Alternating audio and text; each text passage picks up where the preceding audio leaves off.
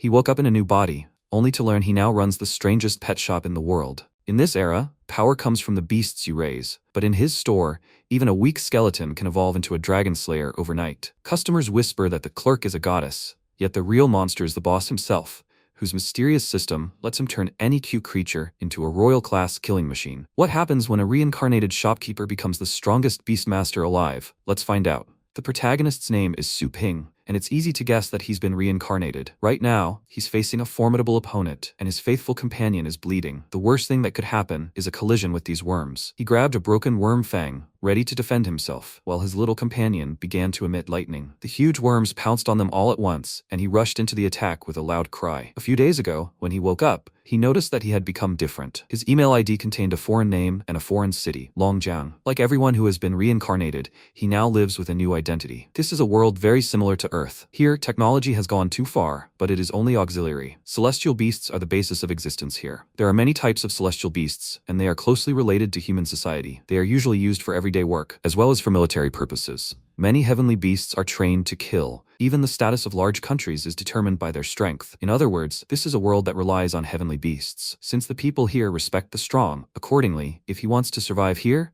then he must become stronger. If he is going to become stronger, then he must plan his actions carefully. First, he must understand where he is, and since he is now Su Ping, all of his Ping belongings are also his. But what is this person's origin? He walked out of his room and bumped into some girl. She was slightly surprised at first, then frowned and asked, "Did their lazy guy really wake up so early? This is just crazy." He thought, is this girl the sister of the body's owner? She's quite cute. And what is that badge on her chest? Noticing where he was looking, she immediately swung her arm and hit him with all her might, ordering him to stop staring at her. As soon as her fist hit his stomach, drool flew out of his mouth, and he wondered, where did she get so much strength? She crossed her arms and said that she was actually a master of martial animals, so he shouldn't think bad thoughts. Su Lingyue is a freshman at Fengshan University. Ping thought it seemed she and the body's former owner weren't getting along very well. He barely stood up and asked, what's wrong with her? He was her real older brother after all. Her eyes flashed unkindly, and she asked, has he already forgotten all his pranks? How he put bugs in school bags, stole people's lunches, glued toilet seats, replaced toothpaste with mustard,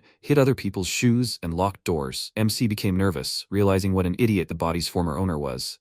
And she said that in any case, she came to kick him out of the house. A customer of his pet store asked her to call him, and he must go there today. Otherwise, he would regret it. Having thrown these words at him, she slammed the door, and he looked after her in surprise, thinking that he had thought the body's former owner was a useless piece of trash. He didn't expect that he had his own pet store. Well, time to get to work. After that, he entered the address into the GPS and set off on a journey through the city of Longjiang. Along the way, he met many people with their celestial beasts and finally reached a dubious street where his pet store was located. He looked around and wondered, does this useless trash work in this homeless shelter? He opened the gate using a fingerprint scan and thought that he would clean up the place a bit and then be able to open. There was nothing difficult about it. After that, the gate rose, and when he looked inside the pet store, a bad smell immediately reached his nose. Some dog was peeing from a cage and urinating in a pile on the floor. It had done this before. Ping scolded the beast, then rolled up his sleeves and asked discontentedly, did it dare underestimate him? At that moment, someone hit him on the back, pushing him inside, and he quickly got up, asking who he was. The guy who hit him asked, did he forget his regular customer? He had been guarding him here all week. MC thought, could he really be an enemy? The guy pointed discontentedly at his battered pet and said that he left the Black Wind here for only 3 days to look after him. And he, an idiot, locked him in with 10 lionesses for 3 days. Does he even understand how cruel females are? Let him just look at him. That's what he's become. Ping smiled nervously and apologized for the inconvenience caused to him. All responsibility lies with him. He will not take money from him. The guy got very angry and asked, does he think he cares about money? He ordered his pet to take him and teach him a lesson, after which the Black Wind rushed towards him at full speed, breaking everything in its path. The beast quickly moved behind him, and its sharp tip of the tail froze on his neck, slightly pressing on the skin. Feeling this, MC became very nervous and thought about how fast he was. Do people in this world solve problems only with force? And how did the former owner of the body even manage to anger this man? He tried to remove the sharp tail from his neck and nervously asked him to talk. Wouldn't it be good to just sit down and discuss everything? How about he pay 3 times more for his loss? He asked. Is he thinking of buying it off with money for ruining his battle beast?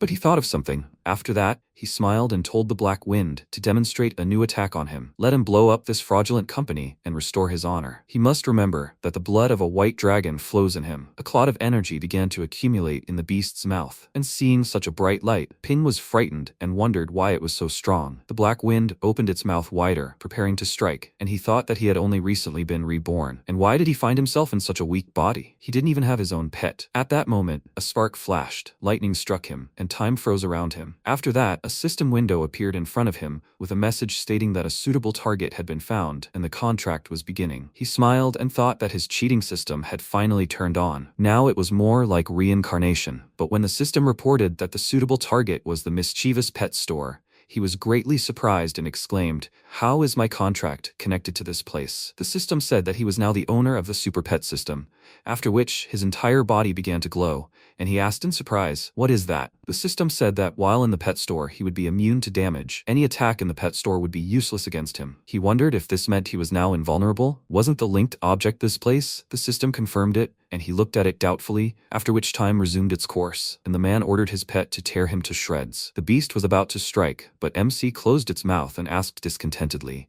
did he want to do something to his pet store? The beast trembled with fear. Ping ordered it to lie down, and it immediately sank to the ground, quietly sobbing in fear. MC asked its owner if he didn't like their service. The guy was surprised that he stopped the Black Wind with his bare hands, and why hadn't he heard of such a strong guy before? He nervously answered him that this was not the case at all, and then Ping approached him, saying that if there were no problems, then he could look after his pet for a couple more days. He would definitely take care of it. In the eyes of his client, this looked like a threat, after which he ran out of the pet store with his pet, screaming loudly. MC looked after him, puzzled, and thought, is he really that scary? The system informed him that the problem in the pet store was resolved. He was given one chance to update the status of the pet store. He agreed to this and thought that, unexpectedly, this system turned out to be very thoughtful. After that, streams of energy swirled around him, and the pet store was instantly transformed. It became very clean and beautiful here. He looked at his reflection in the polished tiles and thought in surprise, is this an update? It's cool here now. He was interested in a certain room, and when he entered it, he saw two small animals sleeping in cages. He was puzzled by the fact that these animals were very small,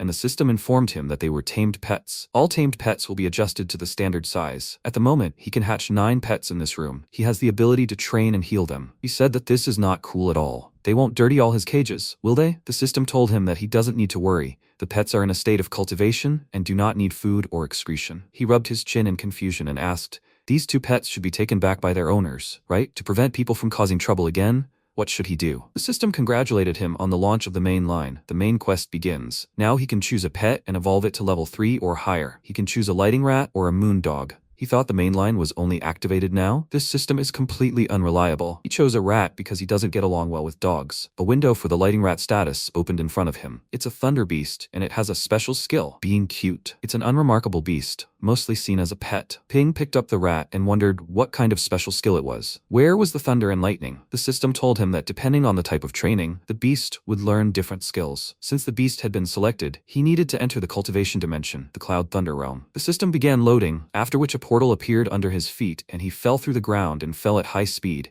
screaming in fear along with the rat. Finally, they moved to another dimension. MC landed nimbly, unlike the rat, and looked around in surprise, asking, is this the cultivation dimension? There were huge trees all around, lightning striking them and crystals growing near the roots. He raised his head to examine the large tree and asked, does anyone even live here? The lightning rat, meanwhile, had climbed onto his shoulder and was now trembling with fear. And the system reported that the Cloud Thunder Kingdom was a place inhabited by countless ancient giant beasts. This place is ideal for cultivating thunder beasts. The probability of encountering beasts 100 meters tall and below was high. 1,000 meters tall was low, and 10,000 meters tall and above was very low. He picked up the rat and said that this place was terrifying, and that there was a high chance of encountering such tall beasts, but they hadn't seen them, right? The rat suddenly squealed loudly and waved its paws, and when Ping looked up, he saw the enormous 10-meter-tall king of beasts, the thunder pool, above his head. He was very frightened by such a size, after which the thunder pool shot fire breath from its mouth at them, and he died. He was immediately transferred to another space and he caught his breath, exclaiming, what kind of creature is this? Isn't he dead? The system informed him that he was killed by the king of beasts and is now in the resurrection space. He will soon return to life. Warning: failure to complete this quest will result in lower scores for the owner. The quest will also fail if he leaves this place. If the number of points received is below 60, then he will be destroyed. He became slightly angry and told the system that it didn't tell him this when he accepted the quest. And how many points does he have now? It pointed to a running bar and said that he needs to scroll down to see the rewards and punishments. Besides, he has too few points, so he does not have permission to view the score. He cursed loudly and exclaimed that it was mocking him. What if the King of Beasts kills him again? The system informed him that there was a small chance he would encounter the King of Beasts. He could find more suitable prey to kill it himself. Since his perception level was too low, it was recommended to enter into a temporary contract with the beast. After reading this, he smiled nervously and thought that the system was in no hurry to help him. After this, he was resurrected, and he reappeared in the Cloud Thunder Kingdom with the rat and entered into a temporary contract with it. The system informed him that his mental state and the lighting rat had successfully merged. After some time, all discomfort would pass. He looked around and, seeing a beast similar to horses, thought that it shouldn't be very dangerous. They had a chance to defeat it alone. Suddenly, the rat squeaked, and he immediately realized that danger lay ahead. After entering into a temporary contract, he felt the beast's fear. At that moment, a huge worm jumped out from underground and grabbed the horse with its sharp teeth. It was a 10-meter beast, a giant sandworm, but it was still a small specimen. The rat hissed, and MC, deciding they had a chance, since the worm was still small, sent the rat into battle and advised it to aim for the neck. While the worm was happily devouring the horse, the rat attacked, but it couldn't penetrate the beast's hard shell and hit its head. The system immediately informed Ping that the lighting rat had died from a head injury, but a new skill had been acquired, a dash. Does he wish to resurrect the pet? He nervously thought that the lighting rat's combat power was completely insufficient. Fortunately, it can be resurrected infinitely. No matter how much health this beast has, they can reduce it little by little. He resurrected the lighting rat, and the system reported that the remaining number of resurrections is infinite. MC ordered the beast to continue and approach the worm. Let it use its body size to dodge the attack. The rat began to attack, following his orders, and Ping ordered it to dash right away and attack the crack in the worm's shell. The rat tilted its head, pointing its horns forward, and immediately struck the worm's body. MC was glad they had succeeded, but it wasn't enough, and the monster grabbed the rat. The system reported that lighting rat had died from internal bleeding. He wished to resurrect it. He immediately pressed the resurrection button and told the rat to hold out a little longer. After that, the small beast struck again, resurrecting it, and then sent it back into battle. This continued for some time, the rat dying and reviving, and at one point, sparks began to emanate from it. The system reported that due to the high concentration of thunder in the environment, Lighting Rat had mastered some of the Thunder system's power. Lightning can now be attached to the skill. The skill was successfully upgraded, and Dash has now become Thunder Dash. Ping was overjoyed and said that an elemental attack should completely penetrate this monster's defense. He ordered the rat to use a skill to end the battle, and it immediately rushed forward, leaving a trail of lightning behind it, and successfully dealt with the enemy. The rat stopped to catch its breath, and the system reported that the battle was over. 2% completed. MC clenched his fist in joy and exclaimed that it had killed this worm beautifully. It seemed the rat could only use a thunder skill once a day. He should let it rest a bit before looking for new prey. Suddenly, everything around him trembled. He lost his balance and fell, and the ground beneath his feet cracked. A pile of 100-meter-long giant sandworms appeared in front of him. These were adults, and apparently they had come to avenge the hatchling. They immediately began to attack. The beast hit Ping with its tail, throwing him and the rat aside, causing him to cough up blood. He glanced at these monsters and thought that they had broken 5 or 6 of his ribs. Adults are much stronger. Is there any point in fighting them? The difference in combat power is simply enormous. He glanced at the rat and thought that it was also in bad shape. It had not yet recovered from the last battle. It would be better if he did not resist. There were too many enemies, and no matter how furiously he resurrected and fought, it would be difficult for him to even hit them with 2 fists. The most sensible choice was to resurrect and then level up. He spread his arms out to the sides, preparing to accept his death, and a huge worm pounced on him, its mouth wide open. Hearing a squeak behind him, MC immediately turned to the lighting rat, which was trying to get up. Then it lunged forward, attacking the worm and breaking its fang, protecting the guy. He looked in surprise at the sparks in the air and exclaimed, "It was able to use Thunder Dash again? And of its own free will?" The rat landed nearby, it squeaked, and Ping said that he could feel its fighting spirit. It was time for them to consolidate this experience. He took the worm's fang and said that since it hadn't given up, he wouldn't sit still either. Despite their chances, they decided to fight to the death, and obviously lost. They resurrected in a random place, and MC immediately sat down and sighed heavily, thinking that this was strange. He died and was resurrected, but he was still so tired. The system told him that resurrection has a certain psychological burden. The current host's mental strength is too low. It's normal for him to feel tired after being resurrected so often in a short period of time. While improving his strength, he should also pay attention to training his mental strength. He smiled slightly and thought that no matter how good a car's engine was, it was useless without gasoline. It looked like he would have to train his body well. Noticing the rat squeak warily, he immediately stood up and looked around, wondering if there were enemies nearby. He noted that the terrain was different from where they had fought before. Everything here felt very hard. It turned out that they had resurrected right on the shell of some huge beetle. It began to move, and they immediately jumped to the ground. It was a stone cockroach, a 10-meter-long beast. It opened its mouth and spat acid at them, but fortunately, Ping was able to dodge. After that, he ordered the rat to go into full readiness and attack. The small beast enveloped its body in sparks and then rushed into battle. Morning came. They managed to deal with that stone cockroach, and then with the other monsters around, and now they lay on their bodies and rested. The system congratulated him on completing the quest. He used Resurrection only 68 times and Lighting Rat 147 times. In total, they killed 472 beasts. Thunder Dash skill increased to Thunderstorm. Lighting Rat's Perception skill, Residual. As a reward, he received Dragon Beast Identification, Basic Stage. He thought, Thunderstorm and Residual Perception? Had Lighting Rat really learned the skills of the 10 legendary secret techniques? Heavenly Beast skills are divided into 6 qualities, depending on combat power. The higher the quality, the more powerful the skills. Among these extensive skills, some are inherited from ancient times. They are called secret skills. The method for acquiring secret skills has long been lost, and only the most gifted celestial beasts can comprehend it. The system informed him that prolonged exposure to the thunder element allowed the Lighting Rat to fully unlock its potential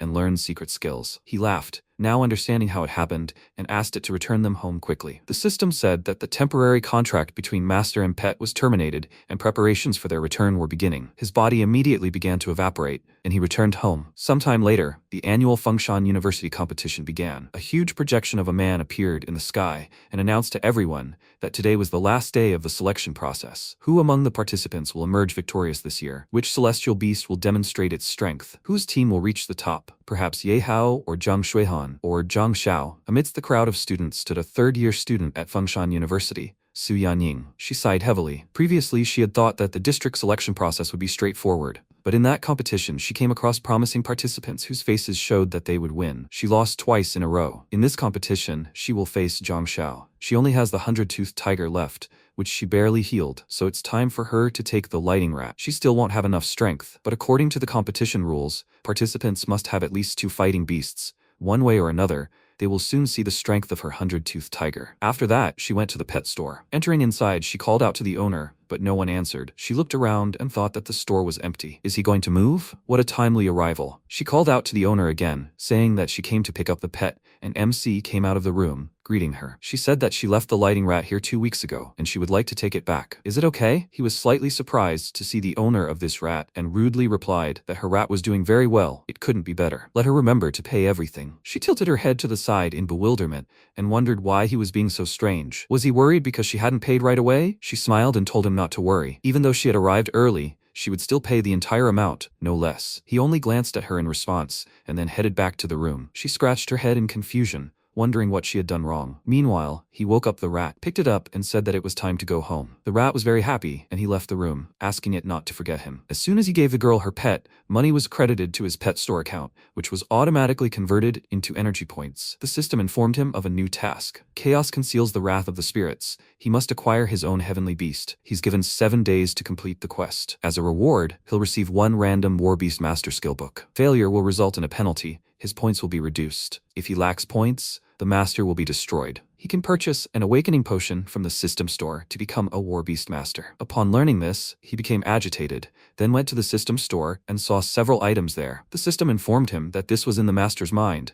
If he wanted to buy something in the future, he could simply call up the store window. He wanted to take the awakening potion, but he didn't have enough energy. Money is also converted into energy points at a ratio of 100 to 1. At the moment, his account only had 1 energy point. He thought, is that so little? It can't be. It turns out the girl only transferred him 108 yuan for this service. He immediately seethed with rage and exclaimed that thanks to him, her pet had mastered several secret skills, and she only gave him 108 yuan. Time passed, and the competition began. The host said it was simply amazing. Zhang Xiao's demonic dragon dog severely injured Su Yanying's tiger with his first attack. As expected of Zhang Xiao, known as the chosen Terminator, he is strong and, as always, at his best. Zhang Xiao was also a third-year university student. He looked haughtily at his opponent and asked with a smile, will they continue? Meanwhile, Vice Principal Dong and the others sat in the designated seats. He said that Su Yanying was also once a strong athlete, but she was unlucky enough to compete against such masters 2 years in a row. Her heavenly beast was seriously injured, and she had practically no chance of winning. Huoji said that she was still young. In the face of absolute defeat, they either give up or fight recklessly, leaving no choice. This is truly wrong.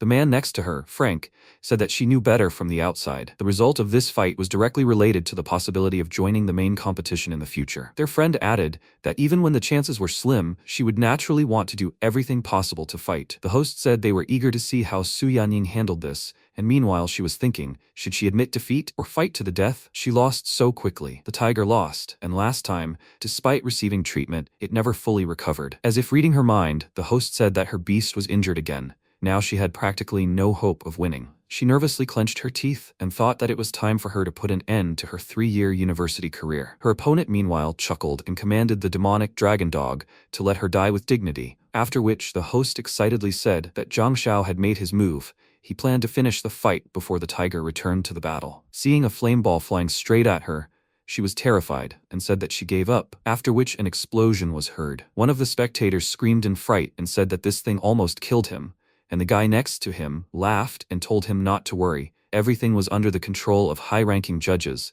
Few students were capable of destroying the star shield. When the girl opened her eyes, she saw a shield standing in front of her, and the host said that the referee intervened because Su Yanying had given up. Now they can congratulate Zhang Xiao on winning the first round. He clicked his tongue in displeasure, thinking that he almost finished her off. He finally told her not to rely on luck next time, but she ignored him and turned to her second beast, wondering what she should do. She only had a lighting rat left, and it was still eating all sorts of junk since she got it from the pet store. Maybe that guy had ruined it? Could she really force a rat to fight in this state? She gritted her teeth and thought that she couldn't do that. Even a 100-toothed tiger could lose in one blow, so how could she expose a rat to such senseless danger? The host reminded the participants that according to the rules, Su Yanying only had a lighting rat left for the next round, and she wondered if she should release it. Even if she had mastered the secret skill of enhancing the power of the third stage, it would only increase the combat power from the first stage to the second. The host said that everyone knew that a first stage lighting rat wouldn't stand a chance against a third stage demonic dragon dog. The spectators laughed and told the girl not to be afraid, let her just turn the bicycle into a motorcycle. Zhang Xiao's dog thoroughly enjoyed the snack. They started shouting at her to surrender,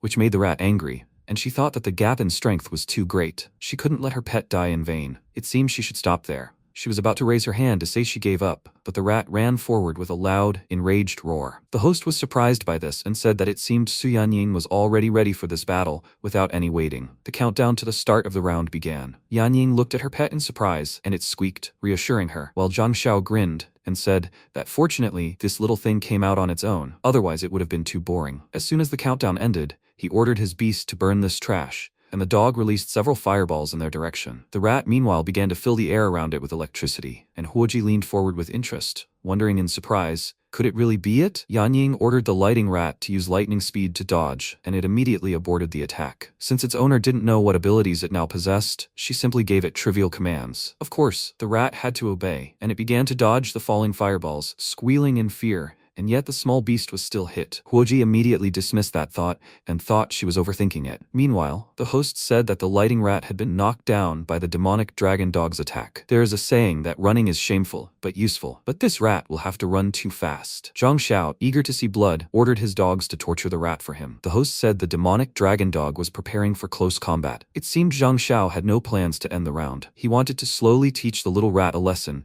it would never forget. Yanying immediately used her third stage power enhancement, and before the dog's jaws could close, the rat had already escaped. Dong was surprised that the little beast was so fast, and Frank chuckled, saying it was getting more and more interesting. The host said the lighting rat had managed to dodge, and the girl gave it the order to attack immediately. Finally, the rat could fully utilize its abilities. It began to electrify the air around it, and Huoji again noticed something surprising. After that, the little beast fired a huge lightning arrow at the enemy. It was the 7th stage of the thunder system. Thunderclap. Such a powerful blow even pierced the protective dome above the arena, and the sight astonished everyone around. The vice principal exclaimed in disbelief. A first stage lighting rat could use a 7th stage skill? The man said with a smile that the youth of today are formidable. After such a blow, the dog was naturally defeated, and Zhang Xiao smiled nervously, not understanding how this could have happened. Even the host was speechless. All the spectators froze in anticipation, after which the host loudly declared that it was a thunderclap. Lighting Rat really mastered a 7th stage skill. This is simply unthinkable. The winner of this fight has been determined. The spotlight fell on Yanying,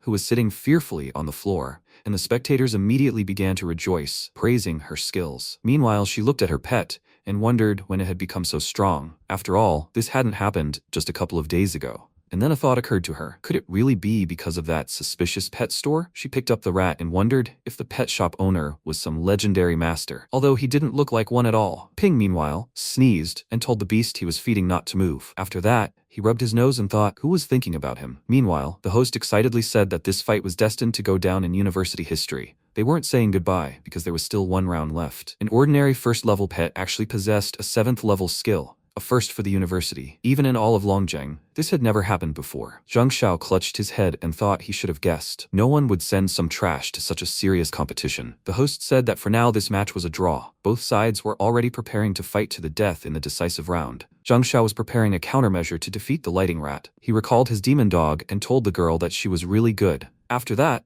he waved his hand and shouted in rage that this wouldn't be the end. A stone rhinoceros emerged from the portal behind him. This beast would be their opponent. The guy said that Thunderclap was now useless, and the girl tensed because it was a ground-type heavenly beast. She had never seen him use it before. It was his hidden ace. The host excitedly said that he had summoned a 4th-stage stone rhinoceros. Its size was impressive, and the beast had incredible properties. The upcoming battle threatened something bad for the lighting rat. But the small beast boldly stepped forward, and he said that it was apparently ready for battle. It was completely unafraid of its opponent. He announced at the beginning of the round, and Frank said that, looking at Zhang Xiao's actions, it was clear that he was going to use all his strength. But this little thing still couldn't handle it. He thought this round would be uninteresting. Woji told him not to jump to conclusions. This heavenly beast had surpassed its own limits. If it only had 1st-stage strength, it wouldn't have been able to stand still after using a 7th-stage skill. And judging by this beast's strong fighting spirit, she dared to guess that it hadn't displayed its full strength. Meanwhile, the countdown ended. The host waved his hand, announcing the start of the battle, and Zhang Xiao immediately used 2nd-stage strength and momentum enhancement,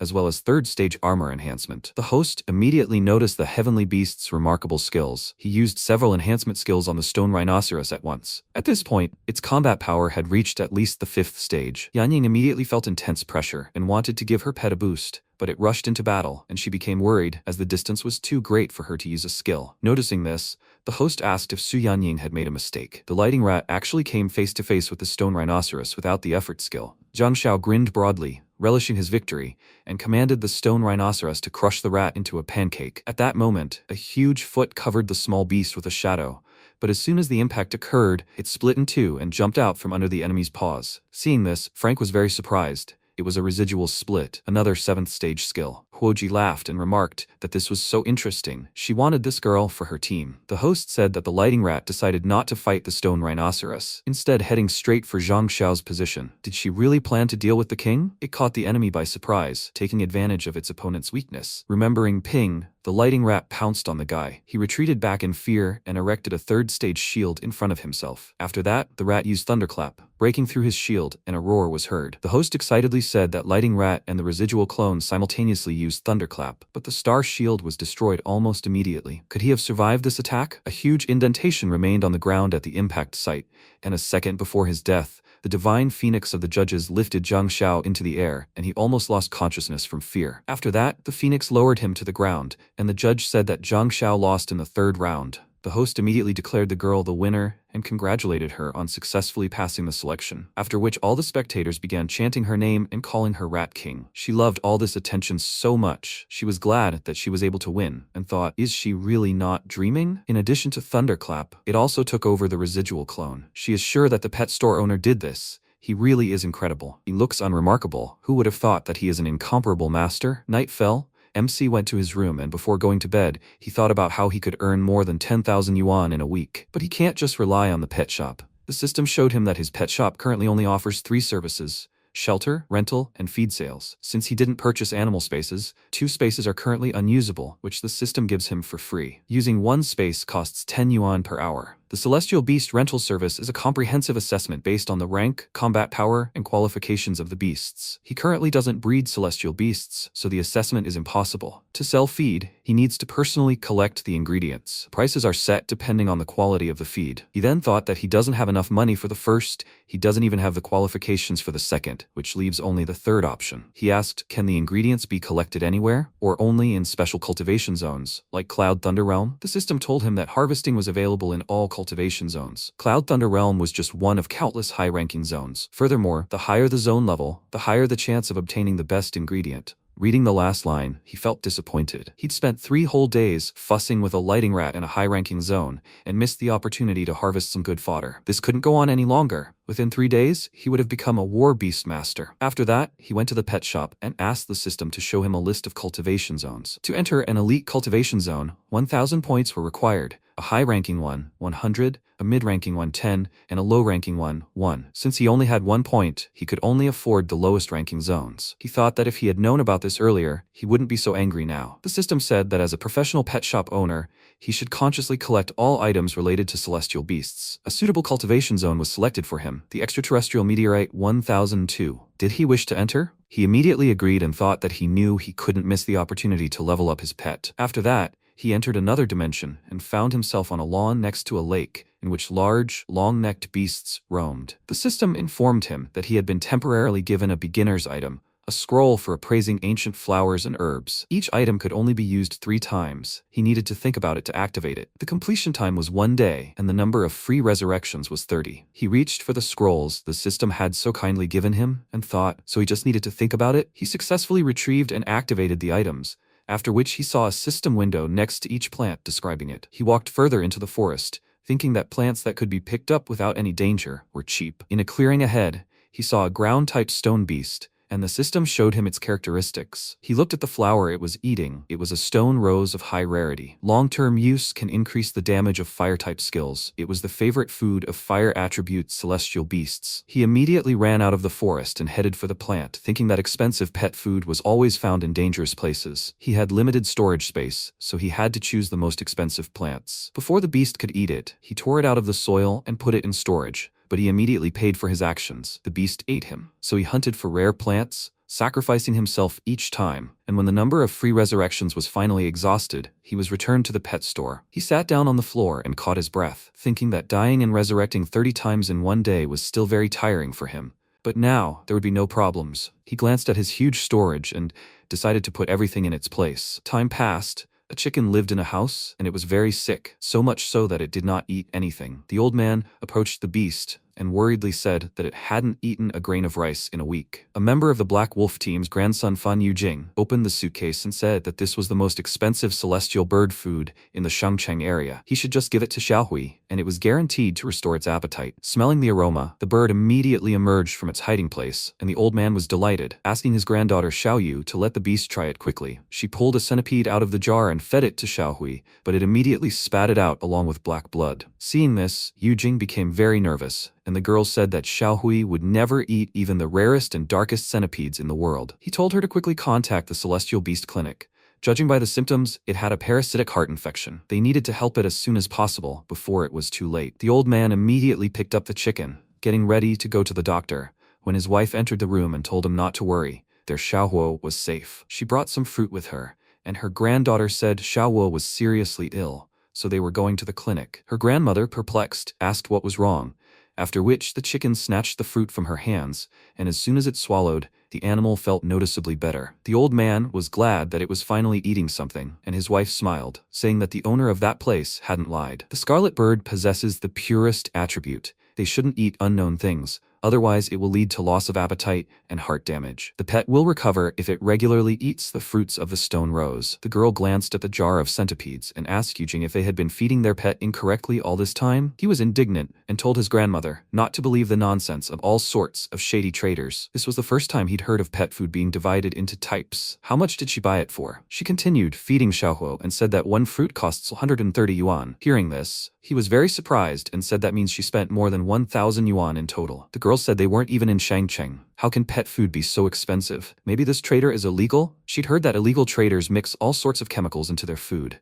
and pets like it so much that they stop eating other food. If you take this food away from them, they go crazy, and if the pet continues to eat this chemical food, it will die. The old man was very scared for Xiaohuo, and looked at how it was happily eating the fruits, after which Yujing grabbed his grandmother by the shoulders and asked where this pet store was and what it was called. He would find this merchant. She nervously answered him that she had been to the mischievous pet store, after which he and his sister went to sort things out. He called out to the owner from the doorway, rudely saying that they had something to talk about, then went up to the counter and asked what he added to the food for the heavenly beasts. Ping looked at him in confusion and thought that he had only sold one food so far. Are these two talking about the fruits of the rock rose? Could their pet really be having problems with cultivation? He replied that their food for the heavenly beasts is completely natural, without any additives. Did the scarlet bird have any side effects after eating it? The guy asked. So the food is without additives, but it kept eating his food. Does he think that's good? Let him speak frankly. Passersby crowded outside the pet store, starting to discuss the situation. This pet store had problems before. There used to be animal feces scattered everywhere, and now they sell expensive food. But the thing is, they've never even heard of this food. Unfortunately, illegal pet stores are like that. There was an online expose that they use celestial beast food with low-quality nutritional supplements. MC started getting angry, and the girl told her brother to stop doing this useless nonsense. He should better ask his friends from the Pet Food Association to check out this illegal dealer. Ping finally got angry and asked, "Do they think he's selling bad food?" He stood up so abruptly that the girl fell over in fear, and he said that this was an unsubstantiated accusation. Where is their evidence? Yujing immediately rushed to protect his sister, even though he hadn't even touched her, and grabbed him by the neck, asking, "Does he want to die?" The system activated immunity to the pet shop owner, and the guy's fingers instantly broke. He cried out loudly in pain and wondered why he was so strong. The system gave him a limited task. His pet shop had been baselessly slandered. He must prove his innocence and the usefulness of his food,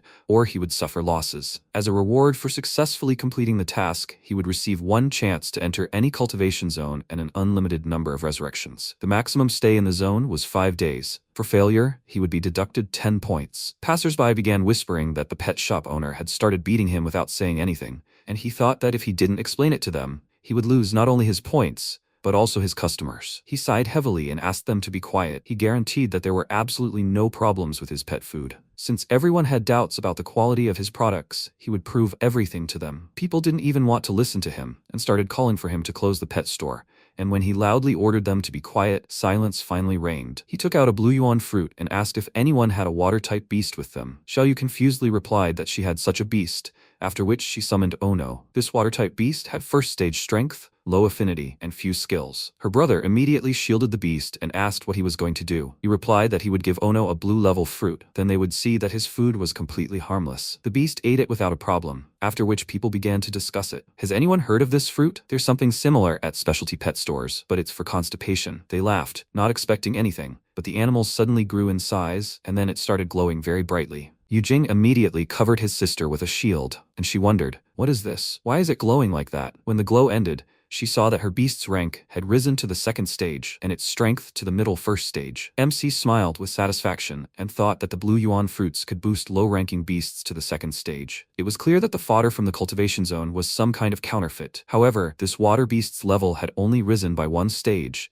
and its strength had only increased by half, and its abilities were worrying him. As the rank of heavenly beasts increased, its strength also increased slightly. The less combat power gained from strengthening, the worse its skills, and vice versa. Moreover, the bloodline of heavenly beasts is also divided into ranks. A bloodline rank means that a beast can naturally increase its basic combat power as its age and rank increase. For example, a water beast with a 3rd stage bloodline, even without help with cultivation, will be able to naturally rise to the 3rd stage. But if it doesn't train, its strength won't increase. People were surprised that the beast had become stronger, while Yujing was shocked. Looking at the beast's appearance, he had no doubt that it had successfully advanced. He had only heard of the treasures used by the Federation's celestial beasts. If so, the identity of this pet shop owner was too terrifying. The girl rushed to check her pet and asked if it was really him. Maybe he had switched it? Her brother immediately forced her to bow to him and apologized, saying that they had really overdone it. They were so blind that they were asking for forgiveness. Ping glanced at them with displeasure, then pointed to the blue fruits and said that he would take 8,700 yuan for one. He doesn't cheat customers, and he is an honest businessman. Yujing smiled nervously and said that his sister would pay for it now, and thought that for such a price,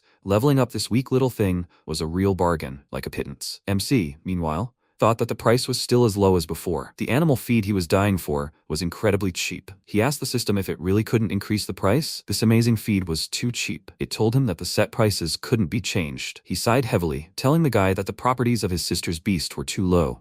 He advised them to use colored Buddha's heart leaves. Besides, for a full recovery, the scarlet bird needs to take stone rose fruits for a long time. Yujing patted his sister on the head and said that of course, Xiao would pay for everything. Someone from the onlookers asked Is it really that effective and yet so cheap? Is this really a scam? Maybe I should buy them something too? The man remarked that his pet food had a visible effect for such a cheap price. Of course he would buy something too. They all pounced on Ping, and he smiled at them, telling them to wait in line. After the sale, about 31,500 yuan were credited to his account, which converted into 315 energy points. For completing a limited time quest, he was granted the opportunity to enter any cultivation zone for 5 days. He was glad that he had finally accumulated points. Now he could buy an awakening potion. He immediately opened the system shop, bought the potion, and uncorked the bottle with anticipation. As soon as he drank the potion, he felt something. A vision appeared before his eyes of a bright light enveloping his body and filling him with power. When it was over, he resolutely looked up and said that he had finally become a battle beast master. Hearing a buzzing sound behind him, he immediately turned around and grabbed a fly by the wings, surprised to notice that his reaction speed had increased. The system informed him that he had 215 points remaining. Would he like to upgrade the level of the Chaos Spirit Pool? Using the Chaos Spirit Pool requires 10 points of energy at a time. There's a high probability of unsuccessful summoning. The probability of a low-ranking celestial beast appearing is very low,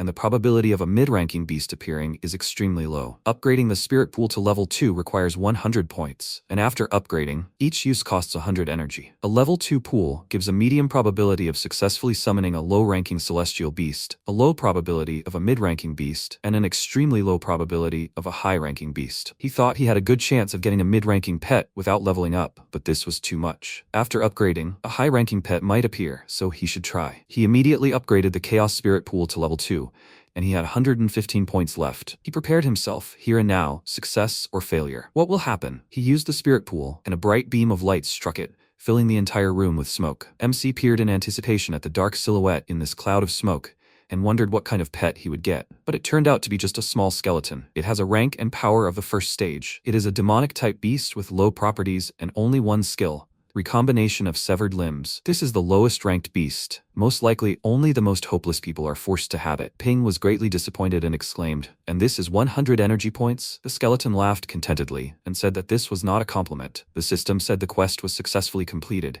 He received one random skill book of the War Beast Master. He received the assassination skill. By consuming a certain amount of mental power, his pet will be able to awaken a murderous heart. Once in rage mode, the pet will continue to deliver a deadly attack even if seriously injured. He rubbed his chin in confusion and thought that there were so many powerful creatures in high-ranking cultivation zones, so no matter how much the basic properties increased, the skeleton would inevitably be killed in seconds. But with the assassination skill, he would reap the benefits with minimal investment. This time, there were no losses. The system said that it had detected that the owner had met the necessary conditions to start a new main quest line. He needed to upgrade his pet's properties to mid and high level. As a reward for completing it, he would receive a Chaos Star Universe map. He had 7 days to complete this quest. If he failed, 10 points would be deducted. He thought indignantly, what kind of requirement is this? Even the lighting rat only had below-average properties, and the small skeleton was very weak even for its type. The difference in difficulty is too great. It's like turning a stone into a diamond. He reached out to the small skeleton, and it hit him with its fist, and he noticed that it was so optimistic. Voices were heard from the main room. He thought they were customers and immediately locked the skeleton in the cage. It was Yanying with her friend Lele. She called the pet store owner, and the girl looked around, asking why this place was in such a boondocks. MC left the room and, seeing this girl, was immediately disappointed and called her 108 yuan, noting that she had come again. And what is the purpose of her dear visit this time? She ran up to him and displeasedly told him not to call her that. She told him her name and said that yesterday the lighting rat was completely different from before. Didn't he do something to it? He looked away and thought that they were all unhappy. He told her that he didn't do anything. They only had regular walks and games. He smiled and turned to the lighting rat, asking, "Is that really how it was?" The beast squeaked in fear, then Ping stroked its head, and Yanying thought that he called walking cultivation. The lighting rat wasn't even afraid of the 4th stage dragon dog, but now she trembled in front of this guy. Meanwhile, he suggested that her pet repeat their walks sometime, and in the girl's eyes, he looked threatening. Could his strength really be equal to the 5th stage? But he exudes pressure higher than the 6th stage. Her friend whispered that this guy looks like an ordinary person. The pet shop itself is small and ordinary. Is she sure she wasn't mistaken? She put her finger to her lips and asked her to be quieter. She can't explain it now. This guy is probably a 7th stage master. If she irritates him, their lives will be in danger. She looked at her with bewilderment, while MC thought that judging by the fact that the system didn't give out limited tasks, it wasn't about the pets. He asked why they came. Did they also think his prices were high? Yanying shuddered in fear, her eyes looking threatening, and she thought that for only 108 yuan, her pet had become very strong. This guy was testing her honesty. She asked him to accept a small thank you from her, and transferred him 1,000 yuan, but the transfer failed. The other party rejected it. She looked at him in surprise and, seeing his irritated face, wondered if this was really not enough for him. She increased the price to 5,000, but he grimaced again and rejected it. She exclaimed in shock. "Isn't that enough?" Lile asked. "What are you doing?" Let her finally transfer the money to him. The girl, with tears in her eyes, asked her for help because she had no more money, and she, with a heavy sigh, said that she had no choice anyway. After this, Yan Ying looked confidently at Ping and thought that she should pay an appropriate price for the work. This was a rare opportunity to meet a person of great authority. She transferred 10,000 yuan to him, but he rejected it again, and she nervously thought, why? His expression became more and more dissatisfied. She exclaimed that she couldn't believe it, but she still wouldn't give up. After that, she transferred him 100,000 yuan, and he immediately clicked the accept button. However, the system informed him that prices could not be changed, so he was prohibited from accepting additional money for pet store services. Because of this, he had to reject the transfer, and Yan Ying, already with tears in her eyes, asked, "Isn't that enough for him?" Apparently, she didn't know the true value of his services and asked him to name a price. He awkwardly cleared his throat and said that he didn't need money. Let her tell him why she came. He decided to put up with these rules in order to rise higher, and she covered her mouth in shock and thought, is he really refusing money? In this world, there really are young and strong people indifferent to fame and fortune, and this man is right in front of her. After that, she pointed to her pet and said that they had a competition in a few days, but her other celestial beasts were seriously injured, and she was pinning her last hope on the lighting rat. Therefore, she wanted him to strengthen it in 3 days. He was glad that the lighting rat was returning and thought that leveling up the small skeleton would become much more convenient. The system detected that the customer had a need to cultivate a pet,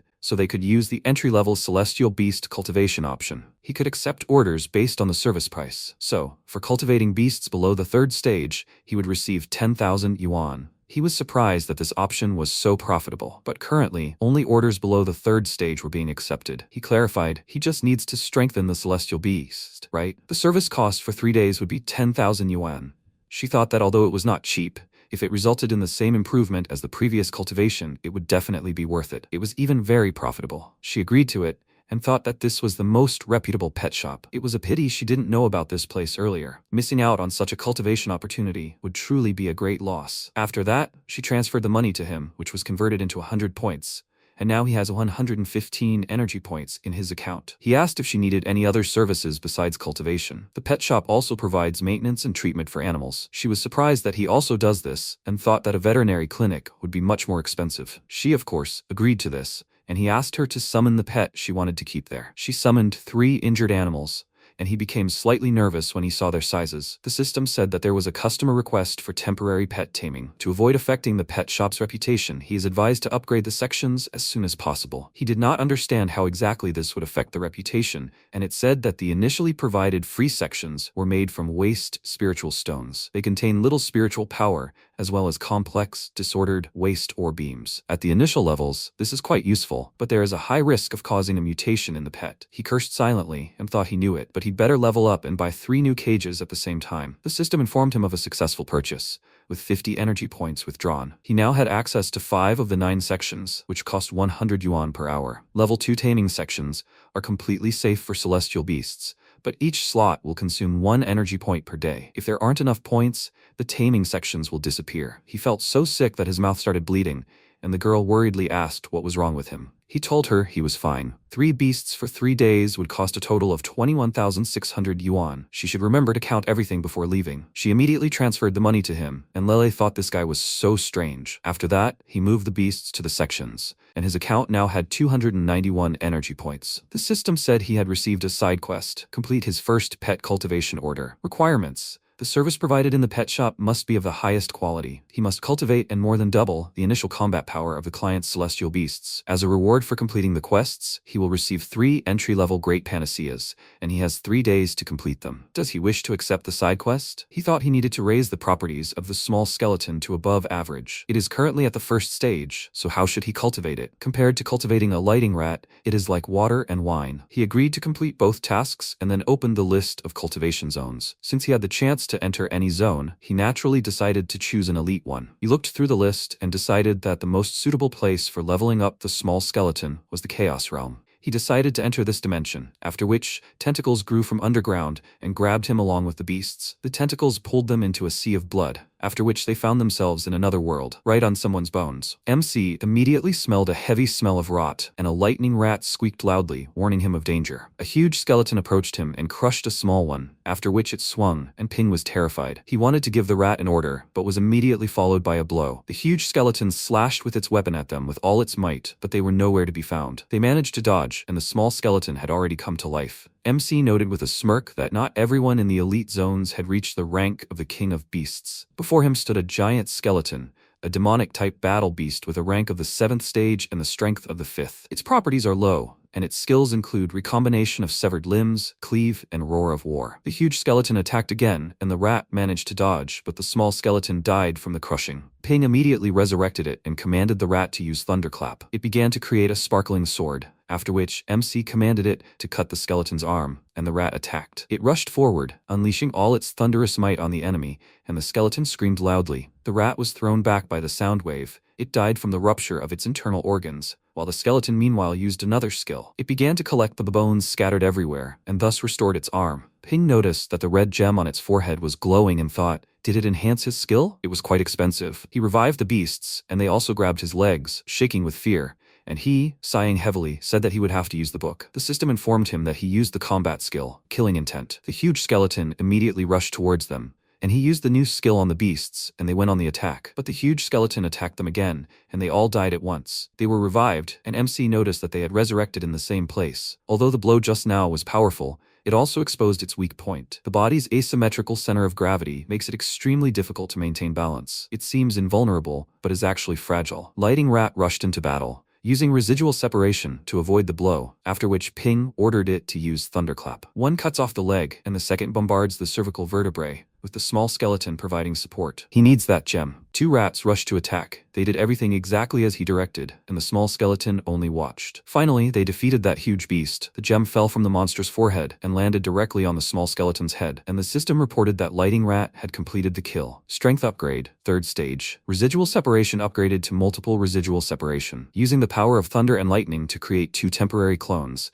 there is a small chance of creating 3. He was delighted that the rat could now create more clones. Meanwhile, the small skeleton picked up the red stone, and the sight mesmerized it. MC noticed it, and the system informed him that this was a unique skill of demon-type celestial beasts. This skill could be enhanced by absorbing the energy of a beast of the same type. As soon as the little skeleton absorbed the gem, its power increased, and it gained a new skill, Elementary Sword Art. MC was overjoyed and patted the skeleton on the head, but misjudged its strength and tore it off, saying that he had always intended for it to turn out this way. Now it would be able to crush other skeletons. Their hard work had finally paid off. The little skeleton returned its head to its place, and immediately after, a strange sound was heard. The Lighting Rat turned around, squeaking in fear, and Ping saw a monster that had just appeared above the bloody sea. It was a woman with many wings, but part of her body was like a skeleton. Even the system didn't know what kind of creature it was, and MC wondered if it could be someone high-ranking. Who knows, maybe with her he could get another gem. The woman extended her hand towards him and began to suck out his soul, but he couldn't even do anything. After that, he and all the animals died, and he pressed the resurrection button,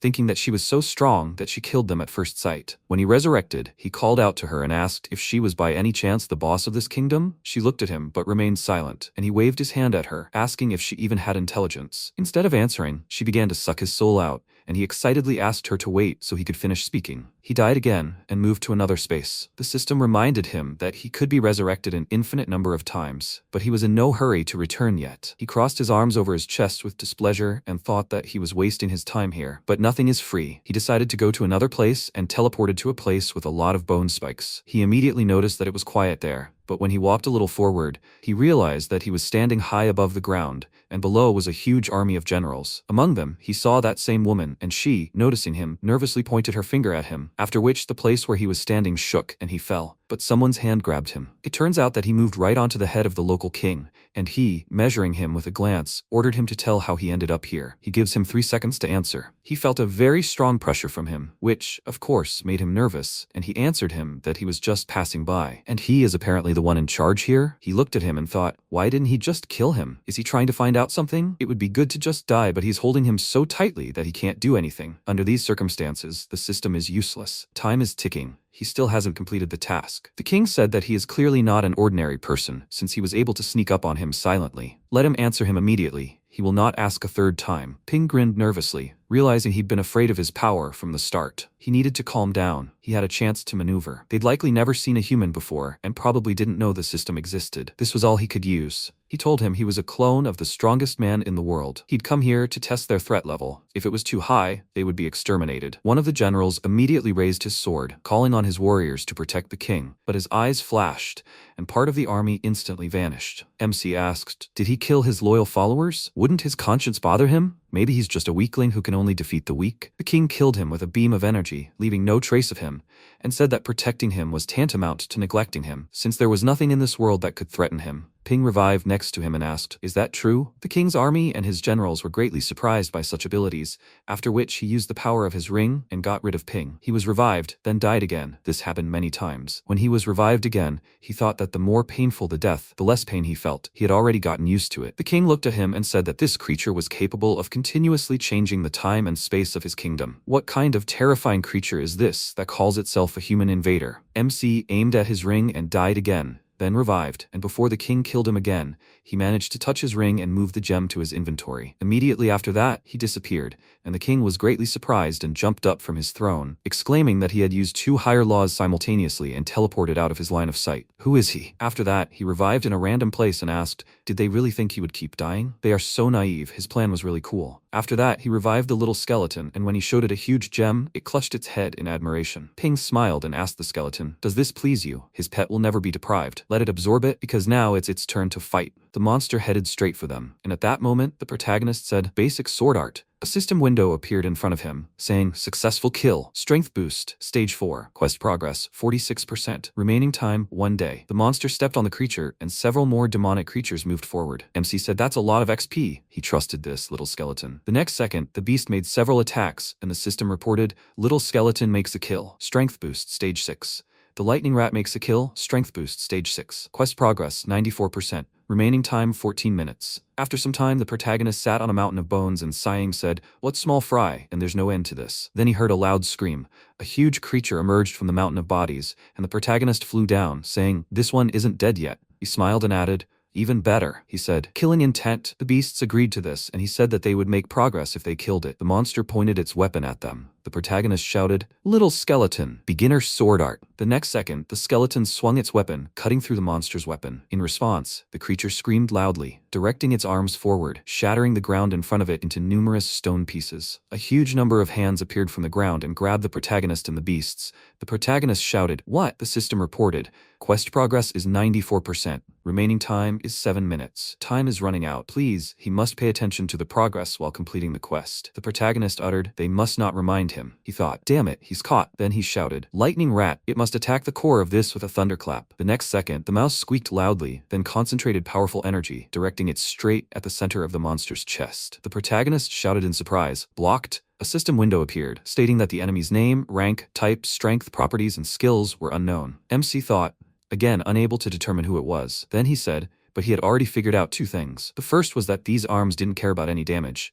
And second, this core really was its weakness. The system reported 3 minutes remaining. The protagonist shouted, lighting rat, it must use thunderclap, thunderclap. It must cover its body with gathered electrical energy. The mouse then began concentrating energy around itself, creating a powerful charge. The system reported that lighting rat had mastered a new skill, thundercloak. Effect, by using this skill on an enemy, lighting rat can inflict moderate and prolonged damage and the same paralysis effect at close range. This effect is enhanced against demon-type enemies. MC shouted in surprise, skill. He noticed the hands emerging from the ground which were repeatedly struck by lightning bolts.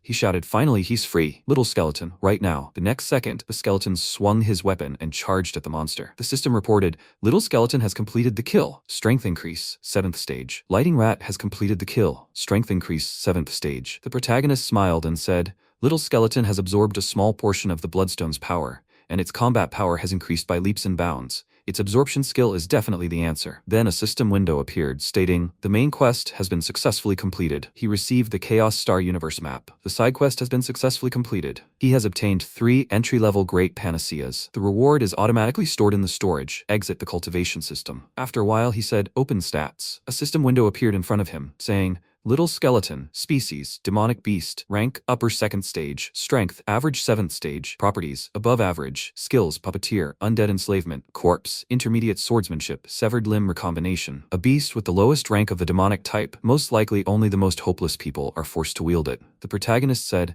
strength at the 7th stage, properties above average, and a rank of only the 2nd stage. Hey system, are you sure this isn't a mistake? The system window said, the professional evaluation is based on a comparison of Little Skeleton's data from the beginning of the infinite chaos to the present, and the owner shouldn't doubt the evaluation. He said, beginning of the infinite chaos, interesting. Then a system window appeared, saying, Dark Shadow Lighting Rat, species, Thunder Beast, rank, medium tier 3, strength, low tier 7, attributes, above average, skills, 10 thunderclaps, multiple residual separation, thunderclap, thunderstorm, thundercloak, undead call, undead claw. Once a common pet, it's now capable of posing a threat. The protagonist said thoughtfully that he didn't know Thunder Beasts could also master undead skills. He wondered how the arena spectators would react to undead skills. He looked at the creatures secured in a special device and said, I'd like to see. Then he reached for the cube that appeared and, taking out a map, asked, System, is this the Chaos Star Universe map? A system window appeared, stating that this was a lost ancient cultivation method that could increase the master's cultivation level. Map Chaos Star Universe will allow his body to become part of the vast universe. To cultivate, he must align his acupuncture points, muscles, and bones with the stars. This is completely different from the commonly used federations and cultivation methods. The protagonist smiled and said, wow, so he can cultivate too? After a while, he assumed a meditative pose and began concentrating his energy. Chaos Star Universe. He must allow the star power to gather in the core and increase its mass. When using star techniques, it is necessary to rotate the energy to form a vortex. This way, the star power in the body can be released, thereby influencing the outside world. Map Chaos Star Universe. The first stage, the realm of the star vortex. MC looked at the energy flying around and wondered, is it accumulating in a whirlpool? Then he said, frankly speaking, he should be absorbing the star energy. He began waving his arms from side to side and added,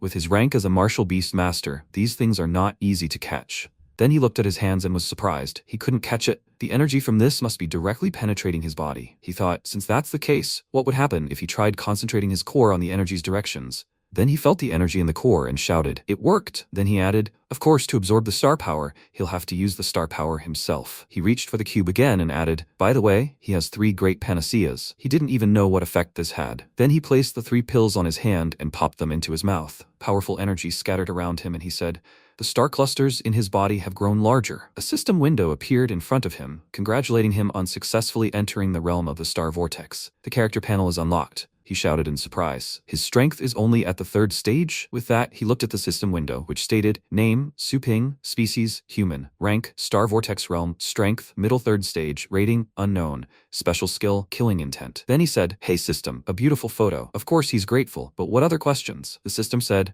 master doesn't have permission to view his current strength. Please increase his combat power as soon as possible. He looked at his clenched fist and thought, after taking 3 panaceas, his strength has increased to the middle 3rd stage. Normal cultivation would take at least 4 to 5 years. Very impressive. He then asked, system, are there any other quests with panacea rewards? A system window appeared, stating, the great panacea is only valid for the 1st and 2nd stages. Master has successfully advanced to the 3rd stage. Please, he should explore and cultivate independently. Furthermore, this universe was created by the Chaos Star Universe map, designed to simulate the real universe. While the host is absorbing star powers and cultivating, he must pay attention to other stars slightly larger than himself to prevent inhalation. He wondered, what kind of inhalation was that? Interrupting his training or something? A system window appeared, warning him that his soul would be destroyed. He screamed in fear. Damn it, it's the system. The system reported a warning for swearing. The master should remember that in the Chaos Star Universe, time flows the same as in a normal universe, so he must be careful. He, trying to catch his breath, said that it was more like the coexistence of opportunity and risk. He wondered, a food chain? Then he closed his eyes and thought, okay, he'll just avoid the giant stars and absorb everything smaller than him. Then he sighed and said,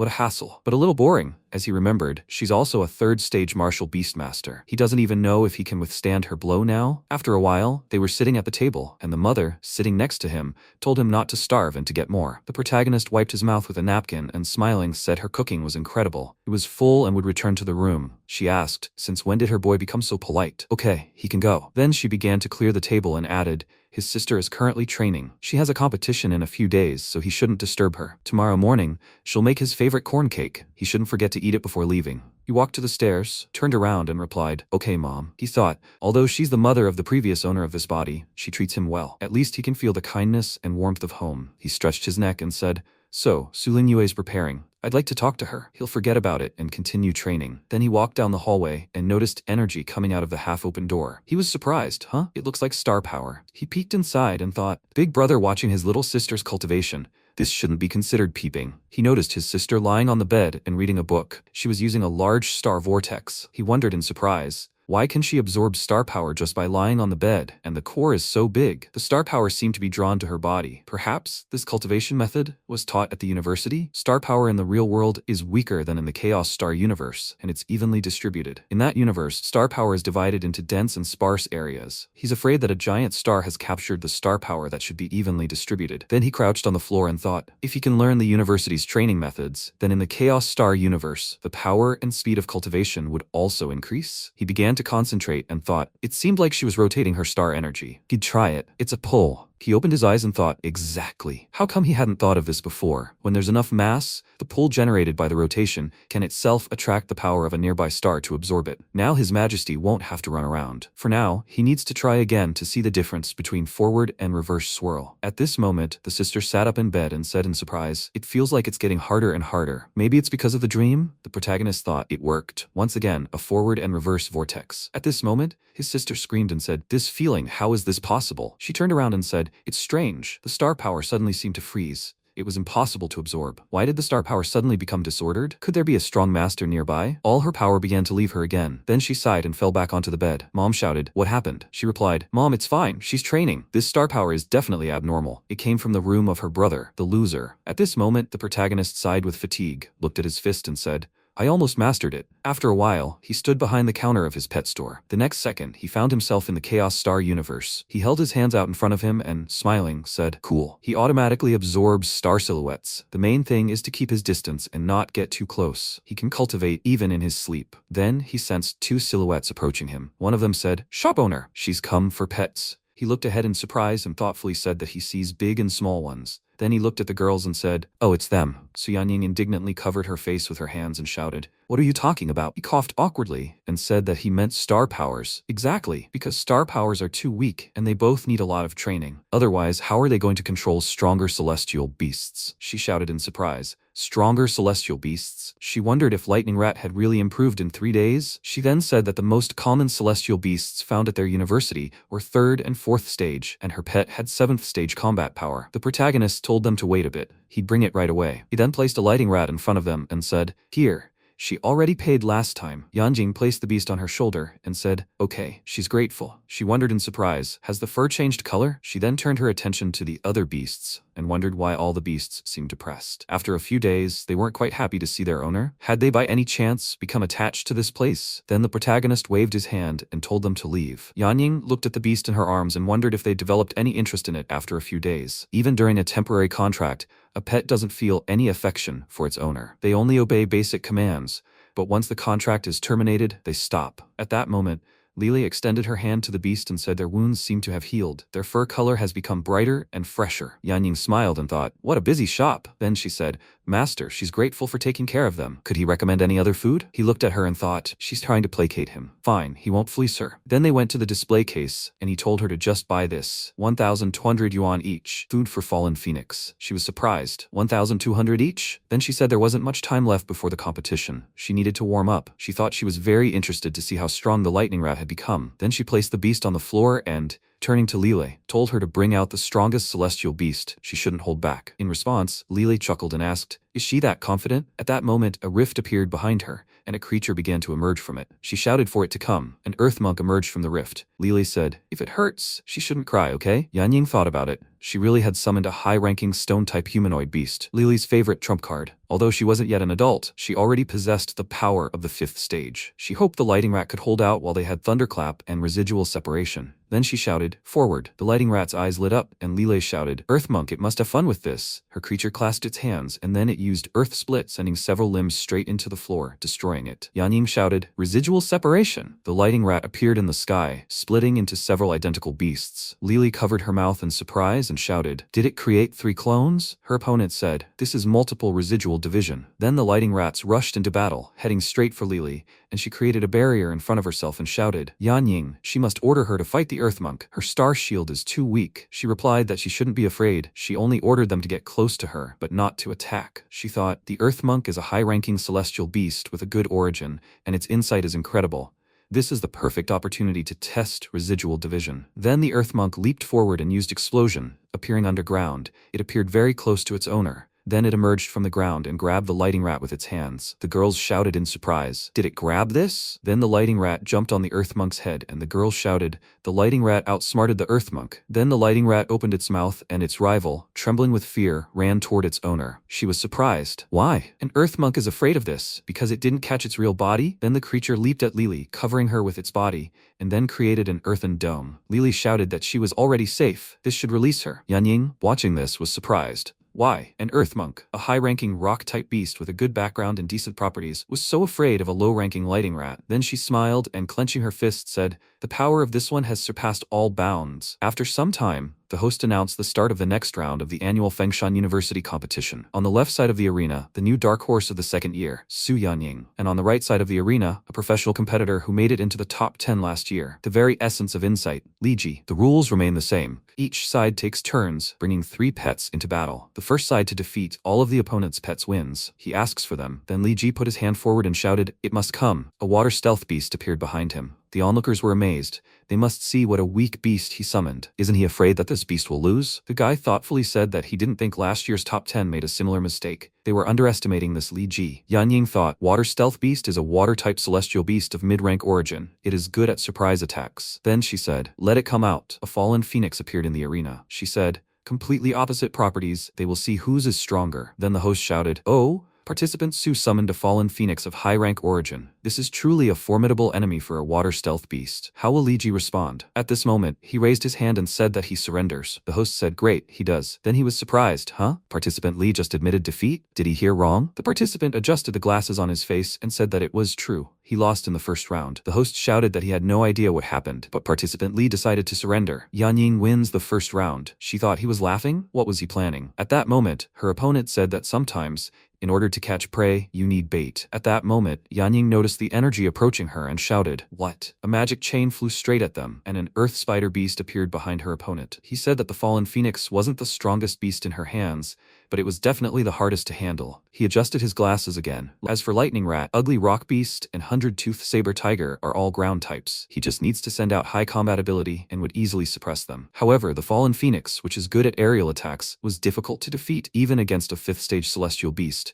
The poor chick would be eaten alive. But first, he needed to clarify one thing. He apologized. Classmate Su, he had managed to study all the information regarding her, and she lost. At that moment, a ball of fire flew straight at him, but he put up a barrier in front of himself and, grinning, said, "It's a futile attempt." He looked at the fire on his hand in surprise and shouted, "Damn, it's burning." Yanjing blew on an imaginary gun she created with her fingers and asked, "Is he done talking?" He gritted his teeth in irritation and shouted, "She." He then pointed his hand forward and shouted, "Ground spikes." His opponent shouted, "Fallen phoenix, this must be dodged." She concentrated energy around herself and, crossing her arms, thought, "Fast." She shouted, "Speed boost." He must get rid of this here and now. The phoenix then flew to the side, trying to avoid the enemy's attack. Then Yanyin quacked, "Scarlet Flamebird, Fire Slash." Her opponent said, "Earth Spider Beast, protecting Earth Monk." At that moment, a stone shield appeared in front of the spider, blocking it from the fire. His opponent was surprised that, although Earth-type celestial beasts have a slight resistance to fire, this wall was incredibly strong. Li Ji adjusted his glasses again and asked, "Can she see the difference now?" Her puny phoenix was able to resist a fully grown ground-type hunter. Confinement. This must be a success. The host shouted, "No way. This is that very same confinement skill. They say it can envelop absolutely any low-ranking creature. The ferocity of this inspires fear even in high-ranking pets."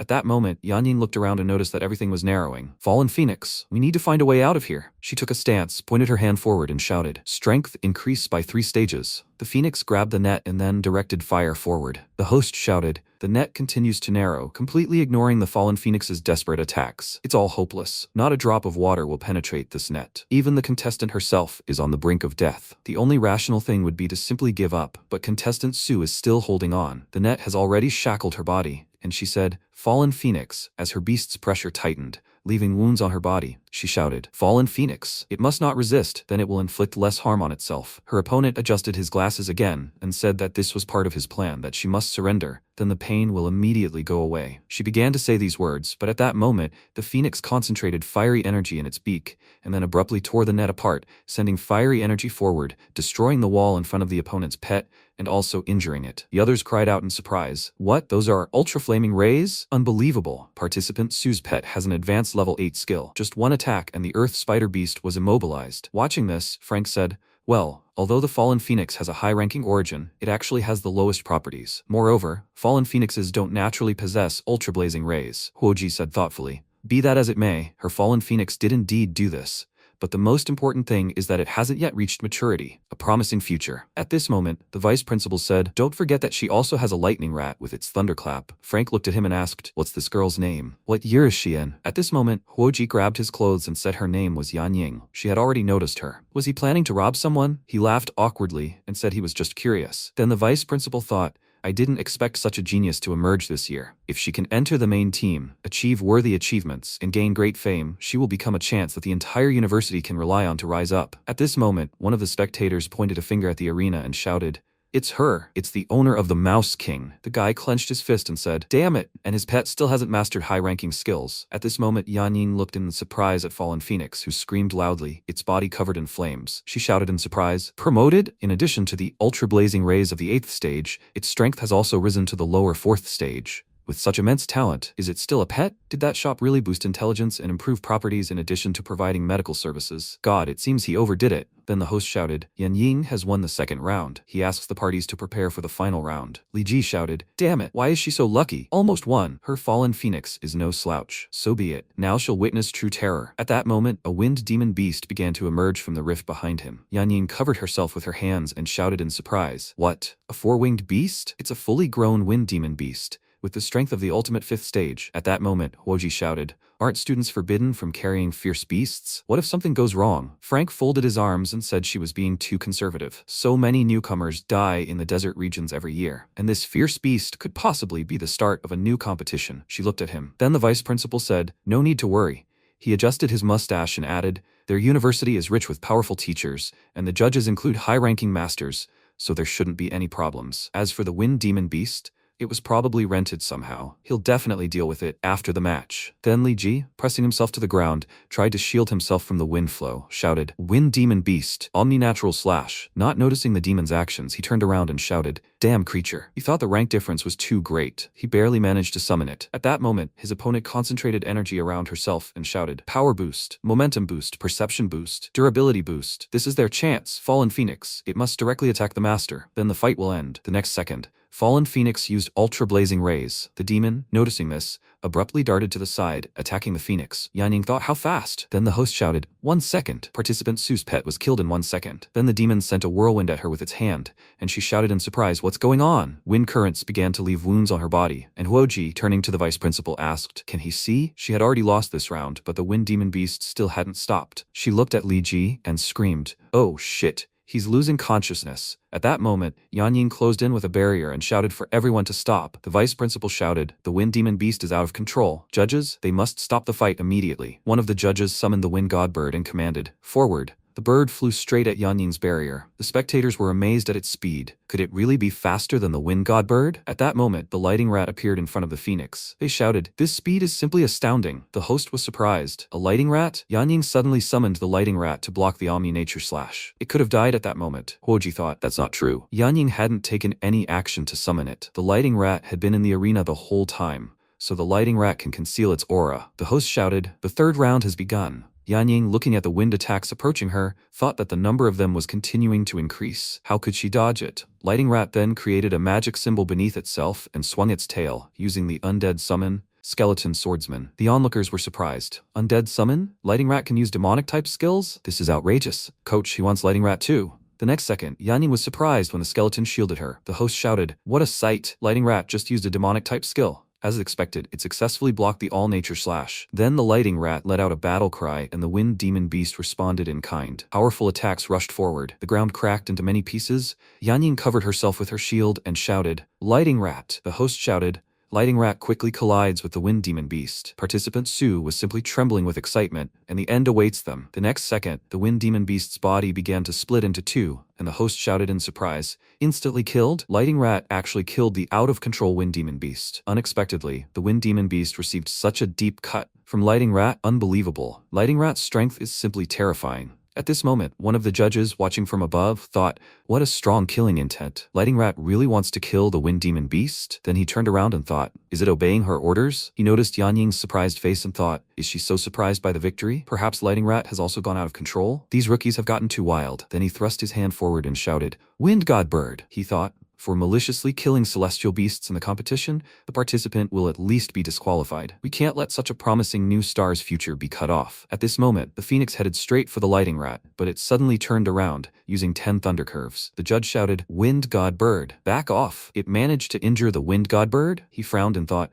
how is that possible? Only a few 7th-tier celestial beasts can keep up with its speed, not to mention the Lighting Rat. The spectators were surprised. Really? That's 10 thunder curves. He heard that, under the influence of this skill, 10,000 lightning bolts would exhaust him in an instant, and even stone-type celestial orbs couldn't withstand that. The vice principal adjusted his mustache and added, this little mouse managed to master the 7th-tier thunderclap, and now it's using 10 curves? Frank scratched his nose and said, it's as if it deliberately learned such excellent celestial skills. Now it can sell for an exorbitant price compared to other mid-tier pets. Then Huoji thought, Lighting Rat isn't afraid even of the Wind God Bird. Incredible courage. She said she was starting to like this girl more and more. At that moment, the judge asked in surprise, Wind God Bird? A powerful tornado formed. The divine beasts glared at each other, and the judge, pointing his hand forward, shouted, this must calm down Wind God Bird. He thought, damn it, if the Wind God Bird is allowed to fight the out-of-control Lighting Rat, the entire arena will be destroyed. At that moment, Yan Ying was stunned, then suddenly smiled and said, Lighting Rat, has it mastered a high-ranking skill again? The creature returned to its original form and turned to its owner, squeaking happily. Yan Ying reached out to it and told it to come to her. Her little one. Then the judge was surprised. Lighting Rat hadn't lost control. After this, the host shouted, Yan Ying wins this competition. They congratulated her on advancing to the next stage. At this point, the protagonist stretched his body and, sighing loudly, asked, do they think this is interesting? He looked at the screen that appeared from his bracelet. The video said to inject his own star power into the civet and comb the meridians of its front legs. Over time, the civet's front legs would become stronger. The difficulty of cultivating this lies in the need to thoroughly understand the celestial beast's body structure. Otherwise, the injected star power will not be able to strengthen and will cause harm to the body. The girl in the video took out a measuring tape and, holding it to the civet, suggested observing the change, 12 centimeters. The front legs had grown a full 2 centimeters, and finally, the attack power of the front legs had increased by 1/5. This cultivation took only 3 months. The protagonist watched this and, smiling, thought, is it really that hard to level up pets in this world?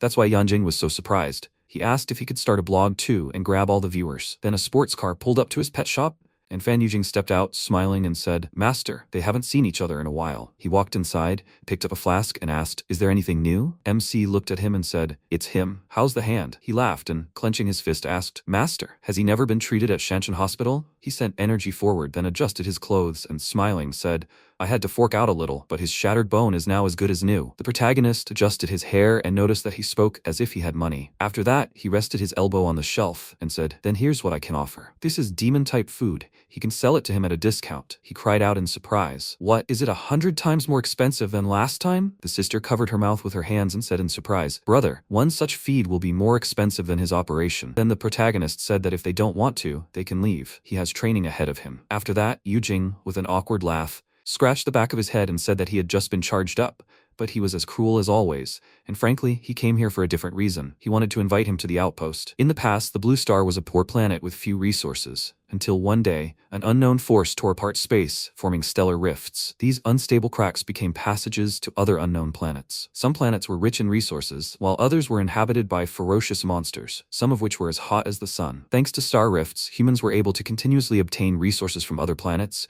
and build a strong country. But this prosperity lasted only a few hundred years, until humans began warring over the possession of high-quality rifts. The human population was reduced by more than half, and approximately 70% of the entire Blue Star region became barren and uninhabitable. The remaining humans finally reached a consensus and formed the Human Federation. The survivors migrated to safer lands free of star rifts. For their survival, the Human Federation actively cultivates martial beast masters, and the strongest among them are selected as explorers, who travel to other planets in search of valuable resources. MC pondered this. Explorers then. Yujing said that last night a new star rift appeared in the deserted area outside the Longjiang base city. The Black Wolf group wanted to go explore, but they were attacked, and they lost Bloodflame-tailed Fox. He glanced at the system window, which said congratulations on starting a side quest, find a lost pet. The reward for successful completion was 1 secret mystical skill. The penalty for failure was a deduction of 10 points. He wondered, a mystical skill? Last time, the reward was the Chaos Star Universe map, which had been quite useful, and this reward didn't seem so bad, especially since he wanted to test his skills in real combat. After some time, the northern gate of Longjiang, the road to the outpost. A worker radioed,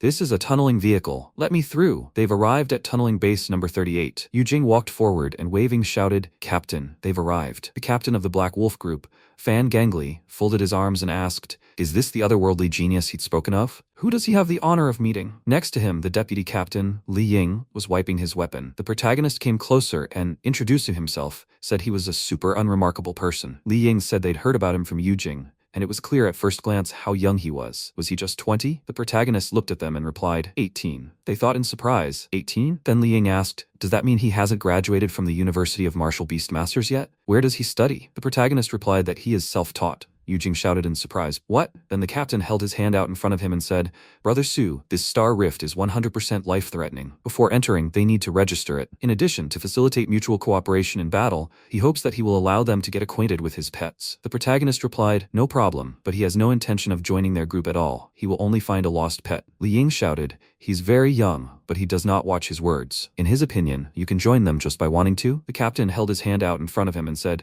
"Hey, Brother Su is Fan's guest, so he should be polite." After that, the protagonist ordered the beast to come. A little skeleton appeared from the rift. The others shouted in surprise, "Is that little skeleton?" The next second, the skull was torn from the body and fell to the ground. MC took the hand, took out the core, and said, "After 7 to 8 days of diligent absorption, this thing is still so big, but it should be enough for these wastelands." Then Yujing approached him and, covering himself with his hand, asked, "Did he just take it?" The protagonist replied, "Yeah, just his point." He was surprised, but maybe he doesn't know the character of their captain and his deputy. If he really lets them down, he's finished. The protagonist put the skull back in place and told him not to worry. He can trust him. He won't disappoint him. Then he ordered Little Skeleton to draw his sword. The next second, Little Skeleton used intermediate swordsmanship. The others were surprised, thinking, "What speed?" He had already sheathed his sword. The next second, the ground they were standing on split into several layers, and they shouted in surprise, "What the hell?" After a while, the system announced that the next step was to enter his identification information. The identification process began, and the system greeted him. Information appeared in front of him, stating his name was Su Ping, gender was male, and age was 18. Education, Lanlong Kindergarten, Shengying Elementary School, Shengying Middle School, and Baiwu High School. His relatives were father, Su Yuanshan,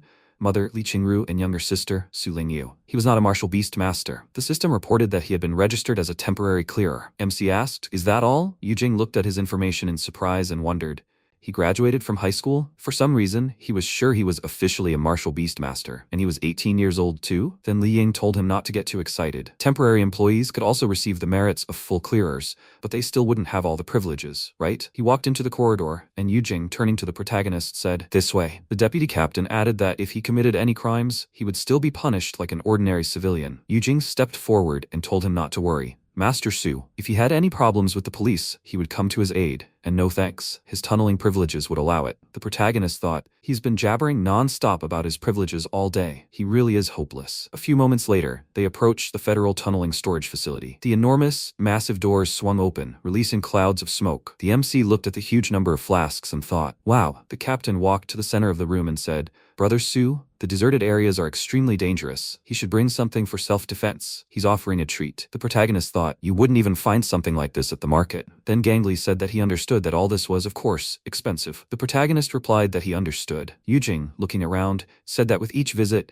he admired this treasure more and more. The protagonist approached one of the flasks and thought, some things are as good as even special cultivation artifacts. Some things obtained from other planets. And then the captain noticed that there was a little time left. Did he notice something? The protagonist pointed at one of the flasks and said, "This." The captain was surprised. "This?" He looked at the plate, which said, "Basic skills from the 1st to 6th stages of a martial beastmaster, price 10 merits." He thought, "Basic skills?" Li Ying laughed and said, who he brought to them. Yujing. Gangli also laughed, and Yujing, putting his hand on the protagonist's shoulder, said, "They're just going to very dangerous desert areas now." The captain was suggesting that he should get good self-defense equipment, not just some training skills. He replied that he didn't want to be indebted to others until he completed the task. He shouldn't worry, he had everything under control. The captain thought, skills take a long time. This man either has no brains or knows his own strength very well. He'll find out soon enough. After a while, the protagonist looked at the box containing the armor and asked what it was. Yujing, already changed, smiled and said that the captain had given it to him. With this armor, he could withstand attacks from 5th stage beasts. If the Black Wolf failed again, they would be disgraced. MC said he understood. After a while, they arrived at the right place and climbed the highest pillar. The protagonist asked if they knew anything about this star rift. Yujing said the danger level was rated at rank B. Demonic beasts had been spotted, and no rare ores had been discovered. The protagonist thought, demonic type? He was in the right place after all. Then he said he'd said 2 people were seriously injured. If he was the first, who was the second? He replied that the deputy had called the second assistant. He'd heard he had a bad temper, so it was best not to anger him. The next second, a huge creature crushed its paw in front of it. The protagonist cried out in surprise. Who is that? A silver-ranked advancer, Lin Mokong, stood before them. He placed his foot on the fallen creature and remarked on how slow they were, how he'd almost fallen asleep waiting for them. After a while, MC holding Yujing offered to help. He threw his arm over his shoulder and replied, Alpha. Fortunately, his resolve was unbreakable. Anyone below the 6th level pales in comparison. The protagonist thought, okay, enough slandering. At that moment, Mokong shook Gangli's hand and said, have you heard that his beloved blood flame-tailed fox has gone missing? He replied that he'd been careless. He'd be completely miserable without it. He truly didn't want to go out. He said he'd said that you should only take pros into the desert, but now he's with them. The commander laughed and remarked that he was right. Then Mokong turned his gaze to the protagonist and asked in surprise, who is this? It wasn't in the database. The captain placed his hand on the protagonist's shoulder and said it was Fan's friend, Su Ping's brother. He asked, how skinny? Is this your first time in the desert? The protagonist asked, would you mind explaining what just happened? He looked surprised, huh? He thought, looks like this greenery is asking for trouble. Then he said, if they can't even handle this, then what are they doing in the desert? Gangli said, hey, Su Ping may not be experienced enough, but he has decent abilities as a battle beast master. His strength is up to par. Mokong walked forward and asked, so? In his opinion, strength alone is enough. Then anyone could become a clearer. He wondered, what a brat who dared to look at him like that. He added, after entering, everyone follows his command. Otherwise, they shouldn't accuse him of being ruthless. Gangli replied that he didn't have to worry. He brought the people, and he would naturally take care of them. Mokong turned around in surprise and said, what the hell? This guy has a terrifying gaze, as if he were looking at a corpse. He wondered if this was his first time in the deserted areas. After that, they entered the rift, and Yujing turned to the protagonist and told him not to pay attention. They, clearers, were always straightforward. He replied, so be it, because he thinks the same way. After this, Gangli walked on and said, well, it's dark on this planet. Mokong added that no creatures had been detected, but they should still be on guard. After this, they continued on, and then he said that they were going through this forest, and Li Ying should look for a way. He replied, yes. His beast rose into the sky, and Yujing noticed a small, unknown beast ahead by the lake. Li Ying, using a device, said that the fog was too thick. He couldn't make it out. Gangli turned slightly and asked if there was any way around this area. He replied, no way. There are several dangerous beasts on other routes. Mokong said that he should check. If anything dangerous happened, he would immediately report it. Then he took out a special device, on which the beast appeared. He said it was an adult tiger tapir, its strength approximately 5th stage. He stood up and said firmly that he would get rid of him. No problem, he was a pro at such things. Mokong also used the device and added, no noise or dust, no delay. The protagonist told him to wait. Was he sure he saw everything? He should lend him his night vision goggles. Mokong turned around and indignantly asked, what's he talking about? He doubted his decision. He replied that tiger tapirs rarely drink water. They get their water by eating small insects. Can they sense the surrounding temperature? Tiger tapirs aren't even found in such an environment. Yujing turned to Li Ying and asked, are you sure he's not mistaken? Yes, tiger tapirs live in tropical zones and it's cold here. He replied that he was sure it was a tiger tapir. Mokong, placing 2 fingers on the device, told them to open their eyes. Amateurs, it's an ordinary tiger tapir. He then shouted, what a waste of time. He must do it. Cardoso Boa. His beast lunged at the tapir, and then the creature turned around, revealing the skin hanging off its bones. Gangli shouted, it's been dead for a long time, so what's this? It disguised itself as a tapir. The protagonist shouted, Mokong, let it spit it out right now. If it doesn't want it to die. He turned around and shouted indignantly, he's completely out of his mind, the idiot. What the hell is he ordering him to do? At that moment, his beast's eyes filled with blood. It screamed loudly and fell to the ground. Gangli said, Brother Su, did he say it was a spirit beast? Does he know what to do? He hadn't encountered many demonic beasts.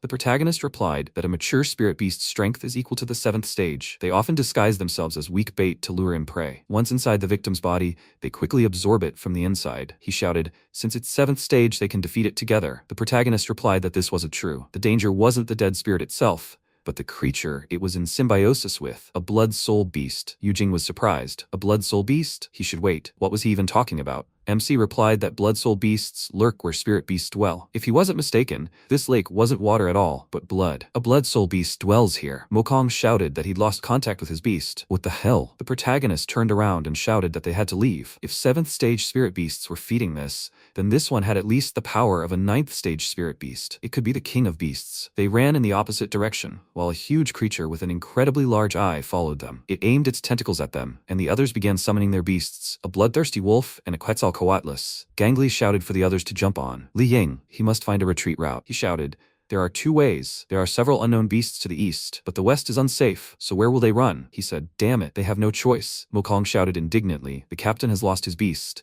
They must flee west if they do not want to die. If they keep going like this, who knows where they will end up?" Then Gangly turned to the protagonist and asked what he thought. He replied that he advised going straight east. Mokong shouted, "Is he crazy?" In his opinion, 1 blood soul beast is not enough for them. Li Ying shouted, "Captain, he is also for retreat." Gangly said, "Brother Su, is he sure? If he is wrong, then..." The protagonist replied that he was not joking. If he wants to find the blood flame-tailed fox, then he will have to trust him. "Hurry, they do not have time." He replied that he hoped this wouldn't be his last decision. He then turned around and shouted, "Li Ying, they should head east." He replied, "Yes," he added, "towards the canyon." They turned sharply and headed in the right direction, while the enormous creature moved behind them. Li Ying, placing his fingers on the device, shouted, "Captain." All the monsters in the canyon suddenly scattered. He turned around and, frowning, said they sensed the blood soul beast behind them. That's why they fled. He then turned around and shouted, "Ha!" He was surprised. The blood soul beast's speed is gradually weakening? Mokong was also surprised. How did this happen? MC replied, "Its power is very strong, but it can't actively pursue its prey, so it uses spirit beasts as bait. Not to mention, this canyon is too narrow for that. They're not such a delicacy for that. Only a fool would wait for takeout without even ordering, or fish with an empty hook." Gangly thought, really, he was unlikely to back down. Mokong looked at him and shouted, "Stop looking." He didn't know about the blood soul beast's abilities. Then Li Ying shouted, "Captain, they'll soon reach the missing one, but at the exit of the canyon, there stands a heavenly beast." The protagonist looked at Mokong and asked,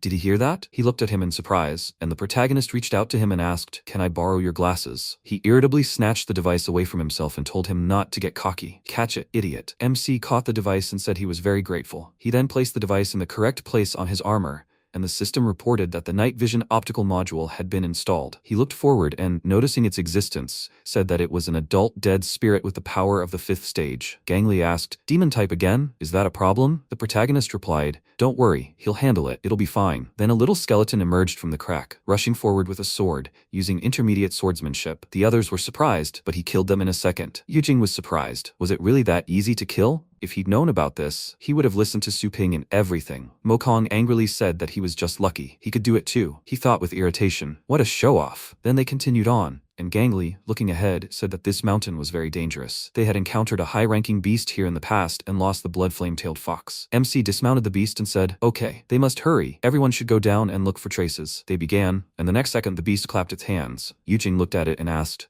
"Multi-eared monkey, did this detect something?" The beast was holding the bracers with its tail, and Mokong was surprised. "Is that a hand?" He then said that these were the golden bracers of the Black Mist group. At least a captain-level explorer should be able to afford such good bracers. He said that if the group captain died, then how strong and unusual were the beasts that inhabited this area. The protagonist said that if he hadn't noticed anything, then he should give it to him. Mokong, holding the bracers in his hand, told him to forget about it. What did he even know about special equipment? The protagonist repeated that he should give it to him. He approached closely and said, "He thinks he's cool, having listened to him twice. Shouldn't he be so arrogant and order him around? He's a silver-ranked pioneer. If he kills an unknown master of war beasts, nothing will happen to him. Does he understand what he means?" Then he dropped the bracers and said, "Oops, I dropped them? He'll pick them up himself." When MC bent down to pick them up, Yujing wondered what had happened to them. Then the protagonist picked them up and thought, the blood had dried long ago, which meant he must have died a few days ago. But a strong dark aura was still emanating from the wound. Was there a high-ranking demonic beast somewhere nearby? Gangly, noticing his expression, asked,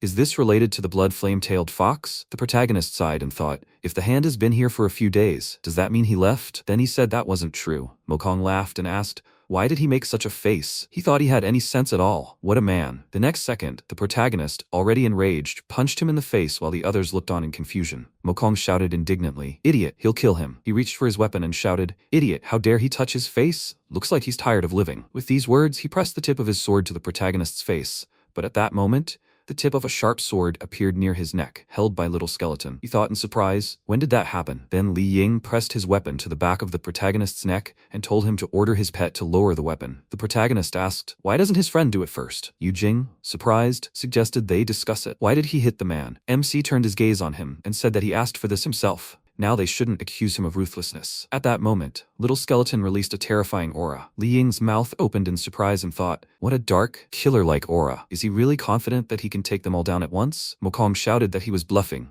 He shouldn't take him for a coward. Gangli turned to him and said that Su Ping was wrong, and he apologized for him. Then he would compensate him for the loss of his beast. They needed to do him a favor until they completed the task. Yu Jing noted that it was all true. In desert areas, one should never kill one's own. After all, no one would survive. The protagonist asked, really? But he felt like he was doing a disservice. One more, one less. Mokong gritted his teeth in irritation, looking at him, then lowered his weapon and, sighing, said that he remembered him. For now he was under his command, but at the base he would speak differently. The protagonist said that he, the deputy, would lead the next steps. How did he feel about that? He thought that if they left the situation to chance, then they would never get out. Did this guy really want to help them? Then he said that he answered only to the captain. He asked him not to ask such questions. Then Gangli put his hand on the protagonist's shoulder and said, initiative is a good thing. But if next time he thought of something like that, then he should not expect mercy. Did he understand everything? He leaned closer and said that he had seen him in action. He should relax. He didn't care. But he didn't think Mokong would give up so easily. He should be careful on the road. The protagonist closed his eyes and said that he understood. Then they saw a bright glow coming from ahead. Gangli shouted, something's happening, quickly. At that moment, Ye Chenshan threw Luo Gushui's arm over his shoulder and shouted that they should leave. She told him to go and leave her. They moved a little to the side while their beasts fought the huge monster. Chenshan covered his ears and thought, damn it, this is a psycho attack. Then several sharp shards flew forward, wounding their beasts. He thought his body wouldn't have time to react, but the next second, the shards were cut into many small pieces. He fell to the ground and shouted, they, Gangli and the others were sitting on the beast, and he said they were the Black Wolf group. They saw their SOS signal. He replied that they should be careful. They were attacked by a skeleton devil. Gangli looked at the monster and thought, is this it? He shouted, this is the creature that attacked them last time. While the monsters were heading towards them, MC and the others were helping the injured climb onto the beast. They were yelling at them to hold on. Mokong turned around and yelled at them to hold on tight,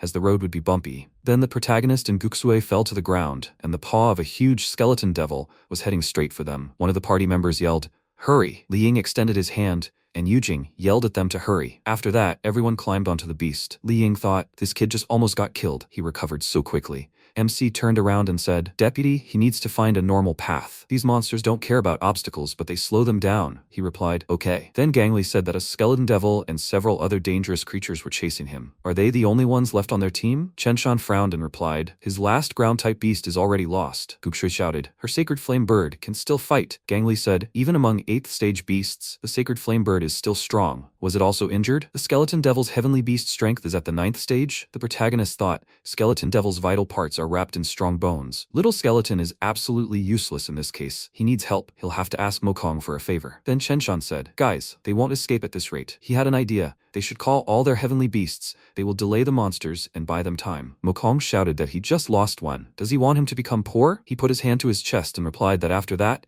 he promises to compensate them for the entire amount of pets they lost. They will also receive a reward, he promises. Gangli, hearing his name, was surprised. Is he the same one? The gold-ranked advancer? Mokong gritted his teeth and said he didn't care who he was.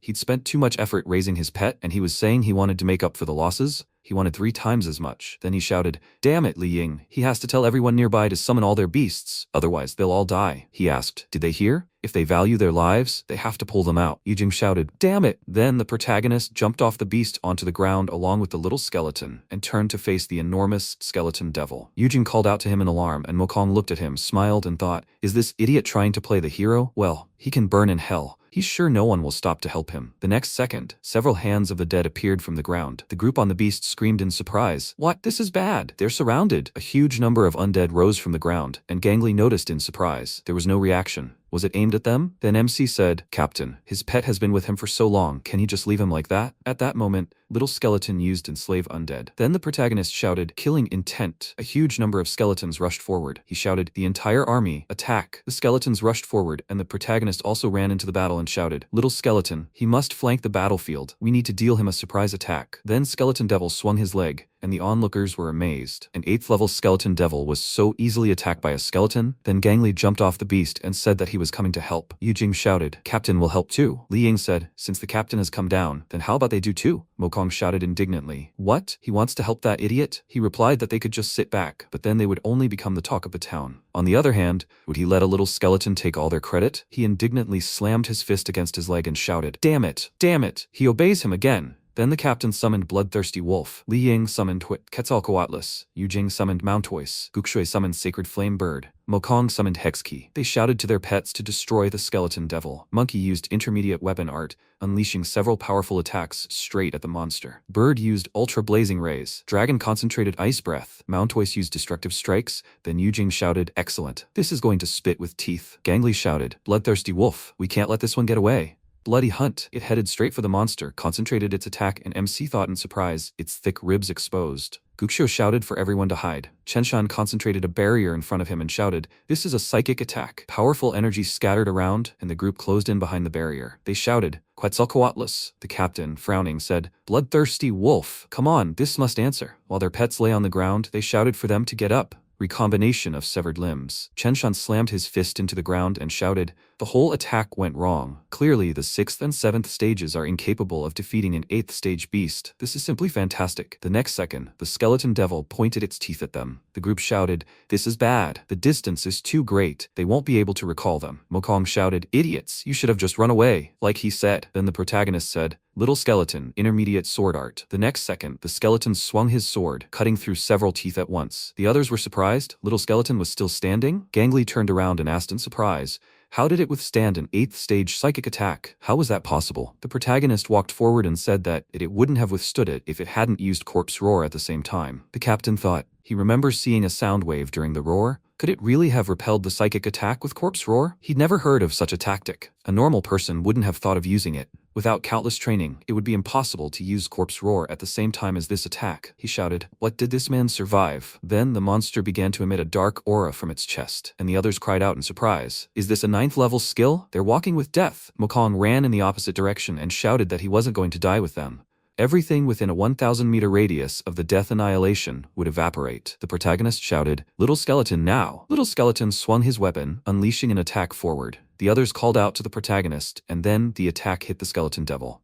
The system window reported that little skeleton has completed the kill. Strength increase, 8th stage. Skill upgrade from intermediate swordsmanship to supreme swordsmanship. Wukong asked, was an 8th stage bone crusher killed so easily? How was that possible? Gangli said, even he wouldn't have thought of such a tactic. Gukshu asked, was this done by an unremarkable little skeleton? Yujing tried to catch his breath and said, he almost shit his pants with fear. Master Su, how did he know that it was vulnerable from the inside? MC replied, no way, he guessed by chance. He thought about it, but how? Only some demon-type beasts are capable of using severed limb recombination. How? How could it recover if he saw it? How could it not do this before? There is only one answer. The creature's body is just a shell. The spiritual core is the root of this heavenly beast. Thanks to the core, it survived. Thanks to this skill, it constantly recovered its body. As long as it uses it correctly, any demon-type heavenly beast will be a paper tiger to this creature. This fight dispelled all doubts. The skeleton began to come together piece by piece, and Li Ying screamed, horror, is this idiot not dead yet? Chenshan said, no, these movements are unusual, as if the creature is being deliberately controlled. Is that really it? A puppeteer? Yujing asked. Master Su, is this his doing? Ping replied, something like that. Yujing screamed, what do you mean? Something like that. Little skeleton summoned an army of other skeletons, just defeated a high-ranking beast, and turned it into a puppet. And anyway, how can it cast spells and attack in close combat at the same time? How did he train this creature? Energy spots appeared near the fighters, and Gangli said they will skip the details and continue searching for the bloody fox. Li Ying replied, yea, sir. Suddenly, the order to wait was given, and MC said he had unfinished business. He hoped they would pretend they didn't see it. He walked forward, and Gangli extended his hand and asked to listen to him. Mokong put up a barrier in front of himself and asked what he was going to do. Ping replied that he wouldn't do anything. He just wanted to remind him to be careful. The deserted areas are full of dangers. A traveler must be vigilant. Suddenly, Mokong's hand was cut off by a skeleton and he screamed loudly, idiot, how is he? MC said that he would only live because of the captain, but if he saw his face again, Mokong asked again. What? Ping said he would personally finish him off since he didn't want to disappear himself. Mokong grabbed his hand and started to run away, screaming loudly. Yujing screamed, Master Su, what did he do again? This is too much. Gukshe frowned and thought, this man has an impure heart. If they stay with him, he would kill them sooner or later. But it would be right to decisively expel him. MC said they are looking for the fire-tailed blood fox. Maybe they know something? Chenshin grabbed his head and asked again. The blood fox? He can't remember. Guksui said,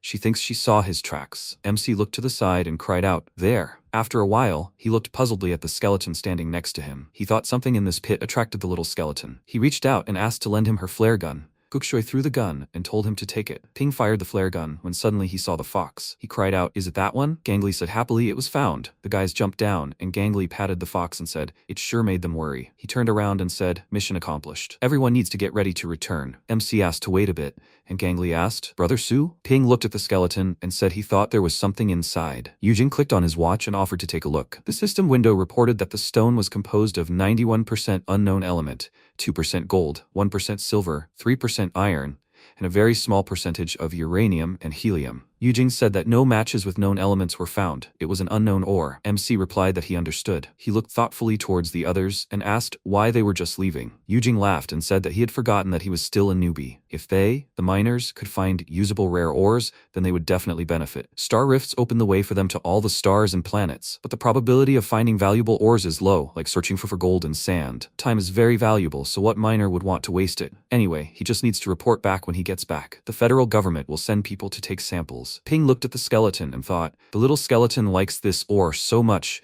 that it must not be an ordinary thing. Maybe he should take a sample himself? After a while, the system window reported that the task was successfully completed. He received a reward, the demonic body of a golden crow. Guksho extended her hand and asked Mr. Ru to take her business card. She hoped that he would stop by their university sometime. She wants to introduce him to their rector. Ping looked at this puzzledly and said, thank you for the invitation. He thought he had gone to university in his past life too, but compared to this, he was more interested in the details provided by the system. He walked forward and waved his hand, saying, he still had work to do. They would talk about it next time. Gukshui followed him and asked him to wait. She said he left. She grabbed her head and asked, should she have told him directly that she wanted to invite him as a teacher? In the morning, MC was walking down the street and yawning. He opened the door, behind which Linya was standing, her arms folded. She asked, so early? What, he didn't sleep? Probably he walked around all night again? Ping grinned and asked, by the way, is she too? Linyue screamed in displeasure. She is not like him. Big brother, he is a loser. She gets up every morning to train. MC went to the stairs and said, she did well. He is proud of her. Linyue began to stomp her feet and screamed. She doesn't need his praise. MC went up to his room and lay down on the bed, opening the system window. He asked, system, what is this? It reported that the Golden Crow demonic body is the secret martial technique of the Golden Crow clan. Born from a fiery star like the sun, he was born with the ability to penetrate mountains and rivers. After cultivating, he became invincible, capable of crushing stars. In ancient times, he conquered most of the primordial universe. Wherever the Golden Crow went, everything turned to dust. Later generations call him a demon. MC shouted loudly, is he that strong? The system window warned, cultivating the Golden Crow's demonic body will continuously change the shape of his body. The process is extremely long and painful, and requires extremely highly developed star power and great material support. In the end, he will cease to be human. He will rule the heavens as the Golden Crow demon. Ping looked at his hand and asked, will his body turn into a monster? He thought, it looks too much like a villain. The system window reported, the host doesn't need to worry about it. After completing the cultivation, the Golden Crow's body will consist of pure energy. He can maintain the original appearance according to his preferences, and it won't affect his normal life. MC thought, a normal life? He chuckled and asked, where is a normal life here? The weak in this world live without respect. People will be able to live like human beings if they cease to be human. He frowned and said, okay, they will play by their rules. After a while, he ordered the boxes to be placed here, then they can go. The movers carried the goods and answered, okay. Ping reached for the box and said how convenient it is that the Federal Tunnel Storage has home delivery. The system reported that identification was successful. MC thought, on the way to the quarry, he killed several beasts and received merits. He was able to afford lighter armor, water armor activated, adaptation to the owner's star power level. Currently, this provides protection from attacks from the 1st to the 7th level. Ping opened the crates and thought,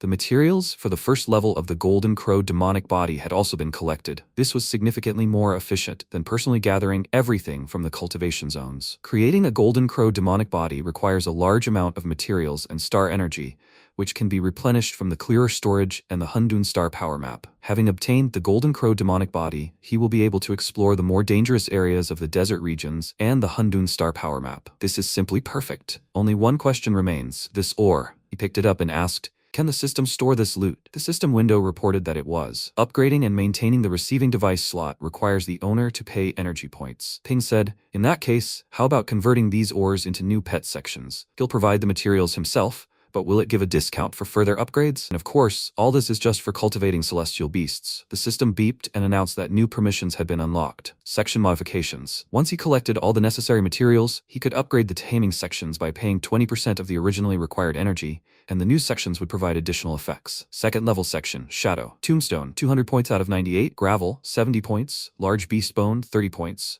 Heart of a Wandering Soul, 1 point. Energy points, 200 points out of 58. Effects. Significantly increase the properties and combat power of a celestial beast. The celestial beast's intelligence is slightly increased, and non-fatal wounds are healed. Pets that are not demonic are reduced by 50%. Pets belonging to the demon type, they get a plus 70% to their stats. MC smiled and thought, so they can upgrade. How much freedom? He said, although the side effects are quite serious, but such a powerful effect is definitely worth it. These materials are in the storage, they can get them without a problem. But energy points, he will have to temporarily close the shop while he cultivates. At that moment, Yan Ying's watch received a call and she asked, is the mischievous shop? She thought it was the master calling her. She answered and asked, how are they, master? MC asked, is she satisfied with the Thunder Mouse's current strength? Yan Ying happily said, yeah, she's very, very happy. She doesn't even know how to thank him. Ping said, great, he needs her just right. Is she free? She put her hand to her chest and thought, did master really ask her for something? This is a great opportunity to get closer. She said, master, let him just ask. As long as she can, she will help. The MC said that he would like to record a short video with her. She became embarrassed and looked at him in surprise. She imagined it and thought, a short video? She asked again, film it, on video? But for what? Ping asked again, is she free? Then she will become famous. People on the street heard his shout, which made Yan Ying very embarrassed and asked to be quieter. Ping asked, doesn't she want to? Then he will find someone else. Yan Ying became embarrassed and spoke up. She understood him. After a while, she entered the store and said, owner, she has arrived. The MC looked up at her and said, here she is. He blushed and loudly cleared his throat, looking at Yan Ying. He said, she dressed beautifully today. Yan Ying spoke up. He did say that they would record a short video.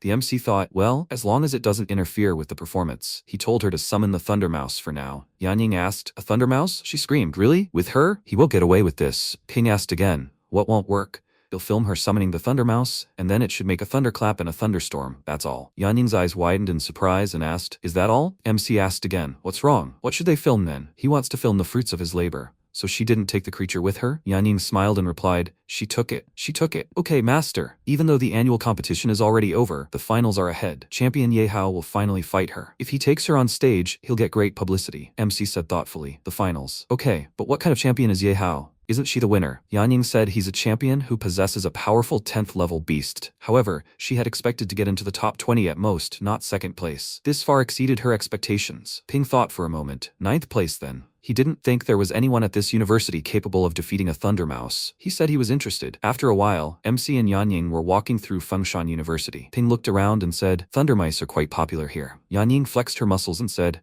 at the annual competition, everyone had personally seen the creature's potential. The Thunder Mouse is a real star now. Master Su, the finals haven't started yet. Will they be handing out flyers? MC said they won't.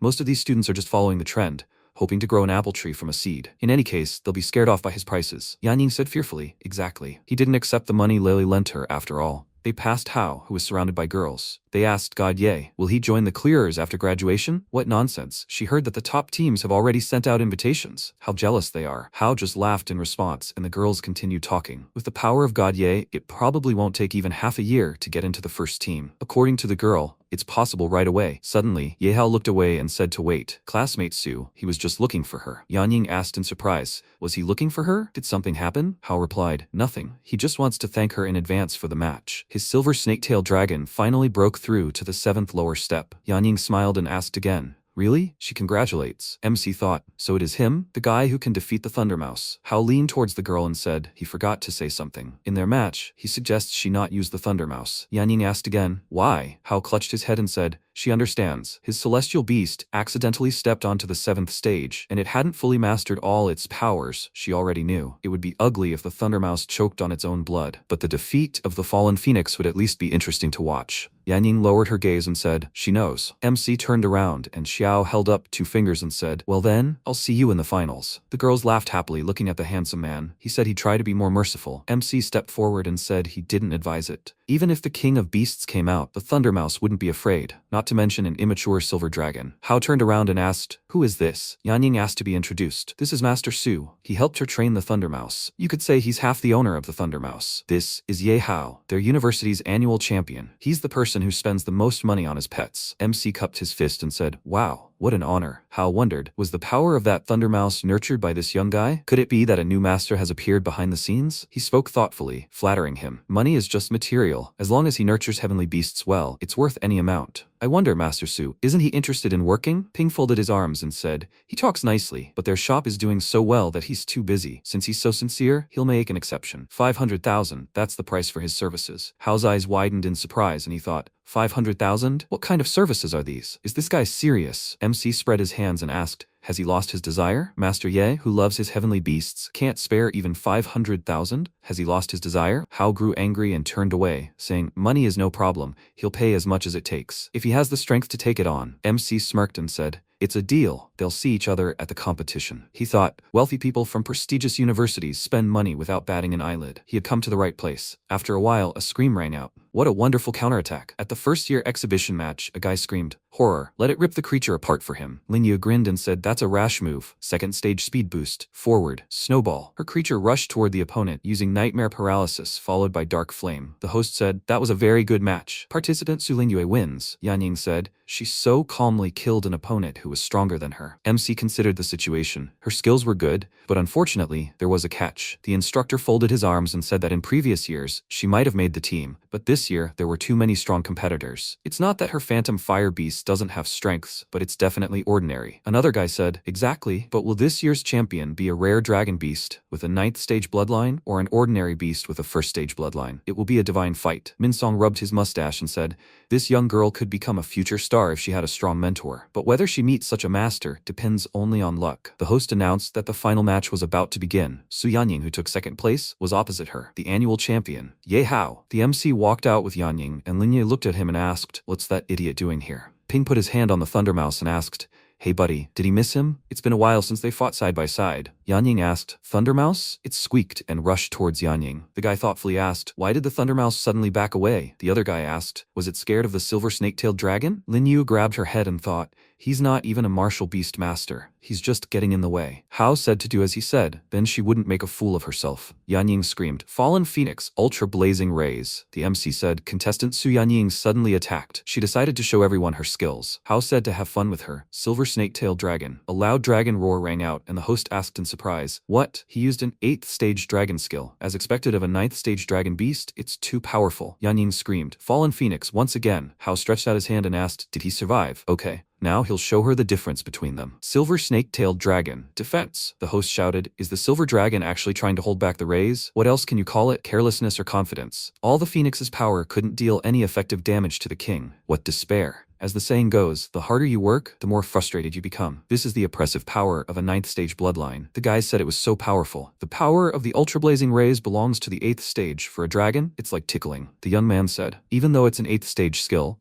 the fallen phoenix itself is only at the 5th stage. Compared to the silver snake-tailed dragon, it's still far behind. Hao commanded the silver snake-tailed dragon to show her what it's capable of. Dragon flame jet, silver storm wing, frost step. The host reported, the silver snake-tailed dragon used fire, wind, and ice skills simultaneously. What a mastery. Although it didn't aim, the range is really too great. Yanying screamed, "Fallen Phoenix, there's no need to be afraid." Speed boost. She managed to put up a shield and let out a loud cry, and the host reported that under the onslaught of the attack, participant Su is forced to only defend herself. The fallen phoenix made a mistake. He was hit. The fallen phoenix was actually knocked down by a random pet skill. This is the power of the annual champion, the might of a king. He was completely crushed. Yanying screamed, "Fallen Phoenix." She ran up to the creature and said, "The silver snake-tailed dragon has become much stronger than last time. Is it really over?" She's afraid, and so is the Thundermouse. Hao rolled up his sleeves and said, "How boring. Cultivating celestial beasts of this level, how can he charge such a high price?" MC suddenly stepped forward and said, "Killing intent." Yanying looked at the mouse and thought, Has the Thunder Mouse's aura changed? Ping ordered the creature to move forward and tear it apart. The mouse moved forward and kicked off the ground, charging. The host laughed and shouted,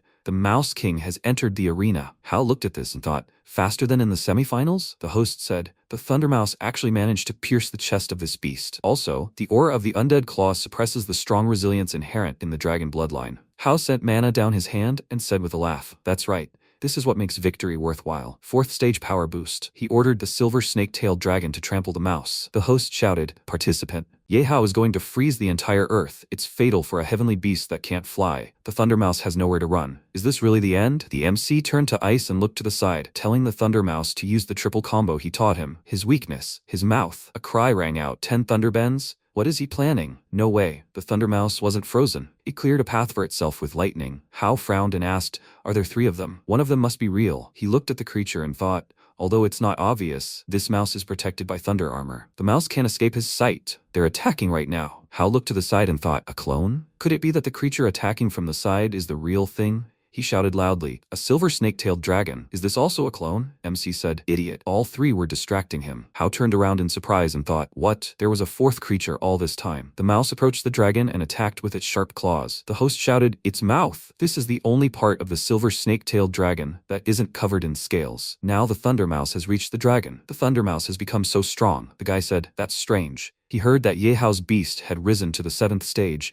but it was still inferior to the Thunder Mouse. Hao turned around and asked, how did this mouse's fighting style change so much? Could it really be this guy? He frowned and clenched his fist, thinking, horrible. If he loses now, doesn't that mean he won the champion title by luck? Hao shouted, "Silver snake-tailed dragon." The MC reported, "It's directly attacking the contestant, but contestant Sue's lower body was frozen and she can't dodge." The MC said, "It's ugly." The mouse used thunderclap towards the dragon, and the MC shouted, "A desperate attempt to steal chicken behind the host's eyes. Who is eating rice?" The dragon was injured again. All the spectators widened their eyes in surprise as they watched the battle. The silver snake-tailed dragon fell to the ground. This is unbelievable. The Thunder Mouse has won. The silver snake-tailed dragon lost, and such a humiliating loss at that. Ling Yue asked in surprise, "How did this happen?" Hao looked at it in surprise and said, "The Thunder Mouse won so easily." He wondered, did she deliberately hide her strength, or was it that guy's doing? The host said, "No wonder. The Mouse King Su Yanying crushed the annual champion." Yanying wondered, "Is that all?" The MC asked, "Is he satisfied with his strength now? Will he pay 500,000 in cash or by bank transfer?" Hao replied, "He'll transfer the money later. But first,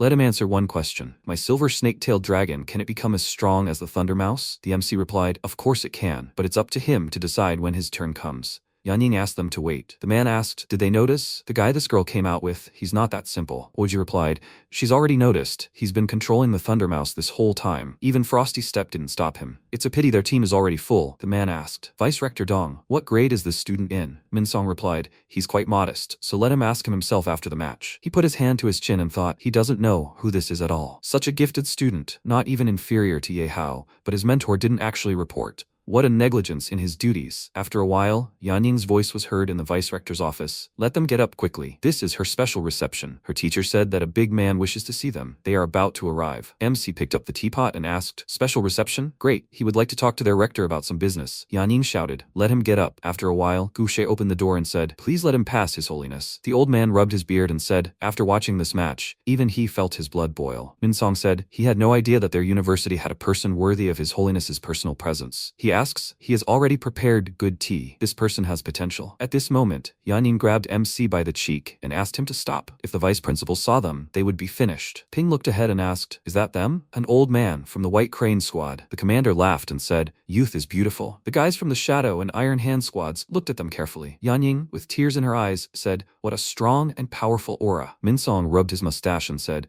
"Young man, judging by his age, he's probably a second-year student. Who's his teacher? Let him tell him, and he'll put him in a first-class dormitory." Gukshu put her hand to her mouth and muttered, "Vice principal, this guy isn't their student." MC looked at her and asked, "Teacher Luo?" Minsong smiled and asked, "Never mind. If not, would he like to study with them? The tuition is free, and upon graduation, the university will give him a high-ranking heavenly beast." Yanying's eyes widened in surprise, and she thought, free training, and they'll even give you a high-ranking beast? She'd never heard of such conditions. The guy frowned, thinking, this old fox is pretending to actually know him. MC replied, "He's not interested." Minsong removed his hands from his mustache and wondered, what? He's not interested in such good conditions. What about the monthly scholarship then? Gukshui smiled and offered to introduce him. Vice Rector, did he remember her telling him about that dangerous mission for the tunnelers? That young man killed the Bone Crusher, saved her in Ye Chenshan. Minsong replied, Of course, for Fengshan this is a feat. He looked away and asked to wait. Really? MC asked again. Why are they looking at him? Do they want tea? A loud cry rang out. Kill the 8th level bone crusher. He even saved the gold-ranked miner Ye Chen-shan. The guy said, what a frightening force. The prodigal son decided to go for a walk. Which family is he from? Guang said. He had never seen anything like this in the 4 families. The old man asked. Nothing is known about him. Maybe he is the youngest son of the Ye family? MC looked away and asked, what kind of Ye family is this? His surname is Su. Don't mix up people's last names, guys. Yanin screamed. Master Su, his tone is too rude. If they anger them, then they will see no mercy. Guang looked at him and thought, so he is an ordinary person. He said, he doesn't need to study. It is better for him to join their squad right away. He will be in the first team and get double benefits. Yaning thought, to be in the first team and also get double benefits? Even she is only subscribed to the 4th team and even then without any privileges. Ping said, he is not interested at all. It is better to study than to join them. Everyone shouted loudly. What? The guy said, let him please all the poor people with his offer. Let him join them. He will immediately get 100,000 clearance points. The old man asked. The old man is ready to give him sets of exclusive armor and special martial arts. What does he say? Yanying screamed. She agrees, she agrees. MC looked at her with displeasure and asked, did she hit her head? Everyone had forgotten about her existence. Besides, who would look after the store and sell the goods if he became a tunneler? Gukshui asked, Mr. Su, if he would like to become a distinguished lecturer at their university. MC asked again, a lecturer? Yanyin cried out, a lecturer? She thought, to be eligible for that, you need to have at least a 7th level qualification, and you need to pass the assessment stages to be able to get a position. A lecturer can directly influence the fates of hundreds of students. How many people are lining up and waiting to be accepted for the coveted position? Gukshui smiled and said, that's right, only 1 class a week, and the rest of the time he can do whatever he pleases. He will have all the privileges and access to all the campus resources. MC asked again, all the resources? He thought that cultivating the Golden Crow demonic body required many rare materials, and if he could obtain everything from here, it would save him a lot of effort. Moreover, with a teaching license, he would no longer have to worry about goods of extraterrestrial origin. As easy as killing 2 birds with 1 stone. Ping smiled and said they had reached an agreement. After a while, Ping sat in front of a huge pile of books and asked, what are these? Goucher turned around and said that to become a teacher, he needed to pass a series of tests evaluating his physical fitness, combat skills, knowledge level, and so on. He needed to get an average score of 60 on the written exam, then it would not be difficult. MC said, I hope it's not too late to withdraw. Minsong suddenly approached him and cleared his throat, saying, this is the standard for outsiders. Mr. Su was able to kill demonic beasts in the barren terrain, and his combat skills were beyond doubt. As for teaching, he was confident that he could master it after working in a few classes as a teaching assistant. Ping asked, what does he mean? Minsong twirled his mustache again and said, he'll just take a physical fitness test. Their educational system should record information about each teacher's strength. This will make it easier to assign suitable students to classes. Ping paused, clearly trying to test his skills. Old fox, if he's not good enough, his allowance will be deducted, right? He asked. Okay, what kind of test is this? Minsong asked to follow him. After a while, in a high-level testing hall, Minsong stopped and said, he needs to fight this Baiji alone. If he lasts a minute, he'll pass. MC asked, without heavenly beasts? Minsong replied. That's right. Gukshui stood to the side, thinking, this is a high-level combat weapon. Even she lasted only 30 seconds. The vice principal was trying to show Su Ping his power. MC stepped forward and thought, okay, they'll test the fruits of his training. He shouted, go. The robot began to attack, and Ping used a star shield. It shattered his shield, but he jumped aside. Minsong stood behind the glass and watched. He thought, he lasted the first 20 seconds. That's a good reaction. But his star shield is too weak. MC activated the seal, but flew up and thought, horror, as long as his body is hovering in the air, he won't dodge. Beams from the robot were directed at his body, and Minsong spoke. It was all over in less than 20 seconds. After all, this was the first time he challenged Bai's, so that's it. At that moment, MC dodged, and green vines bound his body and stretched him in different directions. Gukshui ordered him to watch out. At that moment, bright flames enveloped his body, and Gukshui screamed, Vice Principal, have him abort the test immediately.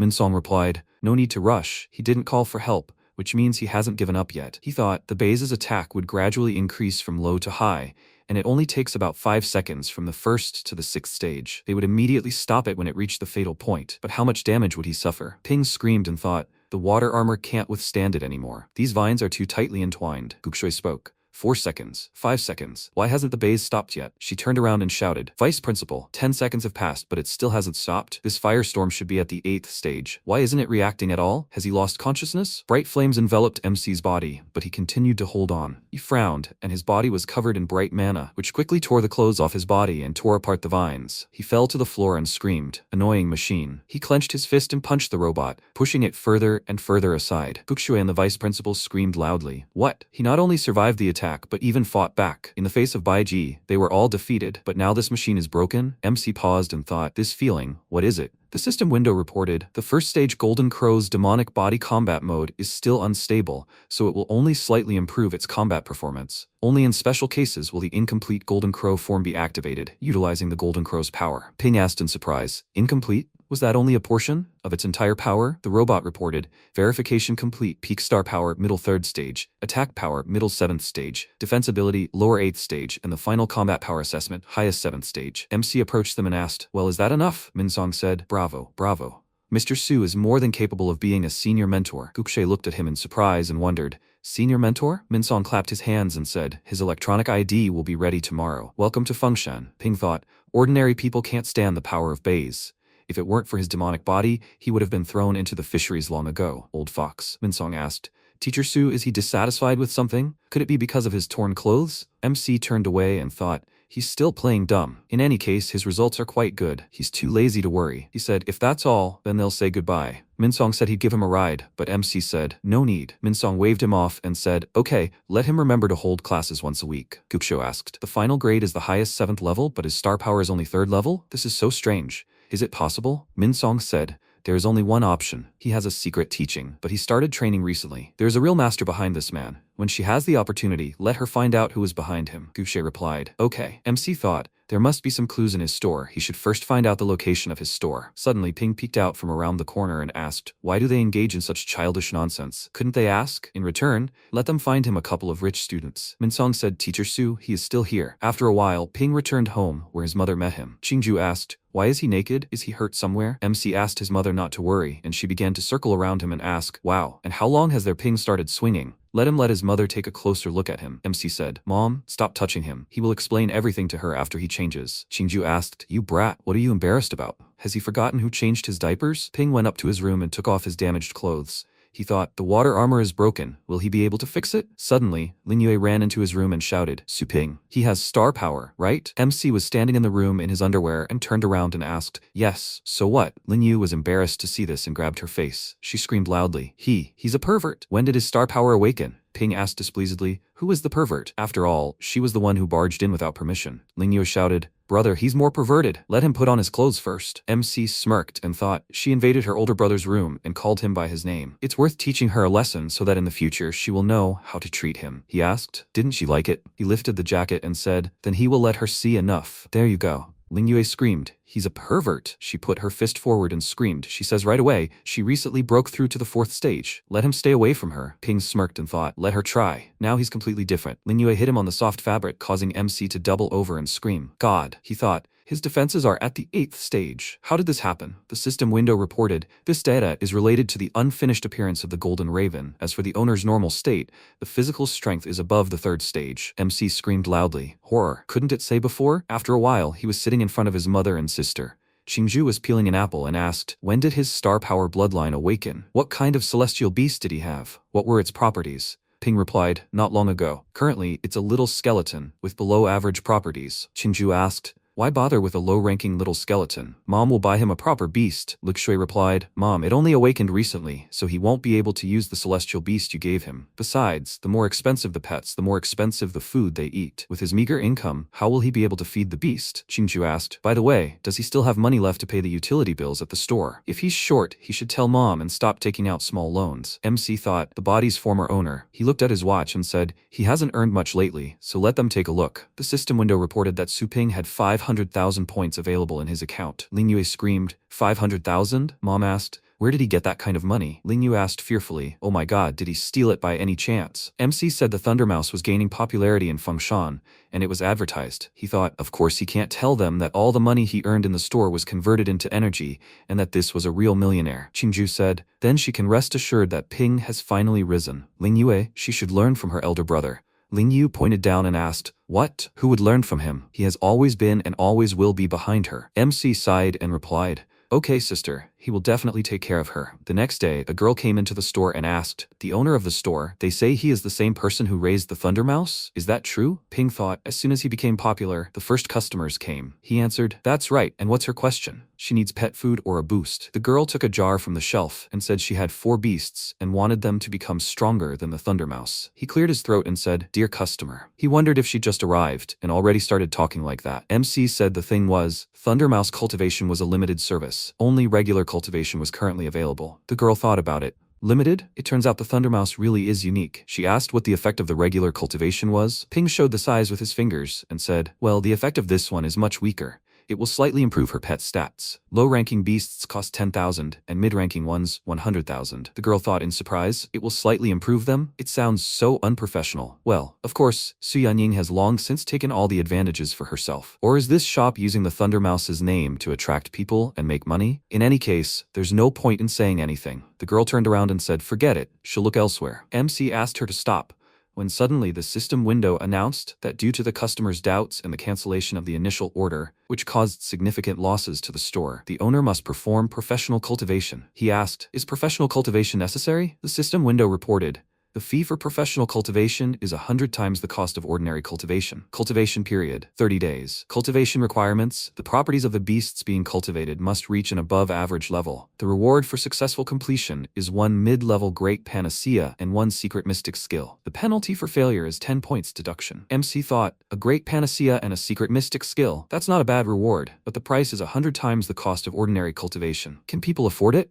The girl turned around and asked, owner, does he have anything to say? Ping replied, dear customer, he understood her desire to refine the heavenly beast. However, the effect of cultivating a Thunder Mouse is quite expensive, and ordinary people may not be able to afford it. The girl asked how much. Money is not a problem. MC replied, 1 million. She widened her eyes in surprise and thought, a million? This person can't take a large sum of money and run away. She put her palm to her face and asked, owner, is he renting the store? MC smiled and said, of course not. She can be sure of their store's reputation. He won't run away. If she doesn't believe him, she can check him on the Fengshan University website. He's Su Ping, a super unremarkable guy. The girl thought about it. Fengshan? Does he also study at their university? She opened the system window and started entering his name. She said, judging by his age, he's either a first or second year student. If he plays tricks, then he shouldn't blame the senior student when he disappears from Fengshan. A system window opened in front of her, informing her that MC was a high-ranking teacher in the combat department. The girl screamed loudly. A high-ranking teacher of combat at Fengshan University? She thought, what kind of pretense? Why didn't he say so right away? That he works in the most authoritative department, and a high-ranking teacher at that. MC asked, so what? Who's gone missing now? A senior student? The girl blushed with shame and bowed, asking Teacher Su for forgiveness. She had just offended him. Let him forgive her ignorance. MC thought, having a teacher's license is really convenient. He said to call him master or boss in the store. She will come back later and give the money for the cultivation. The girl said, aha, Master Su is right, but she doesn't have much money. Here is her pet, Tianxiang Pig. The system window reported that an amount of 1 million heavenly currency had been deposited into his account, which had been converted into 10,000 energy points. Ping looked at this in surprise and thought, she transferred 1 million as if nothing had happened. But he doesn't have that much money, he only has it with him. Horrible. Yahello owes 500 points. Maybe that's not enough? The girl said slightly sadly. Teacher, Master Su, his face is so displeased. He has insulted her more than once. MC thought, miscalculation, miscalculation. She asked him not to take it to heart. After the cultivation is completed, she will also present a thank you gift. Ping thought, such a rich lamb. No, a client. He will forget it. No, it's too late to greet. He turned away and asked her not to worry. He, Su Ping, always treated all clients equally. He's about to start. If she is done, then she can take the creature in a month. The girl thought, not only did he not care about her previous insult, but he also wants to complete the high-intensity cultivation of the 7th stage in just 1 month. What generosity, what a teacher. She bowed and thanked Master Su for cultivating. MC looked at the system window and wondered where he should spend 10,000 energy points. Should he upgrade the store or the house spirit pool? A cultivation zone as powerful as the Cloud Thunder Realm required 1,000 energy points to enter. And to achieve the same level of progress as a Thunder Mouse, he would need to enter it at least twice. But then, he wouldn't have enough energy to upgrade. He should carefully consider professional cultivation. The system window informed him that the second-level store had a cultivation space, and he could unlock the skill Primary Shadow Clone. Ping asked for more details. The system window reported, cultivation space. This can be used for temporary rest for celestial beasts that haven't been retrieved after cultivation is complete, and there's no need to occupy the beast sections. Initial Shadow Clone. The clone will imitate the host's behavior and transfer the celestial beast to the cultivation area for normal cultivation. Each time the primary shadow clone is used, a 50% cultivation income fee must be paid. MC screamed, "Holy shit, this shadow clone skill is too cool." Even though normal cultivation only costs 50 energy points, as long as the passenger flow is high enough, beasts can be cultivated without interruption. Even if he receives 10 orders a day, he can make his money back in just 20 days. After a while, some guys approached the store and asked, "Is this here?" It looked like they were going inside. MC looked at the people and thought, "There's a noise outside." He shouted in surprise, "Are all of them? Are these his customers?" People started coming inside and saying, "Master, boss, isn't he the one who strengthens pets?" "Boss, master, will he strengthen his celestial beast?" Ping clicked on the system window and said, He will accept everyone." The system window reported, entering the cultivation space, star debris. Number of resurrections, 30. Time, 10 days. 10 energy points deducted. MC descended into the space and looked at the system window, which reported that to activate the shadow cloning function for the first time, the master must complete a full cultivation of pets. 200 energy points deducted, creating a clone. MC covered himself in mana and created a double of himself, after which he asked, "Is this a shadow clone? It feels like it isn't. Did he make a mistake or something?" The key to cultivating celestial beasts lies in an environment in which attributes fuse. The stronger the fire attribute, the more favorable it is to practice fire beast skills. Underground lava, 2000 degrees. Ping looked around and said, "This isn't bad." He jumped down and ordered everyone to follow him. He thought, "Isn't it hot at all?" Just like during the battle with the bays. Back then, the temperature was fatally high. Not only did he not get burned, it also activated the golden crow form. The animals started making loud noises. MC looked around and wondered if the golden crow form was connected to the fire attribute. In any case, there's resurrection, so it's useless not to try. He stretched out his hand and released a stream of fire. Ping thought, "It's true. The fire element is obedient, as if it were tamed. This is the Golden Crow's personal talent." He looked at his clone and ordered that idiot not to even try. MC stripped and descended into the lava, saying that time was precious. He ordered the clone to throw them here. "It's time to start cultivating." The animals screamed in fear and MC happily said, "Great." The system window reported that the red flame dog, purple flame cat, fire frog, and little lion were burned alive. Ping clicked the resurrection button on the system window and asked, "Are they sure they're fire attribute? Let them at least pretend to try." The animals resurrected and fell into the lava again, screaming loudly. MC laughed and said, "They lasted a little longer." After a while, loud screams were heard. Scorching step, fire cloak, raging flame drift, flame roar. After a while, people were shouting loudly and joyfully, "His pet mastered a mid-rank skill in one day." What kind of illegal technology is this? The boss is really cool. How wonderful it is to have such a master living in their city. So effective. "Master, she wants to place an order too." "Master, he needs a section for cultivation. Let him sell him food." Ping held his hand out in front of him and asked, "Everyone take turns, okay? Let them take their time. He will serve everyone." The system window reported that 26,000 heavenly currency had been credited to his account, which had been converted into 260 energy points. Energy points. 11,650. After a while, he said, he thought it would take 20 days to recoup the spent energy points, but now a couple of days would be enough. Even all the beast sections are fully occupied. He pressed the button on the system window and said, "Bye-bye." The system window reported that the pet section has been unlocked to the limit, 25 points out of 25. Now purchasing is impossible. He wants to upgrade to level 2. The upgrade cost is 1,000 points for one. MC said thoughtfully, "No thank you." He thought for a moment. His current goal is Tianshan Pig. Entry into a high-ranking cultivation zone is very expensive. It would be a shame to go there with only one pet. But what if? He looked to the side and said, "System." He wants to upgrade the house spirit pool. The system window reported that 10,000 energy points had been written off. About 2,000 remained. Everything around was covered in mana, and the system window announced that it congratulated the owner on successfully leveling up. Using the Chaos Spirit Pool requires 10,000 energy points at a time. Now there is a low probability of the Beast King spawning. Use. MC folded his hands and thought, one use requires 100,000 money. This is robbery. Last time, a first-stage little skeleton spawned. He said he didn't ask for the Beast King, but at least let them give him a 6th-stage medium pet. Ping pressed the button and said, "Use." After a while, bright lightning appeared in the sky, and people looked around and asked, "What the hell? What's going on with the weather?" Lightning struck the ground, and MC quickly approached it. His eyes widened in surprise and cried out, "It is the light-bearing serpent of purgatory." The system window reported, a light-bearing serpent of purgatory of the fire dragon species, a 9th-rank creature and has a middle 3rd stage. Creature skills, dragon breath, dragon power. After a while, Ping screamed, "Did it really pay off? 9th stage, he's practically the king of beasts. He won the step lottery. The majesty of dragons does not allow any weakling to touch their bodies, especially their heads. Small in stature, but with a formidable character." MC grabbed the creature by the mouth and said, unfortunately for him, he was invulnerable in the store. He offered him an honest contract. Let him blink if he understood. The system window reported that the contract was concluded. After a while, a notification arrived on his watch. "Professor Su, he has a lecture scheduled for groups 1 through 3 of the 3rd year tomorrow, starting at 2 o'clock. Please let him be on time."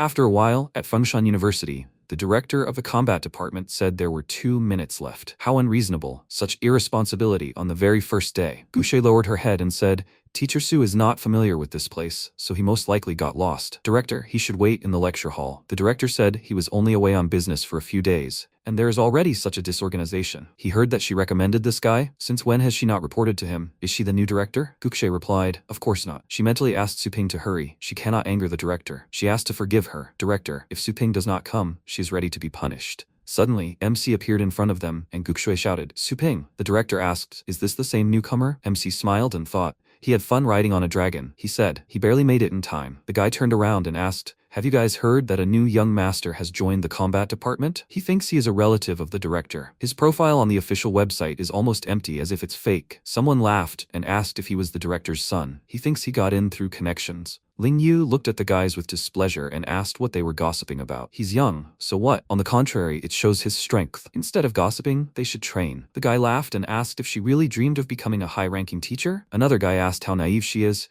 She thinks she can become a teacher just by training. Gukshu entered the classroom and screamed. Silence in the lecture hall. The lesson is about to begin. In this lecture, they will talk with the director about the main resources found in desert areas and a little about combat. This is Teacher Suping. He will be helping. Someone shouted in surprise. Wow, he's their peer, and he's a teacher. Yahao frowned and thought with displeasure. Is he really a teacher? The guy pointed at himself and asked, what's going on? Yahao cleared his throat and ordered him to stop talking. Ling Yue jumped up and shouted, Suping, why is he there? This can't be. The guy chuckled and said, just now she was teaching them righteousness with her whole demeanor. Instead of gossiping, they should practice. Well, she replied, no, just. The guy stood up and shouted, Teacher Su. He heard he killed a bonebreaker. Is it true? Can you tell them the details? Everyone in the audience started whispering, bonebreaker, who is that? He heard it was a dangerous high-ranking beast, but it was extremely rare and no one had ever seen it, because everyone who saw it died. He didn't believe it was that dangerous. MC replied, of course, but that's not the main topic of this lecture. He'll tell you more about it when he gets the chance. The principal laughed and said, it hasn't even been a day since he became a teacher,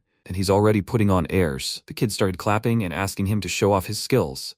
Otherwise, how would he prove he had the strength to teach them? That's right, that's right. Yihao frowned and thought, he hadn't been able to discern its strength last time, so he was also curious. Besides, when would it be his turn to raise his pet? Lin Yu clutched her face and thought, this is the end. What connection does this straw have with the bone crusher? What a shame. Gukshe frowned and said, they're in the middle of a lecture, so don't interrupt. She assures them that his strength is. The director interrupted her and said, Teacher Luo, her words are unconvincing. Moreover, is there any point in talking about his achievements in the recent expedition? Everyone calmed down, and Gushui asked the director to forgive her for her rudeness. The director asked, Teacher Su, will he demonstrate? Otherwise, it would be bad if rumors spread that his relatives are working at Fengshan. MC thought, alas, even at the university there's no peace for people. He activated his mana and said, the price he paid was very high. A skeleton emerged from the rift and everyone mockingly asked, is this a little skeleton? The guy pointed at the creature and said, God yay, let him see how cute it is. He dressed up as a skeleton when he was 10 years old. The principal waved his hand and said, Teacher Su, don't worry, the main thing is not to harm the students.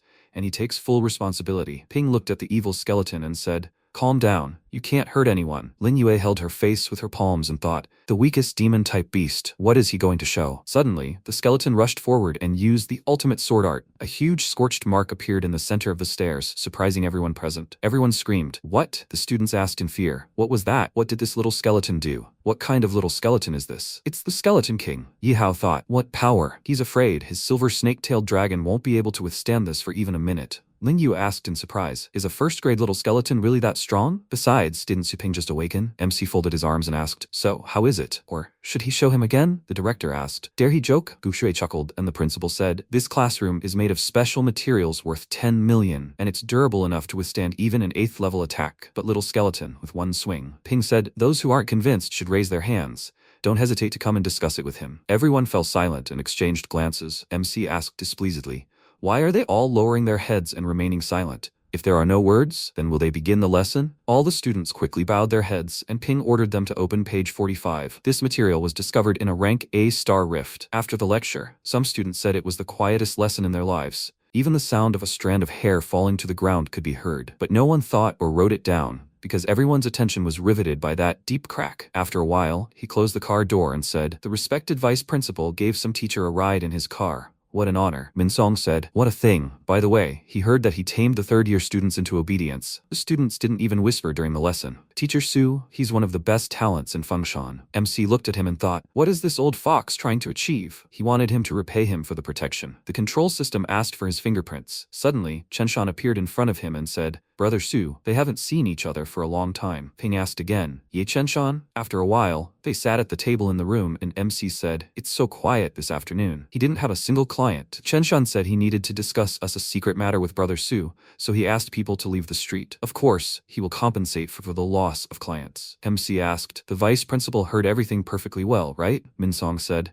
But he also has business with Teacher Su. The Global Elite League tournament is coming soon. The Elite League tournament is held once every 3 years, and only martial beastmasters of the 7th stage and below can participate. In addition to generous prizes, the Elite League champion can also receive the guidance of a legendary martial beastmaster. Almost all of the past champions successfully achieved the highest title, and some of them became legendary martial beastmasters admired by thousands. They protect the entire continent from evil threats. If Teacher Su wishes to participate, he can approve a year-round leave with pay and benefits. Also, the rewards after the tournament are his. MC folded his arms and said, pass. He has a lot to do in the store. Minsong cried out in surprise. What? As a martial beast master, he's not interested in the elite tournament? Ping wondered if he took him for a fool. Winning the championship means becoming famous all over the world. His current fame is enough to make money, but if he becomes a worldwide celebrity, perhaps then, he will also become a target. It's still safer to rely on system upgrades. Chenshan clasped his hands and said, he originally wanted to propose to Brother Su to explore the secret realm together, but alas,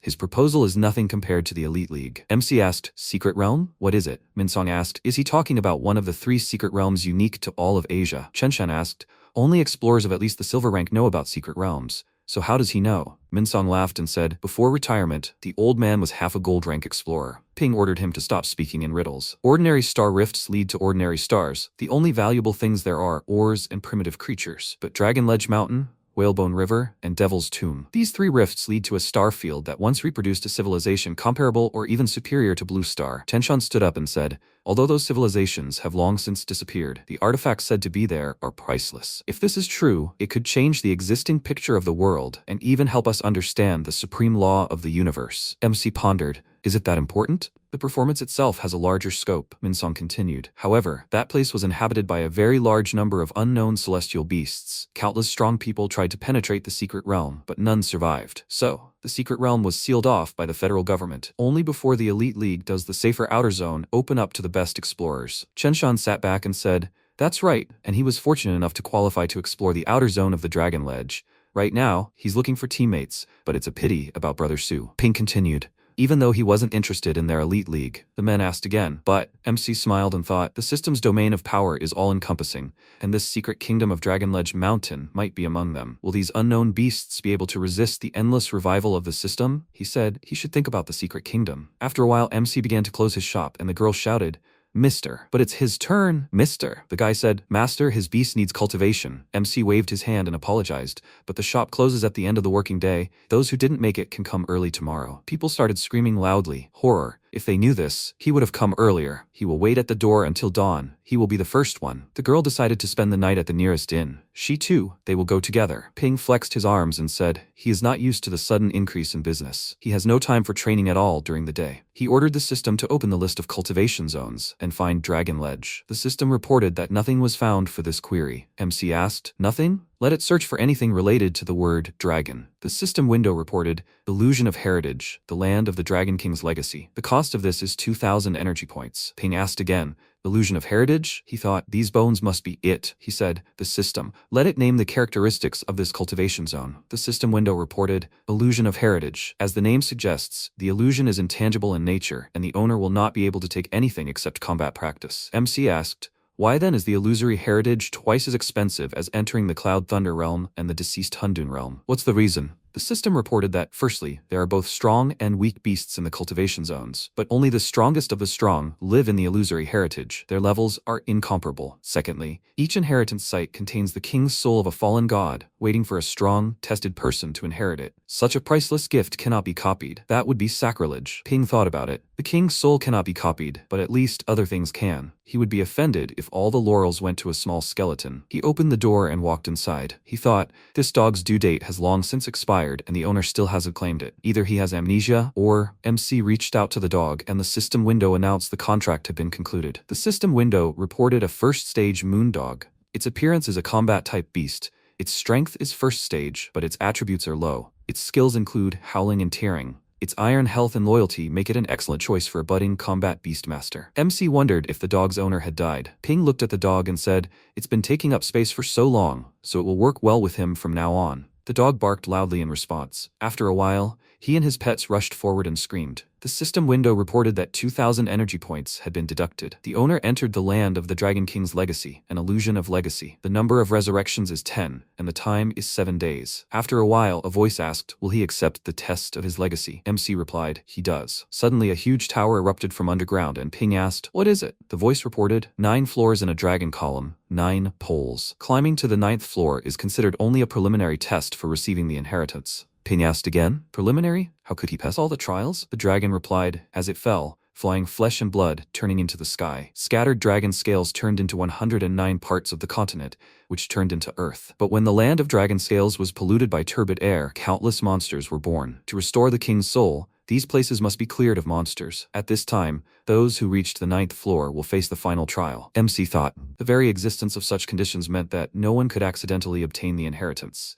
The difficulty of the trials was quite justified. He pressed himself against the door and said, "But 109 dragon scales is too much. How long will he have to suffer?" The gate opened and he entered, asking, "Is there no light?" The dragon spoke, "Challenger, let him learn to revere the dragon's majesty." MC screamed, "What pressure?" At that moment, he heard a dog barking and asked, "Moondog?" Ping's eyes widened in surprise and he thought, but wasn't it standing behind him? Then why was the sound coming from there? At that moment, loud animal cries began to be heard all around, and MC asked, "He hears it from everywhere. Are they ghosts?" The protagonist looked at his bracelet and asked, "Were those really ghosts?" Then he looked forward in surprise and shouted, "This, a statue?" He looked at the statue in surprise, while the beasts were holding their bruises. He sighed and said, "They hit the wall while wandering in the dark." He then illuminated the statue and thought that the structure of this wall was probably the cause of the sound's directional distortion. However, is the first floor really that simple? What's with all this reverence? The next second, the statue suddenly began to move, swinging its weapon, but Little Skeleton instantly parried the attack. MC turned around and thought, the statue guarding the gate was alive. That means the other one is too. The next second, a huge weapon pierced his body,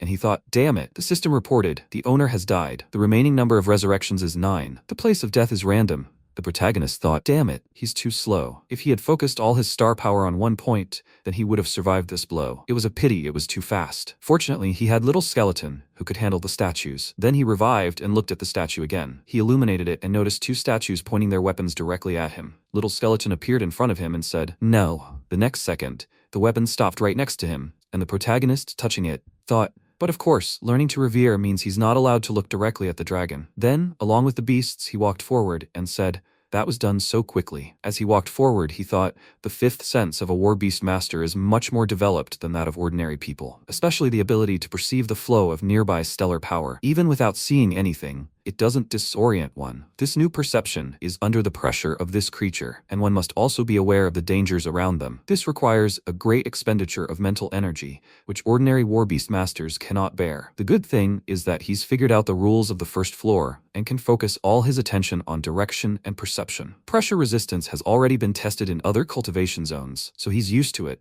so the first floor is a piece of cake for him. The next second, the creature headed straight for him. MC, noticing this, thought he felt a deadly aura. No, this deadly aura has a slight flaw. It's not emitted by a living creature, it's an illusion. At that moment, the dragon flew next to them, and they approached a wall hung with skulls. The protagonist said, pass. A voice was heard, congratulating the challenger on passing the first floor test, and he should proceed to the second floor. After a while, he and the beasts found themselves in his pet shop. The system reported, Purgatory Candle Dragon Power Boost. 4th stage, acquired skill Dragon Roar. Moon Chasing Dog Power Boost. 3rd stage, acquired skill Fury Hunting. Tianjang Pig's strength has been increased. 3rd stage, the acquired skill is Exalted Taste, a powerful toxin. Little Skeleton's strength has been increased. 8th stage, the acquired skill is Dragon Execution. The protagonist sighed and thought that the result was very good. They had reached the 8th floor in one go. 2 or 3 runs would be enough for Tianxiang Pig. However, the 9th floor guardian's strength is equivalent to the 9th stage. Even though Little Skeleton has mastered the dragon execution skill, he is still no match for the 9th stage. The gap is too great. He'll have to wait until he fully masters the Skeleton King's Bloodstone. 6 o'clock in the morning. Lin Yo peeked around the corner and thought, this loser can't withstand a blow from a 4th stage master, so how can he become a senior lecturer? This matter is very murky, but she must expose him. Then she noticed a crowd gathered at the entrance to the pet store. She thought, her loser brother has been detected on the radar. But what is this? Why is he here so early? Before this, he always came after lunch at 2 or 3 o'clock. A cheer came from the crowd. He's finally here. He's going to improve his pets today, right? She's been waiting for him for so long. He hasn't forgotten about her, has he? Ling Yu pressed herself against the wall and thought, these people seemed to really be hoping for her brother, as if they had seen a savior. Network marketing? Then MC put down his bicycle and said, everyone line up, the rules remain the same, everyone take turns. Everyone present shouted, yes. Then Yahello walked forward and asked if he could go in. One of the guys turned around and asked, what? He has to stand in line, smart guy. Then Hao walked forward. The others, noticing him, began to be surprised. How? Of course he can go in, that's not up for discussion. The people parted in different directions. They were surprised. What? Hao himself is here? How? How is he Hao? Ling Yu's eyes widened in surprise. She thought, Hao? Isn't that the former champion? The number 1 third-year champion came to see her worthless brother? Why? Did this loser really anger him? Then the protagonist looked at Hao in surprise and asked the purpose of his dear visit. A beast appeared behind him, and it said, dear people, you really are forgetful. He hasn't forgotten about the Silver Snake Thunder Dragon, has he? A powerful energy began to emanate from the beast, and the people tried to cover themselves.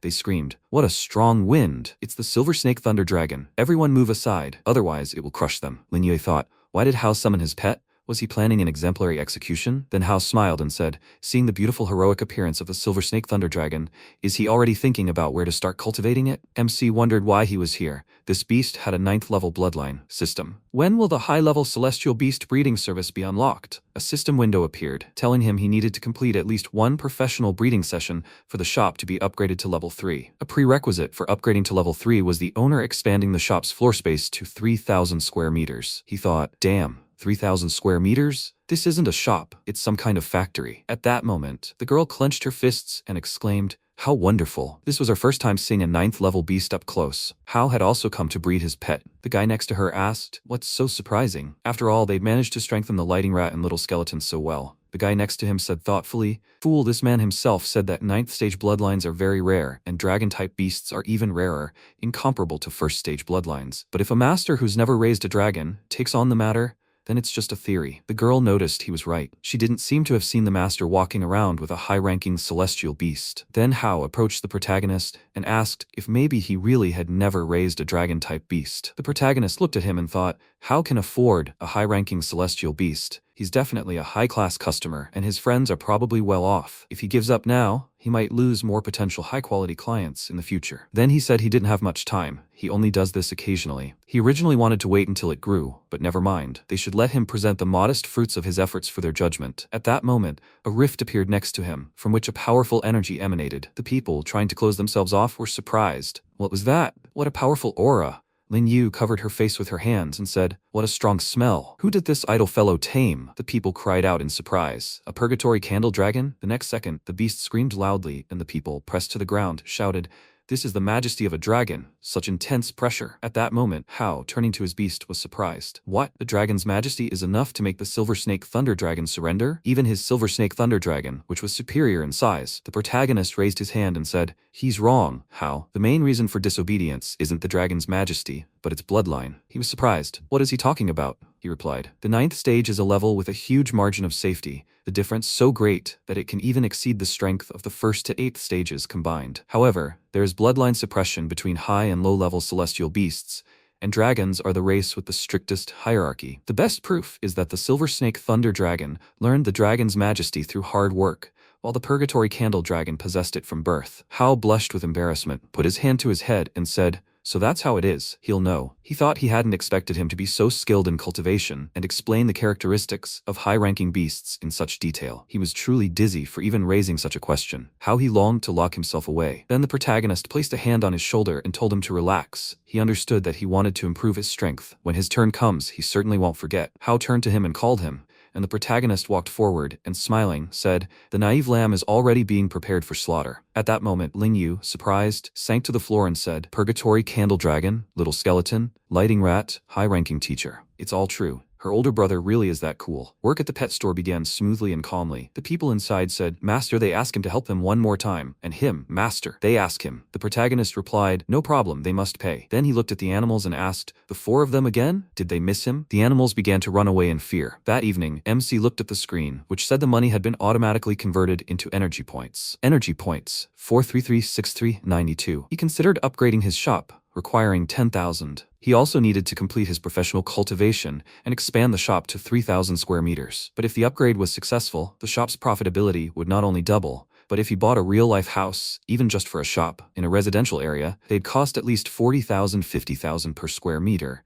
He'd need at least 150 million. But if the upgrade was successful, the shop's profitability would not only double, but he could also use it as an excuse to move his mother and sister into the shop. That way, he could stay in the shop all day and be protected by the system. But wait, he'd only just started cultivating. He didn't want to end the game so quickly. It wasn't just expensive, it was total robbery. He sighed desperately and wondered, "How can I earn that much money?" He glanced to the side and wondered, "Become a tunneler. No, it's too dangerous. If it weren't for exchanging merits for materials to cultivate the Golden Crow body, it would be useless. Why? It should be possible to use Purgatory Candle Dragon as collateral for a 10 million loan, but then it would be impossible to cultivate it until the debt is repaid. It's too slow, so no." So what's left was the status of a high-ranking teacher used. After a while, Longjiang Base City, Shangcheng District. Xuquan looked at the screen, which displayed several people with signatures. 7th stage, 12,000 per hour, elementary type. 7th stage, 13,000 per hour, poisonous type. 8th stage, 40,000 per hour, combat type. 9th stage, 100,000 at a time, dragon type. Kwang put his feet on the table and asked, "Why isn't there anyone with a demonic type base on the official website?"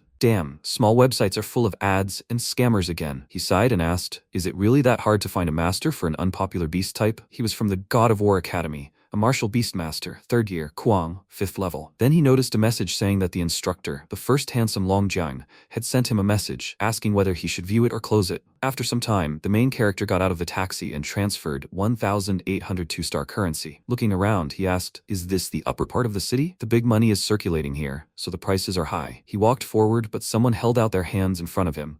One of the guards waved his baton and said, "Judging by his appearance, he's not from around here. No outsiders allowed in." MC looked at him silently, then wondered, "Is he a dedicated good instructor who came in the middle of the night? Not allowed in." Then he opened the chat and asked, "How is he?" The chat answered, "Senior, this is his address. Senior, when he arrives, he just needs to tell the guards his name. Senior, he's waiting for him in the combat hall." The protagonist uttered, "Oh my god," horrible emojis. Then he looked at the guard and said he was going to see Kwang, so he was asking them to let him through. The guard smiled and, opening the way for him, asked, "Is he Mr. Kwang's guest? Please, he must pass." At that moment, Kwang was training. A voice announced that the defense level had been raised to the highest 3rd level. He breathed heavily and said, "Still not enough." The system reported that the defense level had been raised to the highest 4th level, activating the martial arts mod Wolf Fist. Kwang extended his hand forward and then attacked the enemy. The system reported that over 80% of functions had been lost and that work had ceased. At that moment, a guard entered the room and, raising his hand, said, "Mr. Kwang, his guest has arrived." He smiled and said, "Senior, he has finally arrived." MC walked forward and thought, "This is a training ground for the rich. It's almost as big as Fengshan." Then the guard smiled and said that he won't disturb them. Kwang waved his hand and thought, "What the hell? Why is he so young?" Then he put his hands on his waist and asked, "Is he Longjiang's first handsome assistant, right?" He replied that it is him. He was surprised. Him? He is the first handsome senior? The protagonist nodded and said that he guessed correctly. Is he Kwang? The information said that he owns a demon-type pet. He knows a thing or two about this type of beast, so he can give him some advice. Kwang asked, "Advice?" He thought this guy has an ordinary aura, although he senses star power in him, but it is not higher than his. Whether he can defeat him is a separate question, but pretending to be an important person to advise him? Damn, how did he manage to call him senior? He even sent cute emoticons. The majestic young master of the Kwang family was acting so condescendingly towards such a person. Shameful. And then the MC asked, "What's wrong with him? Did he just test his star power?" Kwang thought in surprise. How did he know? He was actually able to understand what he analyzed. The protagonist said that he understood it from his expression.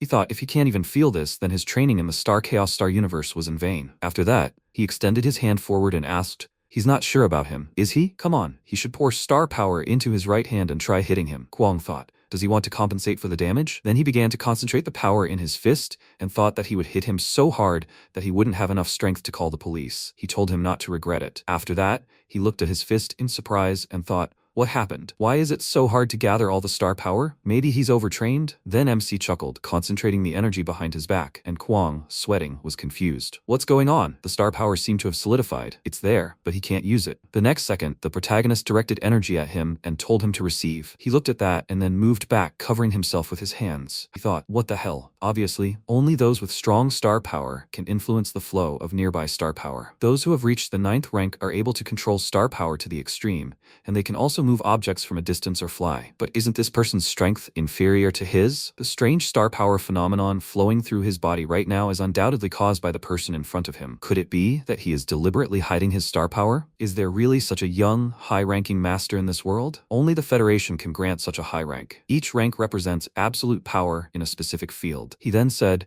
dare he ask, what is the rank of the senior? The protagonist thought, he's quite smart to know about ranks, but he'll change the subject so as not to push it too far. He then said that he's not worthy of knowing his rank. If he's still unsure, then he can try 2 more attacks. He spread his arms out to the sides and replied, okay. After that, he shouted for it to come. At that moment, beasts appeared in the cracks on either side of him. The protagonist thought, Shampy crawlers and spirit beasts, 6th stage bloodlines. Then the beast began to emit dark smoke, and MC thought, this miasma is obscuring my vision. At that moment, another beast appeared, and the protagonist, dodging the beast's paw, thought, Shampy crawlers, the name of this one speaks for itself. If it originally had the power of the 6th stage, then after being slowed by the dry and hard sand on the ground, its actual combat power might not be higher than the 5th stage. The protagonist grabbed its paw and thought, thanks to the golden crow form he cultivated in the Dragon King's heritage land, he can use 70% of the incomplete golden crow form. Currently, its power is at the mid-6th stage. At that moment, he pushed the beast away, and Kwang thought in surprise. Shampy crawlers had been knocked over. He clenched his fists and shouted, damn it. He wanted to use Shampy crawler's soft paws to muffle the sound of his footsteps. The protagonist smiled and said, not a bad idea if he can truly avoid the side effects, otherwise it's just paper talk. Then he turned around and asked, not yet?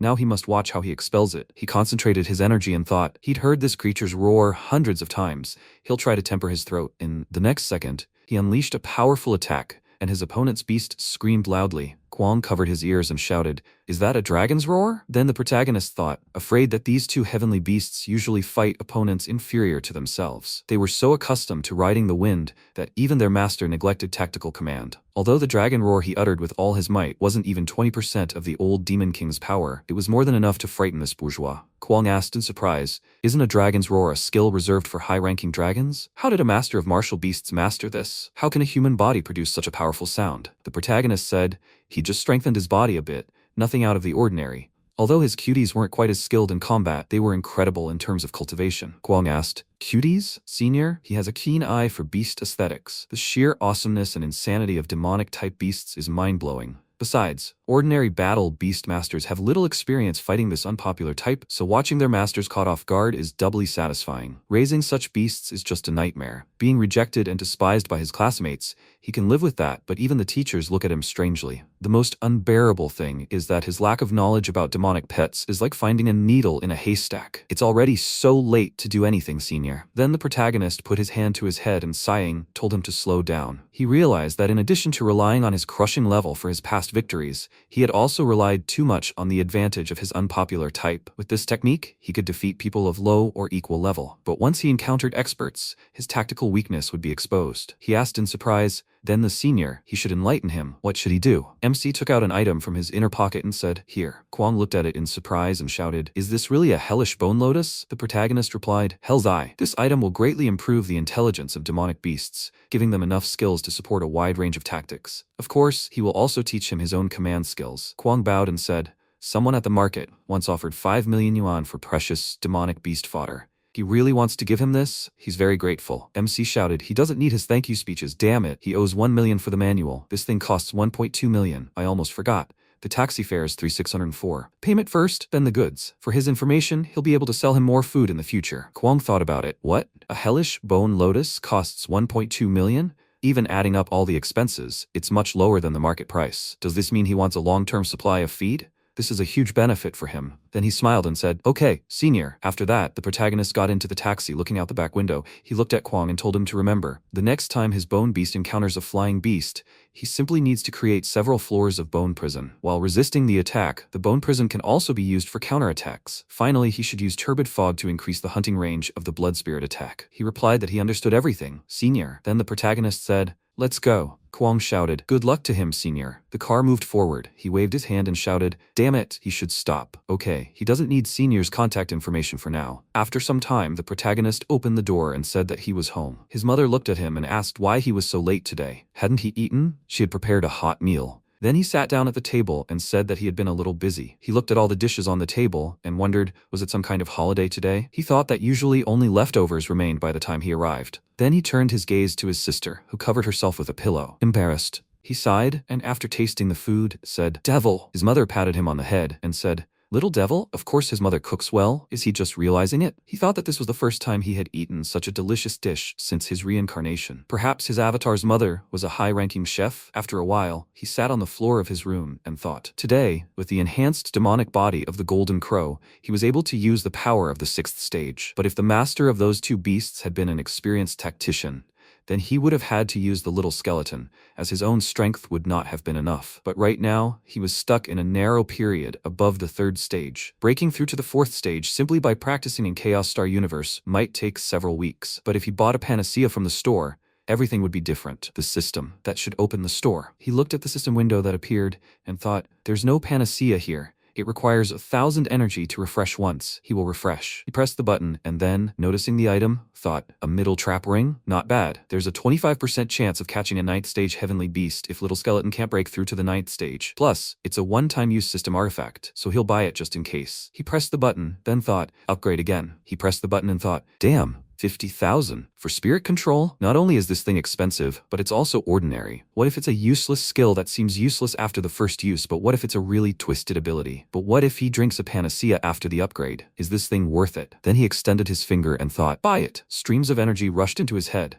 Then he concentrated the energy in his hand and, holding it out to the glass, commanded it to rise. The next second, a glass of water appeared in his hand, and he happily thought, it worked. Who would have thought that a common level skill would have such a powerful effect? Spirit control, a martial beast master's skill, allows the user to use star power to manipulate objects remotely. Basically, if they want to use star power to affect external objects, a large amount of star energy must be compressed, compressed, and condensed again, repeating this process until the star power solidifies. Once the star power is completely solidified, it can easily destroy and even create objects. This is the power of a 9th level rank. However, martial beast masters below the 9th stage don't possess such powerful star power, nor do they have the control to condense star power for solidification. At best, they can only release weak star power to exert force on the body or equipment. These powers quickly dissipate without an object to attach to, much less move. He didn't expect the spirit control skill to directly enhance his star power. As expected of a system product, this should allow him to explore the system's limits. He concentrated his energy on the bed beneath him, then strained himself hard, commanding it to rise. He thought, well, with his current strength, he can only lift 2.5 kilograms. That's not enough for a real fight.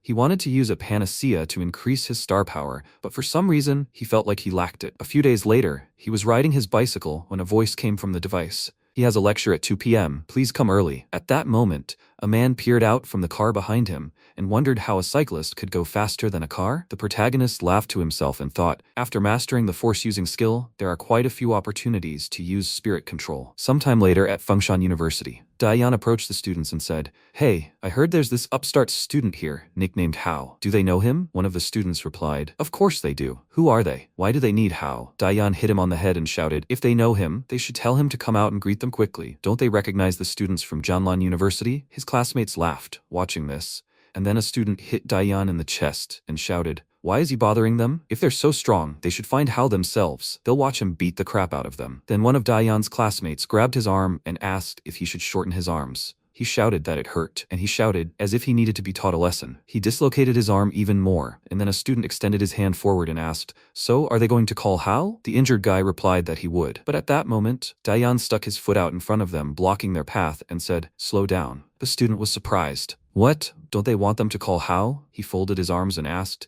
do they think it's that simple? Do they think they can just leave after pushing their uncle? They need to talk about this. His comrades added, oh my god, Diane, why is he bullying the freshmen again? They should be wasting their internship. Diane laughed and said that he didn't think Fengshan freshmen seemed such trash. His comrade said that he agreed. Then one of the students, whom he grabbed by the neck, said that he could beat him up, but he shouldn't insult their university. They're not trash. One of Diane's comrades raised his fist and laughed. That's an interesting demand. Well then, they're obligated to comply. Then the MC grabbed his hand and he turned to him in surprise. The protagonist ordered him to let them go. The student indignantly asked, Who the hell is he? The protagonist squeezed his hand tighter and repeated, he told them to let them go. Dayan asked, he dared touch students from their university? His friend stretched his neck and said, that's quite a bold thing. Another of their comrades added, interesting. The student shouted in surprise, it's Sue. The protagonist gestured for him to be quiet, then smiled and said, it's none of their business. They should disappear. Dayan looked at him in surprise and asked, he's from Fengshan too? His comrades pointed at him and told him to look. This guy still rides an antique bicycle from the last century. What a clown. You made me laugh. This fool is a student? He should go home.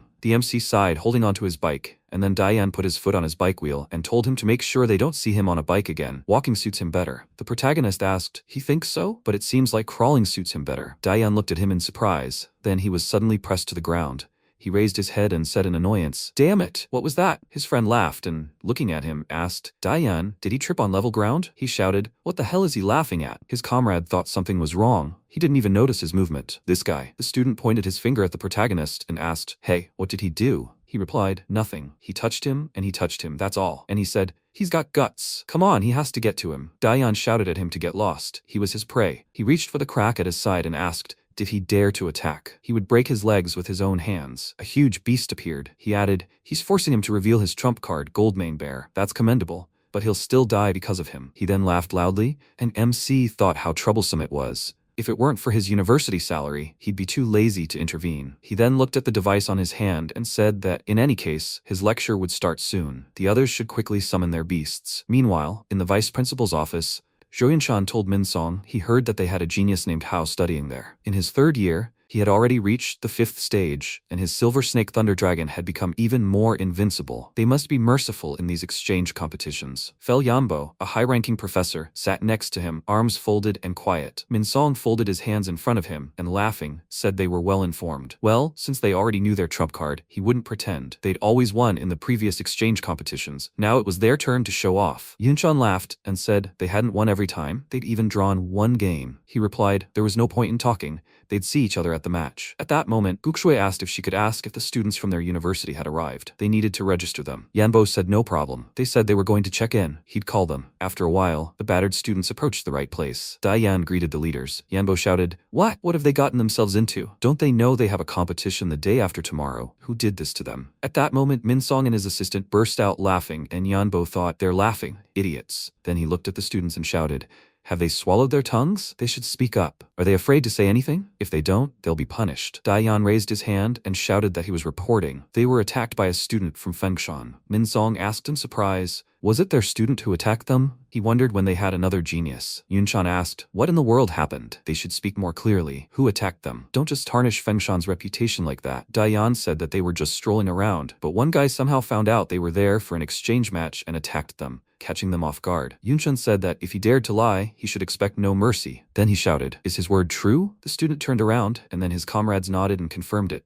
Everything exactly as he said. Yunshan slammed his hand on the chair and shouted, I understand, so this is their hospitality. How dare they? With these words, he looked at Minsong and he asked, do they know the name of the offender? What did he look like? Dayan walked forward and said that it was a short-haired student about their age. His surname was something like Su. Minsong thought in surprise. Su? After some time, the protagonist looked in surprise at the window that appeared from the device. He asked, Vice Rector? He wanted something? He was training. He replied, teacher, didn't he recently beat up some Janlon students? The protagonist replied, yes, some kind of problem? He shouted, big problems. The ones he beat up were the top students sent for the exchange competition. Now people from their university are looking for him everywhere. The protagonist scratched his ear and said he was simply teaching them a lesson, especially since he'd only broken one arm and one leg. They dared to settle scores with him? He shouted. They were the ones who started bullying 2 students from their university. With his means, finding them shouldn't be a problem, right? Minsong replied that he'd already found the 2 students, but they had no way to testify. MC asked why. Minsong stood by the bed with the students and said it was because someone was trying to hide something. That person was the first to silence them. The protagonist frowned and asked if he wanted him to take the blame. He replied that he believed he wouldn't attack without reason, but not the people from Jonlon. He would find a way to deal with them. He shouldn't come to the university for a while. If they took any action, he wouldn't be able to protect it. The system reported the websites of the teachers in the Longjiang-based city. Guang asked when he would come again.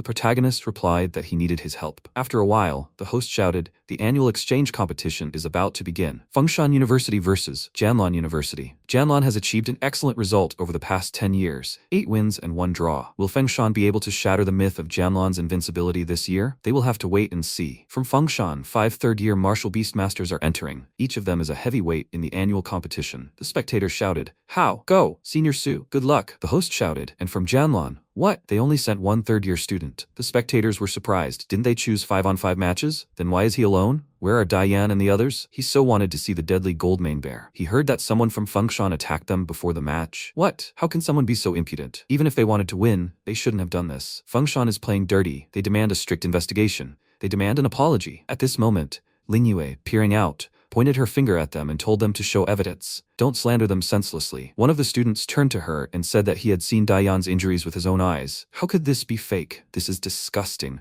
Fengshan is doing such things underhandedly when they can't win fairly. Ling Yue shouted in irritation. The student added, "Look, they should see, she just wanted to attack them. No wonder this university is as unscrupulous as that guy with the surname Su." His friend laughed and Ling Yue was surprised. That surname. At this moment, shouts came from all sides. They demand an apology. They are scoundrels. Hao approached Luo Fengtian and said, "Brother, they should forget about the match today. They should just enjoy another battle." He asked if he was scared. Yan Ying said he misunderstood. They didn't want to pressure him with numbers. There was no honor in that. Yi Hao added, "Precisely, don't refuse a good wine when it's offered." He strongly advises him to retreat. In response, he laughed and said that he didn't think they understood the whole situation at all. From the moment he raised his hand against his university, the meaning of this game changed from victory to punishment. At that moment, a huge beast appeared from the rift behind him. Hao covered his face with his hand and shouted, "What a powerful aura!" Minsong was surprised. "Isn't that a 9th-level beast, a dark black dragon?" Yunshun stroked his beard and said, "If they continue to cover for the culprits, they shouldn't blame them for their rudeness." Then Hao shouted at them, not to take the enemy lightly. Everyone should summon their main beasts. Fengtian said, he really doesn't think the 5 of them together can defeat him,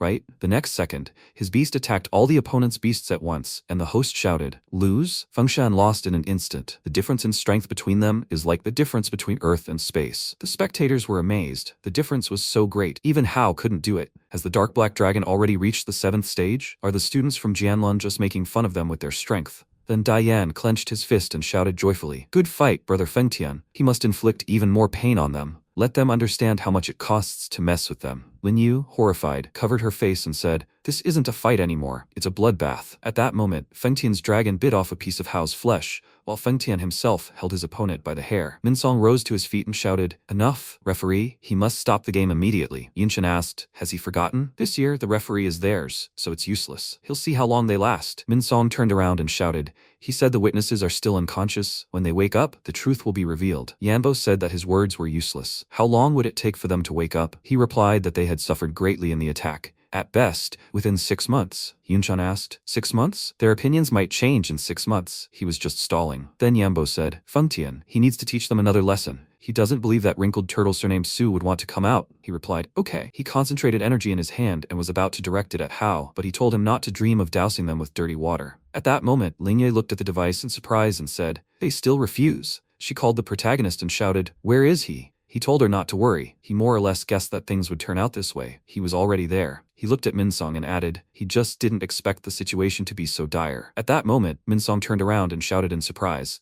Su Ping? Why is he here? Yunshin looked at him, smiled, and asked if he was the guy with the surname Su. Delivering him to the door himself had saved him a lot of trouble. MC replied that he was passing by and decided to drop by. Why were they looking for him? Minsong was indignant. Damn it. Didn't he tell him not to come? The protagonist looked away, smiled, and said there was no choice. His sweet sister begged him to come. Then Yanbo extended his hand forward and shouted, how dare he be so arrogant after hurting their students? This is beyond all bounds. He should surrender without resistance. The next second, Minsong grabbed his hand and he was surprised. What? Is he covering for this bastard? He replied that he was on his territory, and he shouldn't touch him until the evidence was convincing. Yambo clenched his fist and said, old man, he advises him to hand it over voluntarily. Otherwise, he won't be able to get away with it in the future. The protagonist, smiling, said, yeah, he beat them up, so what? Their students are complete losers. Any questions? Yanbo glared at him indignantly, and Minsong whispered to the protagonist, this man is an 8th-level martial beastmaster. He shouldn't trifle with him. In response, he whispered not to worry. He'd try to resolve this peacefully. Then Yunshan said, Dayan and the others are among the strongest students in their university.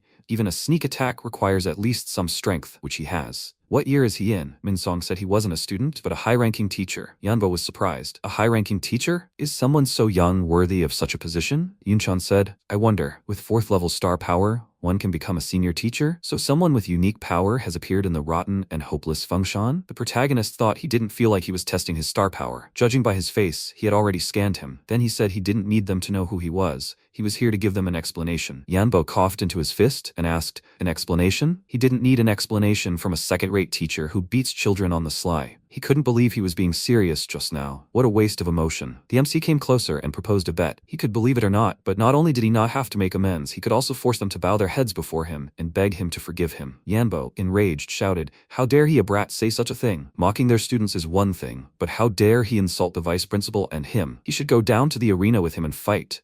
They will see if his mouth is stronger than his fists. Minsong held out his hand to the protagonist and shouted, it's not worth it. He said, no problem. Minsong shouted, he can't even imagine what it would mean to have a duel between teachers from different universities if he loses in front of so many students. The protagonist said he knew. Losing to Jianlan would mean Fengshan openly admitting that it is inferior to them. The teacher who loses the battle will also take the blame and resign. Minsong looked at him and said, now that he knows this, he shouldn't accept the challenge. The honor of his university isn't his alone. If he loses, the protagonist stepped forward and said, what then if he loses? What honor is he talking about? Jianlan had been thrown face down in the dirt so many times. There's no damn honor here for a long time. Yanbo pointed to the side and laughed, saying, he thought he was smart, but in fact, he's not exactly brilliant. He's giving him one last chance. They can fight somewhere else. He won't be so embarrassed. The protagonist said no need. He accepts the challenge. Then the host, looking at the system window, shouted in surprise, what? Ladies and gentlemen, urgent competition update. It's now a teacher exchange match. Function looked up and said, some idiot wanted to die in front of all the students. Soon he'll see the difference between teacher and student. Dayan, smiling, said, anyone who dares to challenge the fell demon will die. The guy next to him shouted, teacher, please, he must teach him a lesson. The students began muttering, this guy, how old is he? He thinks he's the same age as them? There's no need to watch. There's no way the teacher would lose to such a befuddled youth with his many years of combat experience. Should I record this fight to show others? At this moment, Ling Yue fearfully put her hands to her head and shouted, how did the elder brother manage to challenge the teacher from Jianlan? Then the students were asked to remove the participants from the previous fight. After that, the host raised his hand and shouted, next up comes a high-ranking teacher from Jianlan University, Fel Yanbo. On the contrary, a high-ranking teacher from Fengshan, Su Ping. He asks both sides to descend into the arena. At this moment, Yanbo jumped into the arena, breaking the ground beneath him, and shouted that he would be the first to go out. The host shouted, what majestic power. As expected of an 8th stage martial beastmaster, just one jump can have such destructive power. Now they ask for Su Ping. Where is he? At this moment the protagonist was floating in the air. Then the host shouted, in the sky. A teacher floating in the air? Incredible. Teacher, Su actually walks on the wind. Has he already reached the 9th title rank? Minsong, perplexed, shouted, what? A title rank? After this, the protagonist landed opposite his opponent, and he wondered in surprise, why is this youth a title rank? Doesn't he have 4th stage star power? Feng Qian thought that now it was clear why Dayan had fallen out of nowhere, because he didn't need to use any movements to control his star power. At this moment, Lin Yue pinched her cheek and was surprised her brother was a title rank. It hurt. Then Hao, shaking all over, said, teacher, he's begging him. Dayan shouted, how is this possible? His companion added, impossible. Where in Fengshan would such a creature come from? Then the MC held his hand forward and said, let's begin. 8th stage War Beast Master, Instructor Fel. The host then clenched his fist and shouted, now he's asking both instructors to summon their pets. Yanbo frowned, thinking, a 20-year-old could only cultivate a celestial beast for 10 years at most. He might have spent all his energy cultivating his star power so he could fly on the wind. But his weakness was his combat skills. He concentrated his energy, and a rift appeared next to him, and he shouted for it to eat him. He thought it was impossible for it to match his combat experience. A purple shadow fox appeared next to him, and Minsong, pointing his hand to the side, shouted for it to come straight at him. The students shouted in surprise. It was a beast with an 8th stage bloodline. They should see how many tails the purple shadow fox had. Its combat power had also reached the highest 8th stage. Damn it, the dark black dragon Fengtian was already problematic, but now there was a purple shadow fox. Although the 7th and 8th stages are only one stage apart, their strength is like cloud and mud. Moreover, the purple shadow fox is the most ferocious thunder beast. Dayan laughed and asked, they know how dangerous it is, right? His comrade shouted, they're not vegetarians, and the protagonist asked, 8th stage then? He reached out to the rift that had formed next to him and said, what a coincidence indeed. A creature began to emerge from the rift and Yanbo shouted in surprise. This, the protagonist said, his pet is also 8th stage. His opponent shouted, Purgatory Candle Dragon? Then the protagonist's pet unleashed the power of the dragon. Everyone present was amazed at how powerful it was. Even through the protective barrier, one could sense it. At this moment, Minsong also adjusted his mustache and thought, so Su Ping's main beast is the Purgatory Candle Dragon. This guy's quite good. This is one of the best dragon-type creatures. His fears were truly unnecessary. He then extended his hand and ordered the energy barrier defense level to be set to maximum. Also, all second-level energy defenses need to be activated. Then the MC smiled and said that he no longer needed to be polite. His opponent began to concentrate his energy and told him not to get cocky ahead of time. Although his beast was quite rare, he noticed that it currently only had the combat power of the lower 8th stage, lower against the highest. It was still unclear who would win and who would die. 8th stage power boost. The beast's body began to glow with energy, and the host shouted, Purple Shadow Fox is resisting the restraining effect of Dragon Majesty. With its 8th stage power boosted, Purple Shadow Fox had probably already stepped onto the 9th stage field at this point. Why didn't Instructor Su also boost his pet? That would be equivalent to allowing it to fight 1 against 2. The protagonist then asked, is that all? 1 against 2 isn't enough, Minsong asked indignantly. Was he underestimating him? Purple Shadow Fox. 8 thunderclaps. His beast screamed loudly, then began concentrating energy in its tails. At this moment, Hao frowned, placed his hand on his chest, and asked, 8. Lightning Rat could cause serious injury with 1. Purple Shadow Fox can release 8 at once. Is this thanks to the power of the 8th stage? Then the attack aimed at the protagonist's beast, and the host shouted.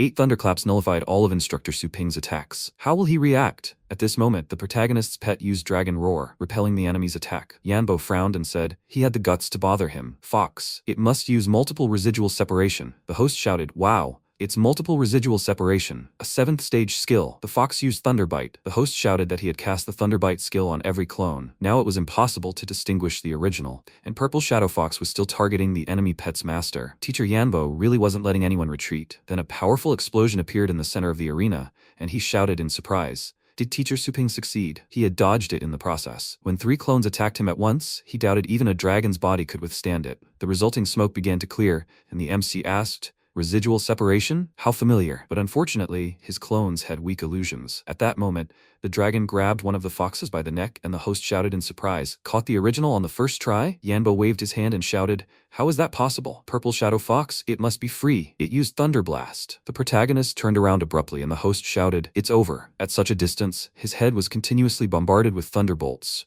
The consequences are unimaginable. Diane smiled and said, that's it, this should roast his dragon mouth to pieces. His comrade added, compared to Master Yanbo, he's still too soft. At this moment, Minsong slammed his fist on the chair and sighing, said, the gap in combat experience is certainly too great. He shouldn't have let him fight. Yunchan said, that sound. All the thunderbolts fired at once. No need to look. The outcome has already been decided. The protagonist asked, who said that? Yanbo was surprised. What? The host shouted. Unbelievable. Purgatory Candle Dragon received so many bolts, but his mouth only has a few cracks. On the contrary, this Purple Shadow Fox is on the verge of death. Yanbo, noticing the cracks on the dragon's face, said in surprise, are these stone and plant type defensive skills, stone armor and vine armor? Then the host shouted, the Purgatory Candle Dragon is unharmed. It received so many charges, but thanks to the stone and vine armor, it didn't even sustain a scratch. Yanbo clenched his fist and shouted, shameless. He's forcing a high-ranking dragon beast to only learn defensive skills. What a waste. Where's his pride in dragons? The protagonist asked, did he just mention pride in dragons? He thought, having been defeated again and again by his fellow dragon beasts whose combat power far exceeds his own, even the highest dragon beasts should be able to lower their proud dragon heads and master defensive skills. After all, no one wants to die, right? Then the host announced, and in the first round, Su Ping wins. The students cheered, excellent. Their teacher is back to normal. Hooray, awesome. Daiyan clenched his fist and uttered, curse. Minsong sighed and said, there really was no need to be afraid. Yanbo then said, he shouldn't rejoice too soon. This is just his secondary pet.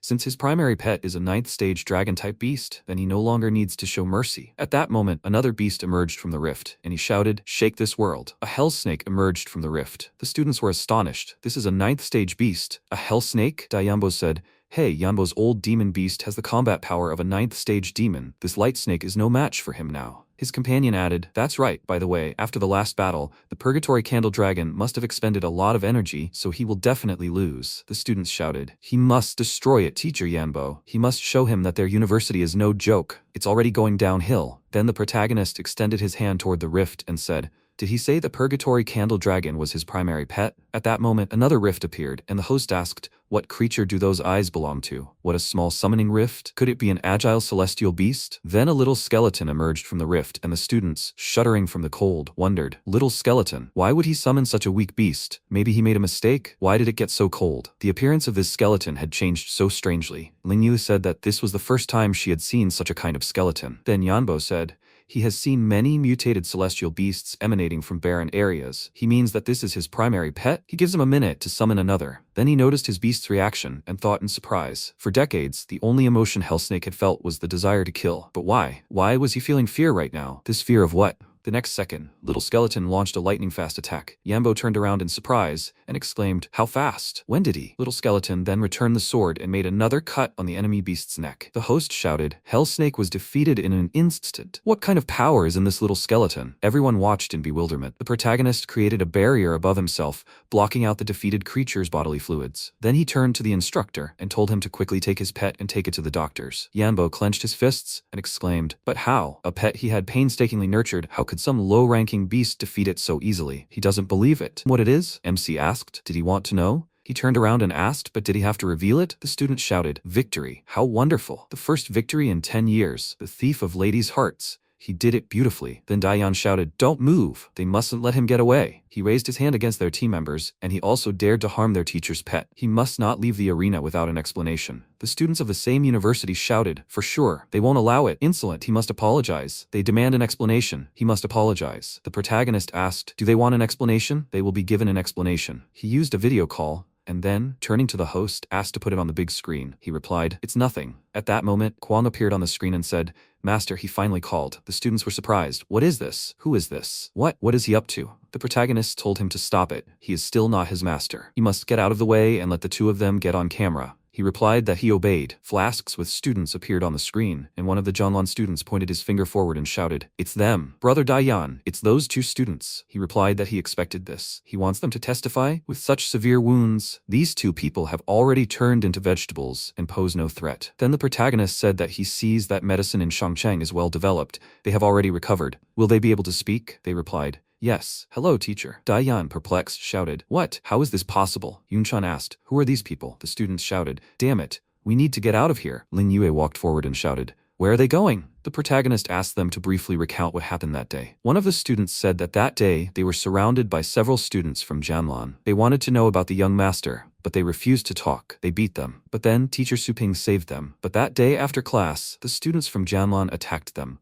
When he woke up, he was already lying here. The other students were surprised. How could this happen? Did Dayan and the guys really lose? Ling Yue pointed her finger at them and added, it turns out they were the ones who attacked first. They were also accused of impiety. Dayan held out his hand and shouted, liars, they must get out of the way. They just conspired. At this moment, Yunshin, enraged, slammed his fist on the chair and said, Dayan. The students fell to the ground in fear. They asked, Vice Principal? He said, he told him that time, if he dared to lie, what would happen to him? He replied, expulsion, stripping him of his martial beastmaster's bloodline, and never again associating with the heavenly beasts. Then Yunshin bowed before Minsong and declared, he is to blame for their indiscipline. He would be responsible for the two students' medical expenses and all future expenses. He hoped that he could let go of the past. They, Jianlon and Fengshan, would always be friends. Minsong adjusted his mustache and, smiling, said, okay. At that moment, MC flew up to them and told them to stop. He looked at Yunshan and asked, haven't forgotten anything? He looked at him and asked, does he want something? A rare treasure? High-ranking celestial beasts? He could satisfy that if it was within his power. The protagonist smiled, pointed his finger down, and told him not to worry. He didn't want much. He should kneel and apologize. Yanbo shouted indignantly, what? He shouldn't bully people. The protagonist said that he lost to him, which meant he was no longer a university teacher. His words carried no weight. Yanbo clenched his fist and shouted indignantly, Minsong said, Teacher Su, there's no need for that. He replied, of course there is. He just wants to tell everyone present that if anyone dares to provoke Fengshan again, they must be prepared to pay the price. And one more thing, there is no friendship between them. They are subordinate to them. All their high-quality resources will always be available to them. Yunchan knelt down and punched the ground. The other students also knelt down. Minsong asked, is this what he calls a peaceful solution? After a while, a huge line formed outside the pet store. There were shouts, is it his turn? Owner, will he sell them food? Owner, is this precision here? This store is so old, but there's no room to squeeze in. The guy next to him looked at him and asked, doesn't he know? The owner of this store is a title ranker. It takes barely half a day to raise heavenly beasts. It's a bit expensive, but it works surprisingly well. The guy asked, really? Hey, he has to keep this a secret. If more people find out, they won't be able to rise in the rankings. The protagonist thought he'd only wanted to settle a dispute in the exchange competition, but unexpectedly, it had made him famous, boosting the store's reputation. Then he said, next. Ling Yue began to push her way through the crowd and told them to step aside and let her pass. He looked at her in surprise and asked, why did she come? She replied that she also wanted to raise her beast, couldn't she? He said, it's a serious matter, but she forgot to say hello, and why would Her Majesty stand in line? She said she didn't want any special attention just because she was his sister. She wanted to take this opportunity to become stronger. Then the protagonist said, okay, what level is her beast? She summoned her pet and said that it had recently reached the 4th level. The protagonist looked at the tablet and said,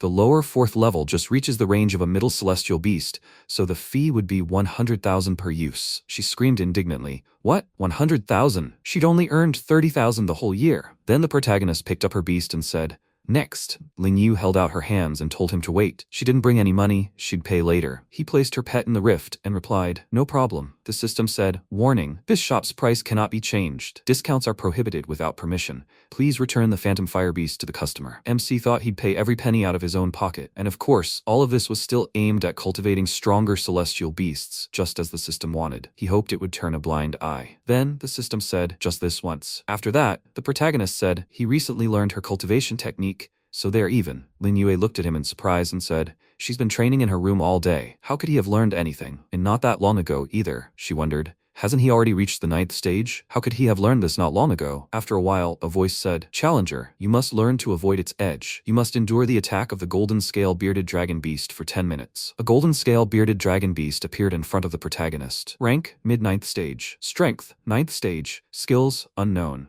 MC said that its strength had already reached the 9th stage. Finally, he could get at least some information about high-ranking heavenly beasts. Little Skeleton, his pet, rushed to attack, dealing several blows. The protagonist waved his hand and, turning to the beasts, told them to fight bravely. They must help Little Skeleton. We must attack the enemy's blind spots. Killing intent. The next second, the pets rushed to attack. The protagonist shouted, Little Skeleton, now. The dragon used the dragon roar. And then its body split into 2. From there, another creature with 2 heads appeared. The system window said, name unknown, rank Beast King, skills unknown. Less than half an hour, 7 minutes left. The protagonist asked, is this the 2nd stage? Beast King then? Just in time to test Little Skeleton after absorbing the Skeleton King's bloodline together. The beasts continued their attack. After a while, part of the mountain flew aside. The system reported, time is up. MC said, place of death. The system reported, the Dragon King's trial is over. Successful kill. Purgatory Candle Dragon's power increased. 8th stage. Skill acquired. Hardening. Tianxiang Pig's power increased. 5th stage. Skill acquired. Vine Armor. Snowball's power increased. Skill acquired. Alien Phantasm. Moon Chasing Dog's power increased.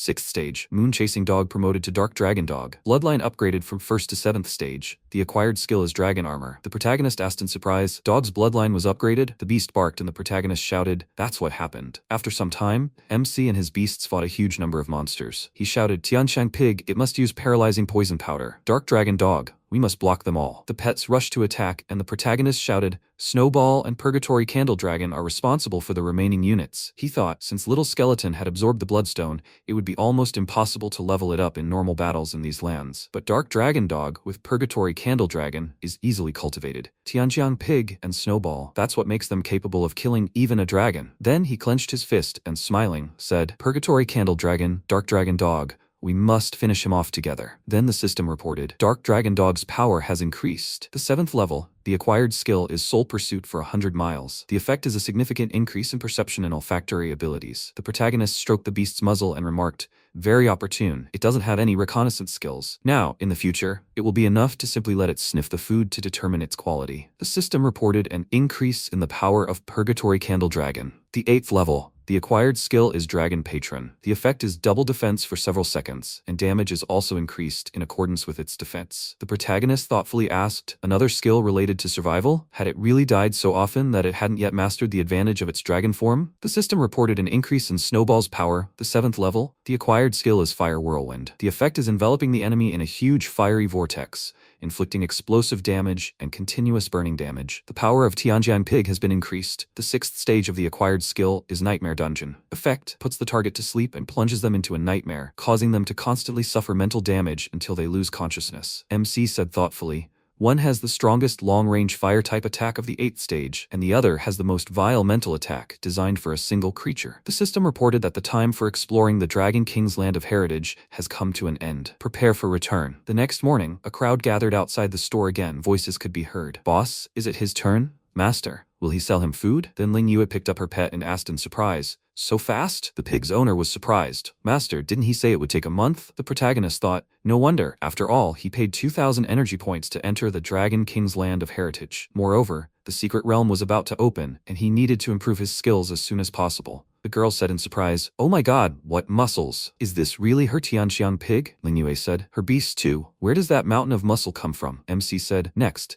But she could try it out for herself if she didn't believe him. The student grabbed the girls and, sending them toward the exit, shouted, there's no need to test anyone. The owner is finished with them, so they shouldn't hold up the line. The owner's style will always be like this, so there's no need to doubt it. They should leave. They're trying them out at home. They shouldn't waste the owner's precious time. Ling Yue said, how creepy. The protagonist thought, now there's no need to prove anything to people. Then he looked at the sphere that had formed in front of him, and the system reported, professional cultivation successful. Rewards for successful completion, 1 mid-level great panacea, 1 secret mystic skill. The protagonist asked, what mystic skill will drop? It's opening. A book appeared before him and he asked, Demon God's overwhelming fist? The next second he found himself in another dimension and thought, damn, where is he? What gigantic beasts? The strength of each of them seemed to rival that of the king of beasts. Then, a bright light appeared in the sky above the beasts, from which a golden fist emerged, followed by a huge creature that slammed the fist into the ground. The protagonist shouted, what a terrifying blow. The creature folded its arms and said, there are 5 styles of overwhelming fist. By mastering the first style, one can master the power of the 4th stage. The effects of the first style are extremely serious and dangerous. The principle of controlling this power is incomparable. Ordinary practitioners can only master the first style at best.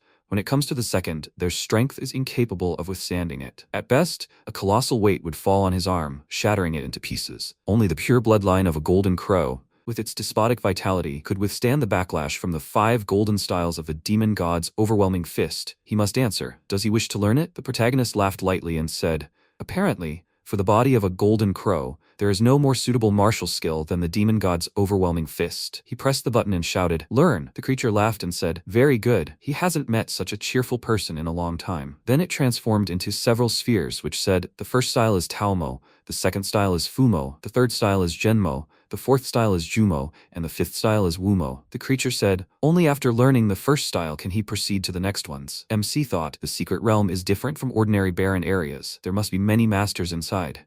He's afraid that one little skeleton won't be enough. His strength must also be improved to a higher level, and he mustn't drag little skeleton down. Then he said, well, the shop will be closed for a few days, and he will pour all his strength into overwhelming the Dragon King's legacy lands. 2 days later, the equivalent of a month and a half of cultivation, the protagonist was breathing heavily. He was in the Dragon King Heritage Land. The first style of the Demon God Suppressor Fist is almost complete. The system reported that the remaining energy points are insufficient, preparing for return. The protagonist was surprised so quickly, he was so close to completion. Well, it seemed the Golden Crow's demonic body had also improved significantly, and he would soon break through to the 2nd level. The monsters were already gone. He hoped this power would be enough. Sometime later, near Pioneering Base Number 7, Mo Lao, a master of the Supreme 8th Stage Martial Beast, smiled and remarked to the captain that his group was very strong. Why did they need their help? Chen-Long, a master of the Supreme 8th Stage Martial Beast, asked if he wasn't afraid they would reveal his secrets. Ni Chen-Kong, the captain of the Polar Star Group, laughed and asked, so their group is that strong? Luo Guxue, a high-ranking Fengshan teacher and the core force of the Polar Star Group, with a master of the Supreme 7th Stage, watched them silently with a smile. He declared that, frankly speaking, this time he wanted to obtain a valuable item. He had investigated, and it was guarded by a very powerful beast. Don't let our team's reputation in the Barrens detract from their extensive experience in the Barrens, those who are pioneers, and that's enough to enter the secret realm. There are only him, Chen Shan, and Xiao Shui, just 3 people. However, in his experience, at least 6 masters are needed to safely obtain it. Long whispered that this meant they wanted a big prize they couldn't get themselves. Lao whispered that the price would then rise accordingly. He declared to the captain that he had chosen them for a reason, so they would do everything in their power. However, in the secret realm, they must also be vigilant against others who would kill for easy money. Many would do anything for that, but they weren't one of them. If he wanted this thing, then they had to choose what they wanted to take. Chen Kong said that was no problem. Then Lao would be second, and he would be third. What about distributing the remaining valuables based on each person's combat performance? He thought that the treasures of the secret realm didn't belong to the first to find them. but to those who could bring them out alive. If the predators in the team are not fed enough, there will be endless troubles. Lao said that he was the team captain. It would be reasonable for him to be the first to choose. He pointed out that he was mistaken. He didn't have the right to choose first. They looked at him, dumbfounded. They quietly asked, who else could choose first if not the team captain himself? Chen Shan greeted the team captain and announced that Ping had come to see them. Lao asked, who is that young man next to Chen Shan? Long whispered that with such a weak star power, he hadn't even reached the 6th level. He wasn't here thanks to his connections, was he? Chen Kong greeted him and, shaking Ping's hand, said that he had long wanted to meet him. The protagonist shook hands, asking if he was Captain Chen Kong. He said he would introduce him to the others. Long asked, turning to the captain. He said he wasn't the first to choose, so did he really mean this guy? Chen Kong declared that he was. This was Ping, the man who saved Chen Shan and Xiao Shui's lives, and also killed a stage 8 demonic beast. He asked Ping if he wouldn't give up his right to first choice, would he? The protagonist replied that he would respectfully agree. They cried out in surprise. He had defeated a stage 8 demonic beast, but he was so young. Chen Kong asked if there were any questions left, other than the order of reward selection. Lao remarked that with such achievements at his age, he truly deserved to fight alongside them. Long replied that if he was Chen Shan's patron, then he had nothing more to add. Sometime later, they arrived at the entrance to the secret kingdom of Dragon Ledge Mountain, the gate to Dragon Ledge. Chen Kong remarked to Ping that since Dragon Ledge was located at the top of the mountain, the air was very thin. If he wasn't used to it, he might want to slow down. MC remarked that he wasn't tired, it just took a long time. Couldn't they just use flying pets to get to the top? Long irritably declared that he shouldn't dare do whatever he wanted and involve him in this. Ping looked at him, puzzled. The group captain laughed and said that this was his first time here. He wasn't familiar with the rules. This area is so dangerous that summoning a flying beast could easily lead to an accident. Therefore, there's an unspoken rule among the explorers. Fighting or summoning celestial beasts is prohibited at the gate to Dragon Ledge. Violators will be punished, expelled, or even imprisoned. Officials send their specialists here specifically. Don't draw attention to yourself. At this moment, the sounds of fighting were heard nearby. Chen Kong shouted, could it be that 2 young masters from the Qin and Tang families? Ping asked, isn't fighting forbidden? He claimed that the rules were made for ordinary people like them, and those big families that can cover the sky with one hand don't care. Even the government doesn't interfere. Judging by the Qin family's momentum, they were going to reach the gate before the Tang family. This is bad. Their fight was causing a rockfall. They must be careful. Long smugly said that there was no need to remind them of this. The rockfall was too slow. It wouldn't hit them. The protagonist looked at him, then abruptly rushed up the stone stairs. The group captain shouted in confusion, turning to Ping. The protagonist used his abilities and shouted that they must smash the falling rocks. They won't be able to dodge it. It's impossible to dodge on these stairs. Chen Kong shouted that he understood. They began to destroy the rocks using their abilities. Lao and Long were surprised to see that this guy's judgment and leadership skills were highly developed. The team's cohesion and enthusiasm immediately increased, after which they climbed to the top of the gate to the Dragon Ledge. At this time, an old man at the stairs asked to make way and said that my lady wanted to challenge the Dragon Ledge for the 6th time. The people shouted in shock. It's the Tang family. This is the same duo of masters. They are called the 2 winds of the Tang family, Zhuo Wakan and Shen Mo. Could it be that the young master of the Tang family, Ruyan, was standing next to them? She's about to challenge the Dragon Ledge for the 6th time. This secret realm has only been opened a few times, right? This is simply creepy. Ruyan declared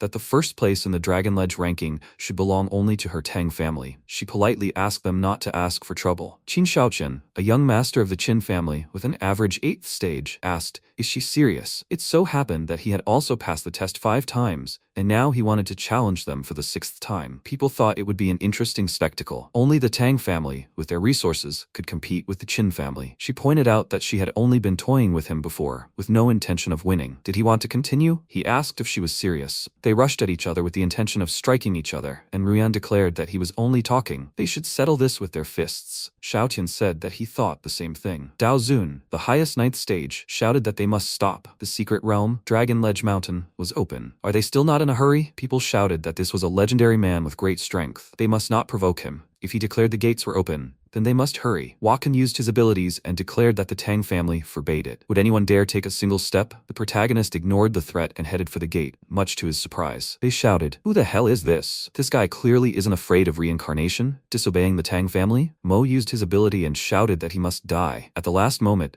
a sword fell from the sky, destroying his ability. Zun remarked that if they had any grievances, they should settle them privately. There was no need to make a mess here. The protagonist said he was very grateful. MC thought it was a powerful sword technique, unrelated to the heavenly beasts. He said there was no need to thank him. How many ants were crushed was none of his business. He was only trimming the overgrown branches. Moreover, this strike couldn't harm him, could it? Ping chuckled and headed for the gate. Wakan shouted, How dare he disregard the Tang family? Mo shouted that he had to stop. People noticed that this impulsive guy didn't care about the Tang family at all. If it weren't for Zun, he would have been reduced to bones. How reckless of him. Daring to provoke the Tang family in the deserted regions. That's the perfect description of death. What group was he from? Who's the captain of this group? If they catch them, will the Tang family give them a reward? Although they shouldn't even dream of that, because the Tang family was coming for him, so they should hurry and just enter the gate. Long whispered irritably, covering his face with his hand. Was this guy really trying to kill them? Chen Kong asked in a whisper. Should this be called bravery or recklessness? He had easily done something he wouldn't even dare to think about. Gukshe whispered with a smile that he was still the same, not at all afraid of powerful people. After a while, at the pillar of the Dragon Gate, an unknown voice asked if he would accept the test of his heritage. The protagonist thought that, while there was no one here, it was time to test the difference between this place and the cultivation zone assigned by the system. By the way, I should test my current strength. Which floor could I reach? The protagonist said he agreed to take the test. Meanwhile, Wakun and Mao respectfully greeted the young master of the Tang family. Rian asked why it had taken them so long to respond.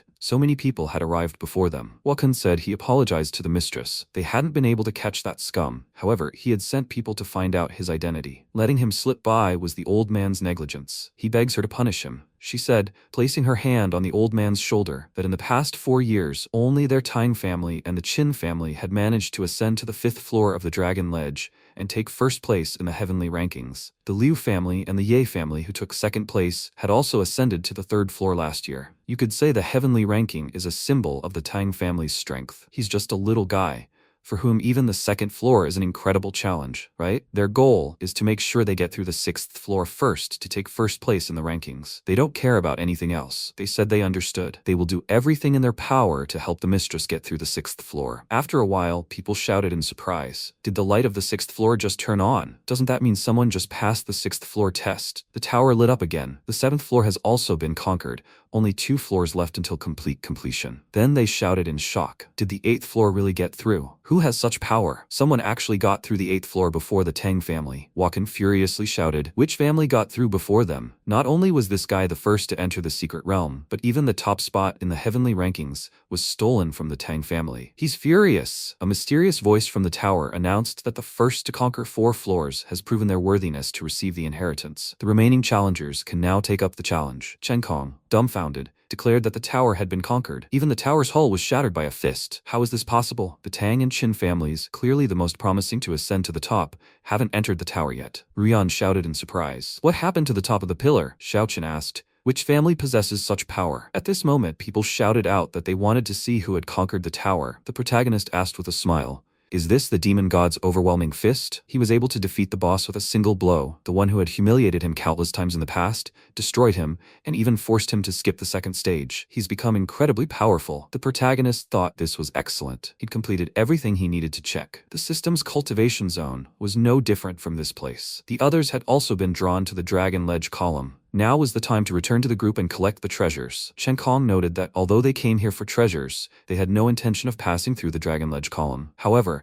seeing someone so easily pass the 9th floor, Chen Shan agreed. He felt a sense of disappointment. The MC asked, turning to the group captain, what their next step was. Long turned around, looking at him in surprise. He said with a smile that he was just in time. Where was he? They were waiting for him to collect the treasures. Ping said he was warming up slightly. Now he was ready to get to work while everyone else was in the column. The group members were dumbfounded, thinking, so for him it was just warming up? That meant Ping wasn't the first one to enter the secret realm for nothing. Could it really be Ping, the guy who passed the column? Long whispered that this guy was taking advantage of the captain's trust to act on his own. This irritated him. Lao whispered that he shouldn't worry. If possible, they would teach him a lesson and show him that he was the core of the team. After some time, Dragon Scale Continent number 92 arrived. Chen Kong announced that Lao was in charge of reconnaissance, and Guxue was in charge of aerial reconnaissance. Guxue summoned a flame bird and said that it understood its task. Lao summoned his beast, Earth Cradle, and said that it was no problem for him. He trusted it. The protagonist summoned Dark Dragon Dog and said he wanted to test its skills. He asked why he had summoned a 7th level heavenly beast. Was his Earth Cradle handling foot reconnaissance, or did he not trust them? The protagonist ordered his beast to sniff the surroundings for intruders. Long crossed his arms and declared that he had to return his beast. The Dark Dragon Dog was too big and too conspicuous. Besides, this was a secret realm. This wasn't an ordinary barren area. What could he track down with a 6th level pet? The dark dragon dog growled viciously, and MC pointed out to the team captain that there was an enemy nearby. Lao asked, "What enemy are we talking about?" Chen Kong asked. "Where is the enemy currently located?" He chuckled and said that his beast hadn't detected any hostility in the area. Gukshe pointed out to the team captain that her flame bird hadn't detected anything. Long smiled smugly and asked, "Is Ping trying to attract attention?" He thought anyone would believe him. Suddenly, enemies appeared, and their beasts screamed furiously. They saw numerous wind pythons rapidly approaching them. They screamed when they appeared. Chen Kong shouted, "This is bad. These wind pythons are probably at least a 9th stage threat. It's too late to run. Everyone needs to prepare for battle." He then summoned his 9th stage bloodline beast with a lower 9th stage combat power. The group captain ordered Long to use the giant earth dragon to protect them,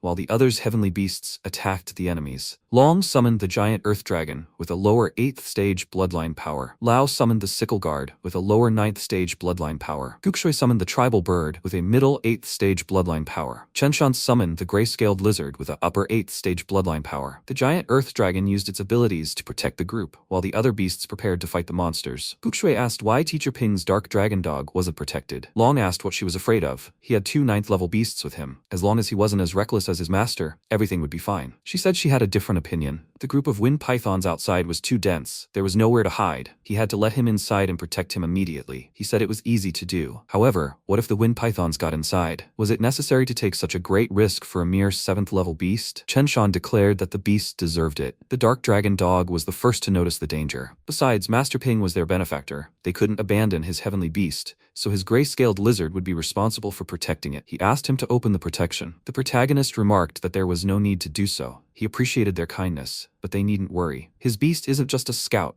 it's also a bit of a combatant. If they kill the Wind Rider peony leader, they won't be a problem anymore. The monsters can't do anything without their leader. Lao whispered that he was just trying to make an excuse. His dark dragon dog only had a 7th level bloodline. Even if it had the strength of a top 7th level, it still wouldn't be able to handle 9th level pythons. He whispered that this fight would put him in his place. He used the ability Earth Cradle Concealment. Gukshui asked if that was the pet skill that grants invisibility. Lao said it was true. He commanded his beast to activate invisibility. This would allow them to observe the battlefield. A fierce battle between beasts and monsters began. Gukshui asked, "What about the dark dragon dog? Were there really no bones left?" Chen Kong shouted that she was wrong. She needed to look there. It looked like some kind of line of light. She looked on in shock, just as Dark Dragon Dog struck the beast down with its abilities. Gukshui asked in surprise, could this light be the result of multiple shields stacked on top of each other? A 7th level heavenly beast charging through a horde of 9th level wind pythons? Long asked in shock, did he call it a bit of a fighting type? A 8th level wind python king appeared on the battlefield and attacked Dark Dragon Dog. The group watched the battle in shock, worried about Ping. However, Dark Dragon Dog was able to defend itself with its barrier. Lao exclaimed in surprise, this beast has amazing defense. Long asked in shock, why does he think his Earth Dragon is inferior to this dog? The Dark Dragon Dog made a quick strike at the monster, leaving a barely perceptible mark on it. He thought the blow had only slightly scratched the skin, meaning all of Dark Dragon Dog's strength was focused solely on defense. No wonder it was so difficult. But his giant Earth Dragon has several skills. Suddenly, the king of the wind pythons screamed and fell to the ground. Lao shouted in shock. Was the monster poisoned? How is this possible? Long shouted that the enemy leader has very tough skin. How did he inject it with poison? They shouted that this beast is very strong. After a while, Dark Dragon Dog delivered the decisive blow to the enemy leader. Ping thought that in the Dragon King's lands, they had suffered many beatings. His beast had been cornered and destroyed so many times. Enough playing around, it was time to finish. His beast used a dragon roar, causing the wind pythons to scatter in all directions. The party members shouted, raising their hands in victory, as they triumphed without sustaining any injuries. The Dark Dragon Dog is incredibly strong. Long apologetically declared that his pet was truly high quality. The protagonist said that his beast had only average properties. Lao declared that he was displaying commendable modesty. If his beast had average properties, then were their pets inferior? MC used identification and the system window reported that it was an Earth Cradle. Species, Earth, Fire. Bloodline, level 9. Strength, average level 7. Special skill, Concealment, Wind and Fire Step. Burrowing, Soul Pursuit 10 miles. Properties, inferior. Ping thought, looking away, that he thought too much of himself. They were all no different from each other. Chen Shan asked in surprise, looking at the Dark Dragon Dog, are these really wind python eggs? Long noticed that the young in this egg sac hadn't yet formed, meaning the nourishing essence provided by the mother snake hadn't yet been absorbed. Giving his celestial beasts the eggs would be an excellent tonic. Lao said that Ping's pet had been the first to spot the enemies and single-handedly killed the leader of the python pack, so he truly had the exclusive right to use them. The protagonist noted that their scales were often used to make invisible paint, and they fetched a high price on the market. They could have them, if they didn't mind. He whispered, Looking at the old man, is he suggesting they take them? Why, instead of troubling them, had he offered to share the spoils? The old man whispered that his strength was incomprehensible. It was better not to make an enemy of him, but to seize the opportunity to befriend him and make peace. Long whispered that he thought the same. They bowed and thanked him. If he needs anything in the future, just let them know. The protagonist said with a smile that he would remember their words. After a while, Chen Kong said, pointing his index finger at the map, that there was a cave somewhere in the northeast. This was the purpose of their trip. Long thoughtfully remarked that this was good. They wouldn't reach that place until tomorrow morning. MC thought that he had already been there when he took the Dragon King's legacy test, and that there really was a hidden treasure there. However, there were still several more hidden treasures on this continent. But why did they choose this particular place? Ping asked, turning to the team captain, if he had drawn this map himself. He said his friend had sold it to him at a very good price. Did he have any questions? The protagonist said that wasn't true. He was simply curious that, in such a large area, there was only one hidden treasure. It was odd. The team captain said with a laugh that with such competition in the secret realm, it was not surprising. Long said the captain was right. By the time this map was made, other treasures might have already been found. The protagonist looked at them and said nothing. The next day, at the cave entrance, MC shouted that they should wait and not go inside. A 9th-level beast had taken up residence inside the cave. Chen Kong asked in surprise how he knew about this. They hadn't even entered yet. Ping thought with a smile that he had been here before. He naturally didn't remember everything in detail, like in the Dragon Ledge Tower, but at least he had a good idea of what was there. The protagonist asked if they still doubted the Dark Dragon Dog's charm. He said thoughtfully that he was right. His pet had identified a flock of wind-winged pythons, which had greatly helped them. Long grumbled, "That's bad." Another 9th-level enemy, Guxui said with a fearful expression that the Wind Python squad had a combined combat power of Tier 9, and each of the monsters was Tier 7 or 8. The cave's environment was unknown to them, and a Tier 9 beast was hiding inside. Lao nervously said that the difficulty had increased several notches. Even with such a strong ally as Ping, he was afraid that suppressing the local boss would be difficult. The group captain asked with a smile, "So, a local boss? How about luring the monster out of its hole?" Long said, summoning his beast. That made sense. They would prepare an ambush at the cave entrance. Chen Kong declared, using his abilities, that once the enemy inside revealed themselves, they would catch them off guard. He shouted, "It's easy." He summoned a giant earth dragon. His beast used its earthquake abilities. Guxu commanded her flame bird to use a fire attack. Lao ordered his pets to conceal their presence. Long declared, turning to the captain, that the ambush was already prepared. All that remained was to wait. Chen Kong, crossing his arms, said he wouldn't wait. He would lure the enemy out. He asked, dumbfounded, "Will he really do this? Has he gone crazy? It's too risky." The team captain asked, "Have you forgotten? He had a 9th-level beast, so he didn't need to worry about it. It was unknown when the enemy would emerge, even if he had to wait." Almost all the other explorers had left the Dragon Ledge Tower and entered the Dragon Scale continent. Therefore, the situation could take a turn for the worse. Long tried to object, but the protagonist said with a smile that he didn't need to worry about that. He was also going with the captain. Chen Kong smiled and said that was good. If Ping went with him, he would be at peace. After some time, they entered the cave. The team captain said that the poisonous air in the cave was getting thicker and thicker. His star power isn't yet strong enough to withstand the poison, so he should wait outside. Besides, his first choice of treasure has already been confirmed, so there's no need to risk his life. The protagonist told him not to worry. He's wearing water armor, and no poison below stage 8 can harm him. However, he's learned that, on this expedition, the captain is only entitled to 3rd place in the selection, and now he's leading the most dangerous mission. The explorers he knows haven't been this dedicated. While no one's here, maybe he should tell him what's going on? He said with a laugh. Truly nothing can be hidden from him. In this cave, there exists a star cloud spiritual tree. The fruit from this tree can stimulate the full potential of a martial beastmaster below stage 8, causing them to be reborn. He'll even be able to break through to the next level. This is a rare treasure in this world. He'll get it before anyone else. MC noted that, in other words, he'd given up the opportunity to choose the treasure first, but he'd risked entering the cave first. All this for the fruit? Chen Kong said exactly that. There were some things he shouldn't ask. In any case, he was determined to obtain this tree. If he, too, coveted this tree, even if he was a benefactor, he shouldn't accuse him of being rude. Ping thought with a smile that it turned out he simply wanted the fruit of the spiritual tree. It looked like a great panacea dispensed by the system, a completely ordinary treasure. However, it seemed important to him. This Chen Kong wasn't a bad person and had no ulterior motives, so why not help him? The protagonist declared he wasn't interested in the fruit. However, he wanted to remind him that the beast guarding this place belonged to a species of dragons of the highest 9th stage. It was a bloody flame dragon, a cunning creature specializing in psychic attacks. He would be signing his own death warrant if he went after the fruit. He asked in shock, could the opponent really be a 9th level opponent? The problem was that the creature had psychic attacks. Who was he anyway? How did he know about this? The protagonist smiled and remarked that there were some things he shouldn't ask. In any case, if he wanted the tree, he just needed to follow him. Then, MC shattered the rock in the cave with a punch, revealing a passage. The team captain looked on in surprise and asked, Could this really be a spiritual lamp? Ping said that, fueled by star power, it could resist most psychic attacks. Chen Kong asked how he knew the location of this item. The protagonist thought, of course he'd been here before. He also knew that such a powerful treasure could only be used in the Dragon King's legacy, and it couldn't be taken. How hungry he was. The protagonist smiled and said that this was also a secret treasure. It's time for them to go. They have the lamp.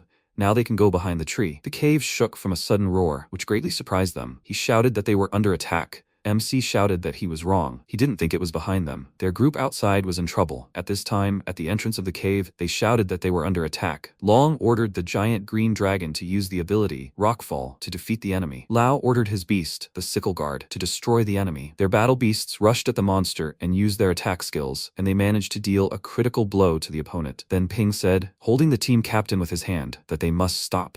Long declared with red eyes, turning to the captain, that they had succeeded. Guksho joyfully shouted with red eyes that they must see this quickly. They were able to defeat the enemy. The protagonists declared that it was terrible. They were too late. Chen Kong shouted, what have they done? He asked, what is he talking about? Didn't they successfully kill the 9th level beast? The beast roared furiously and ordered the scythe-bearing guard to destroy them. The team captain shouted, they've been enchanted. His subordinates will soon kill each other. The protagonist said he must summon the demonic ray. He mustn't leave the protective zone of the spirit lamp. Otherwise, they will become the same as their allies. The team captain used his beasts to protect his allies. MC shouted, turning to the team captain, he must take advantage of this moment and infuse star power into the lamp. Then Long said he had a headache. Chen Shan asked, what was that just now? Gukshu asked, so it was their heavenly beasts? Lao declared that the beast was to blame. Chen Kong shouted, are they okay? They can't leave the protective zone of the spirit lamp. Ping declared that together they could destroy the illusory field if they infused star power into the spirit lamp. They shouted, using their abilities, that they understood him. Long shouted, turning around,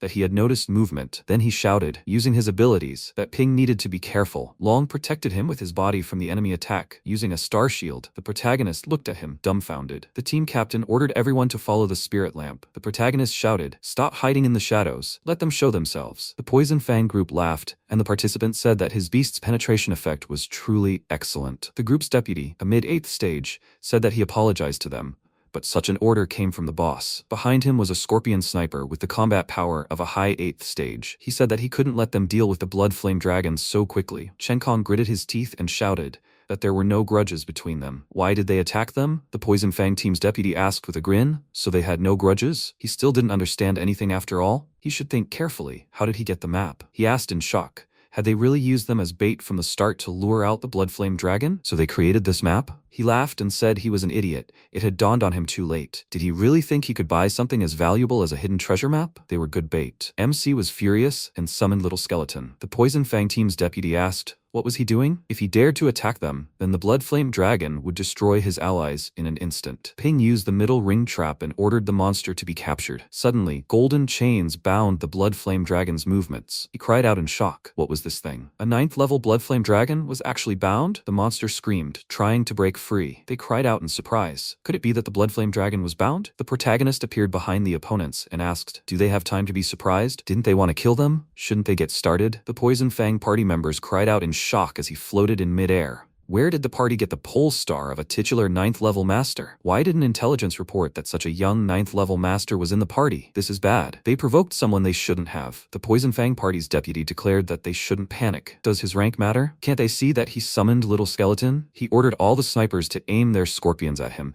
and declared that he didn't believe he could defeat them alone. In that instant, Little Skeleton destroyed all the enemies in his path. After a while, Gukshui told the team captain that he must hold on. Chen Kong asked with difficulty, what happened to the others? Chen Shan said, looking away, that Lao and Long had failed. The team captain uttered Ping's name with difficulty. Suddenly, the protagonist landed next to him and said he was here. He looked at him and said, please. Chen Kong recalled the past, when they were still in the cave. He said he had a bad feeling about this. If something happened to him, could he help him obtain the Star Cloud spiritual tree? The protagonist asked, turning to the team captain. This fruit is needed to enhance cultivation, isn't it? If something happened to him, why would he need it? Chen Kong said he asked that this be given to his daughter. The fruit of this tree can stimulate the full potential of a martial beastmaster below the 8th stage, causing them to be reborn. Perhaps it will help her immune system fight off illness. It's a cure for an incurable disease. He spent half his life in the wilderness, unable to care for his daughter. This is the only thing he can do for her. Currently, the protagonist looked at the pleading look of the dying group captain and went into the cave while the rest of the allies tried to save him. MC declared that he would do everything. After a while, the Poison Fang group captain, with the combat power of the highest 8th stage, asked if they had searched everything. His allies claimed that the tree was too big, they wouldn't be able to take it. He said they were idiots. What's the problem? They need to collect the fruit and then destroy the tree. If they can't take it, then the others won't get it either. The Poison Fang group captain's henchman prepared to strike the tree with his axe, but suddenly he received a fatal blow. They shouted, "Who's here? Are the people from the Polar Star group already here?" The Poison Fang group captain said it was impossible. The Blood Flame Dragon's combat power was at least mid-9th level, and his deputy was there, unless there were gods in Polar Star. He thought the wound was so clean that the person who did this was a 9th level master. The enemy group captain said he didn't know which master had set his sights on these secret treasures. However, why didn't he come out and talk to them? They were willing to give him half. Then several more Poison Fang group members were felled with a single blow. They shouted, forming a defensive circle, "Who is he? Let him come out. He can't do anything but shoot people in the dark." The protagonist used a spirit control weapon, a star power needle, to destroy several enemy soldiers. Team Captain Poison Fang shouted, using his powers, that he had found it. If he didn't want to do it the easy way, then he must die. Little Skeleton suddenly appeared nearby and slew his beasts with a single blow. He asked in horror, falling to his knees, how did 2 of his celestial beasts, with the combat power of the lower 9th step, suddenly die? He begs for forgiveness. He asks this master to take all these treasures. He only asks for mercy. The protagonist approached him and glared at him fiercely. He asked in fear, didn't he come for the treasures? Did he come here specifically to kill them? He asks him to state his name. He should at least know whose fault it is that he will die. MC declared, using the star power needle, that he would not give those he had chosen to kill a single chance of resistance. He would die with fear and doubt. After some time, Ping decided to dispose of the enemy bodies using the beast's flame ability. The protagonist said they shouldn't leave a trace. Afterwards, the protagonist used his ability to take the spiritual tree with him. MC thought a group had suddenly appeared that was targeting them. Fortunately, thanks to Long and the others, they survived. In reality, it was impossible to protect oneself in the deserted areas, so he had to adapt as quickly as possible. After some time, they reached the 7th tunnel base. Ping asked what they would do now. Gukshui said they should bury the captain and deal with the aftermath of Lao and Long. Chen Shan said with a sad smile that he had saved him again. His weakness had made him a laughingstock. He didn't expect the losses to be so great this time. He's afraid they won't be able to continue exploring the secret realm. Does he want to return with them? The protagonist declared, gesturing toward the spiritual tree, that he had other plans, and that they would part ways here. He had unfinished business. They needed this tree, and the fruit they were to give to the captain's daughter. He exclaimed in surprise, it's the legendary Star Cloud spiritual tree. He didn't need it? She asked, dumbfounded, how he knew about the captain's daughter. The protagonist said he wanted to go into detail. In any case, this was their captain's final wish. Can they fulfill it? They declared he could rely on them. MC remarked, using his ability, that was good. Also, those hidden treasures, they were in the cave and were highly valued. They needed to give them to the families of their deceased allies. Gukshui asked with emotion, is he giving up all these treasures? Ping said exactly that. The protagonist thought that, in any case, he had already taken the most valuable. Afterward, he would go after other treasures. It would be good if he gave these unused treasures to these people. The protagonist noted that the team captain, Long, and the others had sacrificed their lives for their chance to survive, and he was very grateful to them. A system voice announced, attention everyone. Explorers wishing to leave the base are kindly requested to bring the treasures they found in the secret realm to the checkpoint. Those who fail the inspection will be severely punished. Chenshan lowered his head, and Gukshui asked if he was okay. MC said he would go with them. After a while, they arrived at the Federal Security Service checkpoint. While the staff scanned the artifacts with a special device, the system voice announced that the following had been added to the database: a 6th level Wild Beast Crystal, an 8th level Heavenly Fist Scroll, a 7th level Dark Steel Sword, a 6th level Secret Fire Enchanting Stone, a 7th level Wind Python Scale, a 5th level Poisonous Bloodstone, a 6th level Dark Knight Beast Tooth, and a 6th level Rainbow Stone. The protagonist, noticing the people seated there, asked what they were doing. Chenshin whispered that he needed to be careful. These were security inspectors sent by the government to monitor the checkpoint, so they could be considered local authorities. The one in the middle was a 9th level master, and the 2 next to him were at the peak of 8th level. The system voice announced that the following had been added to the database: a 9th level Star Cloud spiritual tree. The security inspectors asked with interest, is this really a spiritual tree? They were lucky today. The head of security said they shouldn't make too much of a fuss. They said they knew about it. Then they asked, what is the price of the fruit of the spiritual tree? They wanted to know the price. Chenshan said he apologized, but it wasn't for sale. If they were interested in other treasures, they could negotiate the price. The security inspector kicked him and asked, who would be interested in such trash? He should get out of their way. The price for one fruit was only 5 million. They thought, reaching for the fruits, that by eating just one fruit, they would be directly promoted to the title rank. The protagonist grabbed the hand of one of the inspectors, and he asked irritably, "Who is he? What was he planning?" The inspector wondered, "Does he really expect to stop him, the highest 8th level?" MC said nothing. They decided to leave. The inspection was over. Ping thought it was nonsense. The federal inspection was clearly resorting to exploiting the first movers. He hadn't expected that. In addition to other groups, even officials were involved in shady dealings.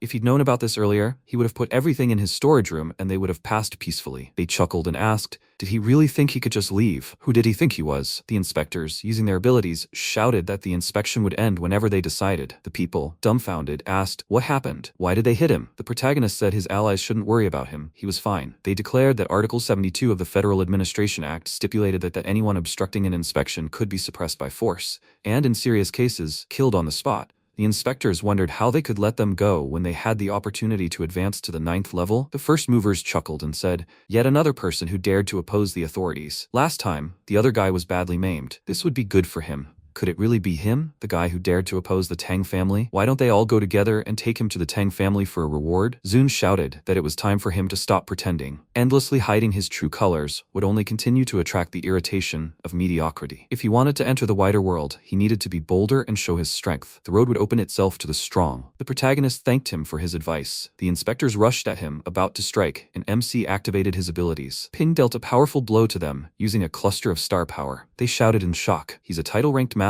At such a young age, he's reached the 9th level of strength? That's impossible. Even the young master of the Qing family had only reached the top 8th level. Where did this guy come from? Ping then used his abilities to store the spiritual tree in his vault. People shouted that he had control over the spirit.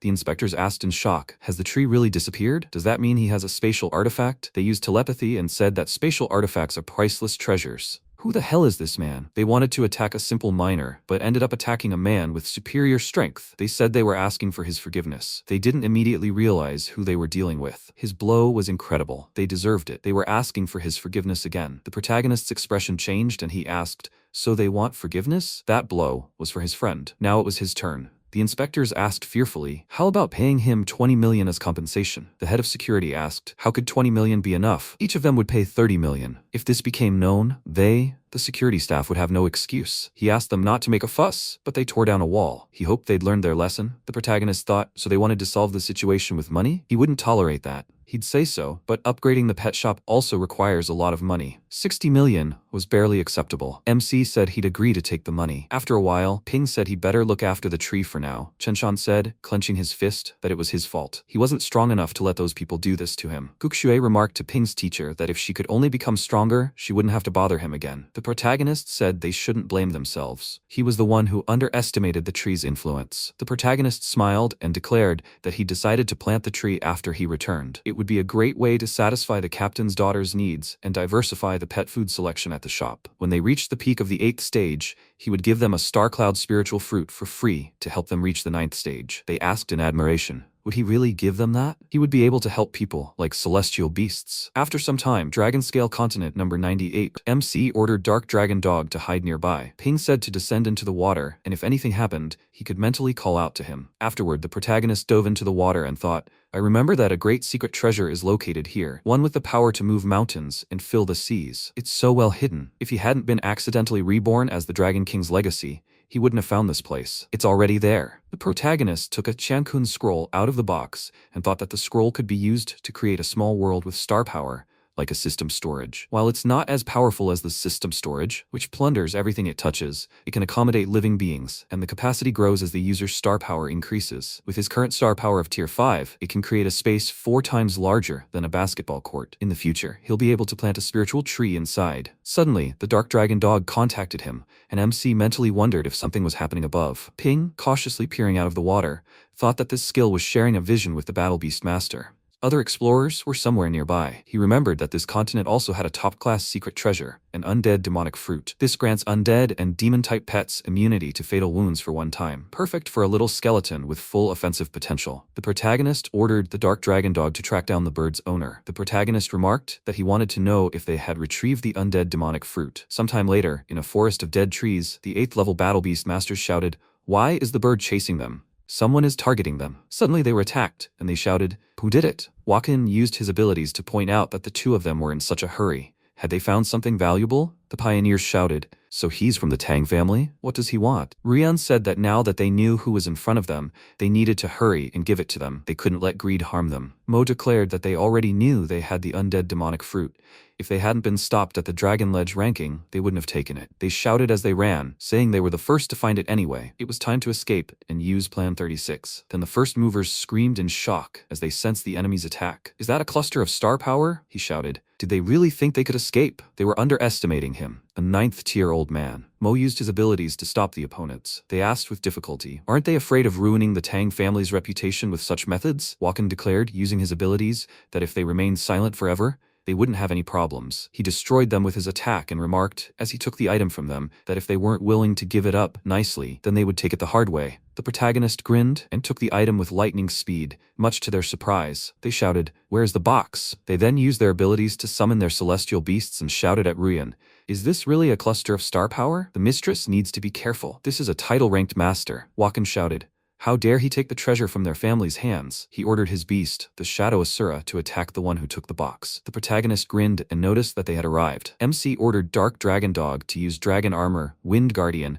and Earth Guardian on the Purgatory Water Serpent, and he ordered the Purgatory Light Serpent to use Stone Armor, Vine Armor, Hardening, Ice Shell, and Fire Cloak. Ping shouted to his beasts to use Dragon Patron, which doubles defense and increases damage according to defense level. They need to catch the enemy off guard. After a while, he asked, in horror, had the Dark Asura really been killed? He'd send the beast to attack again. Mo shouted that he must wait. This man had subdued a 9th-tier Shadow Asura in just a few blows. Its power was unfathomable. Hadn't he fallen for its trick and allowed it to surround the beast? Wakan asked, what should they do then? Should they just let it get away? He declared, using his abilities, that he wouldn't run away. He must watch how he deals with the thief. The protagonist chuckled and ordered Little Skeleton to attack, which easily stops the enemy attack. The protagonist remarked that he hadn't expected to be discovered so quickly. The bait hadn't worked. He asked irritably, is it him again? Mo noted that this guy had reached the title rank at such a young age. He would be a serious problem in the future. He wouldn't let him get away. Wakun shouted, summoning his heavenly beasts. What was this for killing his pet? He hadn't caught up with it at the Dragon Gate, but now he would definitely catch it. He ordered his heavenly beasts to attack, but suddenly Little Skeleton appeared nearby and struck with supreme sword art. Mo rushed to save Rion from the blow. Then, Rion asked in shock, is this really true? She thought such exaggerated destructive power came from Little Skeleton alone? Mo used the Star Sword's technique and shouted, how dare he attack his mistress? Only death awaits this pathetic thief. He must experience the full might of their family, MC declared, gathering strength for a fist, that he hadn't had the chance to test his fist on the dragon pillar, but now he could enjoy it. He asked in surprise, what kind of mysterious martial art is this? There's something divine about it. Ping used the technique, Demon God's Overwhelming Fist, first style. Mo activated 9-star shields, but the attack dealt him damage. Rion looked at her ally with concern. He thought, barely able to stand, that this thief's strength was extraordinary. Mo ordered his beast, the Earth Dragon King, to take his mistress and flee from here. He declared that the beast was obliged to protect her. The protagonist asked, did they really were trying to escape? MC ordered the Dark Dragon Dog and the Light Serpent to stop them from escaping. His opponent activated his abilities and declared, his body covered in dark energy, that the outcome of the battle had not yet been decided. Does he think the old man can't detain him? Mo used the Tang family's secret art, entanglement, turning into a silhouette of dark energy. Rion thought that entanglement was the secret art of forcibly taking over another's body at the cost of sacrificing his own. This is a last resort, to be used only as a last resort. How could this man push old Mo to such an extent? A dark silhouette in the form of Mo shouted that he must give up his life. The Ping Heavenly Beast rushed to attack him, but he only laughed and asked, does he think any physical attack can stop him? He is a worthless thief who should regret making enemies in the Tang family. Even if the old man is destroyed, he will turn into worms and take revenge. The protagonist took out a spiritual lamp from the storage room, while the opponent declared that his body would belong to the Tang family. Afterwards, Mo asked in surprise, why can't he take his body? Could this really be a secret treasure of spiritual protection? He is a terrible thief. He will kill him. After a while, Rion asked, what happened? Does the Dragon King of Earth really want to devour her? She ordered the Heavenly Beast, the Fallen Winged King, to pull her out. The protagonist asked, turning to the young lady, has she finally come out? Rion was perched on the shoulder of the Fallen Winged King with the combat power of the Midnight Stage. She declared that he shouldn't call her young miss. He didn't deserve it. Rion was dumbfounded, thinking, why couldn't she sense old Mo's aura? Could it be that Mo, with the strength of the mid-9th stage, had died too? She activated her aura and asked, who is he? Why is he killing their Tang family? MC asked, why are they doing this? Why did they kill those people? Rion declared, it's survival of the strongest. Does he mean that in his eyes, they are the same as those 8th stage masters who can be dismantled with a single blow? Ping activated his aura and declared with a smile that she guessed correctly. They are just his prey now. she thought. Looking at her heavenly beast, was the fallen winged king of the 9th stage bloodline shocked? She asked, what does he want? If he lets her go, the Tang family will be able to satisfy all his demands. The protagonist smiled, clenching his fist and remarking that if she wanted to beg him for mercy, she would first need to show him her sincerity. Ruyan looked at him in surprise and asked what he wanted. The protagonist said she didn't need to play dumb. He wanted her to free the fallen winged king. Ruyan wondered if he wanted her to free the celestial beast. The celestial beast's master would be weakened for several days if its beast was released from its contract. This guy was too cunning. She approached him and said she agreed. Ruyan remarked, using her stealth ability, that she would then break the contract with the celestial beast. Suddenly, she commanded her celestial beasts to pounce on him and destroy the enemy in her path. However, the little skeleton dispatched the opponent with a single blow. She thought, that's bad. MC used his storage to point out that since she didn't want to break her contract with the celestial beast, he'd have to physically separate them. His pet attacked the girl's beasts and Ping used the artifact on her, transporting her to another dimension. After which, Ruyan, dumbfounded, asked if this was really a spatial hidden treasure. The protagonist, surprised, said, this means that the scroll looks exactly like this inside. She asked why he didn't kill her. The protagonist replied with a smile that if she wanted to die, that was her business. However, that would only happen after he obtained all her valuables. Ruyan asked if he had the mark of the heir on his forehead. She laughed and noted that he was the one who had cleared 9 floors. MC asked why she was laughing. Ruyan declared that she was on death's door and still knew nothing. Soon, he would die at the hands of a unique master, legendary throughout the Asian region. Ping said irritably that she shouldn't speak in riddles, let her just tell him what she knew. She remarked with a grin that she would soon die. Why should she tell him anything? The protagonist smiled and asked how someone with such a cunning nature could not threaten people. If she didn't tell him, not only would he allow her to die in a very ingenious way, but after a while, her photos would be spread all over the world. She should already know who the sender will be. Ruyan shouted that it was too mean. The protagonist gleefully remarked that she had forced him to do this. Maybe now she would tell? She gritted her teeth and said with displeasure that the person who would kill him was Yuan Tianchen, the legendary master of martial beasts. He had already appointed his granddaughter the heir to the Dragon Ledge column. Therefore, anyone who could take away the inheritance would be eliminated by him. The MC asked, but surely the 4 large families fighting over the column weren't afraid of being dealt with by him? Ruyan said that he shouldn't even joke about such things. Or did he think they could really get past the 9th floor of the column? Furthermore, they all promised Master Tianchen that even if they were lucky enough to clear the 9th floor, they would voluntarily renounce their inheritance or risk extinction. Ping said he understood. This meant that the entire secret realm was firmly under the control of the legendary Master Tianchen. The vice principal had said that the federal government had sealed off the inner zone for security reasons and had temporarily improved the outer zone. This was merely a pretext for Tianchen to monopolize the secret realm. The protagonist commanded the heavenly beast, the light-bearing serpent of purgatory, to burn everything to the ground. The protagonist thought that, in the end, the 4 large families were no different from ordinary explorers, forced to make do with the remnants of treasure. Although he had defeated opponents at the level of the Beast King, this was only achieved through non-cash resurrections and trial and error. This time, he would face a legendary opponent he had never encountered before. This opponent was clearly not to be underestimated. No one witnessed him break through the Dragon Ledge pillar, but it was only a matter of time before Tianchen really wanted to investigate. His most important task was to find a way to upgrade the Celestial Beast Shop to level 3 and move in with his mother and sister to prevent them from being used against him by enemies. After a while, people joyfully greeted Ping. They said they'd been waiting for him for so long, they wanted him to upgrade their pets. MC awkwardly said he agreed, but they just needed to wait in line. Ping thought everything seemed fine for now. After a while, the system window reported that the shop's income had been converted into energy points, and it currently had 1,035 energy points. The protagonist reflected that the shop's current daily income was around 10,000 energy points, and that it would take 10 days to accumulate enough for an upgrade. The protagonist noted that during this period, he needed to find a broker to purchase the territory. The screen indicated it was a network of tunnelers. He can press to call private customer service. MC thought the Walker Network was an organization that offered customized services for walkers. With money, most walker needs could be met very quickly. A Walker Network employee greeted him and asked how she could help him. Ping said he wanted to expand his store and buy some nearby land. She said that was good. She had already confirmed his store address. How much real estate did he want to purchase? The protagonist noted that it was about 3,000 square meters. The employee explained that based on prices in his region, that meant about 200 million star yuan would need to be put down as a deposit, and the remaining 100 million could be paid after the property was handed over. The protagonist asked in surprise, "The total cost is 300 million? When did the price go up so much?" She explained that with the start of the Global Elite League, the cost of pet breeding shops had increased, making it more difficult than usual to acquire real estate. MC thought it was a strange coincidence right at this time. Ping remembered and said that he still had a bloody flame dragon. How much would he sell a supreme 9th level wild beast for? The employee nervously asked if he really had a supreme 9th level beast. She politely asked him to wait. The market price of a supreme 9th level heavenly beast is around 400 million star yuan. The price of wild beasts would be much lower. However, live supreme 9th level wild beasts are rare on the market, and his wild beast is the only one in the entire city. There are already organizations willing to offer 250 million star yuan. Is he really sure he wants to sell now? The price could go up even more if his listing remains online for a while. The protagonist smiled and said he was sure. He was selling it now. The deposit would be paid from the proceeds from cultivating the beasts. She nervously said that she understood. They would immediately arrange the follow-up process for him. The protagonist thought he had received 250 million, and he still had 60 million left,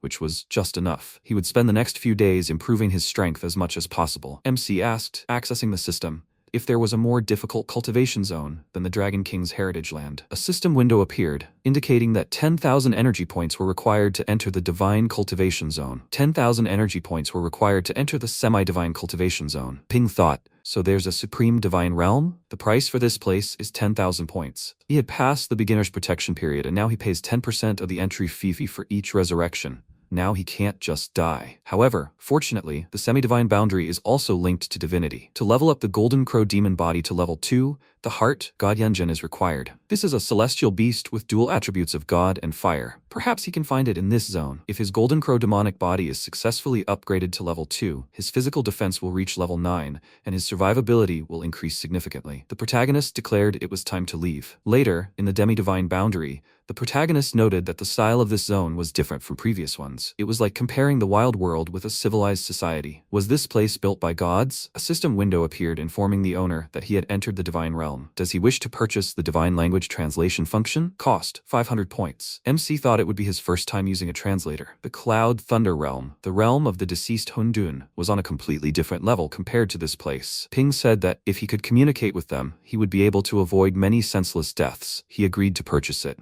The system window announced that the divine language translation function was being installed. They asked him to wait politely. Meanwhile, an unknown person nearby spoke in the divine language. The protagonist looked puzzled, and the system announced that the divine language translation function had been installed, and now the owner would be able to communicate normally with the divine race. The protagonist, dumbfounded, said, upon seeing the singing divine being, that this was bad. He needed to meet her? She wondered if she had sensed some kind of energy fluctuation. Was it just an insect? A girl from the divine race shouted, using her abilities, that she hated insects. MC summoned the heavenly beasts to protect him from the blow, but they failed. Ping thought she had terrifying power. The protagonist noted that, however, his little skeleton also had power. The system window announced that the effect had been triggered. The fruit of the undead. Immunity to one fatal wound. At the last moment, Little Skeleton managed to redirect the blow from its master. The protagonist declared that the light-bearing serpent of purgatory should resurrect in the same place. MC thought he didn't have enough energy for resurrection, so he shouldn't fight. Ping said he had no ill intentions. He wanted to explain everything. She said he didn't need to translate. She knew he wasn't from this world. The protagonist looked at her in surprise and asked how she knew he came from another world. The girl from the divine race said that his small stature and his resemblance to them meant he was nothing more than an insignificant human being. This was the domain of the gods, a place of immense power. How did he get here if an outsider hadn't transported him? The protagonist asked if she wasn't surprised he was human. She sighed heavily and said that gods and humans often unite and produce offspring. What backward colonial planet was he from? One that even their divine race didn't know? MC said he understands now. He had no idea that humanity had traveled so far into the universe and even established contact with the gods. However, why hadn't they heard of this on the Blue Star? The divine race girl thought that although this guy possessed the strength of a disciple, he was using a celestial beast from the vast sea realm,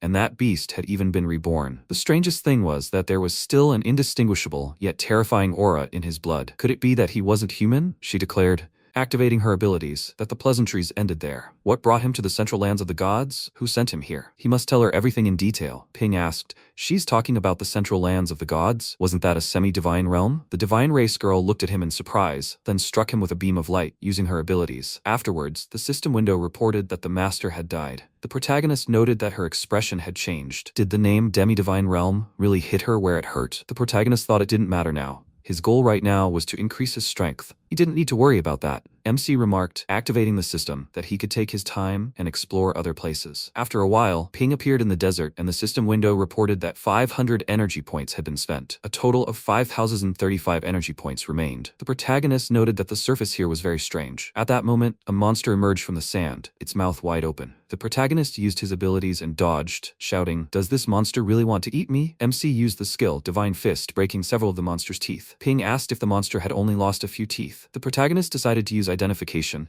and a system window appeared informing him that the Zerg was a scout. Species: Star Zerg. Unknown bloodline. Combat power: highest tier 9. Attributes: inferior. Special skill: unknown. The protagonist asked, summoning his celestial beasts, "Do scouts alone possess the power of the highest 9th level? This truly deserves to be called the land of the divine race." MC ordered Dark Dragon Dog to protect the light-bearing Purgatory Serpent, commanding it to take Little Skeleton in its mouth and entangle his sword in the flames of the Purgatory Dragon. The celestial beasts began to fight the Zerg scout while Ping gave orders to use his pet's abilities. The protagonist ordered Little Skeleton and Dark Dragon Dog to attack the enemy's eyes. The beast used the ability Petrifying Gaze on the celestial beasts. The system window reported that Dark Dragon Dog had died. The effect, Undead Demon Fruit, had been triggered. Immune to 1 fatal wound. The protagonist thought that in cultivation zones, after Little Skeleton was revived, it resets the undead demon fruit to an unused state. That's great. Now he can use such a useful ability. MC resurrected Dark Dragon Dog in the same spot and commanded Little Skeleton to continue attacking the opponent. Ping shouted that they must kill the monster while it was wounded. The protagonist rushed forward and commanded the light-bearing Purgatory Serpent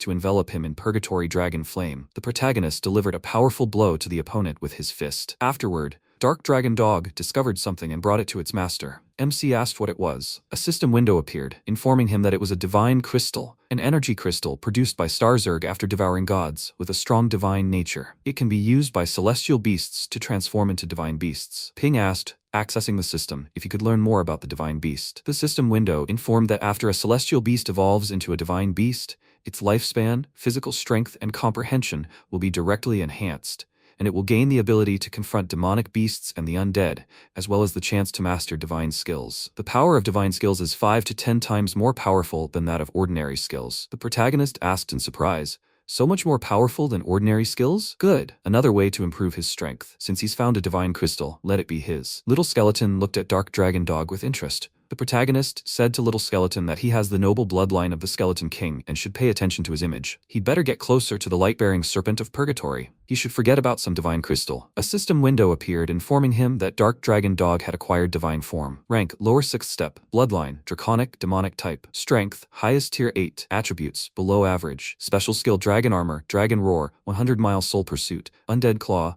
Wind Guardian, Earth Guardian, Hardening, Thundercloak, Severed Limb Recombination. Divinity is 1 out of 100. MC asked thoughtfully, so the stats haven't changed? Only the divinity line was added. He thinks he needs to fill it completely for him to fully transform. Then they need to hunt other Zerg creatures. Suddenly, an unknown voice cried out for help. "Is anyone alive?" Ping noticed the source of the noise and asked, could it really be the divine race? The intern raised his hand in fear and begged for help. The Zerg attacked him furiously, and he covered his face with his hands, screaming for it not to eat him. A powerful beam of flame struck the monster. He looked at the protagonist in amazement and asked, "Is that a human warrior?" MC, standing on the Purgatory Candle Dragon, shouted for them to grab onto him. They flew up quickly, and Zerg hit a rock. The guy happily thanked him for his help, and the protagonist asked not to misunderstand him, as they were simply lucky he was nearby. What were they doing here? How did they get stuck in such a dangerous place? A member of the Sheffen's small squad, at the level of the vast sea realm, replied that the Star Zergs were constantly invading their lands through space-time rifts. They were the ones responsible for clearing their nest. Their group had just been scattered by a high-ranking Zerg,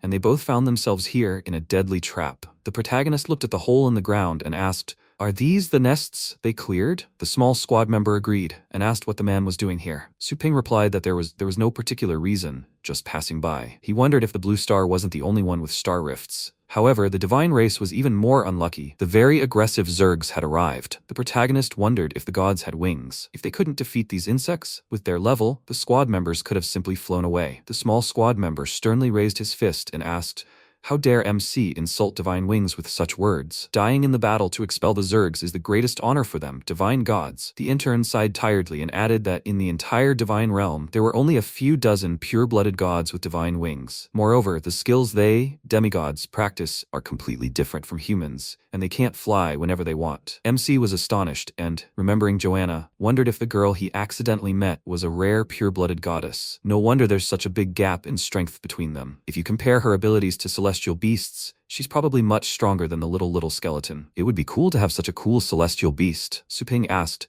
do they know anything about the demi-divine boundary? The trainee was surprised and asked, what is it? They grew up on the outskirts of the divine lands and have never heard of the demi-divine boundary. However, they do have a legend about the supreme divine realm. The warrior wants to listen, right? A small squad member tiredly noted that it had started again. Only fools believe in the existence of the supreme divine realm, the birthplace of pure-blooded gods, where one day of cultivation is equivalent to a year in the outside world. These are just the fantasies of fools. The protagonist wondered if the supreme divine realm was really just a legend. Why did they speak in such a tone as if this place had never been accessible? The trainee sadly explained that for many years now, the pure-blooded gods of the central divine lands have been trying to exterminate the Star Zergs race. Wasn't it difficult to find traces of the supreme divine realm? If only he could train there, even for a little while. The small squad member irritably agreed and added that so many years had passed, and there was not even a semblance of a trace. Instead of pinning hopes on such illusory things, it was better to seriously hone their own combat skills. Suddenly, beams of mana flew through the sky, cutting off the Purgatory Candle Dragon's tail, and the squad members screamed as they fell. They landed on the ground, and the trainees screamed in pain,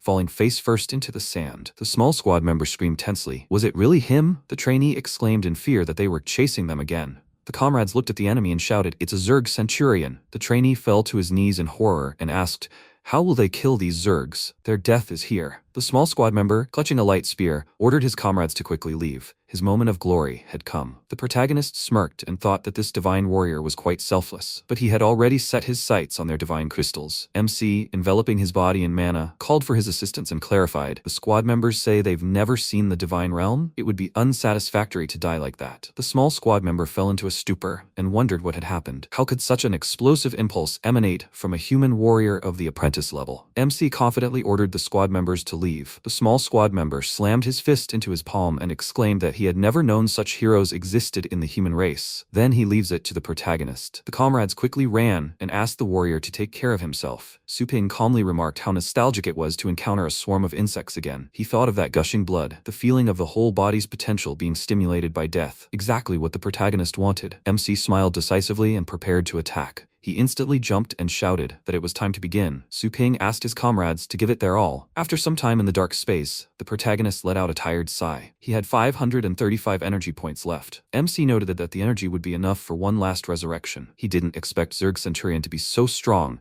that even 9 resurrections wouldn't be enough to kill them. The higher the level, the harder it is to kill. It's good that Suping obtained so many divine crystals. The time for reconnaissance is almost up. There is little time to continue fighting the enemy. Why not explore other places? After some time, Joanna, scratching the tiger's cheeks, asked who the smartest cat in the world was. The tiger made a sound of pleasure. Joanna clarified, who's a cute cat? Mom's so hungry. The protagonist instantly teleported to her room. Joanna looked at him in a daze. MC fearfully asked, what kind of coincidence is this? She angrily said that they were an unpleasant human race. The protagonist was stalking her again. What were his intentions? MC tensed and wondered why this random place. There wasn't even time to summon Little Skeleton. Suping raised his hand and exclaimed that there had been a misunderstanding. He wasn't her enemy, so what could his intentions be? Joanna terrifyingly clarified, he's not her enemy? Then why? After she pierced him with that divine spear, which could rip apart even a soul, MC was able to appear before the goddess alive. If the protagonist dares to curse, he will be thrown into the dungeon of all sins and suffer torment, kneeling and begging for mercy. Suping thought that resurrection was out of the question. He needed to come up with a plan.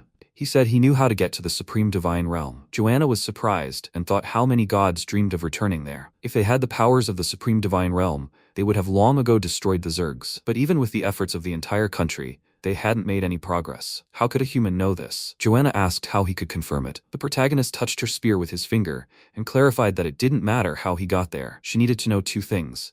He could enter and exit the central divine lands at will, and Joanna couldn't kill him. This proved his strength. Joanna remained sternly silent, and MC thought she was hesitating. He added one more thing. Su Ping turned around and said that he would leave from here then, and she would have to look for it on her own. Joanna asked, power, gold, or land? What did he want? The protagonist thought she was responding to provocation. He replied, of course, power. Without power, no matter how much money and land he had, a person would be prey. Joanna raised her hand with a book and replied that no problem. She directed the book with mana towards the protagonist and told him that this was a secret manual for human cultivation. It was based on the highest divine art, divine origin. MC looked at the book and wondered, in other words, this thing can accelerate the speed of improvement? This is good, an amazing reward. Su Ping tried to open the book. A stream of mana enveloped the book, and the protagonist screamed, is this a barrier? Joanna raised her finger and said that once she entered the highest divine realm, she would help him open the book. The protagonist agreed and clarified that before they entered, so that she wouldn't get lost in the space-time chaos, he needed to draw a talisman on her forehead. This would determine the coordinates. The goddess wouldn't mind, would she? Joanna approached him terrifyingly and agreed. Su Ping said he didn't have a ladder and asked if she could squat for a bit. Joanna squatted and asked him to draw the talisman. The protagonist raised his hand,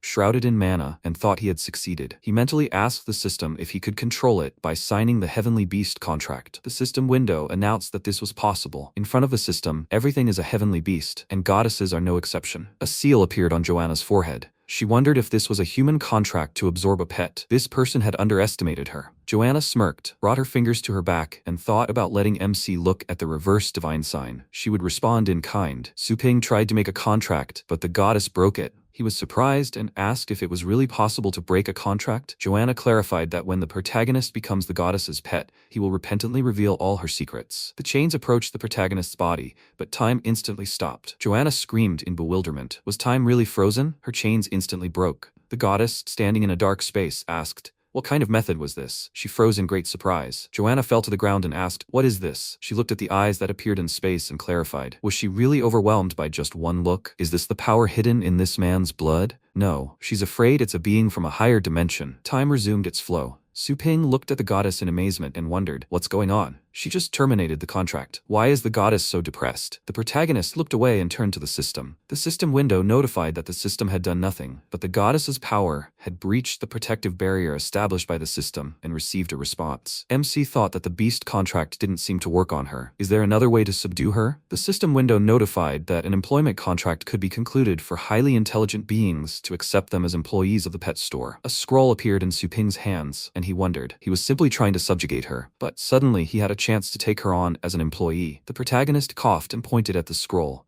clarifying that it was a test. He congratulated the goddess on passing and explained that this was the official contract. MC asked the goddess to read it. The scroll said that this was the employment contract of the Eternal Hundun Pet Store. The first rule of the employees, ensure the safety of the pet store manager and obey the manager's orders. The second rule of the employees, maintain the reputation of the pet store. The third rule, never miss an opportunity to improve celestial beasts. Special benefits for employees. 7 days of free passage to any dimension. The contract period is 1 year. The protagonist clarified. Doesn't it say here about special benefits for pet store employees? Now she believes him? Joanna said that this item really does have an aura of heavenly law. After signing, both parties will be bound by the law, and disobedience is excluded. But for a monster like him to command a goddess for an entire year? MC smirked and replied that if she didn't sign, he would leave. Then she wouldn't be able to leave this village. Joanna angrily thought that this man was too cunning. She couldn't trust a single word he said, but the power behind him would fulfill his promise. She resolutely exclaimed that for the sake of the future of all the gods, she was willing to try. If the protagonist went back on his word, he would pay 1,000 times more. Joanna signed the employee's contract. The system window notified that the employee's information had been entered. Her rank was the god of order. Her strength was the deified realm. The employee's rating was 100. Upon reaching 200, she would be rated as a very good employee. If below 60, she would be stripped of everything and turned into a heavenly beast. Su Ping wondered if he could see the ratings of others. Could this really be the boss's special powers? What even was that? The system window notified that there were 3 realms on the blue star. The realm of the vast sea, the realm of the empty cave, and the realm of fate. They were usually combined into a legendary realm. Above these 3 kingdoms, there are 2 more kingdoms that unite to form the deified kingdom. In short,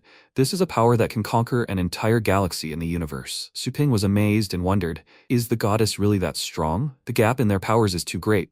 No wonder he couldn't form a contract. But a system that can easily suppress the god of the divine realm simply by backlash. This is even more terrifyingly incomprehensible. What is the origin of this system? The system window notifies that it only knows how to worship the system. Connection time to the semi-divine boundary is coming to an end. The protagonist must prepare for return. MC asked when the system learned to show emotions. The goddess and Su Ping began to move, and Joanna asked if this was his domain. The protagonist replied that it didn't matter. He noticed that the goddess had shrunk and asked, "What about her height?" Joanna replied that the goddess's true form was inconvenient for activities in their world. "What's the problem?" MC said he wanted to ask about her height. Child labor was prohibited by law in their world. Joanna remarked that there was no need to worry about that, since the goddess had already lived for tens of thousands of years. Su Ping turned around and asked her not to pay attention to it. He needed to get ready, because the doors were about to open to receive customers. Joanna looked through the building and asked, "Is he talking about those insects spying on him?" The protagonist turned his head to the side and clarified, "Are those Tianqian people? Is it really that fast?" He called Qingzhu and thought it was a curse. MC thought he could hold out until the pet store renovation was complete. He simply underestimated the legendary master's power. Until now, Su Ping was looking for ways to hide his mother and sister.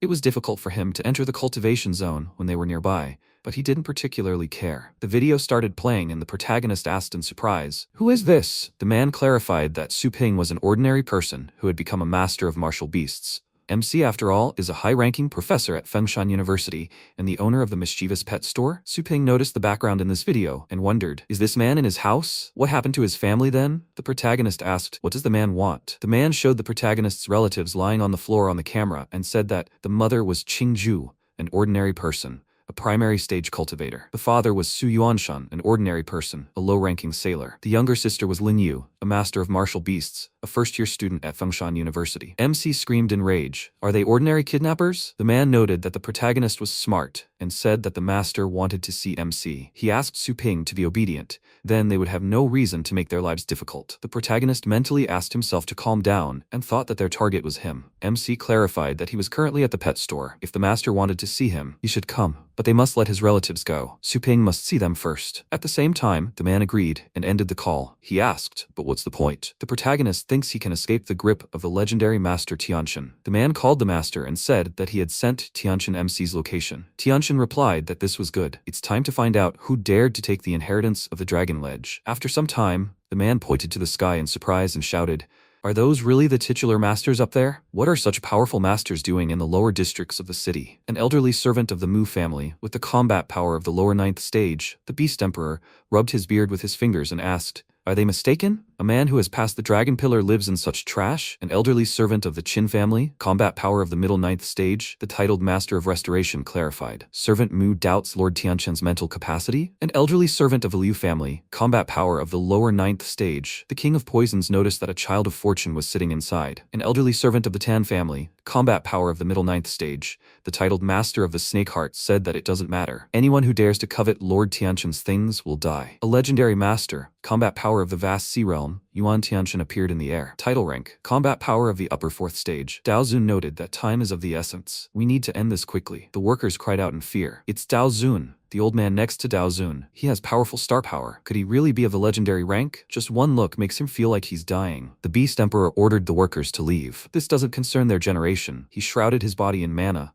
lifted the garage door, and exclaimed that the master has arrived, so the protagonist must come out into the light. The Beast Emperor tensed his arms and shouted for MC to watch as he smashed his pet store. He instantly lowered the gate. The Beast Emperor asked in surprise, "Is there really no reaction?" The Qin family servant suggested, "Maybe there's some kind of high-ranking defensive formation at this door." The gate began to open. Su Ping ordered the masters not to drag his family into this. Who was looking for him, and what do they want? Dao Zun was astonished and wondered, is it the protagonist again? This young man is a gifted youth. No less gifted than any young master from a famous family. MC is truly well-trained, but today the protagonist will fall at the hands of a legend. The Snakeheart Master sternly raised his mana-shrouded hand and exclaimed that MC's death was inevitable. Su Ping is in no position to make demands. He grabbed the protagonist with his mana fist and ordered him to come out. MC calmly broke his mana hand and replied that he would not do so. The Snakeheart Master instantly coughed up blood. He assumed a fighting stance and asked, did Su Ping really escape from his 9th stage star palm so easily? The titular Restoration Master exclaimed,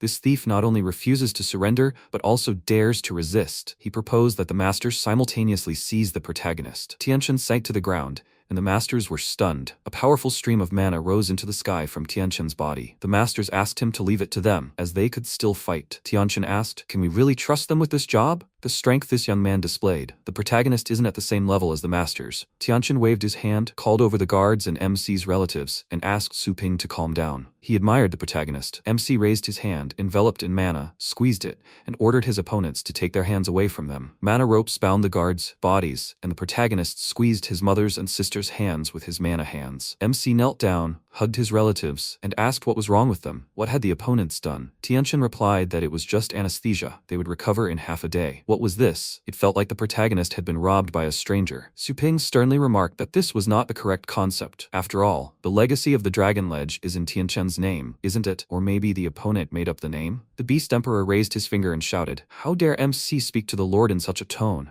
Tianqian asked, "Does Su Ping mean to say that since he has power, the protagonist has the right to inherit? I wonder if this child is afraid of adults?" The Beast Emperor exclaimed decisively, "Their minds can't penetrate the pet store. They can't determine their strength. This is very strange. You need to beware of the hidden master in the pet store." Tianqian sternly said that he is a legendary master of fighting beasts, a legendary master in the entire Asian region. He instantly approached Su Ping and asked how two legends could be in this small room at the same time. Tianqian said that if the protagonist submits to him, as the four major families did, he will not make life difficult for him, but will also train the MC. The masters clarified, "Does the Lord really want to take this guy in?" The Poison King pointed out that, after all, there are very few people on Blue Star who can reach the title rank at this age, which truly makes people envious. Daozun thought that the previous Tianqian's manner was, if not kindness, then force. Su Ping thought that Tianqian looked friendly at first glance, but the star power he radiated was enough to make the surrounding people nervous. Even the four major families didn't dare refuse him. Tianqian said that the Secret Realm's resources, having fallen into the hands of mediocre people, were just that.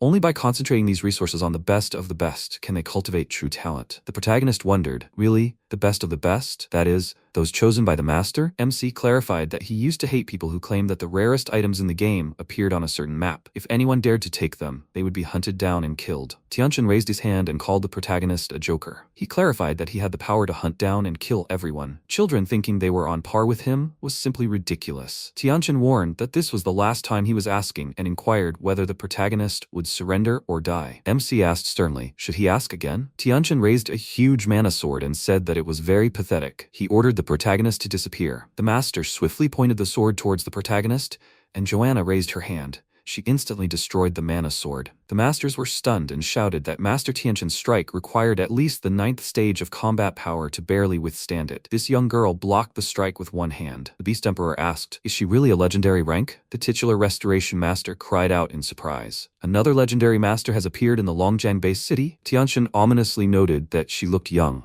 Her star power was well hidden, and he was almost broken. She's the protagonist's mentor? MC clarified he didn't give the order, did he? Joanna replied that the first rule of being an employee is to protect the pet store. If the goddess understood correctly, by abiding by the employee contract, she would earn points to become a good employee. If she broke the rules, points would be deducted accordingly, including punishments. Does Su Ping want to deliberately lower her rating? The protagonist snorted in displeasure and remarked that she really was smart. Tianqian angrily raised his hand and, preparing to attack, shouted that they dared to ignore him. For this, a beam of bright mana struck the master, and he was interrupted. Tianqian was thrown to the side with tremendous force and hit the wall. Daozun was stunned and froze in place. The masters turned their heads in amazement and called out to Master Tianqian. Joanna noticed it was very noisy and asked if he should be left alive. Su Ping clarified that these weren't deserted areas, so no one could be killed. The one with the sword on his waist was his friend. He couldn't be touched. The rest were to be taken alive. Joanna asked if they had a couple of legs and arms less. MC wouldn't mind, would they? She filled the space with terrifying energy and said that if she controlled her own power, it would be very difficult not to kill these insects. The Poison King shouted that this was a demonic pet store. The strength of just one employee was already comparable to the legendary rank. The owner's strength was even more incomprehensible. Master never thought something like this existed on Blue Star. Tianqian asked the soul born of darkness to become a heavy axe to crush his enemies. He created a dark portal and ordered his strongest servant to come. A shadow beast of the Beast King rank emerged from the portal.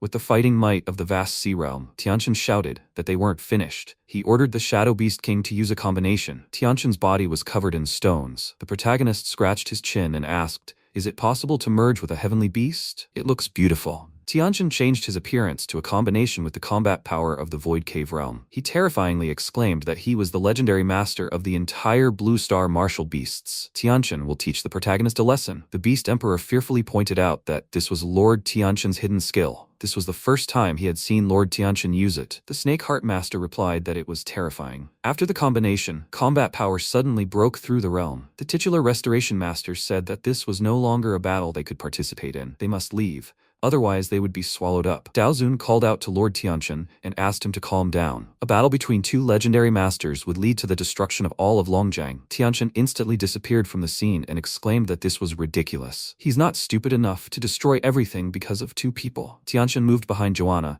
raising his weapon and adding that one blow would be enough to kill her. He swiftly swung his weapon. Joanna calmly stopped the enemy's spear with her hand.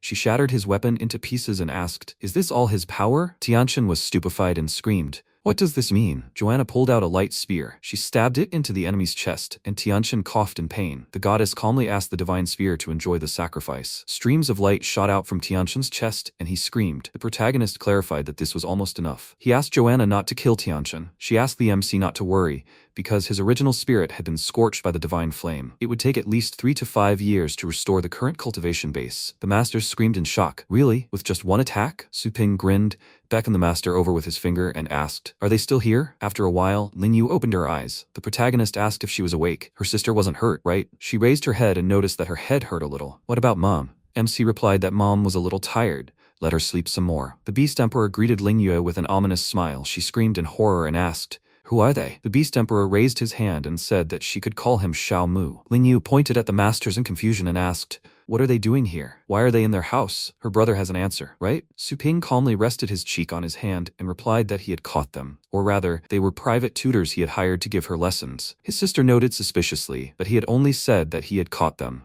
What kind of tutors are these? Her grades are in the top 10. Does her brother really think she's stupid? The protagonist clarified, even if she's the best in class, isn't that only in Fengshan? And the Elite League tournament is about to begin. During this time, they can teach their sister some knowledge that's unacceptable at the university. Lin Yu crossed her arms and asked to be allowed to ask. What will they teach her? The Poison King crossed his arms and exclaimed that he's not a genius, but he's known as the titular Poison King. He can teach her some 9th stage poisoning and detoxification skills. The titular Restoration Master enveloped his body in mana and said he was the titular Restoration Master. He can teach her some 9th stage healing skills and physical strengthening skills. The Snakeheart Master exclaimed that he has the title Snakeheart. He can teach her 9th stage hidden weapon and mechanism techniques. The Beast Emperor raised a dragon and said he was the titular Beast Emperor. He can teach her the skills to control some 9th stage heavenly beasts. He also prepared a Silver Frost Star Moon Dragon Cub for Lin Yue. Lin Yue happily covered her mouth and clarified, he's giving her a Frost Dragon that ranks 8th in the dragon rank for free? Are you sure she's not dreaming? Is she really going to control it? The sister turned to her brother and asked, are they telling the truth? Are they really reliable? The protagonist smiled and confirmed it. 3 hours ago, the masters fearfully apologized to MC. They have eyes, but they didn't notice it. The masters bowed and asked Su Ping for leniency. The protagonist raised his hand and quietly asked, does Joanna know how to curse, cast spells, or something like that? She laughed and quietly replied, it's very funny. She's a noble and graceful goddess. How can she use such unpleasant methods? The MC held up 2 fingers, indicating she would receive 2 points toward her employee rating. Joanna asked if he was worried about the masters betraying him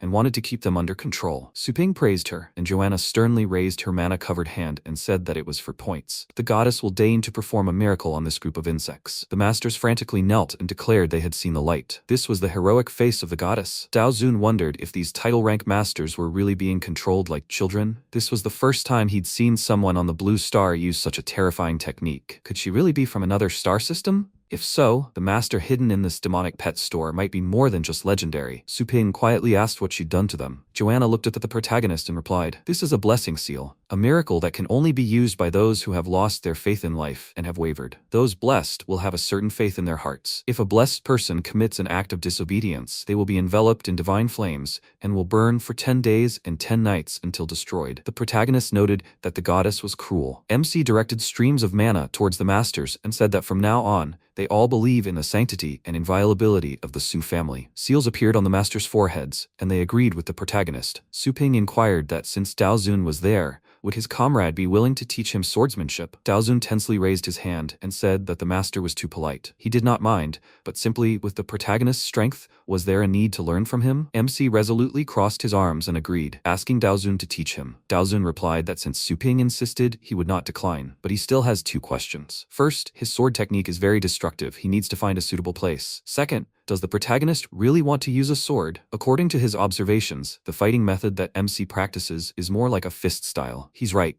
Suping asked his comrade not to worry about it and leave contact information. In a few days, he will prepare a special training field and then contact him. For now, the protagonist said that in any case, his sister will be able to learn from them and get the most out of it. The protagonist received a message and clarified that it was time for him to take care of the pet store. The woman greeted MC and said that the property he ordered earlier, as well as the bloody flame dragon that Suping wants to sell, are ready. Is he free now? The protagonist thought that, as expected from a professional team, fast service. He replied that it was no problem. MC asked him to come to his pet store for the delivery. 10 days later, Suping opened the gate. The system window notifies that the money has been automatically converted into energy points. The total energy points are 125,348. The protagonist asked the system to open the upgrade panel. He thought that a level 3 pet store would unlock the ability to cultivate 7 to 9 level heavenly beasts. He could accept a $1 million order at a time from rich people like Hao. Earnings can be multiplied. In addition, MC will be able to sell beasts, and there will be more space. Finally, it looks more and more like a full-fledged pet store. Suping smiled confidently and upgraded the pet store. After a while, Joanna sat on a chair meditating. The system window notifies that 100,000 energy points have been deducted. 25,348 energy points remain. The owner's designated property has been converted into a pet store,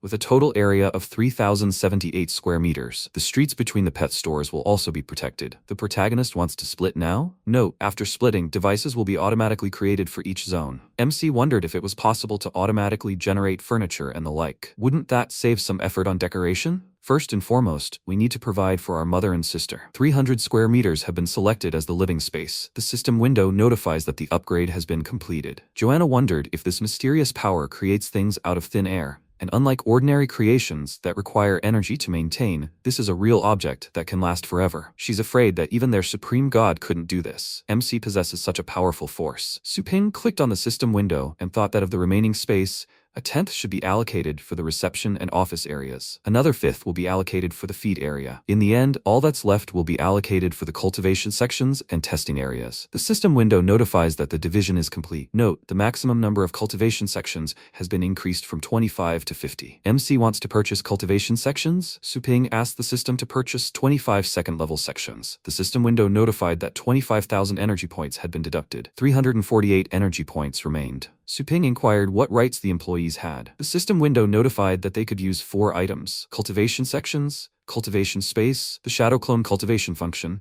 and the right to go outside with the owner or enter the cultivation area for 1 hour each week. Do you need to issue a permit? The protagonist smiled and confirmed the permit. He thought these few permits were enough to keep the pet store running.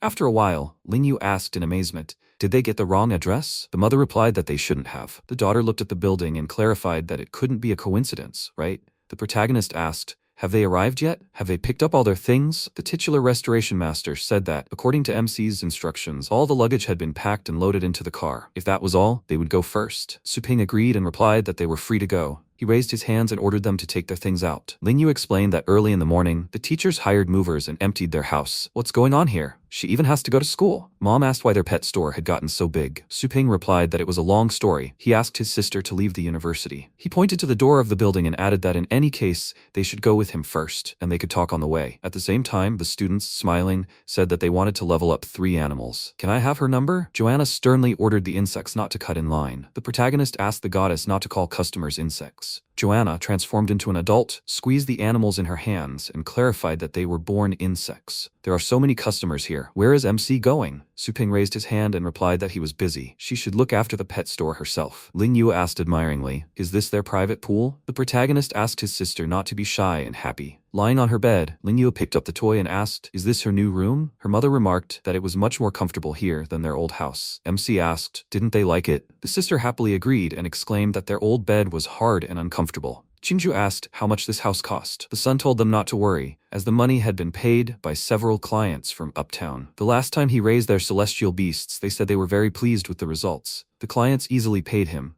as money was no problem for them. From now on, mom and sister can live here peacefully. If they think the house is too big, MC will hire several servants to clean and cook. Mom smiled and, disagreeing, noted that she was retired and expected these duties to keep her busy. Otherwise, she would have nothing to do. Lingyue asked who the gentle and sweet girl at the pet store was. The protagonist remembered Joanna's terrifying face and replied that she was his new employee. Qingju grinned maliciously and, nudging her son in the chest with her elbow, said that mom understood. She asked MC to invite Joanna to have a snack with them at noon. Su Ping was surprised and remarked that this was not funny. After some time, Joanna lowered her head and greeted her aunt and sister. Qingju asked what the young lady's name was. Joanna introduced herself, and Lingyue said that the goddess's blonde hair looked very soft. Could she touch it? MC tensed up and asked his sister not to touch the goddess. Lingyu delightedly rested her cheek against Joanna's hair and said that it was very soft and fluffy. Qingju asked where Joanna was from. How old was she? Did she have a boyfriend? Joanna smiled, picked up her plate of rice, and replied that she was from the outer lands and was 18. She hadn't thought about finding a boyfriend yet. Mom exhaled and replied that it was very pitiful. The protagonist, wiping his lips with a napkin, quietly asked why Joanna was acting so normal in front of them. The goddess asked irritably, will he give her rating points? If not, she might act a little strange again. MC coughed and replied that he would give her rating points. She should keep up the good work. Qingju clarified, are only the two of them working at the pet store? Can they keep up with everything? Joanna said that the current traffic was more than enough for the two of them. If there was one less, it would be a little more difficult. Ling Yu exclaimed admiringly that Joanna was so strong. She thought there were almost 100 people at the pet store just now. Su Ping, chewing his food,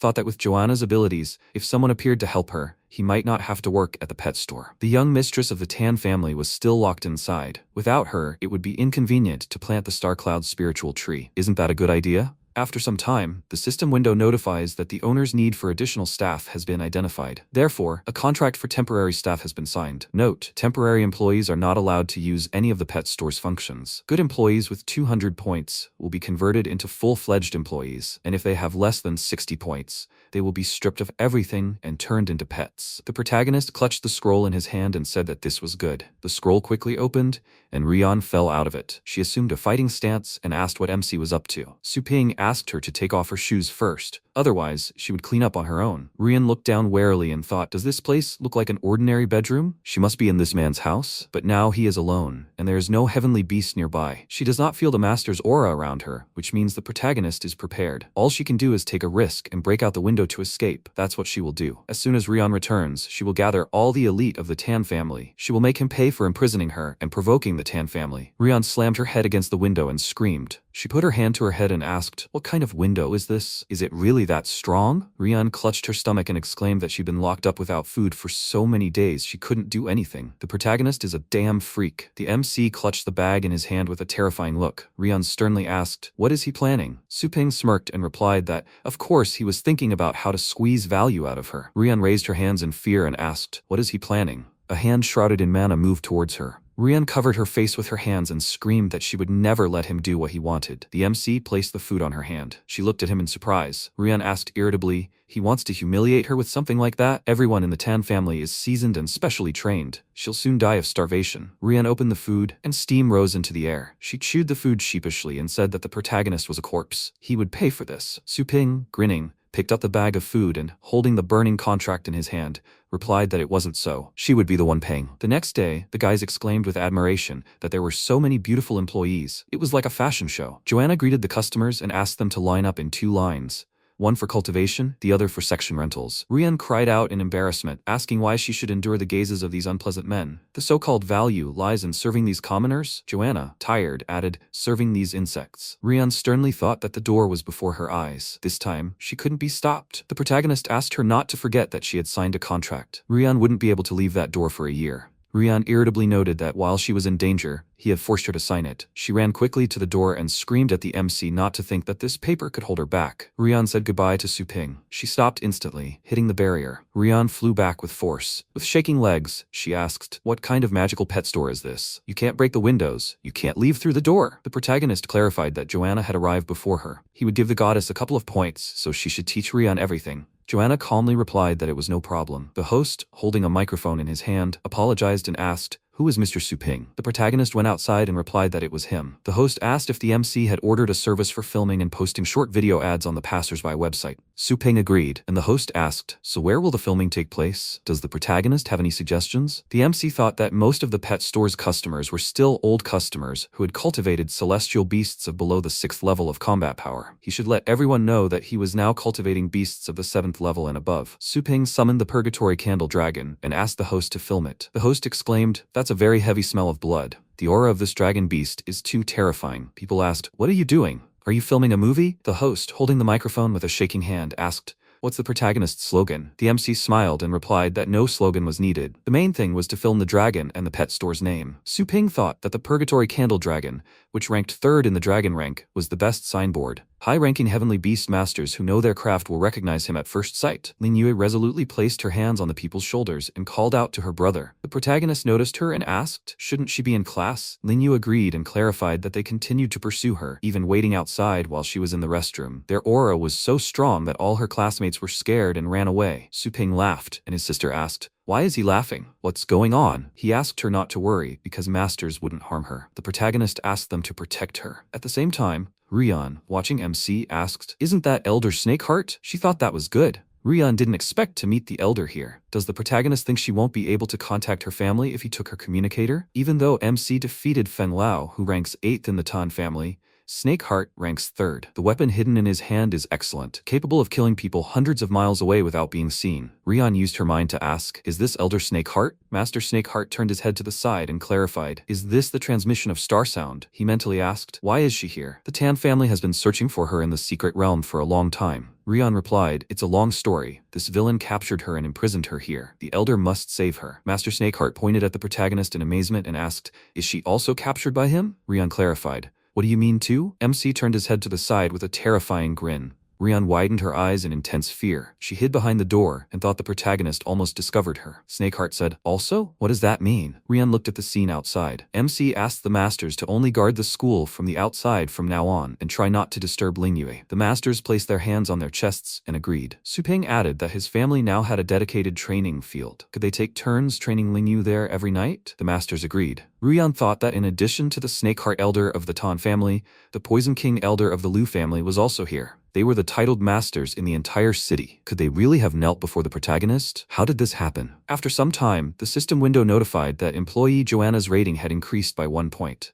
She currently had 104 points. MC picked up the scroll and thought the goddess had gained 1 point. Under the system's observation, she hadn't been lazy, while Suping wasn't looking, and had truly fulfilled her promise, training the newcomer. 1 employee point in exchange for a well-trained temporary worker. That was really cheap. The protagonist sent a tree through the portal and planted it in the ground. MC clarified, "This tree, like a living organism, will grow on its own in the ground." The system window notifies that this is a feeding instinct developed through the cultivation of the spirit. Unfortunately, the Star Cloud spiritual tree's abilities are so low that after 10,000 years, it has only cultivated less than 20% of its spirit and hasn't even awakened its own consciousness. However, as a plant, it is already a rare species that can reach the threshold of spirit cultivation. Suping noted that he had been digging for 10,000 years, but in that time, it had only cultivated 20%. If the tree were to fully cultivate, then could it be used as a celestial beast? The protagonist thought that it was said that the Star Cloud spiritual tree bears fruit once every decades, or even hundreds of years. True commercialization is still a long way off. If it can truly transform into a celestial beast,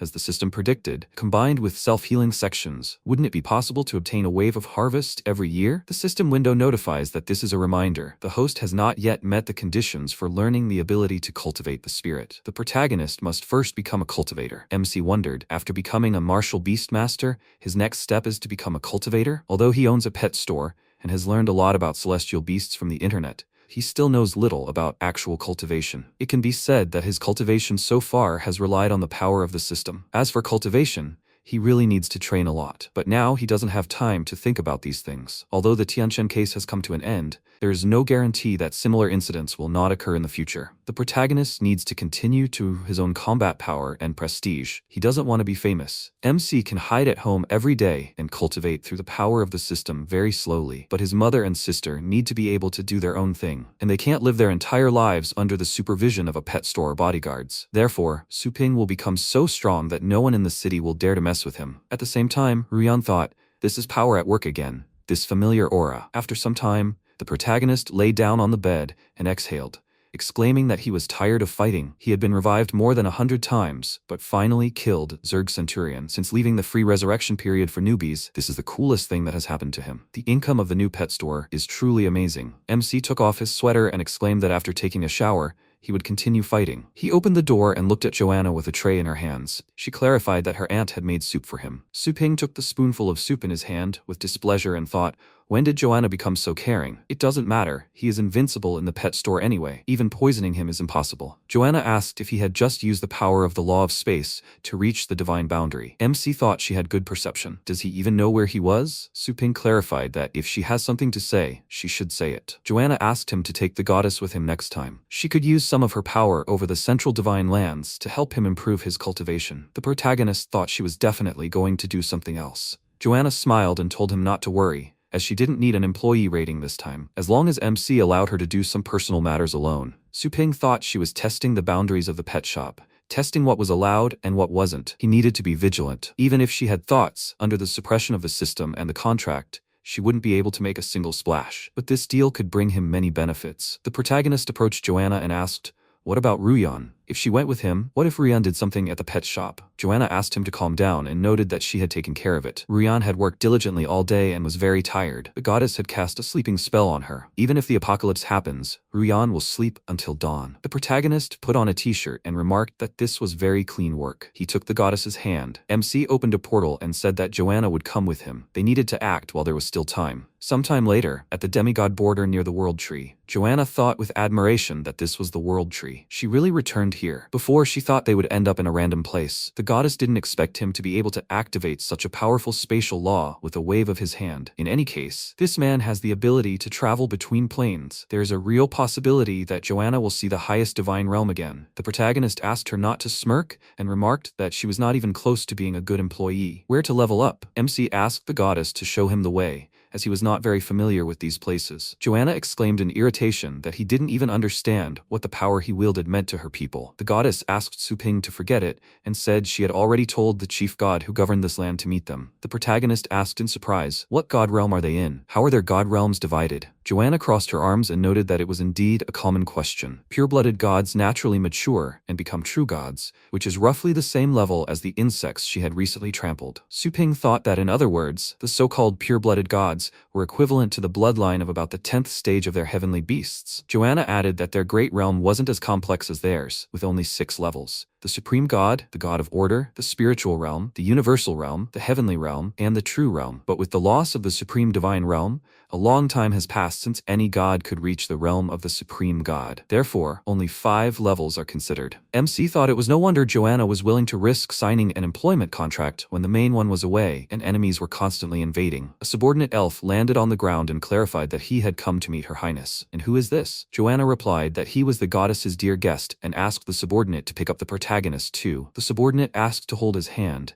and the comrades placed their hands on his palm. They instantly teleported to the city. Joanna said the subordinate could go. The servants knelt down and greeted her highness. The goddess asked them to prepare a divine spring, and they agreed. MC thought Joanna was serious. She wanted to wash and change her clothes before upgrading. After some time, huge statues stood in the dark room. They left wounds on his hand, and a clear liquid flowed down. Su-ping, looking at this in amazement, said he was surprised. There were so many resources here. Joanna explained that this divine spring could wash away all impurities in the blood, improve understanding, abilities, and the enhancement effect upon elevation is hundreds of times better than that of the breeding sections at the pet store. Only the best of them are allowed to dip once a year. The protagonist can consider himself lucky. When he finishes dipping, there is a special arena for his pets where they can practice their powers. MC is happy, right? Su-ping replied that this is very good. It would be even better if they could dip often. Joanna proposed a deal. Every time the protagonist returns her, she will allow him to dip in the divine spring. But could she ask him to stop hunting the star zergs? The protagonist asked. Why not? Don't they fight the star zergs? Since they share the same goal, why does she want to stop him? Joanna replied that it was because she could smell the divine crystals on his body. MC raised his hand, sniffed his armpit, and asked,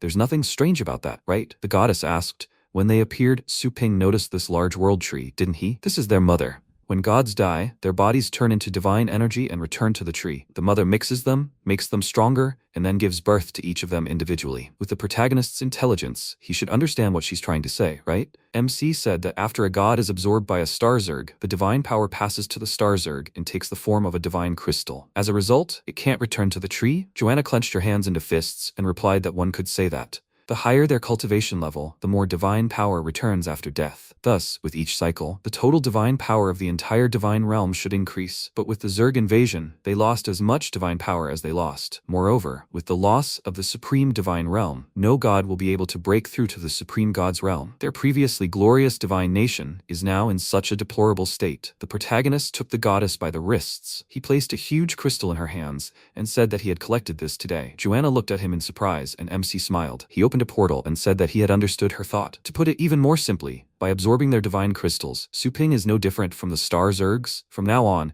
he simply will not touch the Zergs. In any case, his goal is to increase his own strength, so he can make do with this spring. MC, standing among the beasts, asked the goddess to hurry and lead them to the arena for battle. Joanna should not hold back and train the beasts to death. She must show them the methods of the gods. Suping sat in the spring with pleasure, and noted that the energy seemed to penetrate to the bones. Joanna thanked him for his understanding. If that is all, she will leave first. He can call her at any time. The protagonist asked her to wait and asked if she by any chance knew about the fiery Shinya. The blue star doesn't have this material. The goddess replied that she knew. This is the core of the Shinya divine flame beast.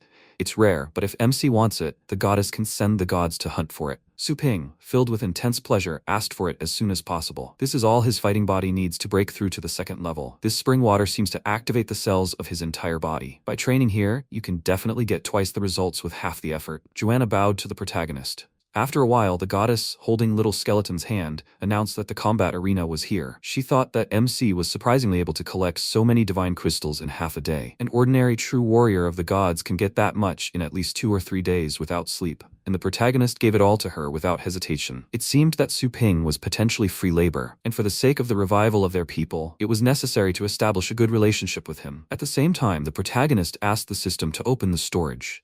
The enormous system storage contains numerous crystals. MC thought it looked like these divine crystals would have to be stored in a more hidden location. After some time, the comrades moved to the protagonist's house. He resolutely raised his fists and thought, this is very good. The Golden Crow's demonic body has successfully surpassed the 2nd level, and his physical strength is now almost at the 9th highest stage. And the demon god's overwhelming fist also completed the 1st level in the last battle. Now Suping has caught up with the masters of the 9th stage, coupled with the flying ability of spirit control. Although the star power level is at the lower 6th stage, he can already quite claim the title level of the outer world. Tianchen was seriously injured in the battle with Joanna. The protagonist fears that the enemy has already fallen from the realm of the vast sea, so the only threat to him on this subcontinent is another legendary class. MC's strength should surpass him. He decisively slammed his fist into his palm and asked Joanna to hurry and wake Ruyan up to get ready. The protagonist spent a lot of money on advertising yesterday, so the pet store will be full today. They'll be busy all day. Joanna confidently agreed. After some time, the sister looked at the room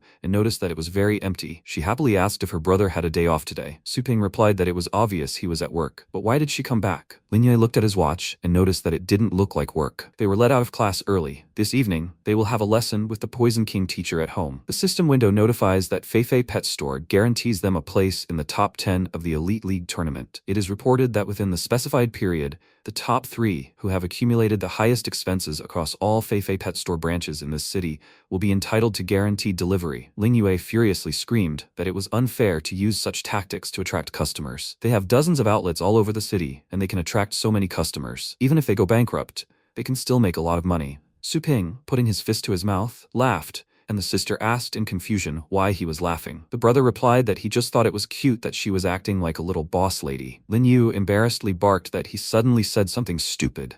She just thinks it's unfair. The protagonist sadly said that he doesn't think it's fair, but what they do isn't that simple. The sister exclaimed that this is called fighting injustice. The MC explained that the fact that the last winner of the tournament came to support them was the main reason they attracted customers. Moreover, most customers follow the crowd and trust authority figures. they will probably sweep away all the customers in the city. The sister shouted decisively that this must not be allowed to happen. Maybe they should prepare their own top 10 too? Su Ping confidently placed his hand on his chin and exclaimed that they needed a big splash. They would prepare a tournament champion. After a while, a message came onto people's phones that the pet store Mischievous guaranteed the championship. People screamed. Did they see that Mischievous guaranteed the championship? In any case, there are so many people here in Feifei, and there are only 3 recommended qualifications. Why not try your luck at Mischievous? His turn will never come. At the same time, the manager slammed his fist on the table and shouted, "Where did this small pet store come from? And guaranteed first place? That's definitely a challenge for them. He'll show them a good time. Should they offer more guaranteed places to retain customers?" The owner of the pet store Feifei, Lu Yuan, raised his hand and asked his comrades to sit down. He clarified that there was no need to jump around like a clown. The protagonist wants to become famous. Then we need to use PR managers. The owner ordered his comrades to get information about their owner and then publicize it. This pet store and its owner must be destroyed. The more people resent them, the more indignation, the better. It's time to paint them from red to black. Let them become the object of public criticism. The managers joyfully exclaimed that the president, as always, is on top. They don't need a single soldier for this. Once the pet store owner loses, that's the end of his pet store. As the saying goes, the more celebrity they get, the worse it will be for them in the end. The president is trying to deprive his opponents of the opportunity to stay in Longjiang in the future. After some time, at the Cho family residence, the elder remarked that this is very interesting. How dare this unknown pet store Mischievous guarantee the championship? The elders said that this pet store is truly reckless. How dare Mischievous steal business from a family in such a high-profile way? The owner doesn't even think about the 4 major families. They read online that the pet store owner is rising through the ranks every day and has countless titles under his belt. The owner can destroy a legendary rank with just one finger. They have been fighting the Liu family for years, and this is a good opportunity to weaken them. They will displace their opponents from the positions of the 4 major families. At the same time, in the Liu family residence, the elders of the Liu family asked, "How dare he say such things? Who does this Mischievous belong to?" The servant reported that his surname was Su, and the protagonist was a high-ranking professor at Fengshan University. Otherwise, nothing special. The head elder pointed out that Su does not belong to the 4 major families of Tan, Mu, Qin, and Liu. Neither do the Ya, Zhou, and other small clans. The assistant said that he heard that Lord Tianshan went to MC, but then he was brought back, and Tianshan never set foot outside the house. The head elder clarified, "Does the assistant mean the legendary Master Tianshan?" The assistant said that legendary honor was at stake, and all witnesses were secretly disposed of. If the Poison King hadn't personally said he'd brought back Lord Tianshan himself, he'd still be in the dark. The leader ordered that information about this not be spread. They can't mess with this Mischievous until they understand the essence. They'll wait and see what happens. A few days later, students standing outside the Mischievous building asked, "Do they guarantee the championship?" Kwong inquired. "Are you sure the master isn't joking?" The protagonist clarified. "Does the student think he's joking?" Kwong asked. "Then who will the MC choose?" The sister asked.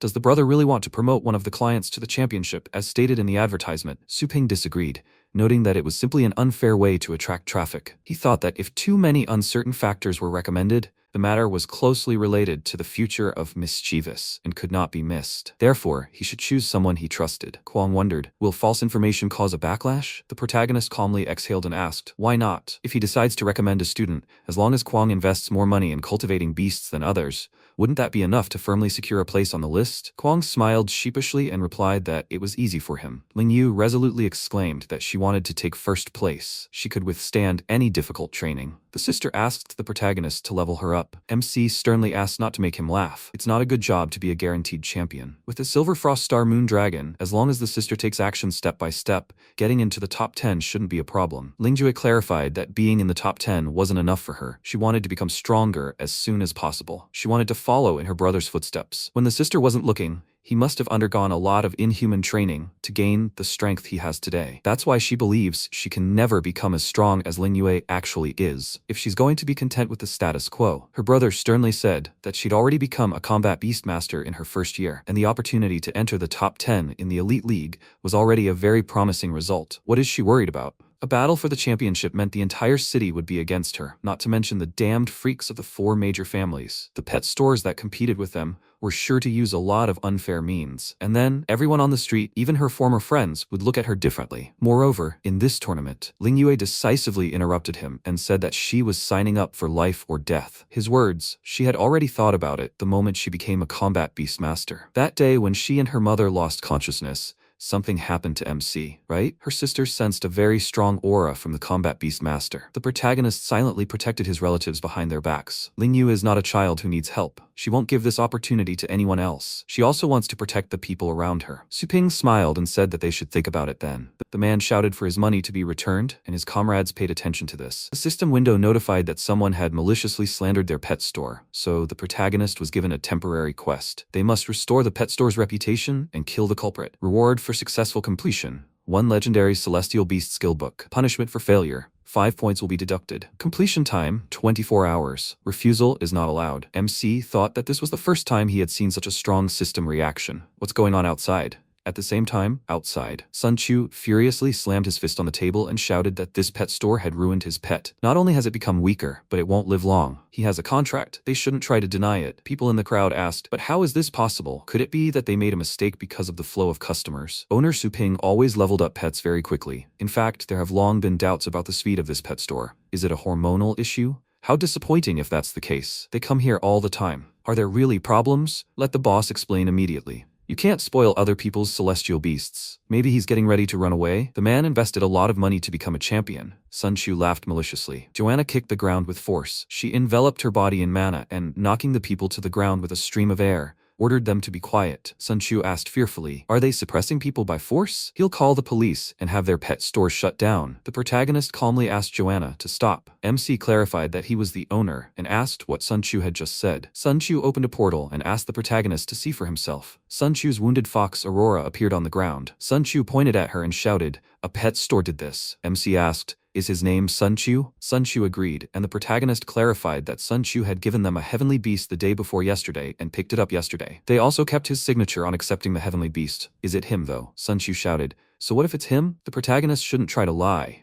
His fox, Aurora, started getting sick after returning home. MC approached the fox and asked Sun Chu not to worry and let him check his heavenly beast. Sun Chu replied, do whatever you want. Su Ping used identification. The system window notifies that this is the fox, Aurora. Appearance: Ice, Thunder, Bloodline 6th stage. Strength, lower 4th stage. Properties, lower. Skills: Aurora Ray, Thunderclap, Thundercloak, and Ice Shield. Docile by nature and very easy to tame. This is a rare branch of the fox family, possessing the characteristics of loyalty and protection. The protagonist thought it was true. According to Sun Chu, the combat power had dropped sharply, but Aurora didn't look sick. It looked more like poisoning. MC asked, does Joanna know how to heal? She replied that she could, a little. Sun Chu angrily ordered them to stop saying that it wasn't true. They were at the hospital for heavenly beasts in the Shangcheng district. The doctor said it was a mutation caused by their indiscriminate cultivation and the use of spirit joy powder. The protagonist shouldn't talk about the cure. He'll do it now. Joanna slapped Sun Chu's face and ordered him to get out of the way. Sun Chu put his hand on the wound and asked, did she dare to hit him? Joanna put her hand to Aurora's body and surrounded the fox with mana. Dark energy directed away from the fox's body. Aurora happily rose to her feet. Joanna patted her on the head and called her an obedient girl. People shouted that this was amazing. Aurora, the fox who had just weakened, stood up. She cured the beast in a second. The system window notified that Aurora's bloodline was 6th level. Her strength was average 7th level,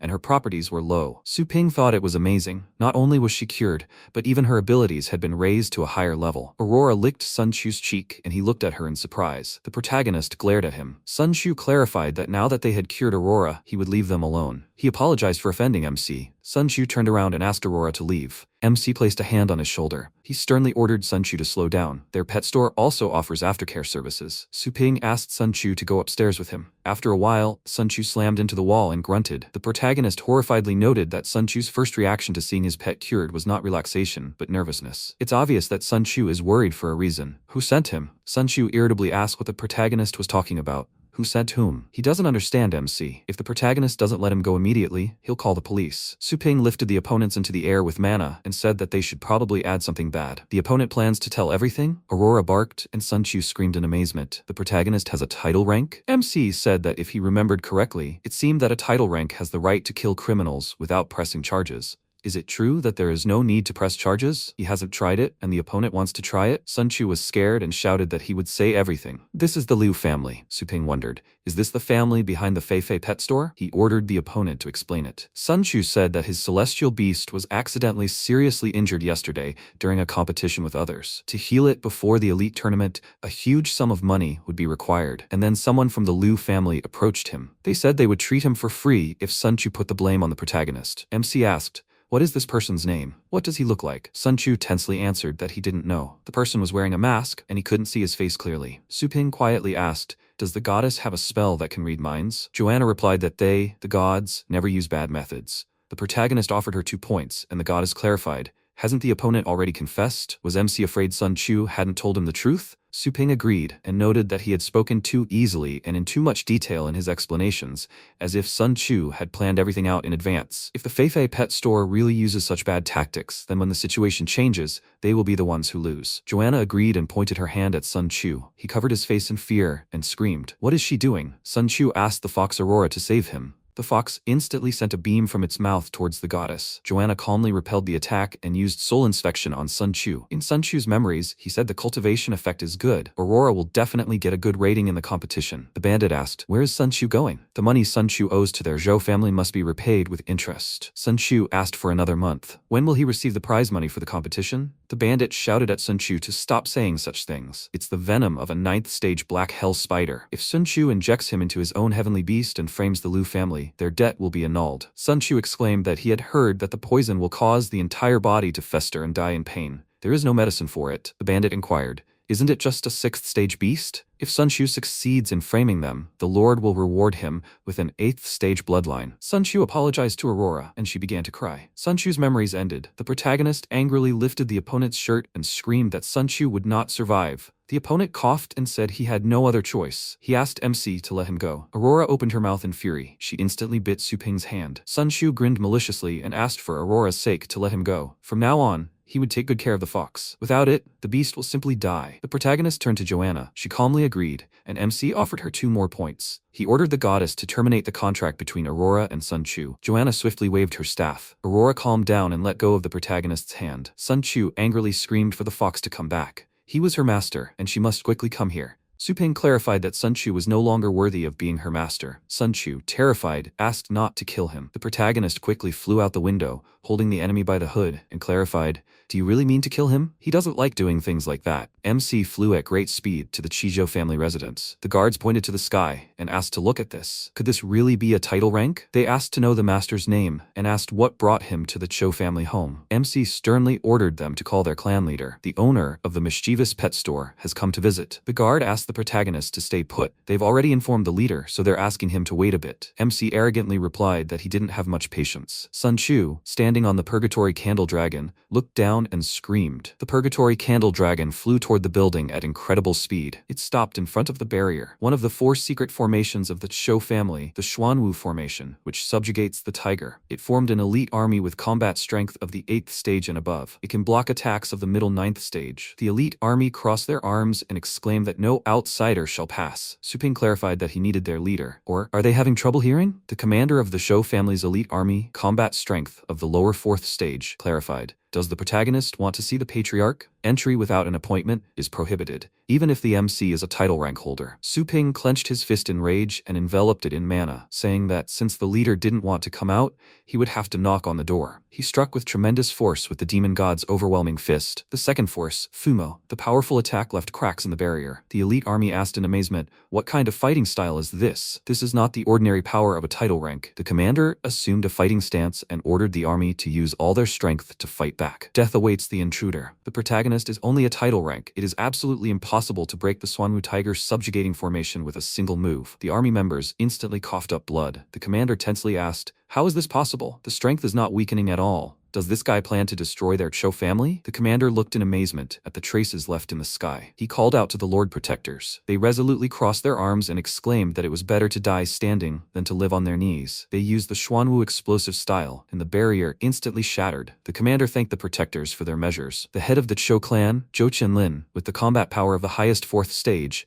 clarified that this is the elite Chou army, consisting of the elite disciples of the Chou family. To join, one must be at least at the 7th stage. When did they become so ineffective that they can't even stop one titled master? They had to use the Protectors close to him. The commander knelt and bowed, exclaiming that it was his own weakness that was to blame. He asked for an opportunity to correct his mistakes and catch the outsider. The Purgatory Candle Dragon landed on the ground, and the protagonist inquired, so Tianlin is in charge here? He would get straight to the point. The head's men were planning to damage his pet store. MC ordered the men to be handed over to him. The left protector of the Chizhou family, with the combat power of the middle 9th stage, Zhao Changwang called the protagonist impudent. How dare the MC barge into their house, lie and order the patriarch around. The right protector of the Chizhou family, with the combat power of the middle ninth stage, Joji clarified. The protagonist barged in alone, and now he wants to take someone? He used nightmare chaos with the combat power of the middle ninth stage and ordered the MC to die. The army exclaimed that they were completely prepared. It's time to crush Su Ping. The protagonist asked, what's the point of these weaklings? The leader summoned a beast and asked the frog at the bottom of the well to let him show him the formation. The elite army members instantly summoned beasts. They used the Shou family's secret formation, Qinglong Divine Punishment. The MC smiled and remarked that he didn't expect to see a dragon. Is the leader sure he wants to continue harboring the criminal? Tianlin scratched his beard and asked,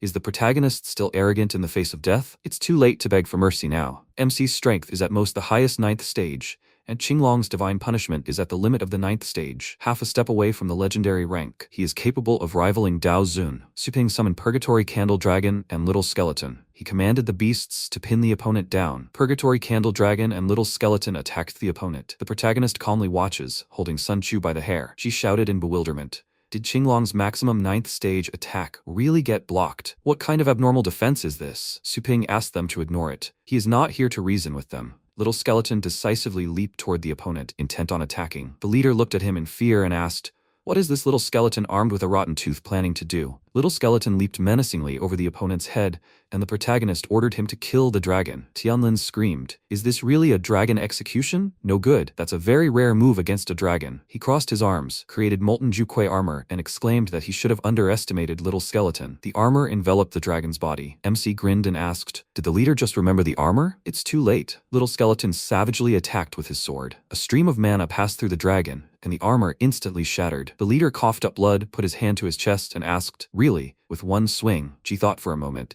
He simply wanted to lure Mischievous so that the protagonist would stab the Liu family in the back. But how could he lose? With his own star power, he erased key memories, videos, links, and more. But how did the MC get to them? Su Ping clarified that he was asking again and inquired if the leader would also cover for them. Tianlin replied that he would show them. He waved his hand and ordered him to go and fetch these people. The leader thought that he only considered the enemy an assassin's knife. But this knife is not a weapon, but a true god of death. This key is connected to them. Half of the elite army was killed. The Shiao family's home was destroyed, and 4 titled masters were injured. These losses far exceeded the expected increase. Even now, he should be at peace. An army member reported that everyone the leader wanted was here. The people fearfully asked not to kill them and give them a chance. Tianlin said that these sinners took it upon themselves to offend the protagonist. The leader asked the MC to punish them. Su Ping threw Sun Chu to the ground and asked him to check if everything was in place. Sun Chu looked at the men in confusion and said he didn't recognize them. The man exclaimed that it was his first time seeing him too. The protagonist wondered if they didn't recognize each other. Clearly, these 3 had appeared in Sun Chu's memory. Perhaps their memories had been tampered with? Ji thought that, to accomplish this task, he had divided the men into groups by task level and erased the memory of the family member who had given them the task. It seemed their key memories hadn't been restored. This guy had managed to contact the Chizhou family.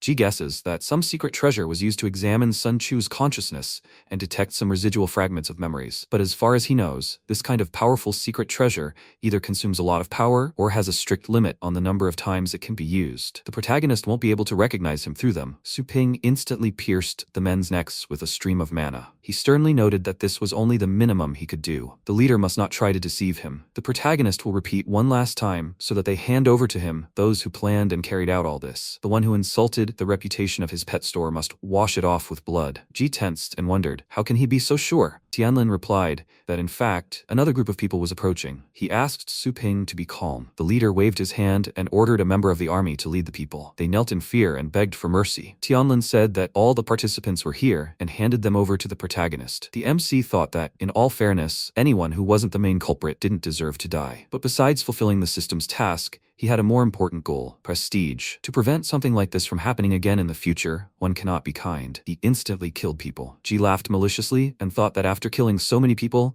it was time to calm down. Finally, they could send away this god of death. The system window notified that all participants in the event had been killed, but the culprit still hadn't been killed. The remaining time was 20 hours. The protagonist lowered his head and turned to the little skeleton. The beast swiftly launched a powerful attack on the ground. The little skeleton flew over the buildings and cut them in half. Tianguang angrily shouted that all the people involved in this matter had been handed over to the MC. Why is Su Ping still destroying their ancestral home? This is so unjustified. The protagonist asked sternly, Was he acting unreasonably? Besides, they still hadn't given up the organizer. He would have to slowly find out everything by the process of elimination. He would start with the leader. Tianlin raised his hands in fear and asked him not to do this. He thought it was a curse. If they lost the right forehead protector, their family would only lose one arm. But to save the right arm, they would have to paralyze the entire body. The leader sternly ordered Ji to get out. The forehead protector was very scared. Su Ping turned his head to the side and asked, Ji is the organizer, right? Does he have something to say? Ji covered his eyes with his hand and laughed. He clarified, because of the insult to a small pet store, the entire family is on the verge of extinction. How is this possible? He worked for the Zhou family all his life and did everything he could. If not for Sun Chu, his good plan would never have been discovered. If he dies, Sun Chu will be buried with him. Ji quickly pierced Sun Chu's body with his hand. A small skeleton struck Ji's back, and a stream of mana shot upward. The protagonist asked the Purgatory Candle Dragon to clean up the place. Ji's body was engulfed in flames, and he screamed in pain. The elite squad members, the protector, and the leader thought it was horrific.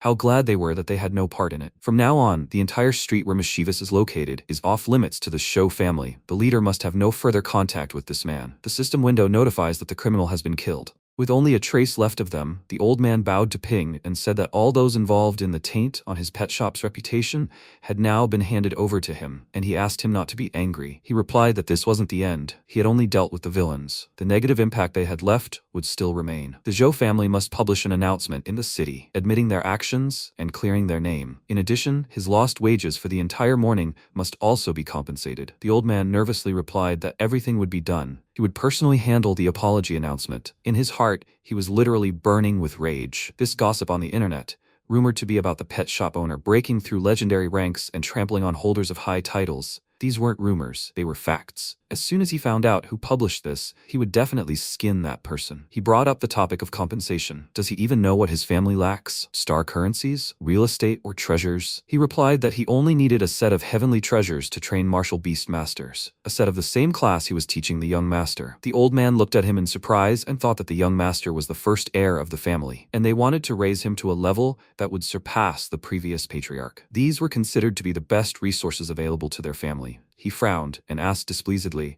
did he want them to hand over these resources to him? Doesn't that mean their Zhou family will never become stronger than it is now? He plans to turn them into pigs. MC smirked and replied that there was one thing he might have overlooked. That was that even if it was a pig, he was confident he could elevate it to the level of the clan head. The man behind him shouted, how dare he compare their patriarch to a pig? A soldier can be killed, but he cannot be humiliated. If he wants to fight, they will immediately respond. The old man stepped forward and ordered them to be silent. They all stared at the leader in surprise, and he, glancing at Ping, asked, have they really forgotten? This man's skeleton has a strange appearance, but it was originally a heavenly beast with a first-stage bloodline. But this beast displayed the aura and power of the king of beasts. He said that he could raise a pig to the 9th stage. In his opinion, this was not a metaphor. The clan members remained silent, looking at him nervously, and MC said that he was truly worthy of being the leader. It would be good if they cooperated with him. He could raise super strong beasts for them and provide rare feed at a price much lower than the market price. They have long dreamed of taking a place in the 4 main families, right? To challenge them in this war, they need a well-armed army, and he could arm them with a nuclear warhead. The old man looked at him in shock and asked if he was also targeting the 4 major families. Ping patted him on the shoulder and advised him to look at the bigger picture, then mounted his dragon and took off, thinking that this entire base city would become his pet shop. The next day arrived. The news spread throughout the city, and people began to talk about everything. It turned out that this was the Zhou family's work, which meant that everything was fine with the pet shop. Boss Su, in a fit of rage, went to the Zhou family and divided their residence into 4 parts. Now they all work for him. None of them suspected that all the rumors on the internet were true. At first, they thought they were corrupt comments, but it turned out to be the work of evil enemies. Meanwhile, MC received a notification that his pet shop's reputation had been restored. He received a legendary celestial beast skill book. He immediately decided to open it, and a bright sphere appeared in front of him, which transformed into a scroll. He received the Beast Soul Imposition skill. It grants the celestial beast the ability to merge with its master for a short time. After merging, the master gains all the pet's power, and each time they use it, they temporarily gain one of the pet's skills, which is twice as effective as the original. He was quite surprised by this. Fusion is an ability that only legendary battle beast masters can master, and this ability can be learned directly by celestial beasts. This reward intoxicates him a little. Which pet should he give such a skill book to? He could give it to the Lightbringer Serpent of Purgatory. Then it would become a dragon warrior. Breathing flames and flying are pretty cool, but he's already used to using spirit control, so choosing a dragon would be a bit trivial. What about the Dark Dragon dog? It would be nice for him to be able to see souls 100 miles away, but a dog warrior sounds crazy. Of course, the one worthy of this skill book should be a skeleton. He summoned the skeleton, and it immediately began wandering around the house, waving its sword, and Ping said that this time he didn't summon it to slaughter people. He handed the skeleton the skill book, and it looked at him with glowing eyes as if asking permission, and he said that it was not a mistake, he was really giving it to it. Let it use it quickly, it will be useful. As soon as the skeleton used the skill book, its status window refreshed. The small skeleton's combat power increased by half, and this made him happy. He patted its head and thought that after the small skeleton completely absorbed the bloodstone, its appearance became like this, and its combat power jumped to 10. Since then, it couldn't improve its combat power in normal battles. A small skeleton with 10 combat power is comparable to a second-tier beast king. Ultimately, it won by relying on constant resurrection, and its combat power only grew to 10.1. After entering the demi-divine boundary, after many battles and with Joanna's help, it surpassed 11. Unexpectedly, this skill can directly increase the combat power of a small skeleton, which is so difficult to improve, by 0.5 points. He was overjoyed and patted the skeleton on the head, saying that, as expected of a legendary skill, it was too powerful. He received a message saying they wanted to bring 2 fifth-tier rookies to a deserted area for training,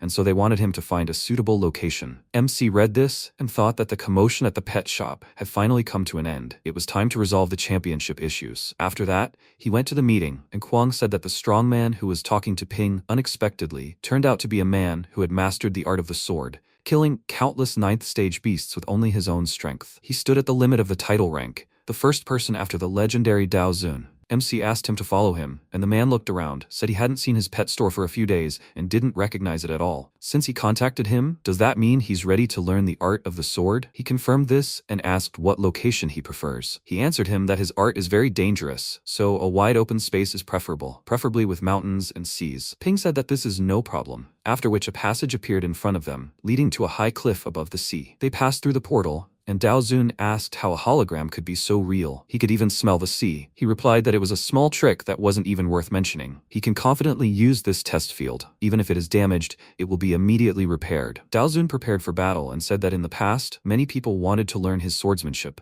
but they either lacked the basics or the understanding, so he should be able to handle it. He asked him to draw his sword, and he confidently said that he would begin then. After that, he summoned a small skeleton, and Dao Zun, clearly not expecting this, asked, "So, who is the one he should teach swordsmanship to? This small skeleton?" MC confirmed this, and said that he would be absent for a while, and would not be able to help with cultivation, so he would guide during his absence. And of course, it wouldn't be free. He handed him a fruit from the spiritual tree, and he noted that it could directly increase the star power of a martial beast master below the 9th step by 1 level. He thought that, although it would be difficult for him, at the peak of the 9th stage, to break through to the legendary rank, it would be enough to shorten his training time by 1 or 2 years. Moreover, this item was too precious for a martial beast master, and it had already become priceless. Without the necessary connections, a person wouldn't be able to buy it, even for hundreds of millions. He told Ping that it wasn't a question of money after all. If a skeleton didn't have the basic skills of at least the 9th stage, it wouldn't be able to master his House and Starblade. He was afraid he wouldn't even notice. MC immediately called out to the little skeleton, ordering it to show him its abilities. It then used its supreme sword art, and a huge skeleton king appeared behind it,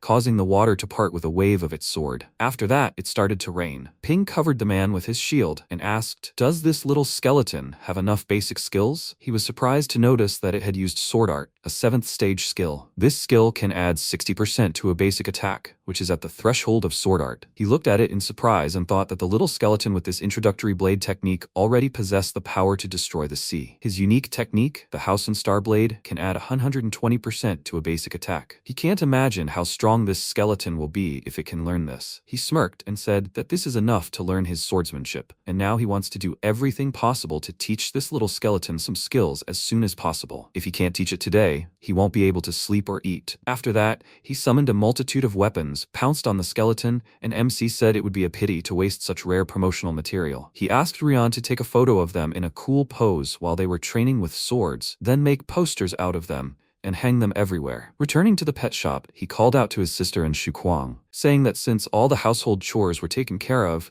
he would take them to the deserted area. They got into a car stuffed with all sorts of combat gear, and Kuang looked around the interior in surprise, saying that he had heard about such a thing. Ordinary adventurers wouldn't be able to buy such a car. At least, a silver-ranked person has the right to buy it. As expected from a master, it is too honorable to drive this through a deserted area. MC said he asked his friend to provide them with a suitable barren area, and he didn't expect him to be so considerate. He even prepared a car and identification. He would take them to the warehouse, the base of the tunnelers, to later pick out a set of combat armor for them. The guy's eyes immediately sparkled with delight, and Lingyue worriedly asked where he was yesterday. She read online that he had a skirmish with someone. Was he injured? He told her he was fine. It was the influential Zhou family in the city who incited him to attack the Liu clan, wanting to make a profit, but he achieved justice. He killed their senior management involved in this, along with their subordinates. As soon as he said this, their faces darkened, and Kwang said that the Zhou family is one of the most prestigious in the city. How could he deal with them so easily? Lingyu asked. Wasn't it because of her championship? He called her stupid, and said that for every strong person, there was an even stronger one. Their growth would inevitably lead to a clash with the old forces,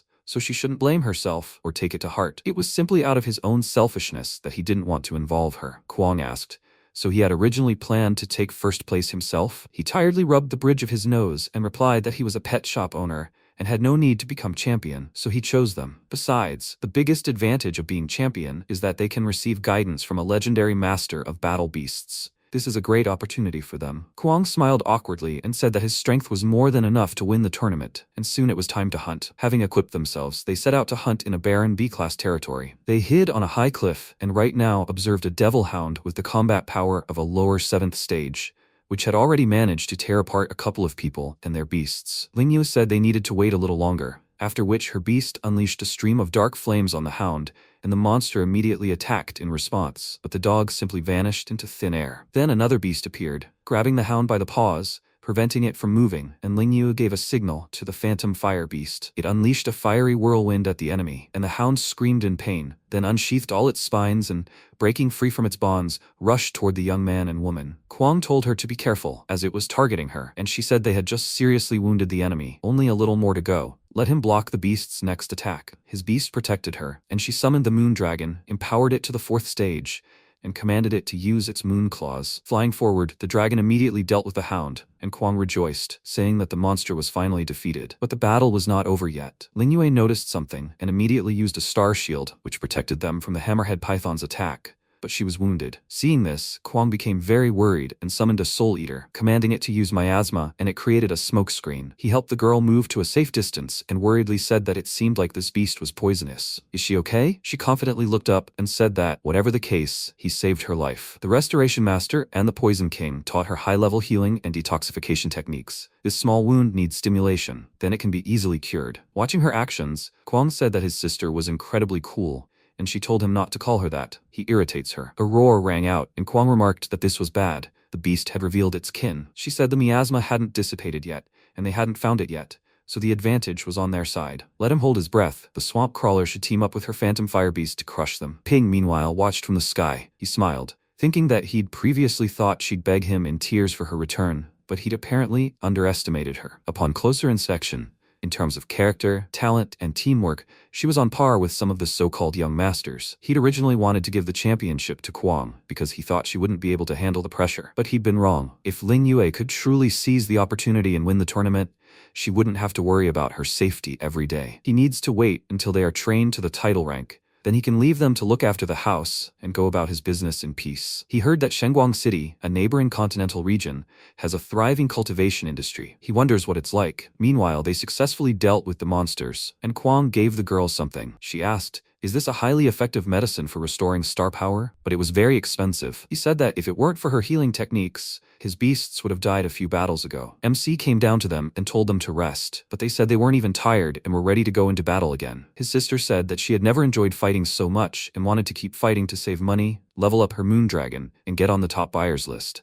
He agreed and told them to keep up the good work. After that, they went to the tunnelers' base. The people who returned with the loot came to the counting point, and one of them asked how much merit he had. The base workers told him he had only received 1,280. He was surprised and asked why so few. After all, he had killed so many animals. The man answered that hunting merits are assessed based on their merits. First-level animals are worth 10 points, second 50, third 100, fourth 1,000, 5th 10,000, 6th 100,000, and 7th 500,000. His partner said that the tallest animal they had ever hunted was identified as a 4th level animal, but returning alive from a solo expedition as a traveler is better than many people. His colleague laughed and told him to keep up the good work, then called the next in line, the Night Wolves group. The number of registered adventurers was 64, and they received about 1.5 million in total. The guy was very surprised by this number, and the base worker asked how they planned to distribute the merit points. Their leader said that the first team would receive 100,000 each, the second team would receive 20,000, and the trainees would receive 5,000 each. Upon hearing this, the guy exclaimed in displeasure that he had hunted alone in the deserted areas and received a measly 1,000 merit points after such hard work, and some trainees would receive 5,000. He doesn't like solo hunting. He should join a group. After that, the next team was called Ping, his sister, and Kuang. They received 2,250,000 merit points. The Night Wolves were very surprised. 2 million, and divided between 3 people. The guy exclaimed in shock. So each person can receive about 800,000? The worker asked how they wanted to distribute the merits, and the MC said it would only be distributed between the two of them, and that he wouldn't take any. He asked how they planned to distribute the points. Half and half? Kuang scratched his head with a smile and said that Lingyue should take a little more, since she had saved him several times. She replied that she was just doing her job, so she would only agree to half for each. After that, the other miners, the interns, began to rebel. Someone shouted that this hunt had earned them millions in merits, but for some reason, they were only getting 5,000. It was unfair. Su Yanying didn't want to join them, and the girl asked why she was silent. Was she willing to work for several days straight for a few thousand merits? Even if she didn't use that amount to buy secret treasures and storage, she wouldn't even be able to convert it into star currency to buy cultivation services. The Night Wolves leader ordered them to be quiet, after which, a guy from his team said that these newbies don't understand the rules. They should be grateful that they're even being paid for their internship. The girl agreed with him, saying that at least the tail kept up with the paws. The intern was very indignant at her words and said that they, the students, might have misunderstood some things, thereby causing the team some minor troubles, but none of them were fatal. Another guy added that in the battle with the 8th stage fire dragon elephant, if Sister Su Yanying's rat hadn't stopped the other beasts, would they have killed it and escaped unharmed? They also killed several 5th and 6th stage beasts and only received 5,000. They want to take credit for what was originally theirs. Lingyue watched them and wanted to say something to her brother, but he asked her not to jump to conclusions and to listen. Their leader told the newcomers not to think that killing a few beasts is a big deal. When it comes to killing wild beasts, do they think that more experienced explorers lack the strength to defeat them on their own? It was a very rewarding experience for them, and they were able to gain many merits, but they shouldn't forget how they returned. Reconnaissance, command, treatment, logistics. How much of this did they take on? Since they chose to join the team, they naturally shared the risk. They will even be compensated for any injuries they sustain. But this also means that they are no longer left to their own devices. Every profit they earn must be distributed among all contributing team members. If they are dissatisfied with their current income, they can set out to develop the wasteland on their own. Reality will teach them the value of everything. Lingyue thought about it, and Ping, looking at her, thought that she was a brave girl who hated injustice. This is not bad, but she could easily fall before she had time to gain strength. So now is a good time to hone your character in the desert areas. He asked why she was frozen. The road she had to travel was 100 times harder than theirs. They would exchange merit points for currency and return to the pet shop to level up. There was a month left, and every week he would drag them to the desert areas to earn some money. Only they were envious, wondering if they could reach the top of the customer rankings. Lingyue nodded confidently, agreeing to this, and then they got down to business. With each new battle, their ranking increased, and finally, they achieved the result they needed. The MC announced that tomorrow was the opening day of the tournament, and today, the customer rankings were suspended. The guaranteed winner was confirmed. Everyone was in anticipation. Meanwhile, the man was watching for any changes online and said with a smirk that the pet shop was finally ready to announce a name. He wanted this person's name to spread throughout Longjiang within a day. If the Zhou family couldn't defeat him, they thought the 4 major families wouldn't be able to either. His subordinates asked, "Is this the person who's going to challenge them for first place?" He was just a youngster, so the fight would be very easy. Lingyue had become the champion of the Pet Shop Global Elite Tournament, and the man turned to the leader and asked, "If I meet this person during the tournament, will it be okay if he kills her right away?" Soon, the long-awaited 52nd Global Elite League Tournament of Longjiang City, Xinyue District, began. The preliminary rounds were declared open. The spectators were thrilled, eager for the tournament to begin, and the host, noticing their reactions, said he had fully sensed the enthusiasm of this tournament. Then, without further ado, let the participants prove themselves. Due to the large number of participants, the preliminary rounds will be divided into 30 arenas, which will be held simultaneously. The gates rose, and Ling Yu, Luo Fengtainton from Jianlan University, and the younger generation of the Mu and Tang families entered the arena. The host announced that the number of participants in this tournament was 1,000. The gates were closed, and the arena's energy shield and force field were activated. This round was called the Insect Swarm Elimination Round. Afterwards, a swarm of insects flew out of an airship flying above the arena, and the guy exclaimed in fear, "Aren't these wild 5th stage phantom bees?" The host noted that this was correct. In this round, the participants must survive a swarm of phantom bees, whose stings are enough to paralyze them. The time limit was 6 hours. The participants were shocked. How could they last 6 hours against so many monsters? No wonder they had to sign an agreement of individual responsibility. They began to scatter throughout the arena, shouting that this was not a competition, but an elimination game, and the host asked everyone to summon their pets. Fengshan University Vice-Chancellor Dongmin Song rubbed his mustache thoughtfully and said that this tournament was much more difficult than the previous ones, but this level should be just a game for Luo Fengchun. Zhou Yunchun, Vice-Chancellor of Jianlan University, asked, Yahello, whom they carefully prepared, isn't too far behind, right? Vice-Chancellor Dong said that Ping's younger sister was the focus of today's competition. The MC, sitting between them, asked how they ended up here, and the old man laughed,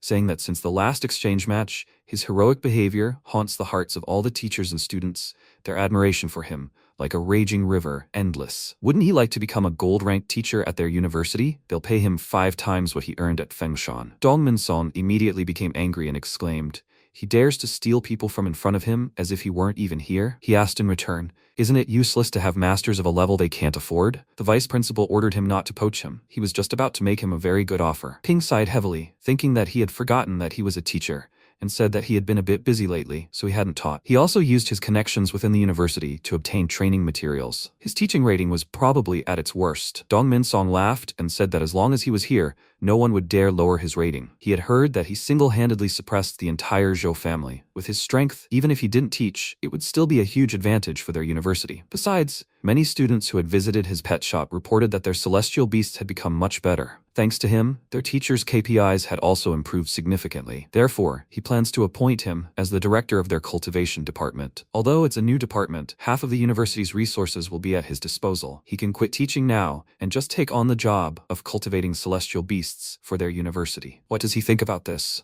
MC replied that he didn't want to hear about anything other than the tournament and suggested they talk later. He actually liked his proposal very much, and the old man, looking at how they smiled at each other, gritted his teeth in anger and thought that this old fox had no hesitation in giving up half of the university's rights to win Ping over. He has no teaching ethics whatsoever. If he had known about this earlier, he would have offered it to him first. The host asked if the players were ready. Anyone who leaves the field or is unable to move will be escorted out by their lovely staff. By the way, anyone who damages the grass flowers will also be disqualified. After that, the swarm of insects began to attack, firing their paralyzing poisonous stings, immediately eliminating several participants from the tournament, and the host noted that, unexpectedly, many were dropping out. This tournament looks really exciting. Grass flowers began to quickly carry the wounded out of the arena. Meanwhile, Ling Yu stood in the midst of this chaos and was not the least bit afraid. The host noticed that another unlucky participant in this round was setting the swarm's target, and as soon as the insects started shooting needles at her, she deftly dodged, and the host remarked that she was very agile. After dodging a few more times, she thought that there were too many of these bees. They were not controlled by the master of combat beasts. But if this is a colony of wild bees, then why weren't the grass flowers attacked? Is this a coincidence? Meanwhile, on the other side of the field, some guy was fighting. He pounced on the insects with a fiery fist and said that it was easy. He would simply crush them with his power. Swinging his fist, he killed several bees at once and asked if he dealt with them all, then everything would be over? The host said that this participant still hadn't revealed his heavenly beast, and relying solely on his well-practiced tactics, he was able to kill several 5th stage bees. This is his way of hiding his strength, and a way to show it. Several burning insect bodies fell onto the field. The airship's cargo bay opened again, and a new swarm descended. Seeing them, the guy lost his former confidence, after which he was quickly eliminated. The host said that it seemed he chose the wrong way to solve the problem. Insects reproduce very quickly, and they have a very large supply. Therefore, even if the participant is strong, they should not take them lightly. Meanwhile, Lingyue ran around the arena and thought that most of the participants were at the 4th stage, only a few had reached the 5th, and only a few were at the 6th stage. But even if there was a 7th stage master, he wouldn't be able to withstand such an intense attack for 6 hours. Not to mention, the swarm's numbers couldn't be reduced by force. It was clear that the test of this round wasn't combat power, but something else. She ran past the younger generation of the Tang family, and they immediately targeted her, one of them asking, "Is this the little girl who wants to compete for the championship with the young masters? She's so impudent. Now they'll teach her a lesson. Ling Yue, meanwhile, approached the wounded man and decided to test what would happen if she lured the bees toward the grass flowers. Of course, they weren't perceived as enemies by the swarm and were simply ignored. With such a precise enemy identification, only two options came to mind. The first is the ability to control celestial beasts from a distance. The second is that the grass flower's body contains some kind of secret treasure that can repel insects. If it's the first level, then she should be able to sense a supreme being with her star power, but she hasn't detected anything yet. If it's the second option, then it could be related to the rule of not harming grass flowers. At that moment, the boys attacked her. Seeing this, Zhou Yunshan gasped in fear and said that this was the Tang family's unique secret weapon, the blue stinger, the silver scorpion eye, and the twisted dart that pierces the heart. Vice Principal Deng was also frightened and said that according to rumors, these three unique weapons are so poisonous that one of them is enough to kill a person below the 6th stage. But Ling Yue wasn't that simple.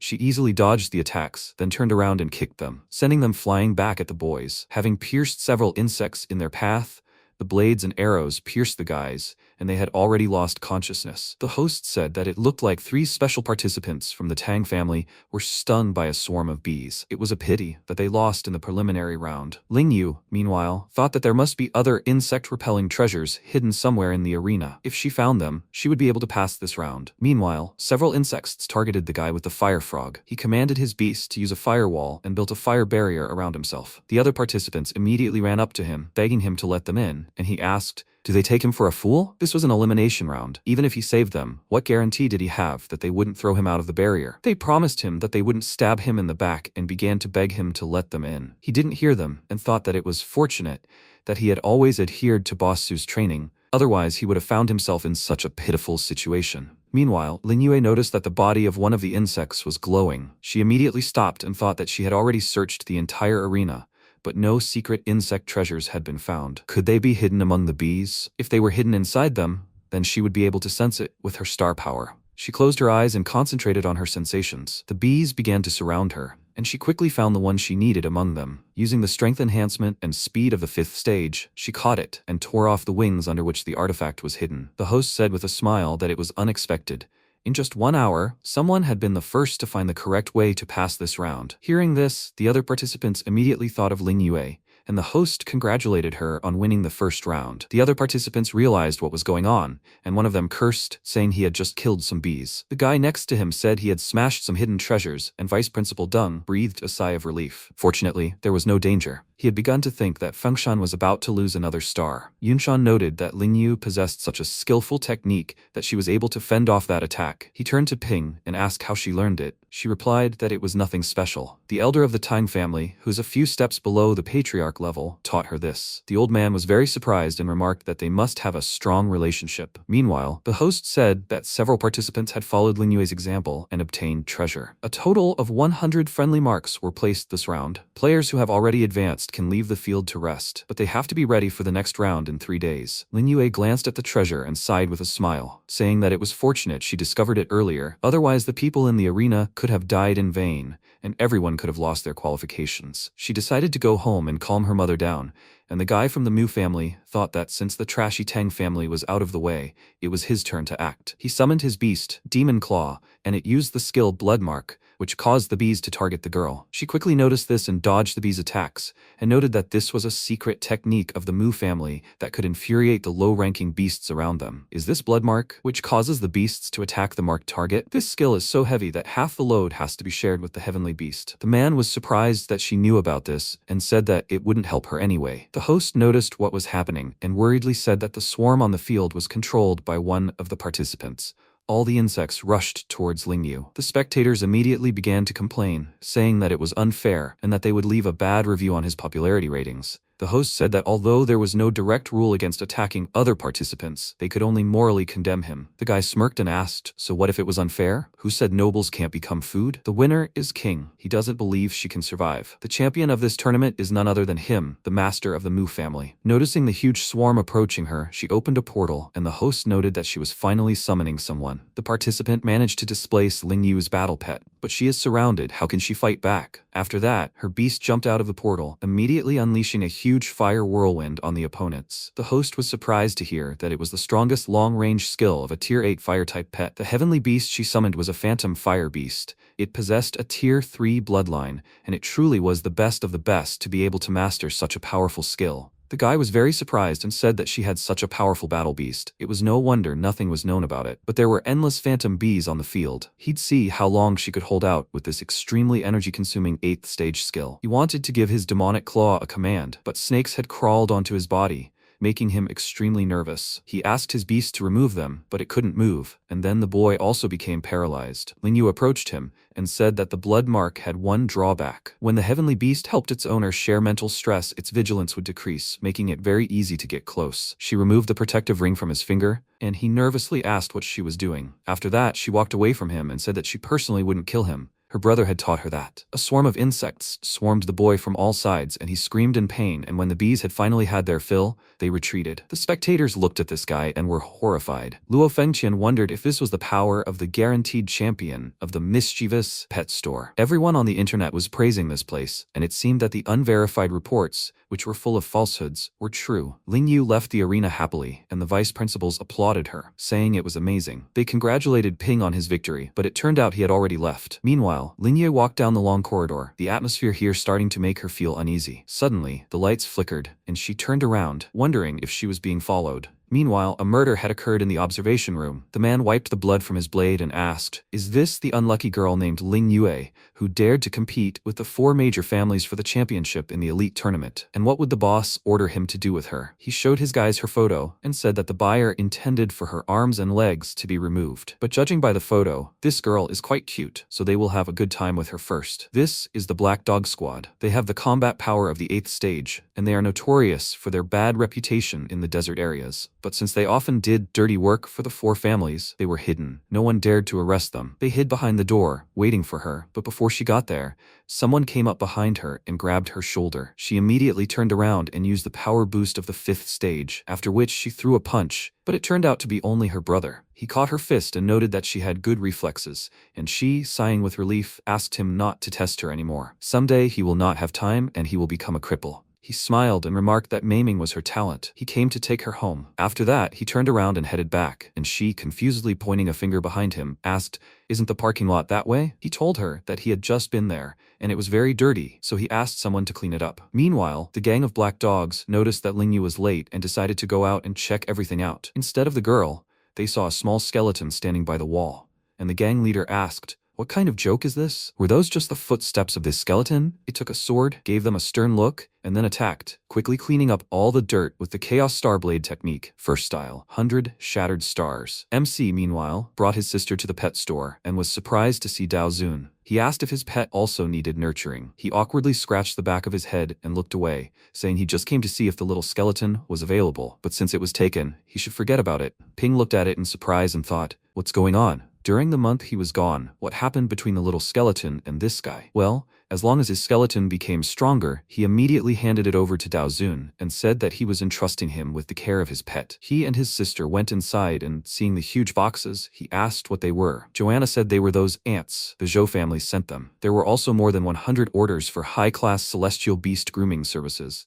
They also left a message that read, "Please accept these secret treasures that the young master has been learning, and we hope that Master Su will overlook our shortcomings and the Zhou family will be at your service in the future." He asked if the things were clean. She told him that she had checked with her divine eye. There were no traps or poisons inside, but only junk. Those ants who called themselves the Zhou family dared to insult him by giving him all sorts of trash. Should she kill them? He decided to check what was inside himself, and when he lifted the lid of the box, a very bright light hit his eyes. He immediately closed it and exclaimed that he was almost blinded. Joanna crossed her arms over her chest and noted with a satisfied smile that she was right. He asked if she considered this trash. He should give her an audit sometime. Lingyu was also surprised. There were so many high-class treasures here, and she wondered what her brother was going to do with it. He called her stupid and said that of course it was for her training. Let her take advantage of the 3-day rest and quickly absorb these secret treasures. She became very excited and exclaimed that she had only seen secret treasures in a book once and didn't know how to use them. Then Rion approached them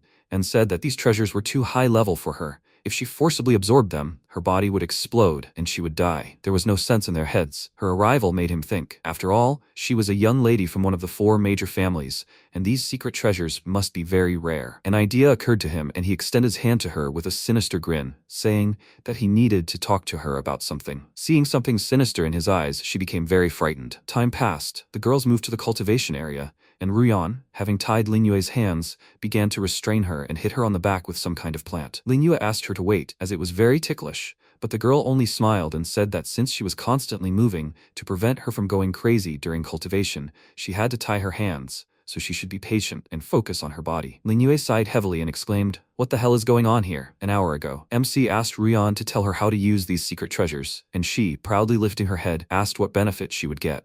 Would he let her go? He told her that he could let her go, but he would soon take the Tang family under his wing anyway, which is why she ended up here. He asked her to hurry up, and Linyue looked at him with fear, thinking that he was becoming more and more like a villain. Ruyan smugly asked, he, a good-for-nothing title master, was planning to take them over? For his information, the Tang is a large clan, covering several base cities. In Longjiang alone, one branch of their many branches keeps pace with the other 3 main families. Since they were discussing her family's origins, they should start with their long history. One day in the 2nd year of Yuanhei's reign, an unlucky player visited their ancestral home. Ping no longer listened to her and mentally turned to the system, asking, when they recruited Joanna, it said the contract was limited to celestial beasts, right? Since it could be used on gods, was it also effective on ordinary people? A system window appeared in front of him, labeled, all creatures are pets. When using a temporary contract with a human, their knowledge and strength remain the same, but their ability to think is reduced to the level of a celestial beast of the same rank. The effect lasts until the end of cultivation. It is recommended to use this on someone weaker than him, otherwise it may fail. He used this skill, then quickly approached the girl,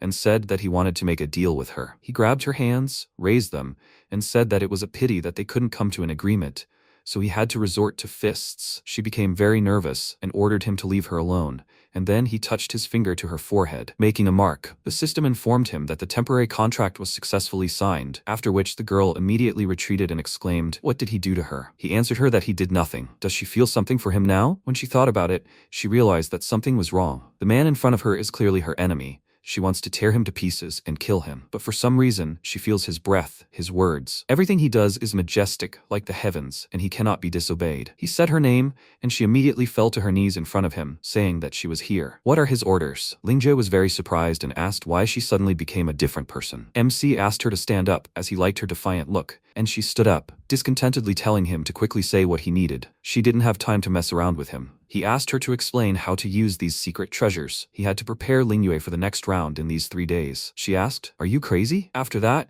she walked over to the box and opened it slightly, saying that there were many secret treasures. They could be roughly divided into 3 aspects: strengthening herbs for the body, combat skills for mastery, and spiritual stones for star powers. The first stage of strengthening herbs alone requires at least 3 months. If your body isn't suitable, you'll die from a ruptured liver or your body will be torn apart during subsequent training. Ping thought about this, and then an idea occurred to him. Since the contract with the beast was signed, shouldn't he be able to transfer them to the cultivation zone? One day there is equal to 1 hour in the real world. In 3 days, they would train there for 72 days, which was enough to complete the first stage. After that, he approached his sister and asked her to close her eyes, and she, seeing his evil grin, asked what he was planning. He asked her to be obedient, since he was incapable of harming her. After that, he touched her forehead and said that he would take her to a good place, so let her be obedient and close her eyes. She did so hesitantly and asked, he's not deceiving her, is he? After that, he also put a mark on her, and now she was suffering under Ryan's torture. MC was nearby the whole time, cultivating in the air. He thought that although it was slower than expected,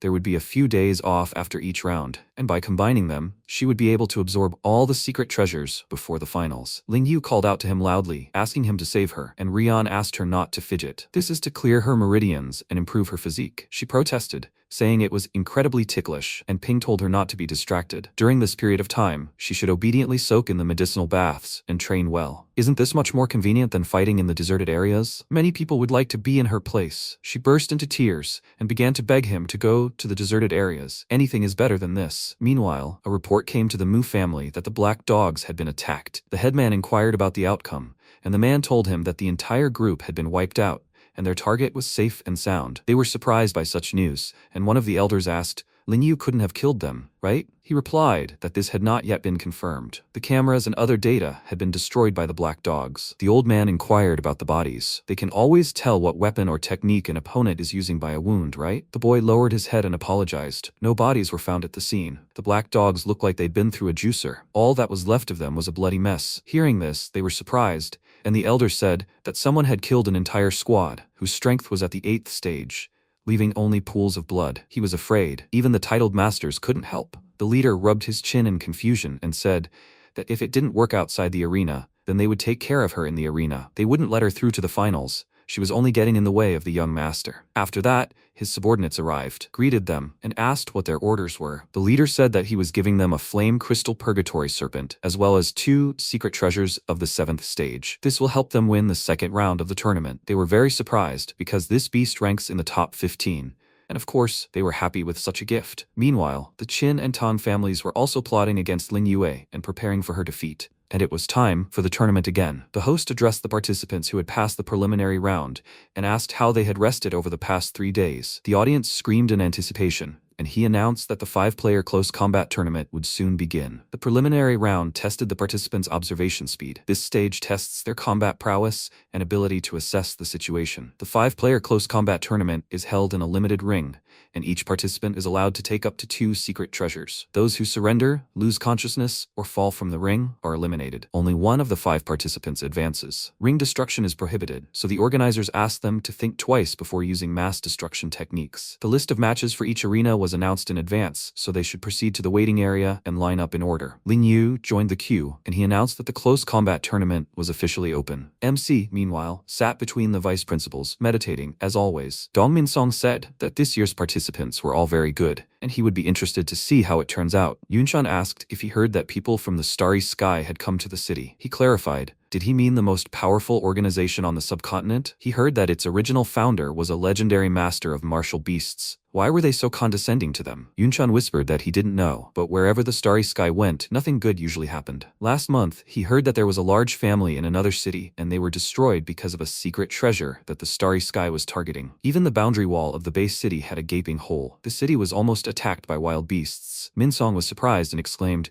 "Are they crazy? What is all this for?" The old man said that, alas, they can only hope that they don't have what they need. At this moment, the 5th group of participants just entered the ring, and the host announced that the battle had begun. Ling Ye was in a group with Zhang Shuo, some strange guy who liked to stick out his tongue, Ma Zun, who wore beast bones on himself, and Gei Shui, a woman in a red suit. They all started threatening her, and she took a defensive stance and told them to try attacking her. Besides them, there was another participant who didn't seem to pose a threat, a little boy named Yu Jijian. He called Ling Yue sis, and said that they looked at them so scary. She turned her gaze to him and asked what he was afraid of. They didn't want him, and anyway, they were rivals, so he shouldn't call her that. He wiped away his tears and said that if they teamed up to defeat her, he would be the next one to lose. Could they team up? She smiled and said that she didn't expect him to be able to assess the situation so well, so she wouldn't mind collaborating. He laughed happily and extended his hand to her, asking her to cover his back, and she reciprocated. In fact, he wasn't a cute boy, but another villain. He smirked faintly, and thought that he had lost count of how many innocent girls' hearts had been deceived by his harmless face. Now she couldn't escape. In his other hand, hidden behind his back,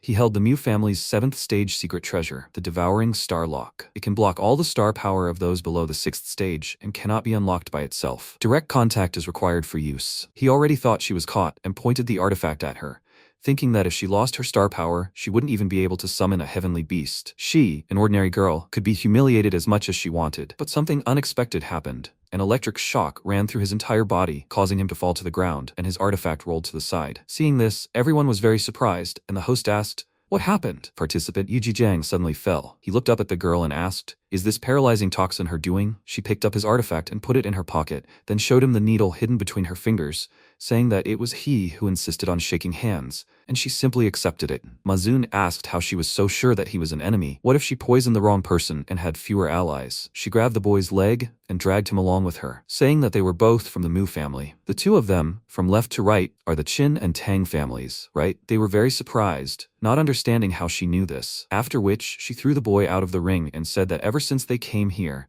Their posture when they walked and the way they breathed completely revealed their personalities. Her brother said that she could not show mercy to any of the 4 major families. She opened a portal, and her opponents immediately summoned their beasts, and Zhang Shuo exclaimed that this was all nonsense. She thinks he came here to play games? Geishui ordered him to stop chatting with her. The 3 of them needed to attack her. She was no match for them. They immediately sent out Sonic Bee and Storm Wolf, and Ling Yu summoned Phantom Dog. Geishui became very agitated and called out to Ma Zun, asking why he didn't summon his heavenly beast. He told her not to order him around. His Mu family had just lost a member for unexplained reasons, so Ling Yu surely had some aces up his sleeve. Of course, he wouldn't recklessly attack her. The girl became angry and asked how he dared to use them as a springboard. He told her that if she had time to complain, she should command her pets more. They were already under pressure. They both immediately turned their gazes to their heavenly beasts, and when the Phantom Beast pinned them to the edge of the ring, Ma Zun said that apparently there were only a few attacks, and in that time, their beasts were already pinned down. Geishui cursed, saying that she would have to use the secret treasure her family had given her. She called out to the Tang family guy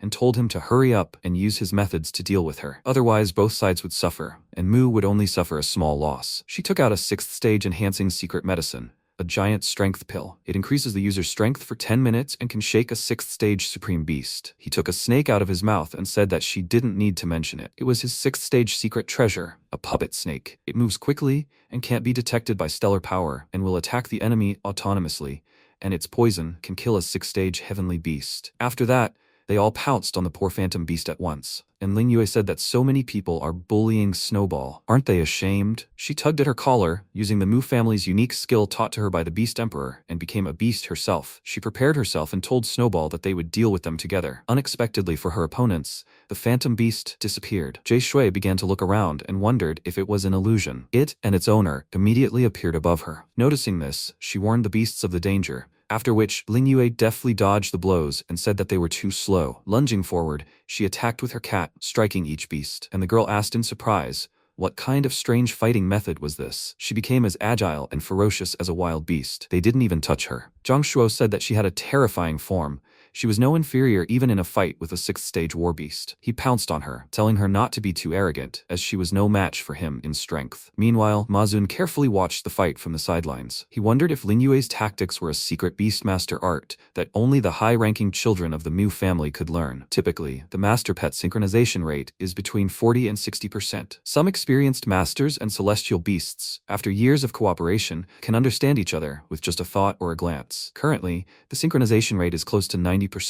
Yunshan, meanwhile, glanced at Ping with a grin, noticing that his sister was easily fighting against 5 people with her beast. Such a girl, and yet she wasn't tired at all. He merely smirked in response. Ma Zun thought that a team was a team after all. The maximum synchronization rate was theoretically 100%. But only the Mu family's unique royal technique allowed the consciousness of a celestial beast and its master to penetrate each other, as if they had become one. The synchronization rate of Ling Yu and her beast is 200%. She pounced on Zhang Shuo, exclaiming that he was constantly sneaking around, which irritated her so much, so she would deal with him first. She knocked him to the ground, but another opponent appeared. A huge dragon shielded the boy from the blow, throwing them aside, and the host excitedly said that the boy, who had been watching from the sidelines, had finally shown his strength. Ma Zun noted that their speed was quite good, and commanded the Flame Crystal Serpent of Purgatory to activate Dragon Majesty. It howled loudly, causing enormous pressure to fall upon them, but the Phantom Cat still stood firm. Ma Zun asked, so her beast isn't afraid of Dragon Majesty? There's something in the pet shop that raised it, but they only need to be under the influence of Dragon Majesty. Since her mind is unstable, she won't be able to maintain the state of beast blood resonance. Her claws and horns immediately began to disappear, and Yunshan, noticing this, said that if not for his intervention, she would have been able to deal with both opponents. Minsong said that he actually used an adult 8th stage dragon beast, which is in the top 15. Only the Mu family, who won the last championship, has such financial resources. Meanwhile, the 2 opponents she fought recovered, and the girl said that they would see how arrogant she was without her strange fighting technique. Zhang Shuo smirked and said that since she had harmed him, he would do the same in return. The host said that the 2 had teamed up to approach Ling Yu, who was overwhelmed by the dragon's majesty. Will she be the second participant eliminated? She said that such a domineering dragon, but hid pitifully on the sidelines. It seems the winner of this match has been decided. Ma Zun laughed and called her clever, but she said it was a pity that the Tang and Qin families had worked so hard for half a day, only to have their secret treasures wasted. Mazun became suspicious and asked, "What is this she's talking about?" Ling Yu slowly rose, resisting the dragon's majesty, and turned to the two of them, saying that most of her physical strength had been expended in this round. If the three of them worked together to defeat the Mu family now, it would be prudent, despite their feud. But if they were still on the Mu family's side, then after she was defeated, even if they joined forces, it would be impossible to defeat him. Would they really give the throne to someone who simply used them? Zhang Shuo clicked his tongue in displeasure and said that, although it upset him, the situation was indeed as she had said. If this continues, it will be like working for the Mu family in vain. So they need to team up and defeat him first. The girl told him not to rush. Ling Yu is in better shape than them. She is afraid. She still has an ace up her sleeve. Let her fight Mu alone. They will wait and recover their strength, and when he finishes her, then they will fight him. Let him also try what it is like to be used as a springboard. Mazun was indignant and exclaimed, "What did she say? He should get rid of her first?" She began meditation and told him to come closer, but then they will destroy him together with Ling Yue. She advises him to be obedient and get rid of her first. Zhang Shuo joined her and said that this is good. That way they can be sure that Ling Yue will lose, and they will have a chance to win. The guy got angry and told them not to get carried away, then thought that if it weren't for the Flame Crystal Serpent of Purgatory's offensive abilities, which could easily destroy the ring with its lava breath and meteor shower, he could kill the three of them in a second. The longer the battle dragged on, the longer it would take them to recover, and it wouldn't be very good. After that, he pounced on Ling Yue with his dragon, and she thought that the distance was short, but it was better than being under siege. She ordered Snowball to use Nightmare Paralysis, but as soon as it attacked, the dragon protected itself with a shield and struck. The Phantom Cat was thrown to the side. Ling Yu called out to it worriedly, and the guy pounced on her, telling her to take better care of herself. After that, he launched a kick, which she tried to block, but she was thrown back, and if not for her beast, she would have been thrown out of the arena. She glanced at her opponent and cursed, thinking that the dragon had dulled her mind. Fortunately, Snowball was unharmed. Mazun walked towards her and told her not to waste time and just give up. His dragon was invincible. Ling Yu collapsed under the influence of the dragon's majesty and wondered why the nightmare paralysis didn't work. If she could find the reason, then they would have a chance. Meanwhile, the other two opponents continued to meditate, recuperating, and Mazun told her not to waste time. If she voluntarily surrendered, he would give her a fitting end. She frowned and thought that although Snowball possessed the combat power of the Supreme 7th stage, it was also capable of controlling a lower 8th stage beast, but the opponent was able to resist its illusions. Could it be that Mazun used tactics or secret treasures to counter the psychological attacks? She decided to try again, and they ran off in different directions, which made the boy angry and said she'd wiped her dirty feet on his kindness. He ordered the dragon to teach the Phantom Fire Beast a lesson, and he would personally deal with this nasty girl. Seeing it approaching, Ling Yu called out to Snowball, and it used Nightmare Paralysis, but her opponent exclaimed that it was all useless. Ling Yu noticed the flash emanating from the dragon and, dodging the opponent's attack, said that she knew he was using a secret treasure. He asked what this knowledge gave her. His secret treasure is a sleeping dragon bone. After absorbing star power, it can make the dragon beast immune to negative effects. Mazun smirked and asked what she would do now. After that, he suddenly moved to the side, slashing at her with his claws. She was surprised that he was so fast, after which he began to move at such a speed that her eyes could barely catch him. He called her an idiot and asked, despite being overwhelmed by the dragon's majesty, she still took the initiative and left the protection zone of the Phantom Fire Beast. Without her pet, she is just a lamb being led to slaughter. His 6th stage secret tactic is the Shadow Butterfly Step. This technique is modeled after the 8th stage beast, the Heavenly Snow Butterfly, which can blur its shape when moving at high speed, as well as appear and disappear without a trace. With this technique, he dealt her numerous rapid strikes, causing her to immediately fall to the floor, and the host excitedly said that his attacks are very powerful. Participant Su Ling Yue is defenseless against the enemy's furious pursuit. As expected of a competitor trained by the previous Mu family champion, he wiped the sweat from his face with a grin and thought that the consumption of Shadow Butterfly Step was quite high. But with that amount of blood loss, she should have fainted. But it wasn't that simple. She used the ultimate art of recovery, healed her wounds, nimbly rose, and challenged him to battle again. The other two opponents were surprised by such abilities. While Mazun said that it was so annoying, he would have to rip out her heart. He used Shadow Butterfly Step, circling around her, while Ling Yue stood still and watched him. She closed her eyes to concentrate, and when he attacked her from behind, she immediately turned around and kicked upward. But it was just an illusion. Mazun appeared behind her and, calling her a fool, said he was here, then suddenly lunged forward, striking her. The host exclaimed, was the Ling Yu contestant injured, or was it just his imagination? She smirked, saying he was caught, after which she grabbed his arm tighter and attached a starlock to it. The host exclaimed excitedly, Are his eyes deceiving him? She pretended to show her weaknesses and deceived him to get closer. Then she sealed his star power with a lock, and now he won't be able to escape on his own. It's so deadly. Ling Yue pulled the opponent to the edge of the arena and said that without star powers, he has the strength of an ordinary adult. Even if the dragon's majesty overwhelms her, she can easily deal with him. Realizing that he could lose now, he became very nervous and asked his beast for help.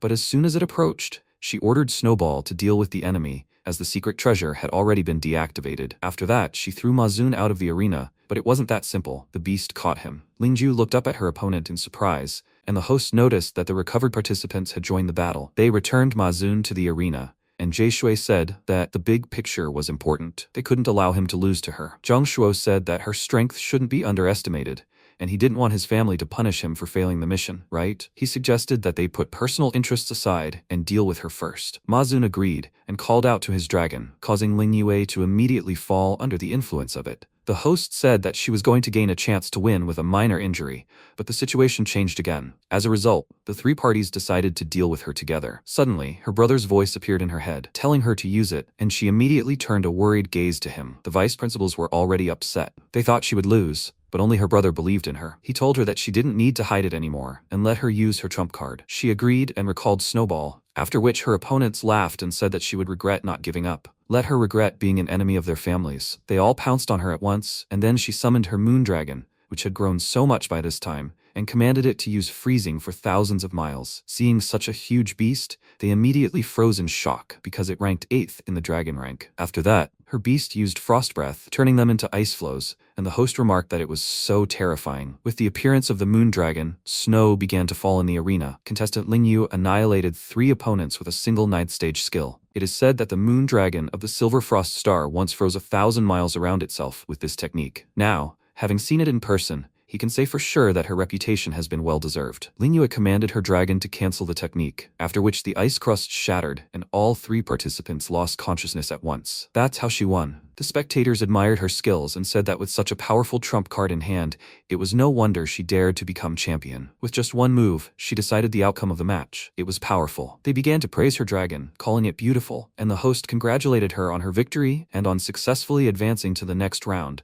called Nightmare Hunt, which would begin in 3 days. Yunshan was overjoyed and applauded, congratulating Ping on her victory. His sister had performed exceptionally well. Minsong said that this was to be expected from Director Su, who had chosen the champion by default. She would definitely become a great asset to their university in the future. Soon, night fell. Lin Yue came to Ruyan's, but she still couldn't bring herself to go in. She sensed her presence and asked, "What's wrong?" There was still an hour until today's practice. She allowed her in, and Lin Yu, peering inside, apologized. She said that standing outside the door was bothering her even more. Star power was as chaotic as mosquitoes in a tropical forest. She couldn't even concentrate on training. Let her say what she wanted and leave. As a token of gratitude, Lin Yue brought her a box of cakes and said that she wanted to train with her every day, which was why she apologized in advance for bothering her. Rian smirked and noted that the last time she trained her, she'd been against it. Why was she so drawn to her? She was interested in her tactics, right? She blushed with embarrassment and told her that it wasn't like that at all. After participating in the tournament's battles, she realized she was still far from becoming champion. Rian took one of the cakes and asked if she was impressed by her opponent's strength. Lin Yue told her that in her brother's hands, the moon dragon had become so powerful that she'd found herself at a disadvantage time and time again. If she stays the way she is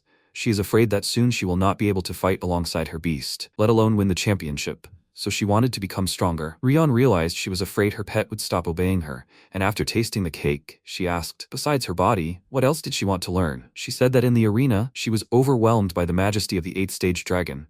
Snowball was vulnerable, and therefore she wants to make up for the lack of mental strength. She replied that she wants a lot. Mental strength is the most difficult stat for a martial beast master. There are few tactics that can enhance it, and they usually rely on secret treasures to compensate. Let her think about why an 8th stage martial beast master can recruit a maximum of 5 pets. But their Tang family has a secret technique that is passed down to women but not men. Let her summon her dragon, she will demonstrate it. She asked in surprise, right here? But isn't it cramped?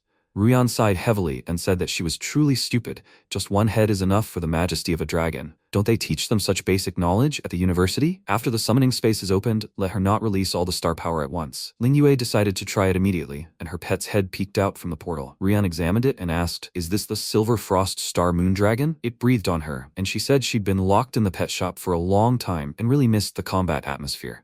Even the dragon's roar became pleasant to listen to. Suddenly, the dragon became angry and attacked her, and she used the immobile glass body technique to protect herself and silence the beast. Lingyue was amazed at her strength and exclaimed that it was amazing. She actually repelled its attack. Ryan said that this secret skill could not only provide physical defense far superior to that of a being of the same level of cultivation, but also provided excellent mental protection. It would hardly satisfy her needs completely, but at least she would be able to fight dragons without getting caught in their crossfire. It was 100 times better than the useless body training techniques the Zhou family had taught her. Lingyu's eyes lit up with anticipation, and she asked Ryan to teach her, and Ryan, raising her head proudly, said that she liked to eat salty foods. She understood what she had to do, right? She happily said that from now on, she would buy her food every day as a sign of respect. Ryan glanced at her with a smirk and mentally called her stupid. She wouldn't teach her so easily, only she could practice the immobile glass body. As soon as she used this technique during the tournament, her family would immediately recognize it. She wouldn't have to worry about her own salvation, and on top of that, she would have a little subordinate who would buy her delicious food. That idiot Ping feeds her only canned food, so she could finally eat something delicious. Meanwhile, he stood outside the door, listening to their conversation. Smiling, he remarked that it was interesting, then told the old men that he was using star power for soundproofing, so let them continue their report. The Beast Emperor said that their patriarch Mu was very dissatisfied with the result of the tournament. He punished the 2 defeated disciples, and Yuer was considered the 4th threat. The top 3 threats include the young masters of the other 3 families. The titular Master of Restoration informed him that their patriarch Qin doesn't seem to care much about the tournament, but young master Qin Shaoqin hopes to fight Yuer. His pet is a blood demon of 9th stage strength, so it's recommended to avoid combat. Master Snakeheart informed him that patriarch Tang's focus is still on the young lady's disappearance. Tang Rian's whereabouts are still unknown, so a secret search force has been dispatched to the Dragon Ledge Mountains. The titular Poison King laughed and said that Patriarch Liu has decided to remain neutral. They refused to provoke him. Ping was even surprised and asked why they were the most reserved. The old man immediately knelt before him and said that he had reported Yuer's murder to the Patriarch. Their family is known for its poisonous heart, which is quite dangerous against enemies, but not for him. Therefore, he intervened to prevent their family from harming the girl. Ping remarked that he had acted wisely and asked him to stand up. Did they find anything about the Starry Sky organization? The man replied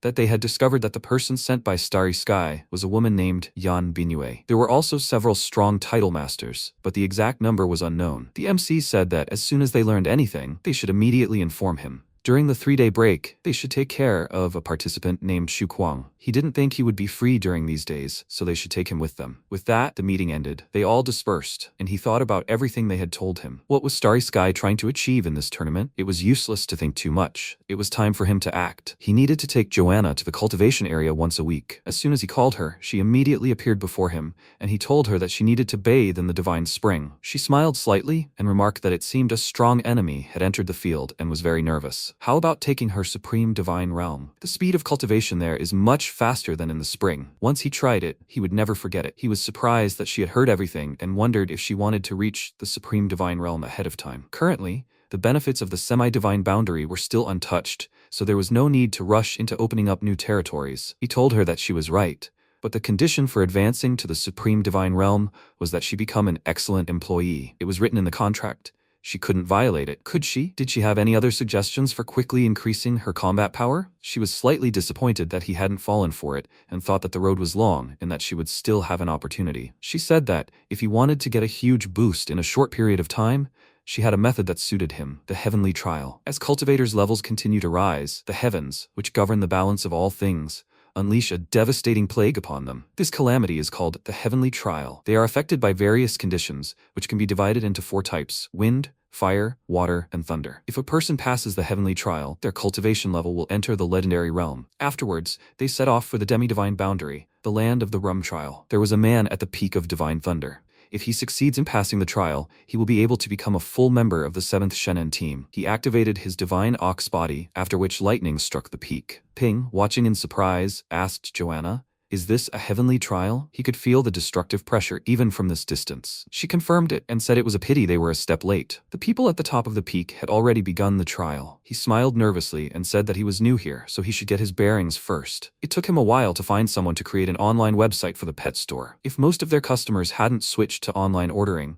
his mother would have a hard time running the store today. The girl asked why the other 2 aunts didn't come with them, and he wondered if she was talking about Lingyue and Ruyan. He told her that they wouldn't understand the meaning of the heavenly trial, so it was too early for them to come here. He left them to practice, so she shouldn't worry about them. Meanwhile, The other trial members were also observing the top of the peak. One of them said that the thundercloud's range was 10 miles. As expected of this team, he is quite talented. Last year, 6 also produced many thundercloud minions, all of whom, without exception, became excellent soldiers with great achievements in battle. It seems that Team 7 will definitely become famous this year. MC wondered if the natural talent they talk about is what the system calls properties. The ability level is linked to the range of thunderclouds. The beasts he tamed possess roughly average properties, and he wondered how many miles of thunderclouds they would extend. At that moment, a roar was heard, and lightning struck the man, shattering his divine bull body. He cried out loudly, asking the mother tree to bear witness to his glory. After that, the lightning struck even more powerfully, breaking his divine body and reaching his core, causing his horns to break and his skin to become covered in burns. Screaming in pain, he fell to his knees and activated his shield, but it too cracked under the power of the lightning, and he was defeated. After that, the heavens calmed down, and all was quiet. Seeing this, his comrades were greatly upset, and one of them clutched his head, saying that this was too much. After all, it was a 10-mile thundercloud. God is jealous of talents. Even the anti-thunder treasure of the vast sea kingdom could not withstand it. Although he barely survived, his godly insides were destroyed, and he became ordinary trash. That man, meanwhile, was crying at the top of a peak, and since he himself was aware of what he had become, he decided to end it all. He struck, his body dissipated in an instant, and Ping, watching this, thought it was cruel. If he doesn't have the system's protection, he's afraid he too will dissipate like smoke and dust. He must make the best use of this power. He asked if the probability of failing this heavenly trial was high. Joanna said it wasn't a matter of probability. He just heard the word talent, right? Besides talent affecting the strength of the heavenly trial, it also represents the potential for future strength. But whether he can survive the trial depends on his current combat power. That guy was at the 9th step, but his combat power was destroyed, and it's normal that the vast sea realm couldn't withstand it. But what's wrong with his face? She can see everything. He's scared, right? He turned away from her and told her that this was not so at all. And she said that when the gods die, they pass through the embrace of their mother and return to this world again. And he was just worried about himself. After this, one of her subjects approached her and said that it was his turn to pass the test. She created a treasure next to her, which she handed to him, and he exclaimed in surprise, "Is this the shield of Asius?" She actually bestowed upon him a treasure. It was an honor for him. The shield was extraordinary, living, and he laughed, saying it had been a long time since he had been in the outside world. This shield was forged from the body of a powerful member of the god race. It possessed extremely strong defense and could guarantee the user's invincibility. Joanna said that according to the rules, no one else should be present during the test because its intensity would vary depending on the natural talents of those present. She pointed to Ping and told her subject that this human warrior who wished to undergo the heavenly test would bring many changes in the future, so he had a duty to protect him. After that, they headed for the peak, and the boy burst into tears, thanking Her Highness. Even if he risked everything, he would definitely protect this warrior. Once they landed on Divine Thunder Peak, he told Ping that when the test began, he simply needed to hide behind it. With this shield, even 50 miles of thunderclouds would be no problem. The shield told him not to look down on him. Even 100 miles was no problem for him. MC agreed and told him to start the test quickly, after which clouds began to gather above the peak. Joanna noticed that it was all starting, and the men next to her began to question her. Why let the human race, with its 6th stage cultivation base, interfere with their heavenly tests? The thunder test has 9 levels in total, and with his mortal body, he's afraid that the first thunderclap from a 1-mile cloud will be enough to kill him. If this matter gets out,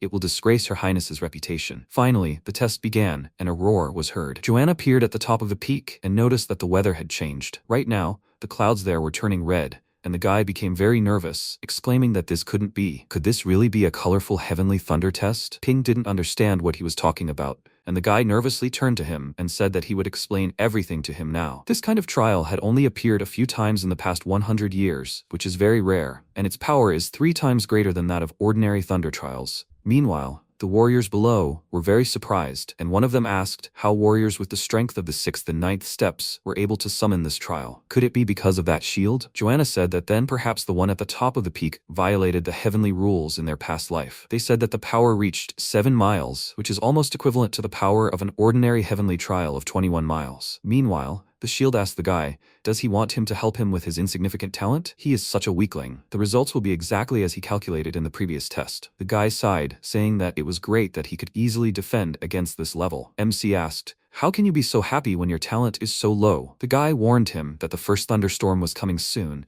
and told him to hurry up. After that, Ping summoned his dog and said that it was first in line. Meanwhile, the men below noticed that the thunderclouds weren't over yet. They had reached level 11 and were continuing to grow. The guy noticed that the level had increased to 27 miles, which surprised him greatly, and the shield remarked that they had finally reached the level of an average champion. Let them keep it up, or he'll fall asleep. When the Dark Dragon dog's properties reached 20 miles, he summoned the Moon Dragon, and the man noticed that its strength continued to increase, reaching 30 miles. Meanwhile, the Moon Dragon had reached 23 miles, and MC thought that its combat power was obviously one tier lower than of the Dark Dragon dog, but it had good properties to defeat it, as expected of a dragon beast ranked in the top 10. After that, he summoned the light-bearing Serpent of Purgatory, and the boy asked in surprise, where did he get these beasts? The shield laughed and said that he was also starting to feel that something was wrong. Meanwhile, the mark reached 100 miles. Seeing this, the men were very surprised and exclaimed, what is even going on there? What kind of incredible talent is this? Someone actually attracted thunderclouds 100 miles away? They became worried about Her Highness and suggested that she retreat to the foot of the mountain. If she stays here, she will be involved in the trial. She told them that they can go. She has passed the trials many times before. She frowned in displeasure and thought that she just wanted to take this opportunity to find out what secret lies behind Ping. But how was he able to arrange such a thing? In order to hold off the Lord of the Heavenly Trials, she will have to sacrifice her truly divine artifact. She summoned it, then threw it towards the peak, and the guy at the top caught it, asking in surprise, isn't this Her Highness's treasure? MC thought that of course she still had a trump card, in which case he had nothing more to worry about. He summoned a small skeleton, and the men began to scatter, asking what was going on. It was the people on the mountain who should be undergoing trials, not them. Meanwhile, thunderclouds spread beyond Divine Thunder Peak, and the guy shouted in fear that this was a colored trial, and 200 miles at that. He had never seen anything like it in his life. Asius laughed nervously and said that, to be honest, this was the first time he had seen anything like this either. He had already thought he wouldn't see anything glorious. Several bolts of lightning headed towards them. He hid behind the shield and called out to Ping, telling him to quickly stand behind him. Taking out the artifact, he asked the Mother Tree to witness his glory, after which a powerful shield appeared in front of them. The system reported that the small skeleton had activated the undead fruit effect,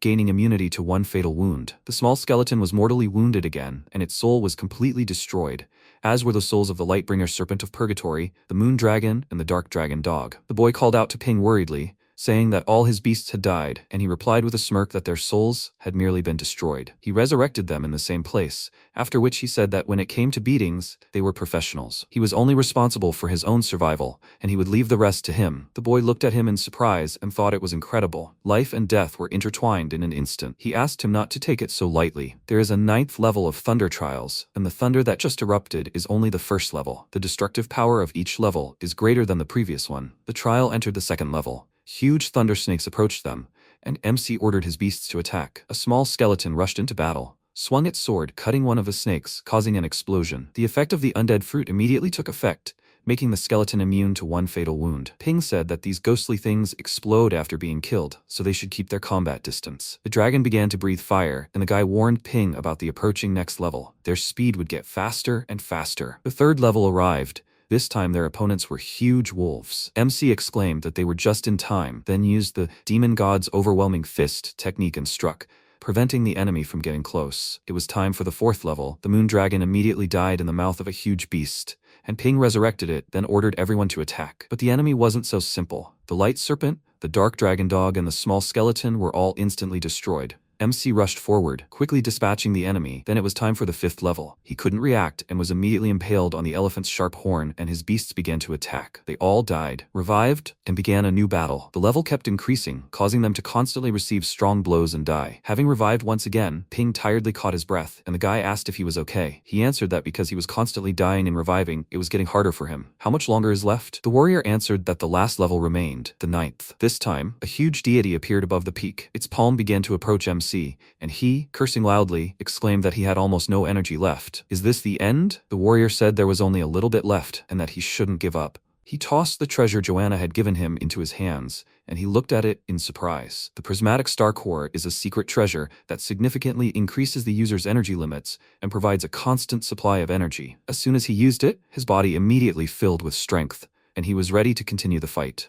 The protagonist madly raised his fist and thought it was a terrifying secret treasure. Thanks to this prism star core, His golden crow form and overwhelming demon god fist were temporarily enhanced by one realm. MC summoned Little Skeleton and used beast spirit coating. Su Ping's body was enveloped in dark mana. He moved to his subconscious and, looking at the system windows, asked, "What is this?" The system window notified that first, MC can temporarily acquire the skill possessed by the merged pet. Second, this skill will be twice as powerful as the original. Su Ping thought he almost died just now, as his understanding of combat was too limited, but the Prism Star Core continuously nourishes his stellar energy. If the protagonist's golden crow form combines with the recombination of severed limbs, isn't that an invincible force? MC pressed his finger on the system window and exclaimed that to fully experience the baptism of the heavenly trial, he wanted to improve the quality of every life. He decisively chose the recombination of severed limbs. His body was covered in the spirit of the beast. A huge hand of mana appeared in front of Su Ping. Purgatory Candle Dragon casts Stone Armor, Vine Armor, Hardening, Frost Shell, and Flame Shield on the protagonist. Dark Dragon Dog casts Wind Guardian, Earth Guardian, Thunder Shell, and Hard Shell on MC. Su Ping slid sternly across the ground, stopping his hand. Lava flowed down the protagonist's arms and he screamed in pain. The protagonist joyfully exclaimed that he was finally able to endure it. This spiritual attack really hurt. The warrior fearfully remarked that it was terrifying. MC truly took the initiative to face the heavenly trial. Asius laughed and exclaimed that he would like to fight too. He decisively jumped to the side and asked the new recruit to stand still. Asius is in action too. Asius used the Asius Patron skill on Su Ping,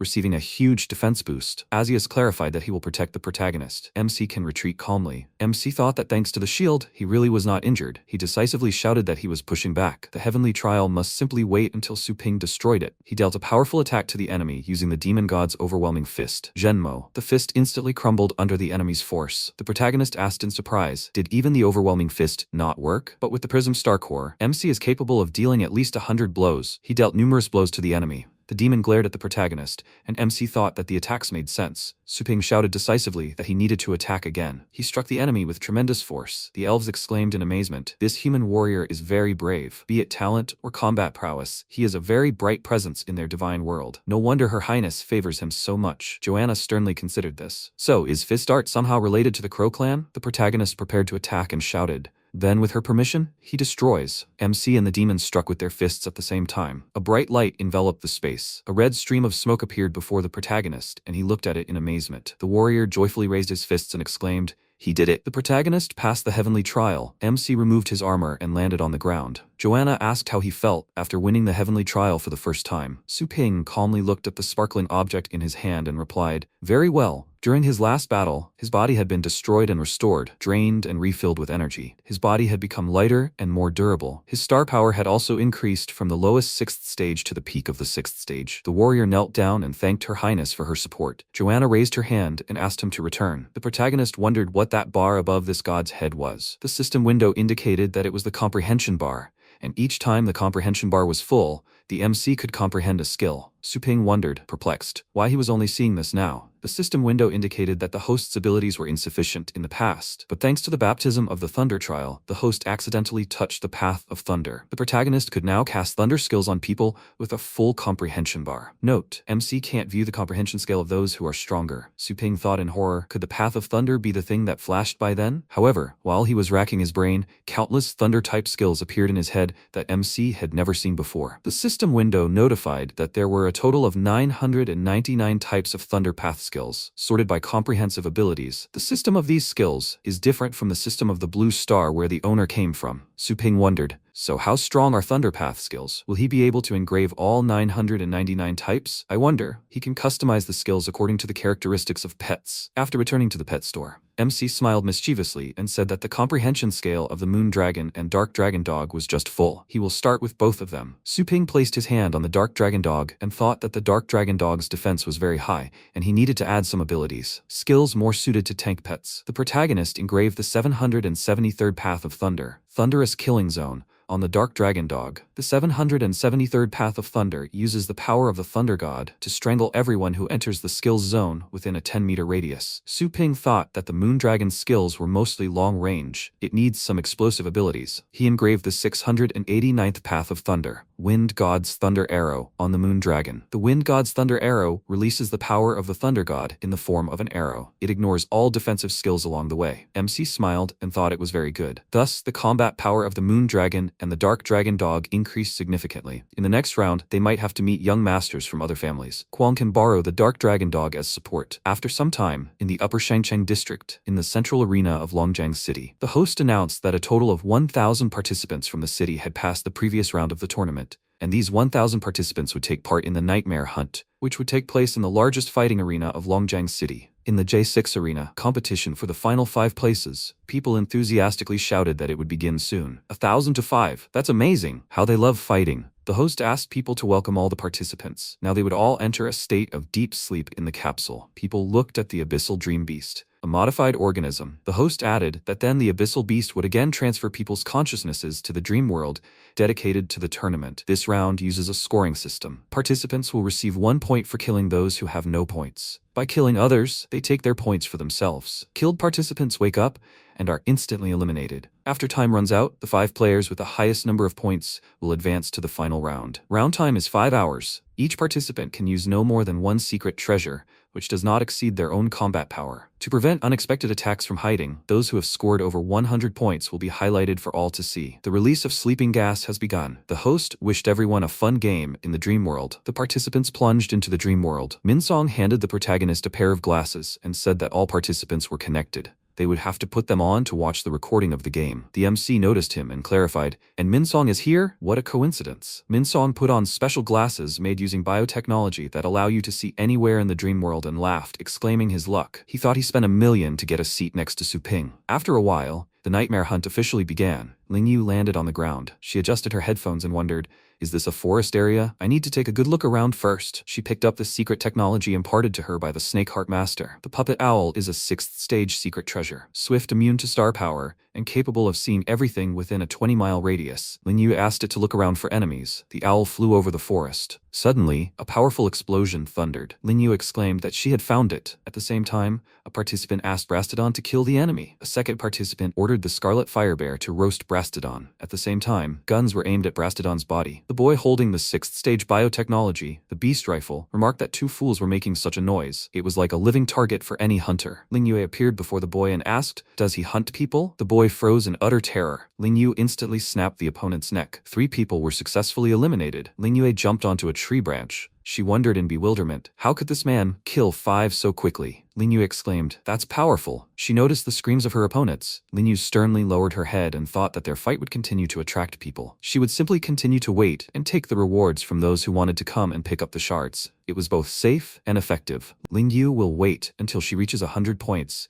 and then use white carefully cultivated by her brother to take the lead. Numerous bright beams flew into the air. The host announced, "Very fast." Just an hour after the round began. One after another, the players had already reached 100 points. More than half of the participants in the arena had been eliminated, as expected from famous families. The young master of the Mu family, Mu Chen, Xiaotian, the young master of the Liu family, Liu Qingfeng, the young master of the Ye family, Ye Longtian, and the young master of the Zhou family, Zhou Wen. They are standing in a pentagon. "Are these the old rules again?" The protagonist asked what the old rules were. Minsong replied that it was an agreement between the young masters of the great families. They first meet in the center of the location and then go out separately. This way, none of them will eliminate each other before the finals. They will also be able to get rid of all the scattered people who are not part of the famous families. MC thought for a moment and asked, "Isn't this tantamount to monopolizing the final 5, not allowing others to survive?" Minsong laughed and remarked that director Su Ping was very funny. Besides the protagonist, no one in their city would dare to compete with the major families. Speaking of the major families, why is the young mistress of the Tang family not visible this year? After a while, the Longjiang business community, the businessman's son and the politician's son looked at Qingfeng with admiration and exclaimed that the Liu family's sword was very powerful. No one could stand in its way. With such speed, the round will soon end. Young Master Liu is very cool. Qingfeng asked not to praise him. He guarantees that the hunters will survive to the top 10, simply because they bought 10th place from the Feifei pet store. He asked the Longjiang business community to carefully remember that without the protection of their family, they are nothing. Qingfeng noticed rays of light rushing into the sky. At the same time, Ling Yue cried out in surprise. Could that be another golden light? The host announced that the 6th participant had scored 100 points. Such a fast speed, could it be the young master of the Tang family? Kwang laughed and exclaimed that these people were like damned trash. He happily asked Dark Dragon Dog to crush them all. Ling Yue screamed in amazement. Why is he acting like a villain? Xiao Chun smiled and asked, "Is it not far from here?" Qingfeng asked confidently, Haven't they met this man before? The enemy must learn the truth. Trees taller than a forest will be blown away by the wind. After a while, Lingyue struck the two opponents with her hand. She looked at the rays of light and wondered if Xiaoqin and Qingfeng were moving toward Kuang. This is no good. She must hurry to help. After a while, a stream of mana struck the tree. Qingfeng, surrounded by Longjiang's business circles, stood among the falling trees. He noticed that he seemed to have found the opponent. But Kuang still didn't hide. He was waiting for him, wasn't he? The opponent has courage. Kuang thought that Qingfeng could split a tree so large that it could be surrounded by 2 or 3 people with a single strike. This is a very sharp sword. He grinned and exclaimed that he was a man who wanted to be in the top 5. Kuang would fight the opponent sooner or later anyway, so why run away? The businessman's son mockingly asked how Kuang dared to compete with young Master Lu for the top 5. The politician's son asked the opponent not to be so overconfident. The businessman's son advised the opponent to surrender. Otherwise, Master Lu's sword would allow Kuang to see the gap in strength. Kuang confidently crossed his arms and said that the 2 freaks had also spoken. But is there a chance that he will show them the difference in strength? Qingfeng swiftly raised his sword. He delivered a powerful attack, leaf-blowing autumn wind. A stream of wind struck the dark dragon dog. Kuang glared at the opponent. Qingfeng remarked that he had never met such a good one. He wondered if the wind hadn't moved the opponent. Qingfeng introduced himself and asked the opponent to state his own name. Kuang smiled confidently, pointed at himself and exclaimed, "This is cool." His last name. Qingfeng instantly prepared for the attack and interrupted him. He struck with a wild wind and downpour. A gust of wind spread around the dark dragon dog, but it didn't budge. The businessman's son laughed arrogantly and called Kuang trash. The politician's son exclaimed that the opponent dared to provoke Mr. Lu. He's finished. Kuang, calmly sitting on the dark dragon dog, exclaimed that his surname is Shu. The businessman's son and the politician's son cried out in amazement. "What is this?" Kuang arrogantly asked. Could the opponent stop distracting him while he speaks? The opponent is only capable of surprise attacks? Qingfeng stared tensely at his sword. At the same time, the spectators exclaimed that the master of the Liu family, who had killed hundreds of people with his own sword, had unexpectedly lost. What kind of person is this Kuang? An ordinary dark dragon dog, 2 to 3 meters tall, but to the audience, it seems like it's at least 5 to 6 meters long. How was it bred? Was it injected with hormones? Minsong wondered why this guy named Kuang seemed familiar. Kuang's face appeared in the glasses. Minsong was stunned and thought that it seemed like Kuang was the one calling the protagonist master. Kuang is MC's follower? Su Ping smiled confidently and crossed his arms. Qingfeng terrifyingly created a portal and said that he would remember Kuang. A beast emerged from the portal. Qingfeng added that as the first person to see his beast on the battlefield, he would know pain. The businessman's son exclaimed in fear that this was a very oppressive aura. This was Master Liu's heavenly beast. The politician's son added that the dark black dragon ranks 5th in the dragon ranks. Minsong thought it was the dark black dragon. In the previous exchange match with Jianlan University, Fengshan also used the same dragon beast to kill their 5 prodigies. But when comparing Qingfeng's and Fengshan's pets, they are terribly different from the same species. Kuang, sensing an ominous aura, gritted his teeth with tension and exclaimed,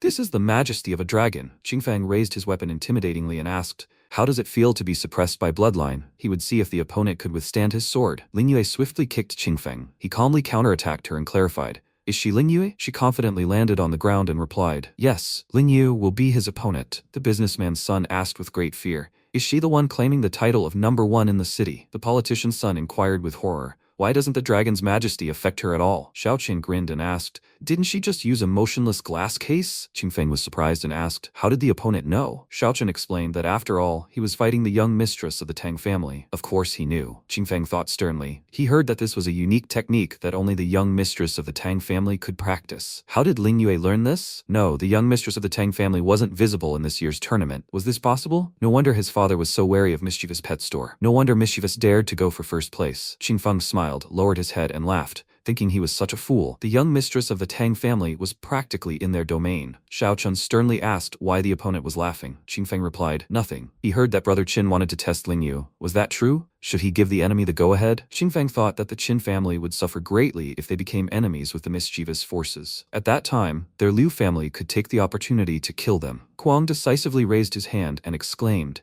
that it just so happened that Grandpa Shu would like to have a few more fights with Qingfeng. Linyu asked a comrade to lend her Xiaochun. Kuang should be careful. Xiaochun raised his staff and agreed, replying that he would then teach her a lesson about how strong a person truly is, who claims to be a champion. He opened portals and commanded the giant earth dragon and the fire and thunder dragon to come. The dragons stopped next to their master. The spectators exclaimed, "This is the giant earth dragon, also known as the Iron Wall, and the fire and thunder dragon? which ranks in the top 7 in the dragon rankings. Judging by these dragons, it's clear that they are very expensive. For ordinary people, owning a dragon is almost as difficult as owning a private jet. But Xiaoqian owns both a jet and a yacht. Xiaoqian grinned and said he'd heard Ling Yue also owned a dragon. There was no need to hide it, she just had to summon it. Ling Yue remained silent, thinking that the phantom fire beast couldn't handle 2 dragon beasts alone. She ordered White to come and he came out of the portal. The dragons approached each other and lightning filled the space between them. The businessman's son covered his head with his hands in horror and screamed. 4 dragons? The politician's son exclaimed in fear that his dad couldn't even buy him one. The earth dragon opened its mouth and used a 3rd stage pet skill, Breath of the Underworld. Qingfeng raised his sword and asked if Kuang could handle it. Kuang raised his hand and replied that he absolutely could. He ordered the dark dragon dog to attack. The earth dragon sent a stream of mana towards the enemy, but the dark dragon dog blocked the attack. Qingfeng thought with irritation that Breath of the Underworld is known as a terrifying skill that pierces bones and entrails. This freak could actually withstand it? Kuang arrogantly shouted that even the dark dragon dog wouldn't be able to handle this level of attack. Qingfeng furiously rushed into battle and ordered the dark black dragon to restrain the dark dragon dog. Beast martial artists are the core component. They'll see how the opponent can hide when Kuang presses the dragon's majesty. Kuang confidently looked at the tip of the opponent's sword and replied that if he blinked even one eye, he would change his surname to Weak. He instantly enveloped his body in mana and raised his fist with the intention of attacking. Qingfeng's mouth opened in surprise. Dark Dragon Dog used Wind God's Shelter on Kuang, Gaia Guardian, Hard Shell, Storm Thunder Armor, and Dragon Blood Battle Armor. Kuang threateningly punched Qingfeng in the face and asked, "Does the opponent see how easy it is for Grandpa?" Qingfeng said that the opponent should be cursed. He called the opponent a freak riding a dog. Qingfeng's body spun in the air. He fell to the ground with force. Kuang smiled, placed his hand on his neck, and remarked that this was a good compliment. If there are any other techniques left, the opponent can use them. Qingfeng rose to his knees in anger and shouted that he had only brought a 6th level sword because of the rules. If he had used the Zhanlu sword right now, Kuang's head would have fallen to the ground. He called out to the dark black dragon. The pet instantly stood behind its master. Qingfeng instantly jumped onto the dark black dragon's nose. Kuang was surprised and asked, "Is the opponent really leaving?" The dark black dragon rose into the air, and Qingfeng shouted at the opponent not to rejoice prematurely. The dark black dragon created a sphere of death annihilation. Qingfeng asked furiously,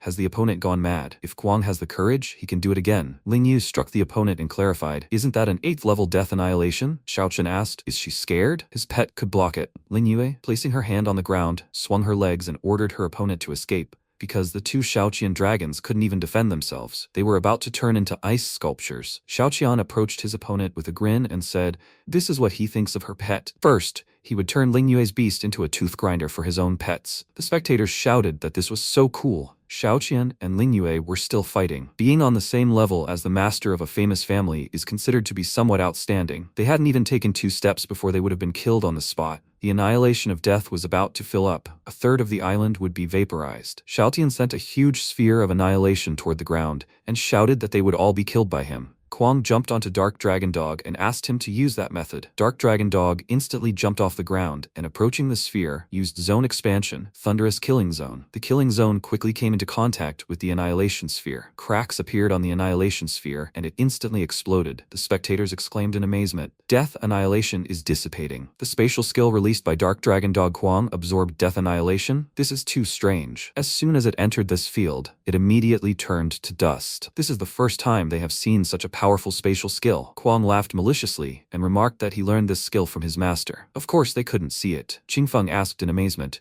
"Who is the opponent's master?" Kuang ordered the opponent to listen carefully. His master is the owner of the famous pet store Mischievous, Su Ping. Qingfeng, fading away, wondered if this could be the protagonist's follower. Kuang, with such power, is only a combat unit of the pet store Mischievous. The Tang family will still take action once they recognize their own motionless glass body. It will be interesting to watch this year's tournament. Qingfeng was eliminated. Kuang looked at the businessman's son and the politician's son and asked, "Should they both be killed too?" The politician's son crossed his arms and begged not to be killed. The businessman's son said that after the tournament he would ask his father to pay them. Dark Dragon Dog instantly landed on the opponents, and 2 points were added to Kuang's score. Kuang snorted in irritation and remarked that the 2 trash only had 1 point. "And these are the Feifei champions?" At the same time, The spectators exclaimed in amazement, "This is amazing power! Feifei's pet store is no match for Mischievous's." Even the young master of the Liu family was completely eclipsed. After the tournament, they will immediately go to Mischievous's pet store. They will cancel the order from Feifei right now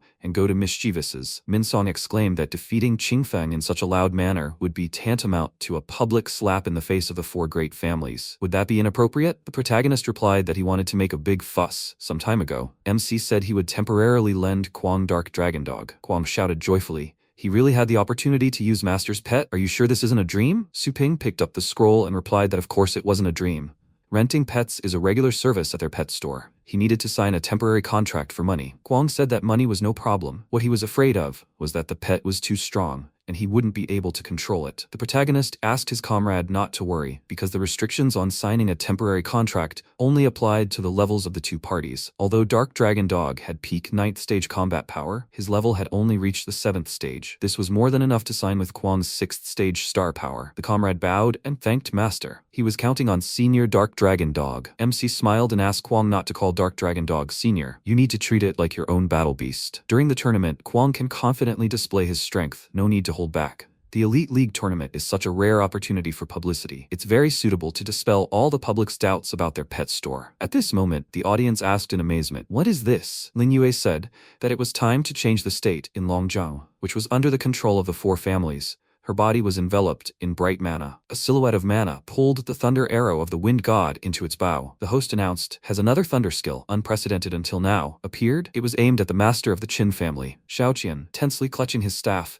noted that the pressure was very strong. He clarified that this was the right moment and ordered the pets to come. A natural patron, with the combat power of the lower 4th stage, and a bloody demon squire, with the combat power of the middle 4th stage, appeared from the portal. The host exclaimed that the bloody demon squire is said to be the most vicious and difficult to tame 9th stage demonic beast. Although its combat power is very strong, it is not uncommon for it to harm its own owners. Like the Purgatory Candle Dragon, it was almost included in the ranks of wild beasts. A silhouette of mana instantly shot at the enemy. Xiaoqian ordered the beasts to use the protection of the goddess of trees, the guardian Gaia. The host announced that 3 9th stage defensive skills appeared in an instant. Participant Xiaoqian's strength cannot be underestimated. Ling Yue confidently pointed out that it was useless. The beasts created a huge barrier and the arrow swiftly pierced it, destroying the dragons. Xiaoqian asked, "How did this happen? Were his defensive skills not enough?" He summoned the bloody demon squire. The pet instantly crossed its arms and stopped the arrow. It slid along the ground with tremendous force under the pressure of the airflow. The bloody demon squire screamed in pain.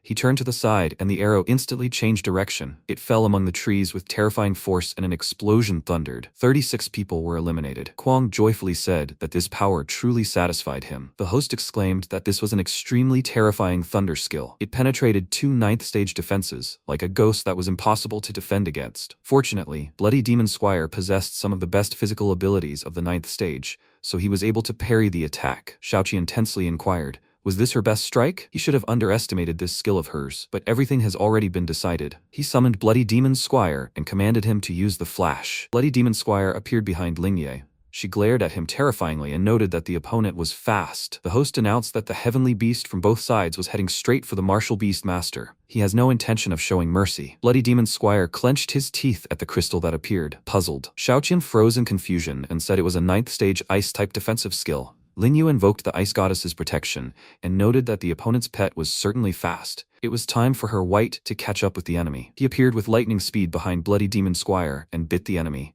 after which blood gushed out. Xiaoqian called out to Bloody Demon Squire and Ling Yu sternly said that White's arrow was just a test. How would the opponent react to the next one? Numerous silhouettes appeared around Xiaoqian, and they drew their arrows into their bows. Xiaoqian declared he was mistaken. The silhouettes struck simultaneously. Xiaoqian screamed, "Is the arrow so powerful?" And there were several of them? A powerful explosion immediately followed. The announcer announced that a second player, after Kwang, had appeared, with 200 points. Is there really no one to stop them from killing 4 families? Chen smirked and asked, "Did Xiaoqian and Xingfeng really lose? Had they underestimated the enemy?" Longchan clenched his fist and said he didn't care. It was his turn now. Lin Yu and Kwang attacked the hunters, and the system window announced that 8 people had been eliminated. Lin Yue, sitting on White, said that she would attack from the air, and Kwang should finish them on the ground. She suggested that her comrade get rid of the rest. Kwang excitedly exclaimed, "It's easy. Ling Yu should watch as his dark dragon dog chariot slaughtered them all. The host announced that Ling Yu and Kwang were approaching Chen and Long Tian with devastating speed. How would the young masters of the Mu and Ye families react to this? Long Tian wondered if they were really coming from the other end of the island. He snorted in irritation and said that due to the tournament restrictions, he couldn't use the highest secret treasures. The opponents were just lucky to be on equal terms. Chen irritably agreed with him and added that he would have destroyed the opponents. The host announced that they were running away. They had no chance to fight. What a pity. There were 5 surviving participants out of 100 on the field. Finally, only the last 5 players remained on the field. The hunt for nightmares is over. There are 5 participants left who will enter the finals of the Longjiang Base City Elite Tournament. The host asked to congratulate the players. The 5 players who reached the finals are Longtian with a final score of 112 points, Chen 118 points, Wen 149 points, Kwang 327 points,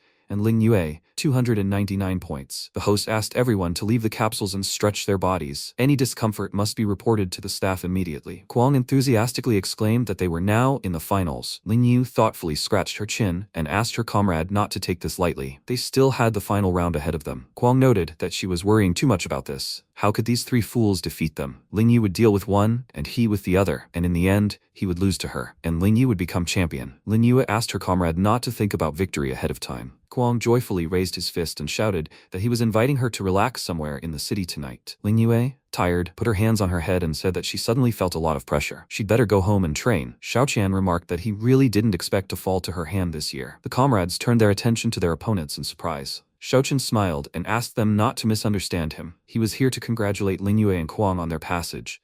They would also get to know each other. The Wind God's thunder arrows surprised him greatly. Xiaoqian lost to Ling Yue. He hoped that in the future, they could learn from each other. Ling Yue asked sternly, he doesn't want a rematch, does he? Xiaoqian laughed and said that she shouldn't worry. He wasn't planning on winning the tournament this time. After all, Zhenwu Academy was his goal. Ling Yue screamed in amazement. Is Zhenwu Academy really the #1 educational institution in all of Asia? Kwang joyfully threw his hand over Qingfeng's shoulder and said that fighting the opponent was very cool. He invited Qingfeng to do it again. Qingfeng furiously wondered, who would want to fight a monster like Kwang? Not only was the opponent's beast strong, but his skin was also thick. Kwang asked if Qingfeng's face was okay. Qingfeng walked away and shouted that he had things to do and was leaving. Liu quickly ran towards him and asked the owner not to be angry. This time, Mischievous was lucky to defeat them. He has a new plan. Qingfeng angrily slapped the director's cheek and ordered him to shut up. Liu still hasn't realized how strong Mischievous is. The director dared to implicate their family. He will hold Liu accountable for this. At the same time, followers of the Tang family are sitting among the spectators. They exclaimed that Ling Yu technique, there can be no mistake. It's a motionless glass case. The family must be informed immediately. Minsong exclaimed that Ling Yu has entered the top 5 in the city. This is the best result in the history of their function. If the director is free later, the protagonist looked at the message that came on watch and, interrupting him,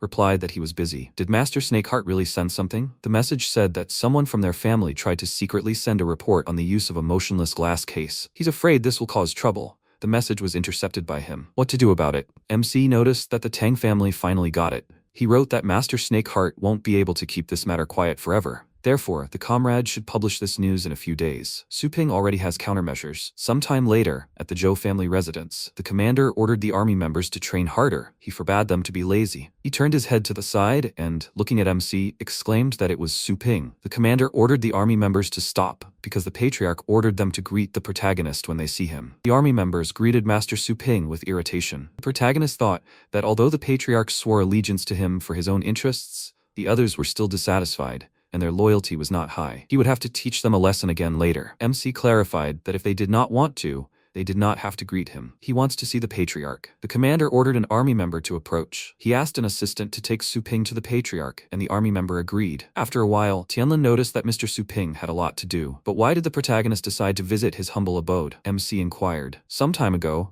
the patriarch placed more than 100 orders to cultivate high-level celestial beasts. What was the effect? Tianlin said that the cultivation results were amazing. They could say that all their pets that were sent to the protagonist's pet store had gotten rid of all their deficiencies. Su Ping clarified that if this was true, then why hadn't he noticed any changes among the members of the Zhou family's elite army? Tianlin replied that these orders were given to high-ranking staff of their Zhou family. How could ordinary servants deserve such a good thing? Su Ping thought, so that's how it was. So after he wreaked havoc on the low-ranking employees, nothing changed. No wonder the Zhou family's elite army behaved like that. The protagonist asked if the patriarch had watched the Elite League tournament yesterday. Tianlin agreed and exclaimed that his sister and followers' performance immediately surprised him. Not to mention defeating the two young masters, especially those two thunder techniques, which he had never heard of before. The patriarch was very surprised to see them. Many disciples of the Zhou elite army recorded this and watched every day, hoping to one day learn the divine art of MC. Su Ping stood up and agreed, saying to have their army line up and summon all the major heavenly beasts. Tianlin clarified that the elite army was currently training.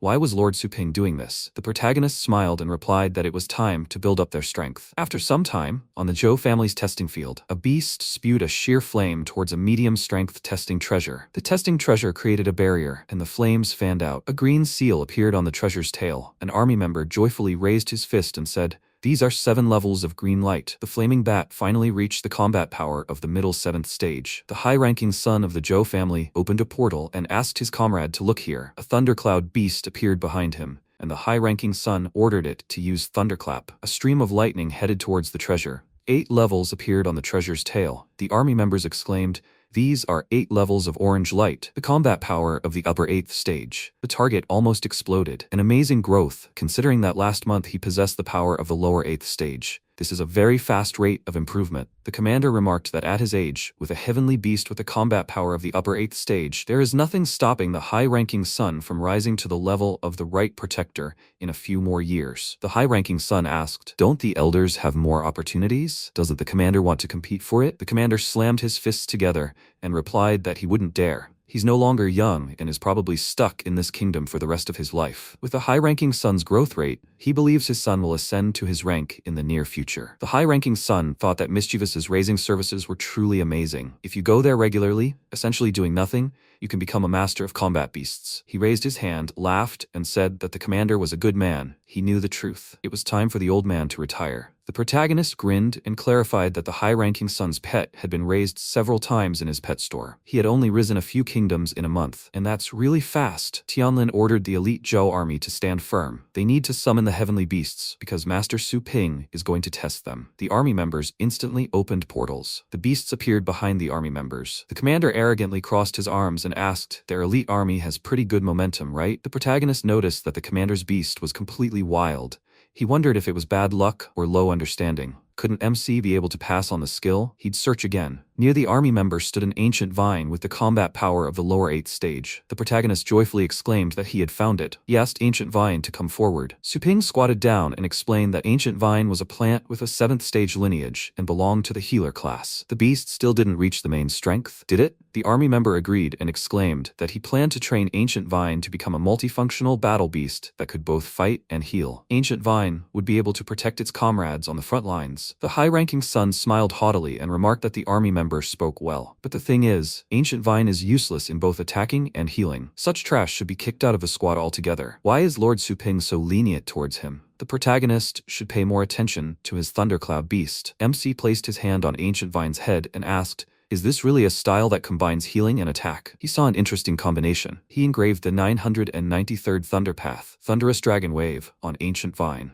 A powerful stream of lightning struck Ancient Vine. Tianlin asked in amazement, "Is this really a direct engraving of a pet skill? Even a 9th stage cultivator can only dream of such a skill." MC patted Ancient Vine's head and said that he gave him a new pet skill based on an army member's idea. Why doesn't the army member try out the healing and attack abilities? The army member, sitting on the ground in fear, agreed and clarified, "But are there any wounded here who need healing?" The protagonist struck the high-ranking son with a first-style demon god fist, striking him, and said that the son seemed to be in need. The high-ranking son cried out in pain, blood gushing from his hand. The MC smiled and asked the army member to use it now. The army member resolutely raised his hand, enveloped the beast in mana, and asked the Ancient Vine to use a thunderous dragon wave. A mana dragon rushed toward the wounded man with tremendous speed. The high-ranking son screamed in fear. "This thing will finish him off, right?" The dragon flew through the high-ranking son with lightning speed, and he screamed. The high-ranking son's hand instantly became covered in veins. He looked in amazement at the hand that appeared and clarified, "It doesn't seem to hurt." Tianlin cried out in amazement, "Is this the regeneration of a severed hand?" The commander asked in shock, "But only an 8th stage limit healing technique can do something like this." A thunderous dragon wave rushed toward the treasure. It instantly destroyed the treasure. Tianlin shouted that the target had been destroyed. The destructive power had also reached the peak of the 8th stage. So in this world, there really is a pet skill that can attack and heal at the same time? The beast was so easily controlled. With a single wave of his hand, it rose several small realms. The army member shouted in amazement that the beast was very strong. His ancient vine could display such terrifying power. The protagonist wondered if the severed limb hadn't completely healed. He calmly noted that, thanks to his teachings, the ancient vine would be able to unleash its full potential. The army member's beast needed more training. The commander was dumbfounded and thought that MC wanted to teach them such a complex skill. This is extremely generous. It's better to follow him. How he regrets being dissatisfied. Isn't it too late to befriend Su Ping? Or has the protagonist remembered them after all? It doesn't matter if this opportunity is missed. The army members instantly knelt down and shouted,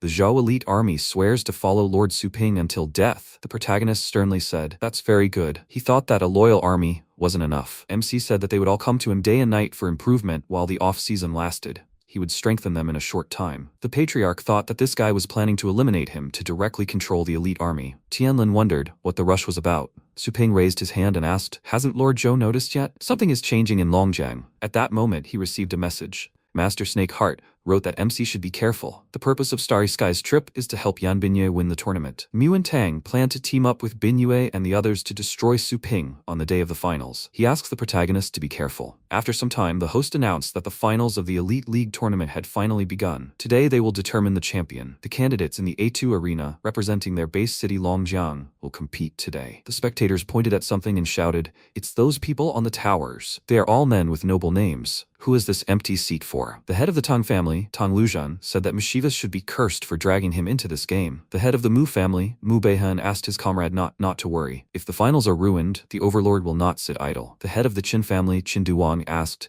"Is this girl the one who defeated his son?" The head of the Liu family, Liu Tianzong, crossed his arms and said that he wants to personally see how strong this Mischievous is. The head of the Ye family, Ye Wuming, clarified, "It seems like something strange will happen today." Tianlin laughed calmly. The Star Guards thanked everyone for their patience. Binyue sternly ordered the tournament to begin. Minsong inquired, "Who is this girl?" The host announced that this was a truly grand entrance. She sat on the throne, and the audience cried out, "Is she really sitting on equal terms with the patriarchs of large families?" The host announced that Binyue was sitting in the center. The lady would directly participate in their final as a member of the Starry Sky organization. The audience exclaimed, "This is the most powerful organization on the subcontinent. An outsider directly entered the final. That's unfair. It's a bit dangerous to stay here. They'd better watch the live broadcast at home." The host exclaimed, "That means 6 participants will be competing for the championship today. It's a great honor for their city to attract the attention of Starry Sky." Due to the changes in the number of participants, the final rules have also been adjusted accordingly. The 6 participants will be divided into 2 groups, A and B, by drawing lots. Each participant must defeat the other 2 to advance. The 2 winners will battle for the champion title. The remaining 4 will settle in the top 6. Ling Yue and Quang stared tensely at the screen and noted that this was the reason for the draw. The host announced that their names had been drawn. Ling Yue asked, would they fight even before they reached the real finals? The family heads grinned menacingly. The host announced that they would begin the first match in Group A, Binyue versus Chen. Beihan raised his hand and announced that the Mu family had surrendered. The audience asked in confusion, did the Mu family, from which the previous champion came, voluntarily give up the chance to become champion? Could it be because of Starry Sky? Even big families don't dare challenge Starry Sky. Outsiders want to usurp the highest and only title of their city. All hope lies with Mischievous. The protagonist was greatly surprised,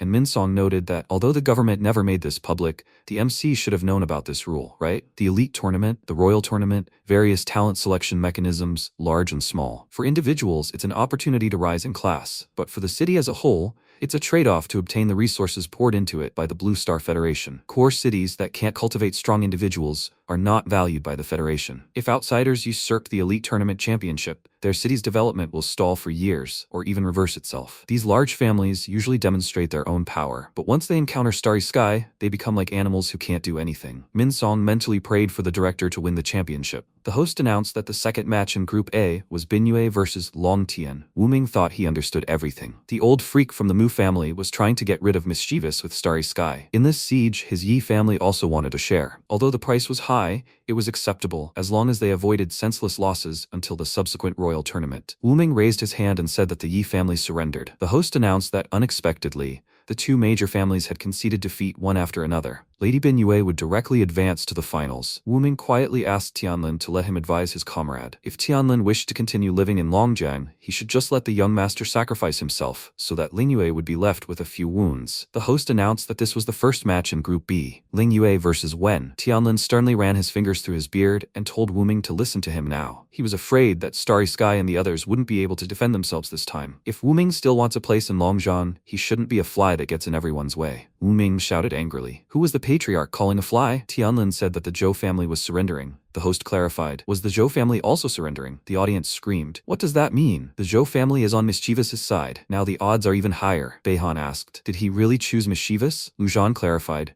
With old age comes weakness. Their family now faces only destruction. The host announced that the second match in Group B was Lingyu versus Kuang. The comrade sternly clarified that Master Su Ping had said that Binyue had never demonstrated her strength to others, so Lingyu should be more careful. She resolutely agreed with him. Kuang raised his hand and exclaimed that he surrendered. He asked Linyu to rise to the battlefield and defeat her opponent. She must show this champion title stealer her own strength. Linyu agreed with full confidence. The host announced that next up was the long-awaited final match of the Elite League tournament, Linyu versus Binyue. Linyu took a fighting stance, placing her hand on the ground and exclaimed that they would determine the winner. Binyue smiled and said it was cute. In Binyue's childhood, the cat meowed happily after looking at the sausage. Binyue looked at it sadly. The man stroked her head and remarked that Binyue was very caring. The assistant said the cat was very cute. Does the lady wish to take it? She will bring a carrier. Binyue sternly disagreed. After a while, the cat's corpse lay on the floor. Binyue looked at it with a bloody face. She said she hated cute things. Currently, Binyue, enveloped in mana, descended onto the battlefield. The judges exclaimed that both contestants were already there, and the 9th stage protective barrier had been set up. They must win 2 out of 3 rounds. Submission or loss of consciousness is considered a loss, and no one can possess more than 1 7th stage secret treasure. The spectator raised his fist and wished Lingyue good luck. He asked her to send the opponents home. Longjiang won't give them to them. Suddenly,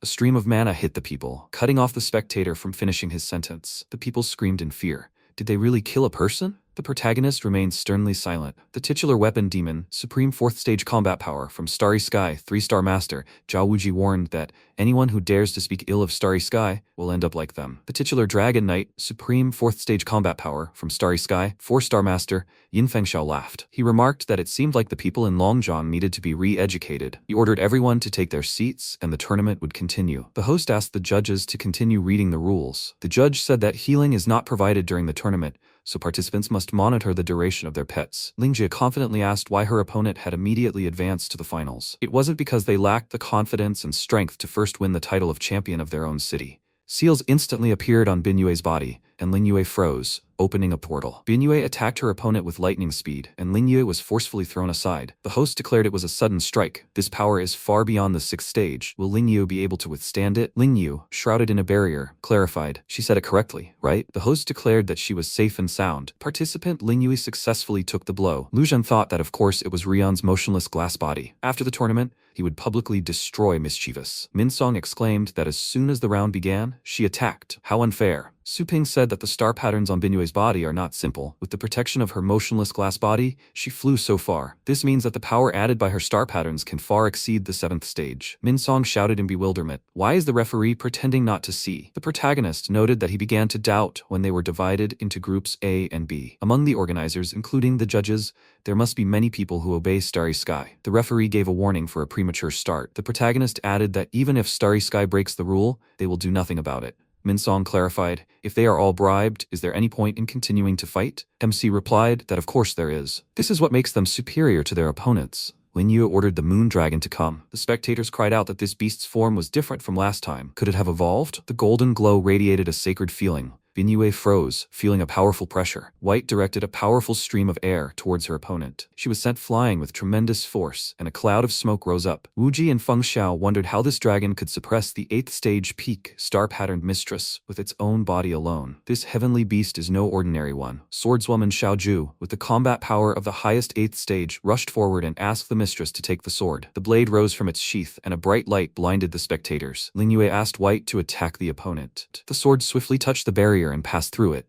Binyue calmly grabbed the weapon with her hand. She swung her sword with tremendous force, creating a flow of mana. The host announced that the mistress's sword not only easily cut through the 9th stage protective barrier, but also damaged the moon dragon. How terrifying, Minsong cried out in surprise. This is a 9th stage secret weapon. Yitian? They say it can cut through iron like mud and kill beasts of the same rank. He's afraid even the silver moon dragon won't be able to handle it. But isn't this sword a family heirloom from another base city? How did she end up with it? Feng Xiao smirked and remarked that she was able to move the mistress, which is quite impressive. But that's where it ends. A spectator shook and pointed at the battlefield and shouted that he couldn't bear it anymore. The use of secret treasures above the 7th stage is prohibited in the tournament. The man raised his fist and exclaimed in agreement that the elite tournament is fought with battle beasts, not with magical weapons. Wuji raised his star power spear and said that they were noisy. He pointed the weapon at the audience and barked that they had no right to give Starry Sky orders. The mana fist instantly stopped the spear. Wuji asked irritably, "What is this?" The MC sternly said that if they really wanted to show the difference,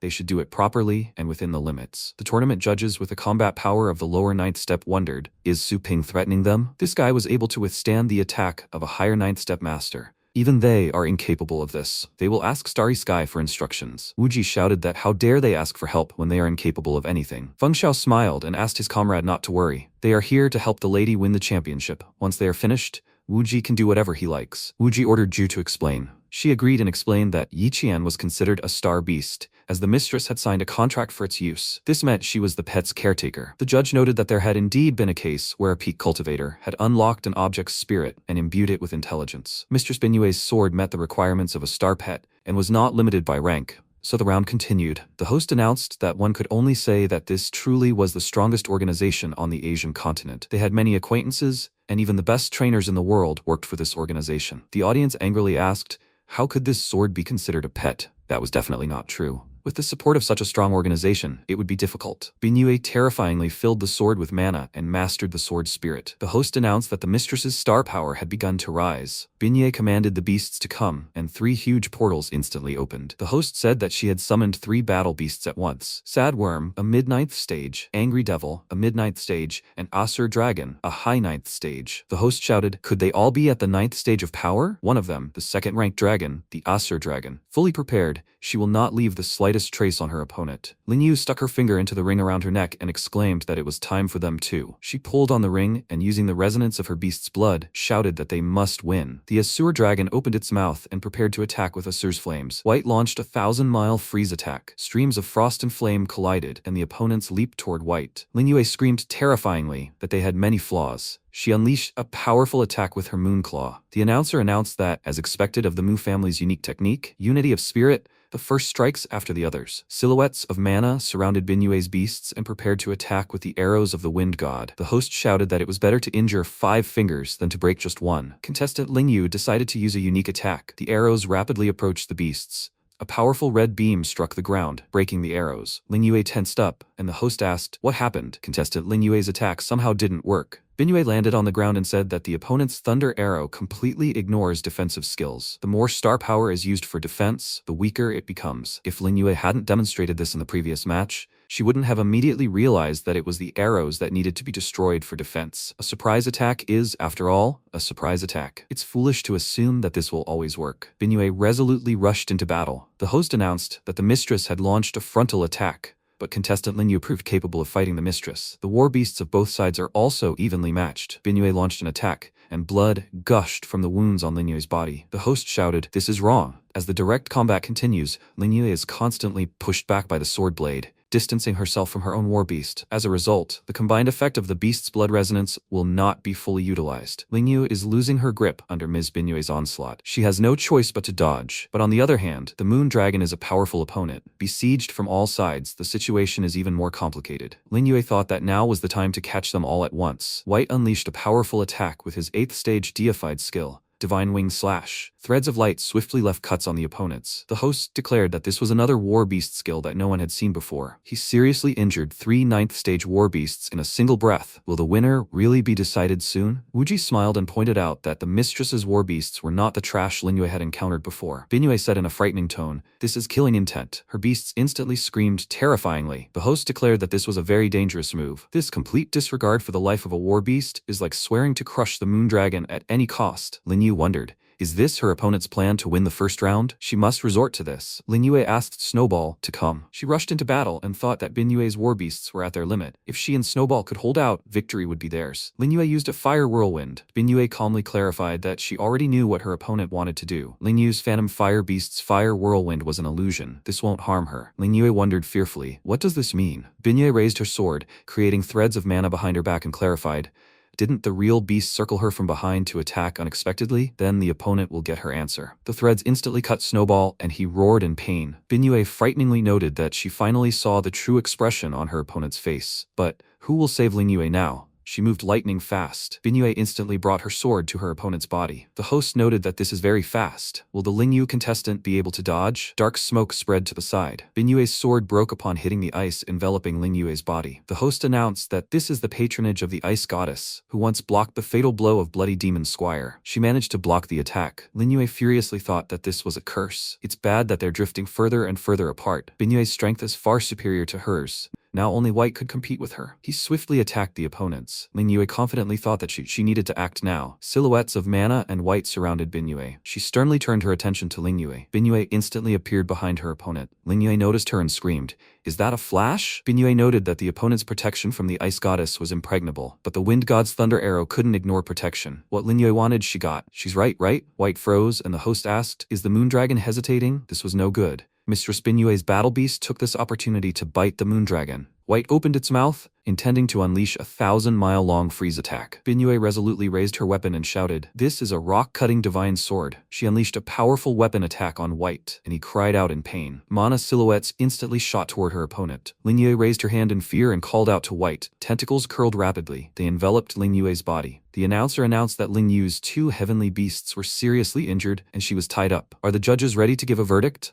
They turned their heads to the side. Wuji smirked and waved his finger in refusal. The judge said that Lin Yue hadn't given up yet and was still capable of resistance. The round continued. The spectators shouted furiously, clearly wanting to give up until her mouth was shut. "This is bullying," Wuji arrogantly asked. "What's wrong with bullying? The strong should bully the weak. Otherwise, there will always be fools who want to break the rules. Surely the mistress will show you how not to behave." Lin Yue shook in fear and grunted. The spectators covered their eyes with their hands and asked, "What are they doing during the day? They can't watch anymore." Du Huang pointed out that Starry Sky was really overdoing it. Beihan shouted that if they dared to claim first place, they should get it. The protagonist silently watches the battle. Bin Yue resolutely raised her sword, intending to attack. A beam of light swiftly flew through the barrier. The tip of the sword stopped in front of Lin Yue's face. Su Ping, sternly clutching the weapon, noticed that Lin Yue had said she had surrendered. The first round was over. The members of Starry Sky asked in amazement, when did the protagonist manage to do this? The host announced that a huge hole had appeared in the protective barrier of the 9th stage. The MC asked in a frightening tone, "Haven't they made a decision yet?"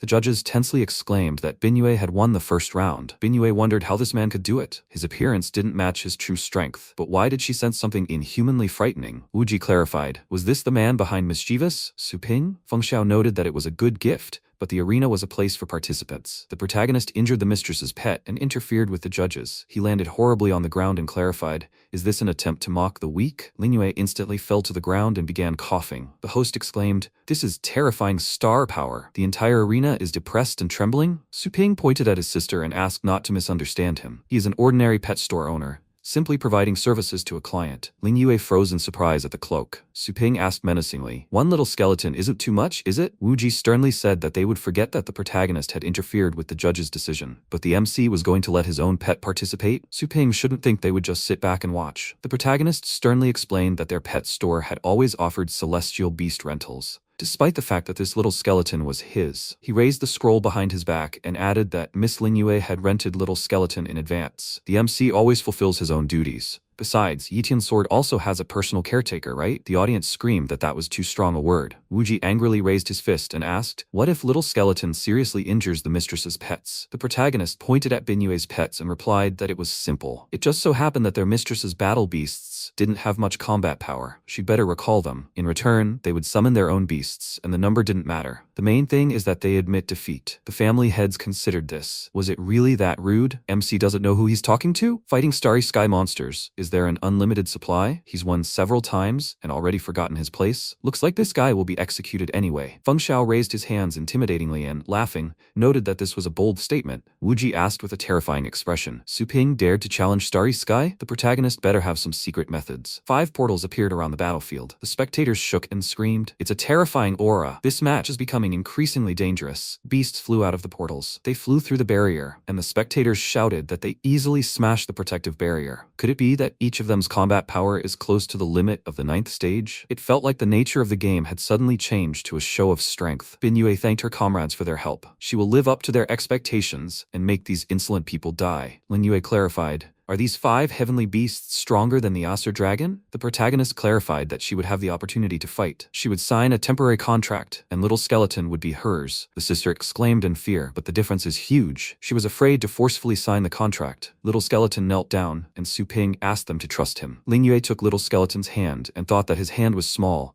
but full of battle marks. She felt neither heat nor cold. Lin Yue had entered into a temporary contract. She moved into a dark space and thought that it was the consciousness of Snowball and White. They may be weak, but they are alive. She will definitely heal them later. This is strange. Where is Little Skeleton's consciousness? Little Skeleton stands among the dark smoke. Lin Yue was transported back, turning her head to the side, thought that this was the battle beast that accompanied her brother on his adventures. The host announced the beginning of the second round of the finals. If Lin Yue's participant loses again, then Bin Yue will become the champion of the elite tournament. Lin Yu shouted that each of the battle beasts on Bin Yue's side was also amazingly strong. Is it possible to defeat them all? The protagonist flew up and asked his sister not to worry and just give the order. Little Skeleton will figure it out on its own. The host announced the start of the round. Bin Yue decisively ordered everyone to attack together and destroy the opponents. The beasts resolutely rushed into battle. Lin Yu confidently raised her fist and shouted that she was counting on Little Skeleton. He moved with lightning speed. A flash of undead pierced the opponent's head. Little Skeleton raised his weapon and cut the beast's head. Bin Yue screamed, "The opponent is so fast, she can't keep up with his movements." Wu Ji shouted in fear.